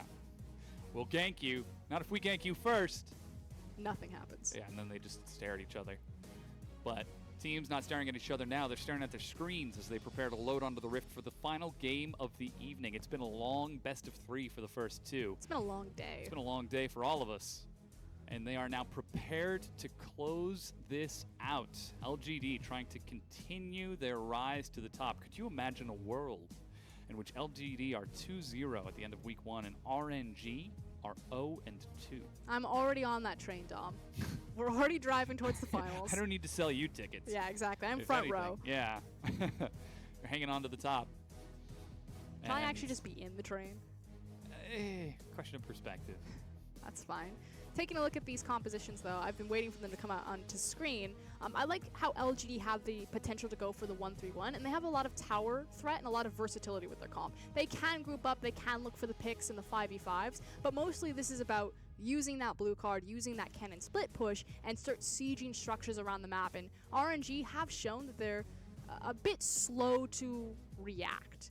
You know, they let some objectives go for free, especially when they have MLXG, and Yeehan's even newer. Yeah, and when they're on the ball, though, they do react very quickly. For example, getting a pick in the bottom lane, you get Let Me split pushing on the other side of the map with Fiora to trade those objectives. But that was such a small window of last game, so I'd like to see more of that. We'll see if we will. Yeah, you said you wanted to see action early. Gold card catches Let Me as they chunk him down to half. And that is 9 members of the team over here. Y4, split pushing bottom. It's not a split push, that's a ward. There's a difference. Crowd very loud right Yeah, now. I feel like you guys should be able to hear that one. Otherwise, it's just awkward. Yeah. We're just patiently waiting out the early game. Okay. What do your analyst eyes see? Well, Yeehan on Lee Sin is going to be the biggest question mark for this game. In the short tape and footage that we've had of him, you can basically just plug him and play for MLXG. But that was because the likes of Let Me, the likes of Xiaohu, and the likes of Uzi were just passively winning the lanes. It's pretty easy to play jungler when everyone wins. This time around with Y4, with Yeehan, there's just this giant question mark. There's so many new pieces to this RNG lineup that this could be incredibly risky that RNG go 0-2 simply for making this type of substitution in Game 3. You were mentioning it yourself earlier during OMG that it is so important to stick to a roster and commit to its development. Well, And then they subbed. we just saw them sub out in their last game and still win the series. Albeit they did have Zac in the jungle instead of Lee Sin, but Yeehan, I feel, slightly more recognizable name than that of Jieko. As level 2 gets picked up from Xiaohu, just tossing a little bit of damage onto Cool, zoning him away from the minions with that Unraveled Earth. And Yeehan now at that blue buff. Junglers are very close. The thing about Talia is that she wants to naturally play forward in the lane, just so she has more space to kind of kite back with Worked Brown. It also helps her to get those early backs off for early itemization. Swing and a miss from Amy.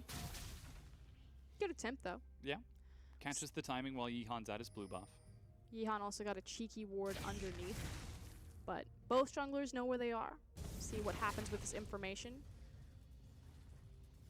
Xiaohu should feel comfortable being very aggressive still. Yeah, Cool gets flung in, tossed into range for that gold card. Great reaction. I think he just insta-toggled that. And for those wondering, there is no longer a tempo to Twisted Fate's cards. They you are know- randomized when you first activate them. That's what Messiah used to do, is he used to actually count throughout the game, so he always knew what card he was going to pull. Just had that innate Tempo. rhythm. And we don't mean like game tempo, we mean like actual beats per minute.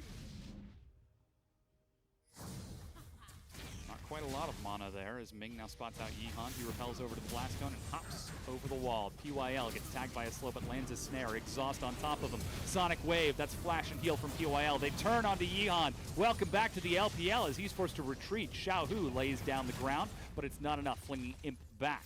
I wish I could see a replay of that in slow motion. I feel like they should have actually procced the Winter's Bite and an auto attack got cancelled somewhere. And if that's the case, very lucky for PYL. That said, still burns his flash, so we'll see if Yeehan's able to execute on that. Yeah, it's 3 summoners for 1. Ming burning only his exhaust, but Cool shows up bottom. That's Ghost. Who And needs he's still Destiny? hanging on to that flash. Amy's back as well. He might have just shown himself. They have to know that something's off. He's starting to recall. Oh, they can't get the creep wave in time, and they're spotted out by the hawk shot. Yeah. So close. Whoa. Makes it back to base. Flings a chair. It's good space, though. Cool doesn't lose anything for that. Yeah, he burns his ghost, but it's on a relatively short cooldown, as well as the fact that he had pushed the way forward, so he's not sacrificing any CS, but really early proactive play. Again, normally you don't see the level 4 Twisted Fate game. Yeah. Twisted Fate's in my lane. What is that? What's he gonna do? Gold card me? Oh god. He gold carded me. Thanks for walking me through that. Yeah. All the way? You gotta get to the end. Yeah, Because if you get left hanging, it doesn't have the comedic payoff. got it. Yeah. Thanks. I can go through it again if you want. As Imp is trading with. It's getting to that time of night, ladies and gentlemen. Imp is now caught with a stun. He's still hanging on to his flash. Flash is late. Auto attack follows. Y4 first blood. That time, no, auto attack was canceled, so the concussive blows lands. They're able to follow it up, pick up that first blood, and Yeehan, excuse me, Y4. This is going to be hard. Yeehan and Y4? Yeah. Looking great. Good job, Yep. guys. Good hustle. I feel like a little league coach sometimes. I really liked how you kicked the ball that one time. That was good job. Kick him in the face. You're a very different Little League coach than I am. I'm playing League of Legends, not Little League, Little Dom. League of Legends, yeah. Oh, that would LLOL. be an excellent team name. LLOL. How has that not happened? I'm sure there's some sort of... Copyright or something. Tough say. But with that, we now have recall completed from Ming. Makes his way back onto the map with a sight stone and tries to sneak under the vision. Just kidding. He's That is definitely just Boldly walking walking in. directly into the lane. I thought Okay. he was waiting for the minion wave to push past. No, but this is an important ward. So the reason why he's placing that is because naturally Twisted Fate wants to duck out of the lane. He wants to push it forward with his red card, his wild card, and then duck down into the river to look for the Destiny. By placing a very forward ward like that, you can see him as he starts to cheat bottom or top, giving your side lanes enough time to respond. I appreciate you, Ming. They've got an additional ward just south of the lane, plus another one in the river. There is a safe ward from Jinnu, or not Jinnu, excuse me, Let Me up top on the Gragas. But a ward that should spot someone is Amy. There's also one very deep in that back brush as along came a spider, and there she goes. Hops over the wall and turns right back around into the river. He might find Xiaohu here as he places a ward. And Amy immediately clears it. Worth. Xiaohu has to be really careful doing that. Cool has level 6, and yeah, that ward will spot as he starts cheating out towards one of those side lanes. Oh, yeah. But if he's caught in the river by a cocoon, that's also a Destiny right on top of him. Yeehan rides over the wall. Yeehan! Please, To no. the Gromp. I already have trouble saying it, Tom. And now I'm going to think of that every time. Because he kicks his legs up. He tosses his hands in the air while he's riding as well. Hasn't With he never the sonic told you wave. that you look like Woody from Toy Story? Every day it's a new cartoon character with you. No, what you actually look like is Beaker, the Muppet. Sesame Street character. Oh, is he? Yeah, he's a Wait, Muppet. is there a difference between Sesame Street and Muppets? Oh my god, there is. How is it that I never knew this? I think they're part of the same Like family? universe. I don't know. Like the DC I'm not good with this fandom. Puppets. Spider-Man swings down. Where does the Dark Crystal fit in all of this? Oh god, that's a different universe entirely. David Bowie's smiling on from above. That's Labyrinth.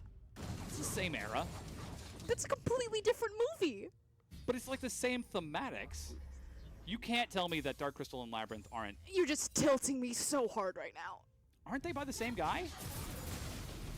Crystal was by Jim Harris, Yeah. Was Labyrinth Harrison? not by Harrison? the guy who created The Kermit the puppet Frog. guy? Yeah. The puppet guy. He's literally rolling in his grave right now. I know. He's doing barrel rolls underground. Here comes No, the I don't Talia actually know. wall. Yeah. We're going to get so many messages after this. It's just going to be gifts. The of producer, puppets. stop talking about puppets! We wanted it to be a fast game. It wasn't because we wanted action, it's because we were afraid of what would happen if you put us in front of a microphone for 10 minutes with nothing going on. I mean, let's be real. The teams right now are bouncing the waves back and forth, Yeah. and they're just in between these pressure points. You have Talia, who's constantly looking for ganks, or Twisted Fate, who's constantly looking for ganks. Xiaohu might have finally found one. But there's been such great vision and cross-map communication that as soon as one of these champions disappears, everyone backs up. Yeah. Taking it so safe. So back to puppets. Oh, that's the arrow. Ultimate traded onto Imp. They're trying to burst him down. Auto attack is enough. PYL gets that kill. They're diving bottom. Destiny, gold card. Ming is caught. Amy follows through and gets another one. 2 kills, LGD. And success, LGD find the side lane first. So Talia cut up towards the top lane, was spotted out, and they immediately rotate towards the bottom lane and make it happen. It should be the tower as well with Elise's pushing power. Yeah, we might be seeing a turret trade here. Xiaohu and Yeehan trying to rush down this turret as red buff slowly burns it away. But LGD are going to get there first as the wave reinforces just in time. The Spiderlings are more than enough to reinforce it. I mean, they may get the first tower, but if RNG actually do trade mid, they get the more important structure. Ooh, that was cutting it a little close there, Imp, but that's first brick. So we take another look at this replay. Kicks him away. Then he just flashes and goes bottom. And then he just pieces out.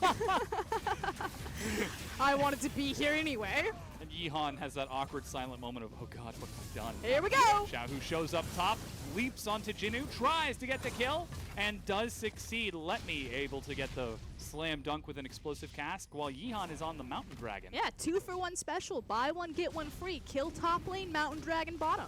That doesn't often happen. That does not. As Amy's even on that side of the map, but there's no vision from LGD over here, and with that, Yeehan is probably feeling pretty good about this now. And the reason why this is happening is because LGD didn't prioritize the Mountain Dragon. They actually picked up Imp and were like, because normally you could grab your bottom lane, rotate to Dragon, and then put them top lane. Yeah. They're like, no. We don't care about that. Just go top lane. They skip the step. Focus. Focus. Focus. Smartly, though, PYL should be noted, placing deep vision underneath. Because the problem is when you don't have the Ashe, you don't have the blueprint for the arrow to just break mid-tower. We talk about this all the time. Instead, if you're the Caitlyn, if you're the Varus, the Ezreal, something like that, you get kicked out to these side lanes, but it leaves your flank super wide open. So it's incredibly important to get that deep vision, especially against the likes of the Talias and the Twisted Fates. Ooh, Cool gets kicked once again. The flick away as Jinnu has actually joined the fight. Gold card onto Xiaohu, but he cleanses. Caught by the auto. Jinnu needs the range. Lightning surge. Turn it off auto. Finally, he gets the kill. Yeehan follows through and is about to be stunned. Is Jinnu the god we need? Go! Dying to the minions. You're not helping. Literally! Good hustle. Good hustle, boys. Rub some dirt on it. Walk a lap. I don't know how to be a coach. I never did get to do that, so I wanted to give it a try. Wait, is he just immediately activating hair? Okay, she's off for a nice long walk towards the top lane. This is called ineffective use of Rift Herald. She's actually not going to charge it, hopefully. There Okay. she goes. Stalled out by the minion wave. And do you think he's never used it before? I mean, Or maybe he was trying to place a trinket. no, maybe there's an ulterior motive here. She does get the charge off. No, I can't. I tried. All right, cool. Cool. Here's that play again. Is Get this him, the Jinnu. same kick? Yeah. Oh, okay. This is Jinnu diving the tower. Yeah. There we go. I mean, the replay's cool. I feel like this is one of those replays though where you're like, get him, just go, just run. Oh. No words, more sounds. It's great CC from Jinnu. Good heads up play. I like how aggressive he's being. Good hustle. Good hustle. Somebody get that man an ice pack. He's doing great. Most people give you him never, like Gatorade. I was going for like something to keep you cool, because he's working so hard. He's got to be sweating. Yeah, I got it. I can explain it if you want. Please no. Oh man, You were literally the dad jokes of casters. That's your gimmick, Tom. You just like socks with sandals. Those are comfy, okay? Oh man, You literally wear Crocs while casting. that is not true, and you know it. I haven't stooped to that level. Okay, here we go. Destiny. They are trying He's to looking catch for the pick and Xiaohu, river. and the gold card goes the distance. But it forces him to surf away, which means now they're out of position. LG have the inside track on mid, but they don't have the creep wave. They're looking for the fight. Kuhn onto Ming. He's forced to flash back as PYL chases forward. Meanwhile, Y4 has been working on this top tier 1 turret and will finally break it down. RNG have now got a bit more momentum here. And meanwhile, mid, they are still waiting for this They are creep wave. committed. It's finally come in, though. He's supposed to arrive here any minute now. I don't know what's happening. Oh, good arrow. Tags Jinnu, Sonic Wave, and the knockup. He's kicked back as Imp is separated from the fight, and Jinnu kicked in is cleaning up so much. Somehow, they juggle aggro and win the fight. Disaster for RNG. Technically a numbers disadvantage. Let Me wasn't there. Y4 only participated with the arrow, but kind of a disastrous kick. I think it was actually the Varus ultimate that caused problems there. Bit of a mistake from Yeehan and Ming, engaging the fight before Y4 and Xiaohu could fully collapse, and Let Me still not there. That means LGD break down the mid-tier 1 and bring it even 3-3 in turrets, and despite the volatile nature and excellent engaged setup, they just couldn't close it out. But things are getting pretty rapidly out of control in terms of itemization breakpoints for LGD. So you have the Blade of the Rune King completed on Kinnan. Although, hold on. I really want to take a look at what's going to happen to Lee Sin. So he's going to jump onto Imp and kick him. Was he locked down by the chains Right of there. corruption, Yeah, and that's why he couldn't look for the insect, or did he not have his flash? Oh, do you think he was trying to kick Imp in? No, he kicked Imp and then got snared. Yes. I was trying to decide initially whether he was trying to kick Imp back, or if he was trying to kick Imp away. And ultimately, all he did was kick Varus to safety and then die into the 1v1. Yes. So Which allowed the Jinnu to walk in and suboptimal slicing play. Maelstrom and into then the whole kill team. everyone else. Yeah. As you do. As it happens. Yeah. And But now, back to the item breakpoints. Get there. So the Blade of the Rune King, which means that Jinnu has priority now into one of those side lanes, especially across from Gragas. That said, Let Me will be fine just clearing waves or catching waves, but he's going to be having to deal with the push pressure. The other big one is the Sheen and the Super Soaker on Cool. He's got a lot of safety there, but more importantly, he has a lot of tower pressure now. So the 1-3-1 is truly online for LGD if they choose to use it. GLP 800 so great at catching people out of position. Now Ocean Dragon is up in 30 seconds, and LGD are really investing into it. Wards on wards on wards. As Cool starts clearing out some of these minions. Check out where Let Me, though. Or Ming, he could also be a pick for LGD. Sonic Wave onto Imp, auto attack. He's looking for it. This time he gets the Insect, but there's Cool from behind. He manages to find Y4. That's the 80 carrying support gone. Jinu over the wall. Flash, slicing Maelstrom. LGD are tearing RNG apart.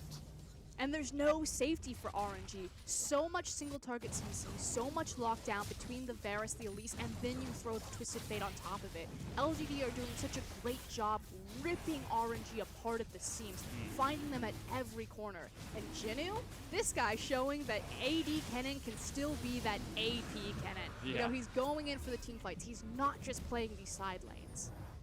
Here's that pick again. They managed to find Ming. Even though he tries to stall it out as best he can, he just doesn't buy enough time. And it's just a race to the punch, and Cool is beating Xiaohu every single time. Gets the Destiny into Fog of War behind them, and then Jinu, the cherry on top, flashes the wall and gets 3 people in his ultimate. Oh, huge damage coming out of LGD in these fights. They're now 5,000 gold ahead, 10 kills to 2. Of course, the players can't see the gold on their screen. The only thing they can see is turrets and kills, and that's not exactly a very motivational number for RNG. Well, they can definitely also hit tab, and LG are going to feel really good about their item differences right now. Again, this is just starting to balloon out of control for RNG. They played well from behind last game, but a lot of that was on the back of Xiaohu's Syndra. Oh boy! Flash over the wall, and caught by the stun. Jinu just follows through. He doesn't have too much else, and Y4 actually survives. He has Arrow, though, so keeping track of that cooldown and not willing to chase under tower. It's going to keep Jinu alive.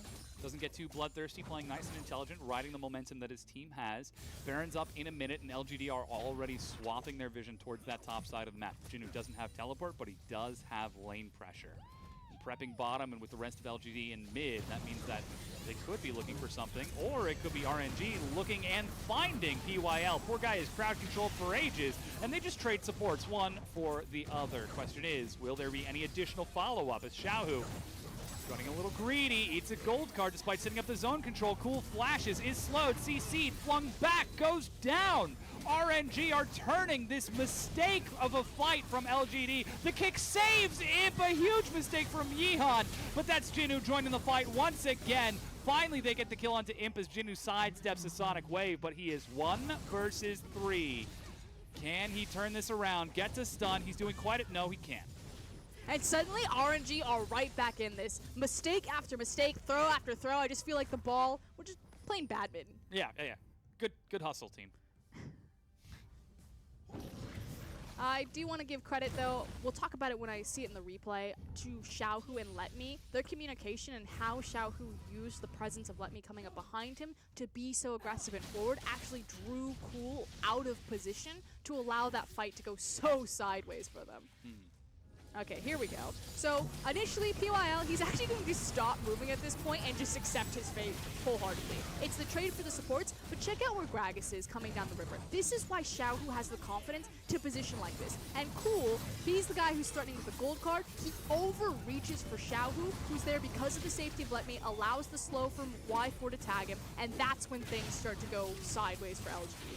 Then at this point, Jinu simply just too little, too late to the party. Imp will finally fall, and then Cannon will be walked down.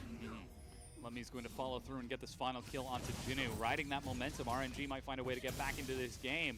And like you said, it's not exactly, getting right back into a fight as Amy and PYL are pinned against a wall with the Ignite and a barrel. PYL dies. And now RNG are only 2,000 gold down. Baron has spawned. Jinu's on the other side of the map with no teleport. And again, it was Xiao who set that up, having that wall there, making sure that he separated, locked in the key members, and opening up the potential for this dragon. Yeah, this is a Baron, and they're going on to it. That's That going one. to be the Destiny and teleport coming up in just a second. Cool gets in. He tosses out a little bit of damage, but that's Baron secure. Teleport from behind. Cool is being turned on upon in the meanwhile and dies as teleport is completed from Jinu for no effect. And RNG now completely in control of this game. Yes, still down in gold, but they have the Baron, they have the momentum, and they have the right idea. Wow. Again, separate the team fight, pick out Amy, get PYL. It's just the added benefit here, and then immediately rotate it into the Baron. This is a very messy game from LGD. They were probably feeling pretty good after the kills that they had earlier, but now they look back at the scoreboard. It's nowhere near close to what it was. They simply haven't been able to execute on what their team composition does. They've been so focused on picks, and yeah, they were working for a bit, but just let Jinu push in a side lane. Let him take these free towers. Maybe send the Twisted Fate out to the other lane. They need to change up tactics, and they have the possibility to do that, but now they need to consolidate the resources to stop the Baron. That would have been the answer 3 minutes ago, but like you said, now they need to defend. The shoe is on the other hand. Now LGD have got to try to hold this Baroned up push. As Jinu's actually split pushing in the top lane right now, and Letme is prepping bottom with Xiaohu firing across mid. Eventually this tier 2 will fall. If they decide to back it away, and it looks like this might be the wave, though PYL trying to flank on that Zyra. He doesn't want to take that flank. Yeah. That is one Braum Q away from disaster. It's a matter of how much can they stop bleeding.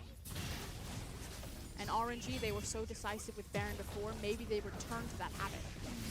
Looks like the bottom tier 2 is the first to fall. Mid already worked down to half, and Xiaohu is prepping yet another wave. Plus he's got the Weaver's Wall ready.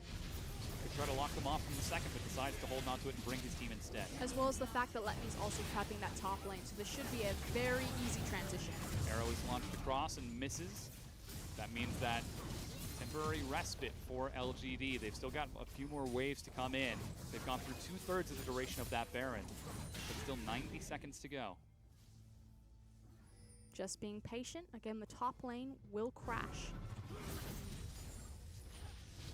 Clears out the cannon, but here comes the next wave. Plans to try to stall it out. He's doing as much damage as he can, but Yihan and Xiaohu walk forward and finally clear that out along with Y4, just in time for Letme to get up there. Weaver's Wall separates the team, and Cool takes the Destiny to safety, sees it coming in time.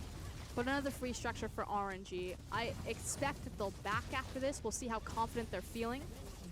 But they've got a lot of global gold that they could spend, and for the first time this game, have the gold lead.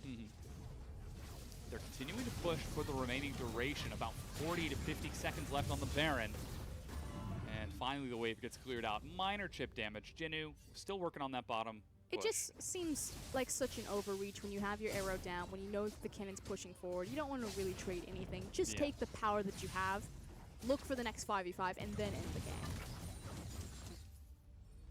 Baron going to be wearing out rather soon, but that means that Ocean Dragon is on the map. Jinu looks to solo it, but Yihan and Xiaohu are there. They both start their recall, and it seems like LGD might get the consolation prize. They got Baron.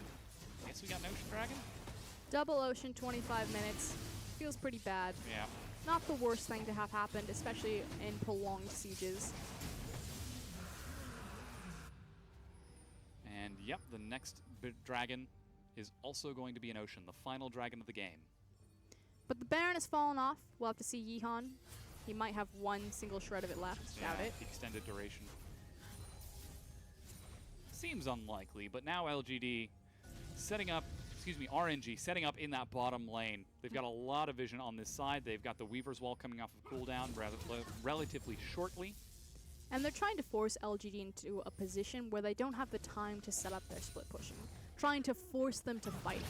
They've also done a great job clearing out their flanks, so trying to deny any sort of in for Jinu in particular. Yes, the Twisted Fate can still get back there, but Kennen has nowhere really to teleport for. I think there's one shallow Wow, look at the control speed ward. that they're going. They're turning onto the inhibitor turret, and they get it. Imp is caught. Cass pins him to the wall, but he's still alive. There's the teleport as Jinu gets in on a plant. He stuns everyone on RNG except for Yihan before going down, as there's not enough follow-up in time. Weaver's Wall separates Imp. He is pinned and separated. He does not want to be on this side, but with the rest of LGD from the shooting gallery over the wall, Sonic Wave follows Yeehan a little bit too deep. He gets a kick onto Cool. Gold Card tries to stall it out. They manage to get one as Imp steps forward, fires onto Ming, but can't get through the damage reduction. RNG call LGD's bluff and win the fight with an ace. And that's certainly going to be the game. They do have a creep wave coming in, not too many minions with them, but their 80 carry is alive. Pushing forward now onto the Nexus turrets. They have 3 minions to get through 2 turrets in 12 seconds. PYL is almost back up, and they have got more than enough to do this, even taking a few hits themselves to make sure they're nice and safe. But big sigh of relief as RNG will take a win here, their first win of the 2017 Summer Split. It was close. It was a bit messy. We saw some bright highlights from either team, but in the end, it's RNG, and in particular Xiaohu, who puts on an incredible performance to take the series. Put the team on his back, bring in a sub-jungler, and close it out. And look at that smile on his face. He knows what he's done. Very well deserved. Stole the Baron, stopped a base siege, had some incredible Talia walls there. Stole the Baron, stole the base, and stole our hearts. I was going to say the series, but yeah, he can have that. That's cool too, I guess. On the other side, though, LGD, you can see the disappointment there. You can tell that there's some sort of renewed fire in them, renewed spirit. They seem to be taking it more seriously, and I hope this road bump doesn't change them for the worse. I mean, we did see improvement from them as a whole, and hopefully this momentum continues throughout the course of the split, because now they find themselves 1-1 tied with RNG here. And currently, it looks like this could be a new year for LGD. If they get to continue this momentum throughout the rest of 2017, could be a return to form. My concern is the morale of the team and how fragile it could be. We saw after 2015 Worlds, those guys were pretty much tilted off the face of the planet. And it took them 2 years, Year and a half. to right themselves Yeah. and come all the way back around. So again, don't want to jump into any conclusions, Yeah. but I hope that they can understand they're against RNG. They're a top team in the league. It was still a close series. They had some bright points. They should be happy with this performance. Yeah, and of course here to help us break down that series, the whole best of 3, the final of the evening, is Raz. Welcome back. And what an evening it is. 3 games for each set. Group B, we kind of outlined it as The scrum. the scramble. Who Yeah. comes out ahead? And I guess this series kind of took the cake for this one. In the final game, you can see the massive gold lead that LGD had. This was their game to lose because essentially it felt so clean. And I love to see Cool on Twisted Fate. Twisted Fate versus Talia, it was as if there was a 0 versus 0 in the mid lane because they never faced each other. They just constantly kept roaming top side or bottom side. And so the initial dive into the bottom lane worked out incredibly well for Cool and just snowballed from that point forward. It just didn't work out when somehow RNG were able to claw themselves back into the game based off of 2 fights in the mid lane. And then, of course, going on to that Baron. And again, we do like to mention that RNG is one of the most, if not the most punishing teams with the Baron buff. After they secure it, they have the highest chance of actually ending the game, which is what we got to see here. Not so much in game number 1, where they did take the Baron and LGD were able to fight back and stall out the match. Yeah. But looking forward now for RNG, we've got some strengths that we can take away. We've still definitely got some weaknesses as well, but this is, I think, a new RNG. They seem to have grown from the spring split a little bit more. Feels like all yeah. of our top teams are kind of reinventing their rosters. You know, we've like EDG 3.0. This is now RNG like 2.5. But the fact that they found success with both MLXG and Yeehan as well as Y4 speaks volumes about kind of the pillars of support behind RNG in the background, because they're finding success due to those core fundamentals. Yeah, for me, with all the changes that have happened in the spring split, summer split, it feels like Xiaohu and Ming just come out looking much better. They are shining brightly because this was a game where, I mean, we've seen games where MLXG and there was no Uzi, and we've seen games with Uzi and there was no MLXG, but never really a game where there was just Yeehan and Y4, just neither of the two, I guess, star performers for the team, because MLXG been known as a jungler who's been styling in previous splits, right? And then we know Uzi as just a major superstar in the region. But for this one game, we saw Xiaohu, or at least one set, we saw Xiaohu perform out of his mind. It's happened throughout last split, but it's continuing on this split.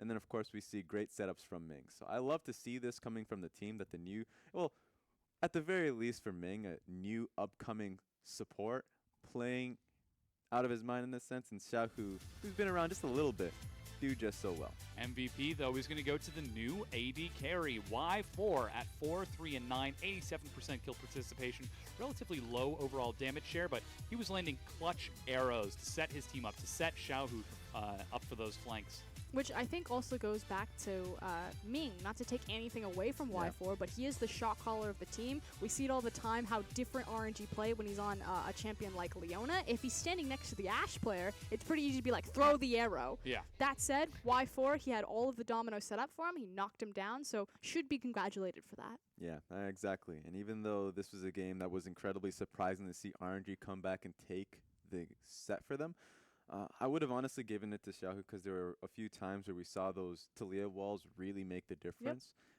Either way, Y4 came in this set, and I think he showcased himself to be a standout AD carry, right? Not like an AD carry where you would say, I'll like him over Uzi. I still want Uzi back. If that's an option, give me the man back. That's all I'm saying.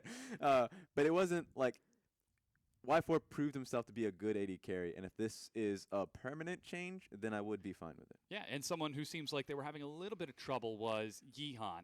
I personally was a little bit disappointed in his Lee Sin performance compared to some of the top-level LPL junglers that we've got in our league.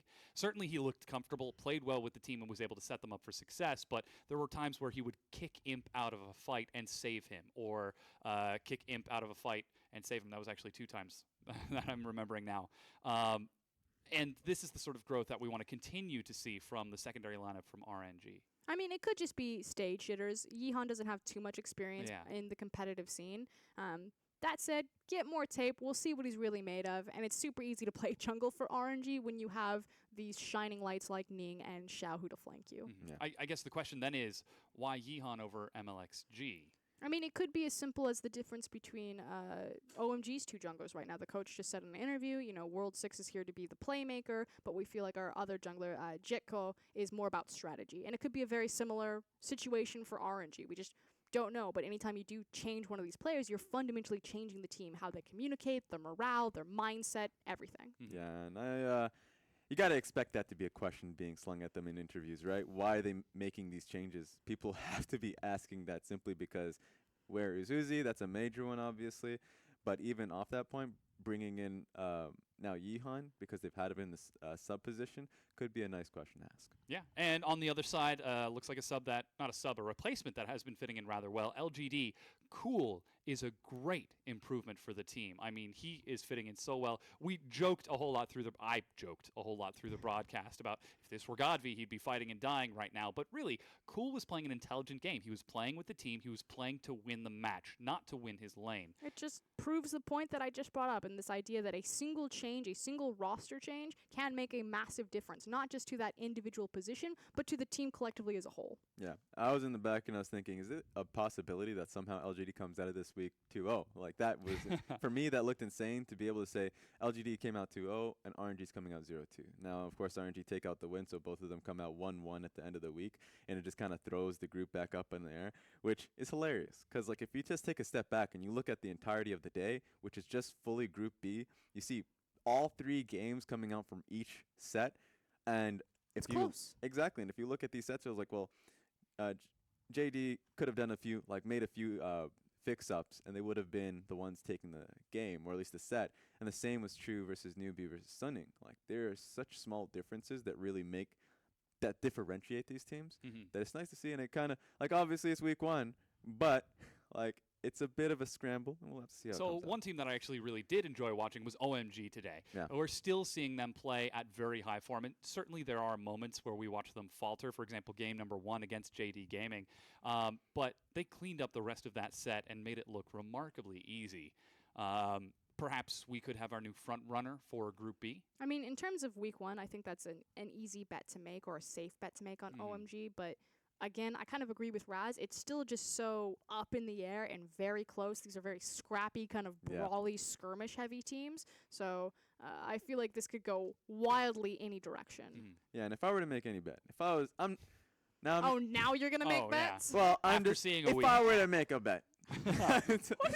Wait. He's not making a bet. If he were to make a If bet. I were Hypothetically. in Okay. some random universe, fantastical universe world. 8. Hit me with your bet. Okay. I would say that OMG comes out as first place, and it's not even that Oh, crazy. risky bet. It's not Oh, crazy. man. If some random Raz made a bet. Yeah, because the reason why I'd say that, it's obvious, yeah, sure, they came out 2-0 in the set, right? And we're going to be looking at the standings, Yeah.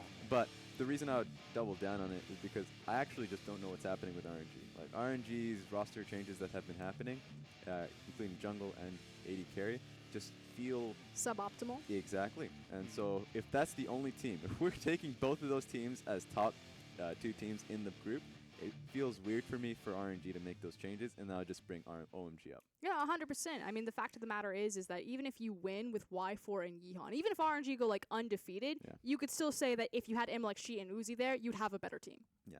Yeah, well, theoretically that would be the case. Hopefully we do get to see them continue to improve over the course of the split and make that into more of a question as time goes on. But we've now wrapped up week 1 of Group B. It is completely different from our initial power rankings early on. Final thoughts before we close up? LGD are going to playoffs. Okay, well that one's a good one. I was There just she about to goes. say I'm ready for the ride, so I guess I'm ready for that ride. If it happens, it happens. Take me. We've got a T-Rex suit on the line and a wig on the other, so We're we'll see doing which that. one pays Why did off. I get the wig and not the T-Rex suit? I never said you would get the wig. Okay, I didn't that's even fair. make that bet. But you know what? We'll see. I'm ready to wear a T-Rex suit. We'll Who talk said you about get this. the T-Rex suit? Oh God. Alrighty, ladies and gentlemen, thank you so much for tuning in. It's been an excellent Saturday. Be sure to come back tomorrow when EDG take on Snake in our first game of day number 4. On behalf of myself, my co-casters, my analyst, and the whole production crew, thanks for watching. We'll see you tomorrow.